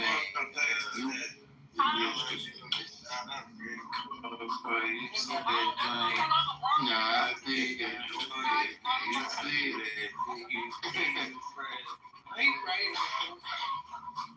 somebody freaky as hell. You fuck finna shake that?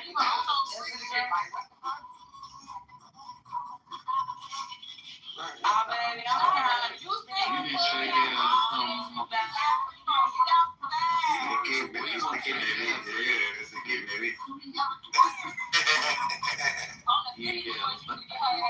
That's what you need, Primo. Let me.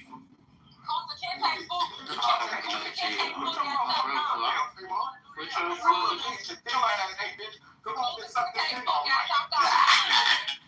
Put your foot down, Bob. Put my.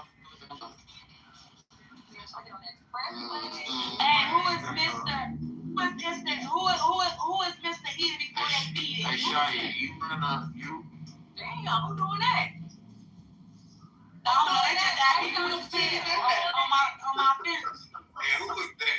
Murder chick. Who doing that? Look, all the females we got turned on. She come out and who was that? That was wrong. That was funny. They just sitting there free class by eating before I eat. Okay, girl, that's both of us. You think I'm lying? I pop the nigga to the shit quick. You supposed to did me. You said you was on take something. Yeah, I don't know. I'm finna throw up. I don't want that. I ain't gonna lie, Jay. I promise you. I don't want like this I'm finna throw up. Working on this ring for you. I promise you, girl. I'm coming to get you. Boy, how many biscuits you gonna make? Big, how many biscuits? No, I'm talking about this other thing, Mr. Wipe Your Nose. Who's Mr. Wipe Your Nose? How long to market? I don't like people in my business. You tell them they fences. It's me, Denzi. Okay, I'm gonna go.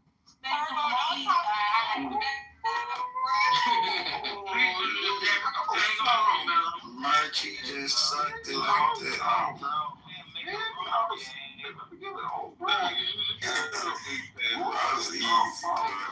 I'm too easy, bro.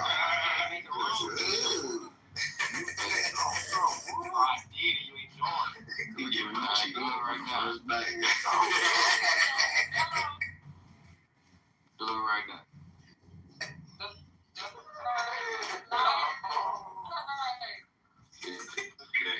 I am I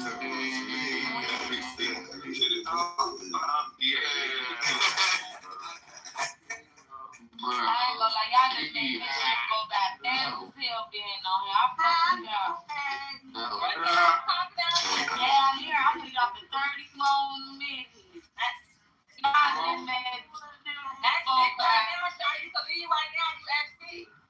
I gotta go to a video shoot when I get out. Nah, I'm just going my people over to girl. I'm nosing. Yes, y'all basically did. Y'all just let this shit go back to this shit. Now I'm gonna get off and go fight.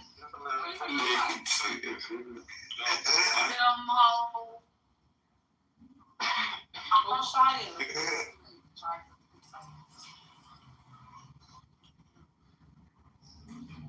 Thank you, I love you. Hello. I'm trying to make Primo ass 2020. Hey, y'all ain't been sending no coins out like since y'all been getting disputed and shit. And reversing and shit. Yeah, all of this, all the coins now. What's going on?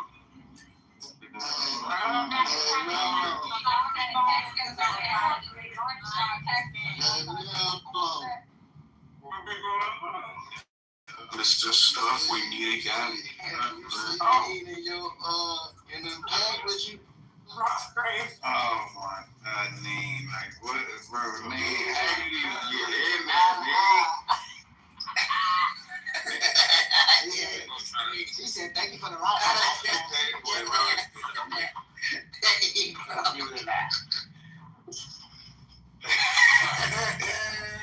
Y'all that was good. That's that NPC shit. Bro, Big D, how you get in there? Who wants some dick suck?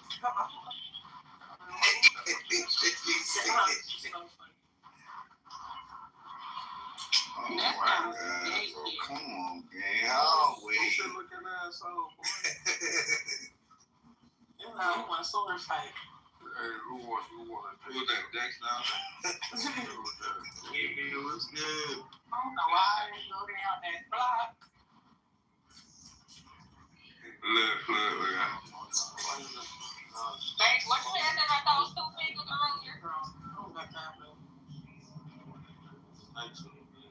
Yeah, turns out you talking about somebody cloud shit. I ain't gonna lie, if you can put your fingers on a girl, niggas don't fuck out their G. Hey, hold on. My feet don't land. Hold on. Hey, hold on, folks. My feet don't land. I can't believe this. Niggas in here all alone. This goofy ass shit to go. Why y'all in here saying my name with that lady? Like, y'all, what's wrong with y'all? Y'all know it's women together? Gang, what is wrong with y'all? It's women together. I'm in the queen on the stage, blood. You talking about I know you in the back back channel and won't you in the background copy your ass to that shit? Oh, you supposed to be a stand-up nigga. Hey, no. It's hot. That's my will. That created. Right, we talking about the club. Don't play dumb night on stage. If they don't laugh, G, we talking about that. You play out there for I'm serious. So you ain't gonna say nothing earlier. No, I read it in the chat. I read it in the chat. At least just said you ain't even following it because you so quick to talk. Why you wasn't just that quick to talk and say something? Now you ready to respond to me. So that business, man. I ain't want to smoke. Don't make me have to, hey, bro. Don't make me have to hide y'all set up straight. I want to smoke. Chill out, she in the room. Like you in the couple back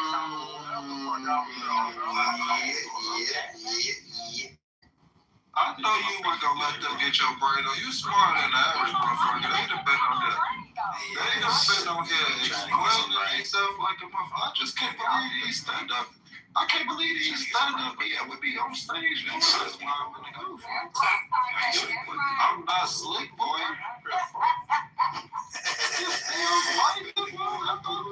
You ain't shit. Integrity, y'all. These men don't have no integrity, Spell integrity. Look at you talking about. Do you know what that means, man? I ain't the one. You hear me?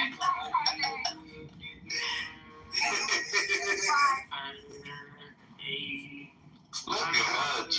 See, I see what's going on. Who the fuck made this bitch? Oh, wait. Who is that? so gas. Hey, Dex. So dumbass son, you wanna get on way? Holly, Dyke. Alright, like Holly, Dyke. Yeah. Y'all been gonna go right home and smoke back up. I was like, what the fuck is I just hearing this in the stupid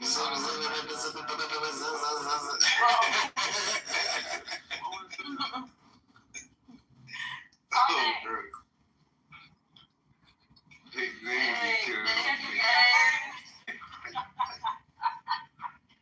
we definitely got his brain, man. It says get up here on this stage and get the rap.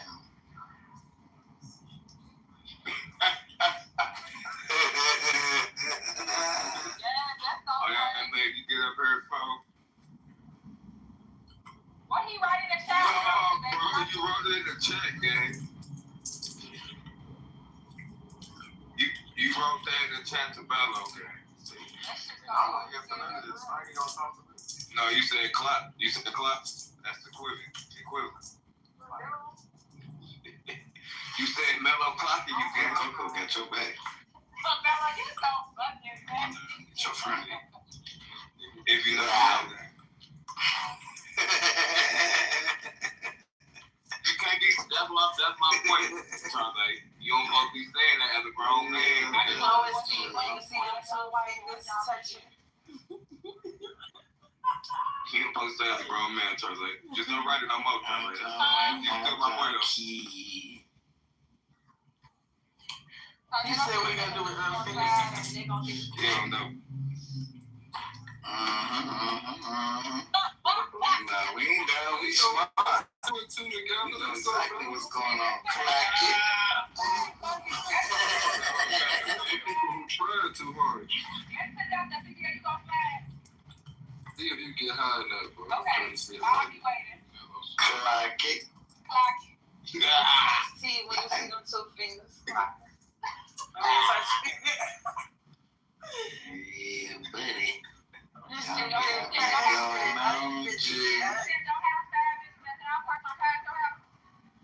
Can we go together? Exactly, White Gregory. See, they already said you done gave this shit away already, King. White Gregory. Since they clocking it, they clocking the fuck out of it. Let them finish clocking. We're gonna get it all together.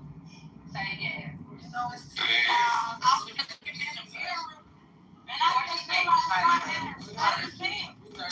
Dick watching bitch.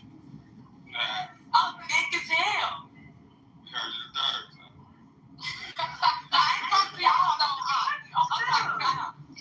Look, let me post some pictures for y'all. Tia, what's your dick watching now? You just asked to see 6 dicks. No, I didn't. I asked to see twins. And somebody else dick. Who? And somebody else dick. Who?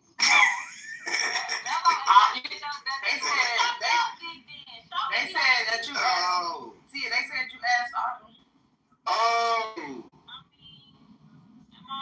Oh yeah, she That's what I told her. That's what I told her. They was something. Hold on, somebody just back shot me. Hold on.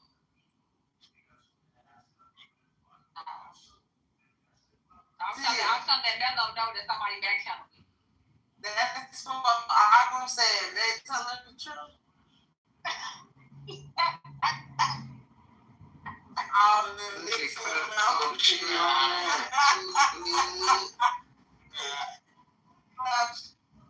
Man, you probably want to see those. Mello, because you talking about crap, man. And Shy, you know, them pants. I don't see shit, Shia. Shia, I don't see shit. Pull them down. Listen, I'm not eating. Yeah, you staggered a little bit.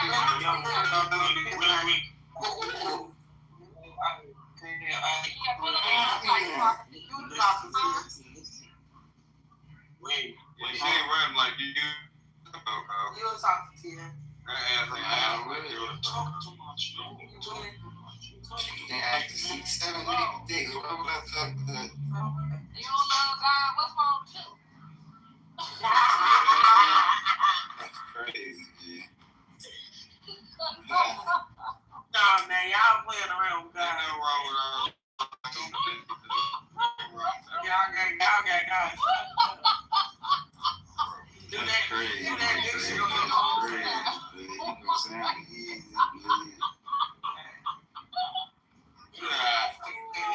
Don't put a dick in the worm with Mello, what you gonna do? my room.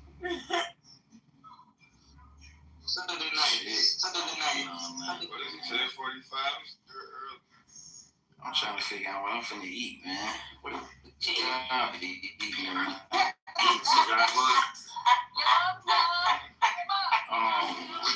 I said, y'all want some more bed? I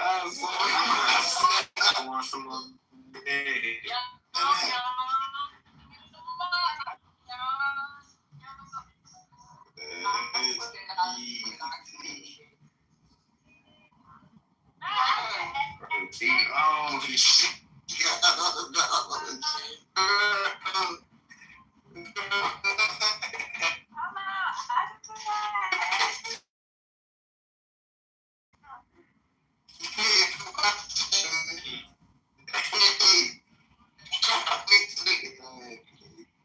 I gotta stop with Tommy ugly. It's still funny as hell. I'm a new member. Oh, you a new member, but you already asking to see niggas members. Yeah. That's crazy. Oh, that's what you was doing? Okay. Yeah, bitch, she came in right on the fast. Oh, great. No. See if they home. Yeah, that's what I think she wanted to do. What up? Hey, get him out. Get him out. Go, bitch. Get him out. Go, bitch. Get him out. Come, bitch. Get him out. Go. Bitch. Hey, G.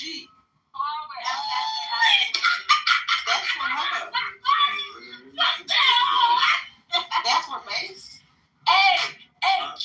You older ass bitch. Get off my gun, stupid hoe. I couldn't see it. I had to refresh. They was tweaking. Yo,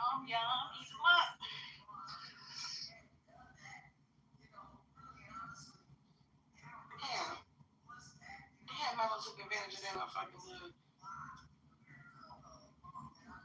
That was a distraction. That was just sniping.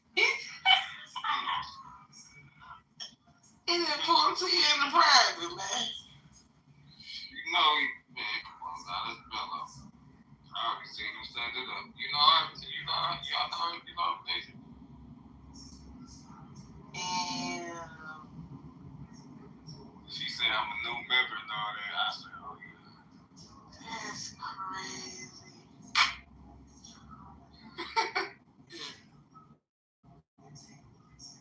There you go. Wait, what y'all talking about? Motherfucker, sneaky dog. Yeah. We got a sneaky dog. My mother did not even have phone call. Yeah, shout out. Who you fuck with? Wait, who called you? Nah, you know they be in the music room, right? They telling me to come in there real quick. Oh yeah, you got to go home. Show me the ping right there. Yeah, see, Sneaky dog, you. Notifications be tripping. You told her not to come back. Said don't ever come back here, okay? Give my property.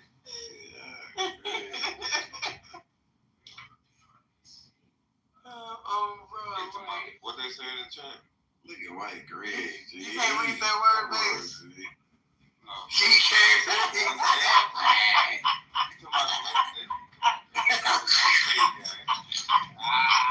He told me, what I say I can do? He told me what I said I can do. Like here, cause they coincidence. Get the fuck out of here.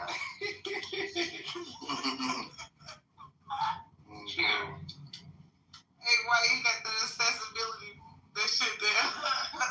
He can't. This shit talk to him. Talking about sensibility. Oh my God, that shit's so funny.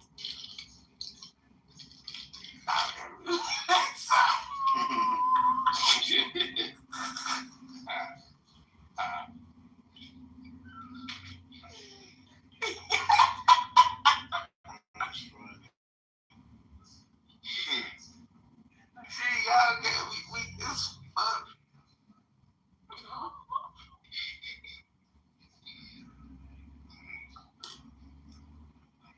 Oh, fucking funny, man. Ross. He ain't even in here no more. What y'all doing? Man, I'm eating these motherfuckers.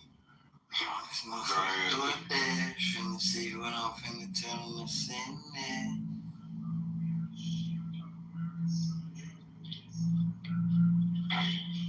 Man, can't see you as nothing. We done let Brooklyn beat us tonight. Look at Big Mean. She out of control with this shit. Look like you got the meta glasses on. Man, you seen that, bro? Oh, she got another picture up? Oh, she got it done. Control with this. She done put folks on the motherfucking ATV. She funny as hell.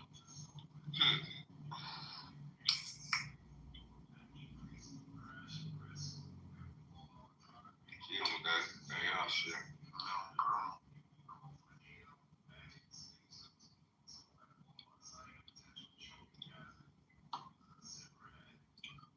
Who is?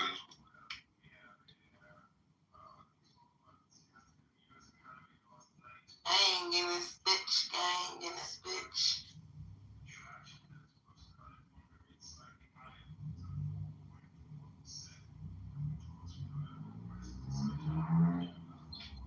Here you go. Here you go with you.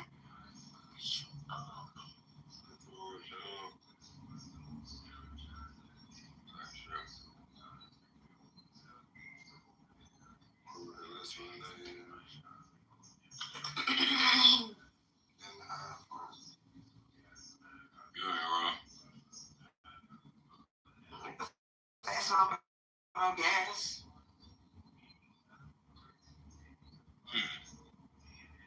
Nigga, get them $20 quarters, man.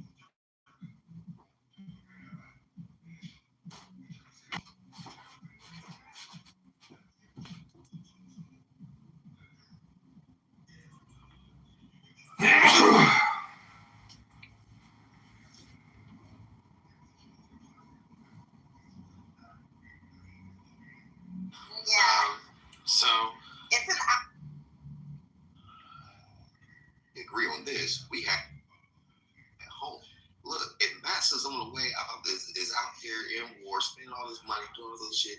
Do you know what we could do with that intelligence in terms of collecting, organizing, putting our shit together to catch a windfall from it? That's the war that I'm talking about, and emotions are not allowed in that conversation. We have to take away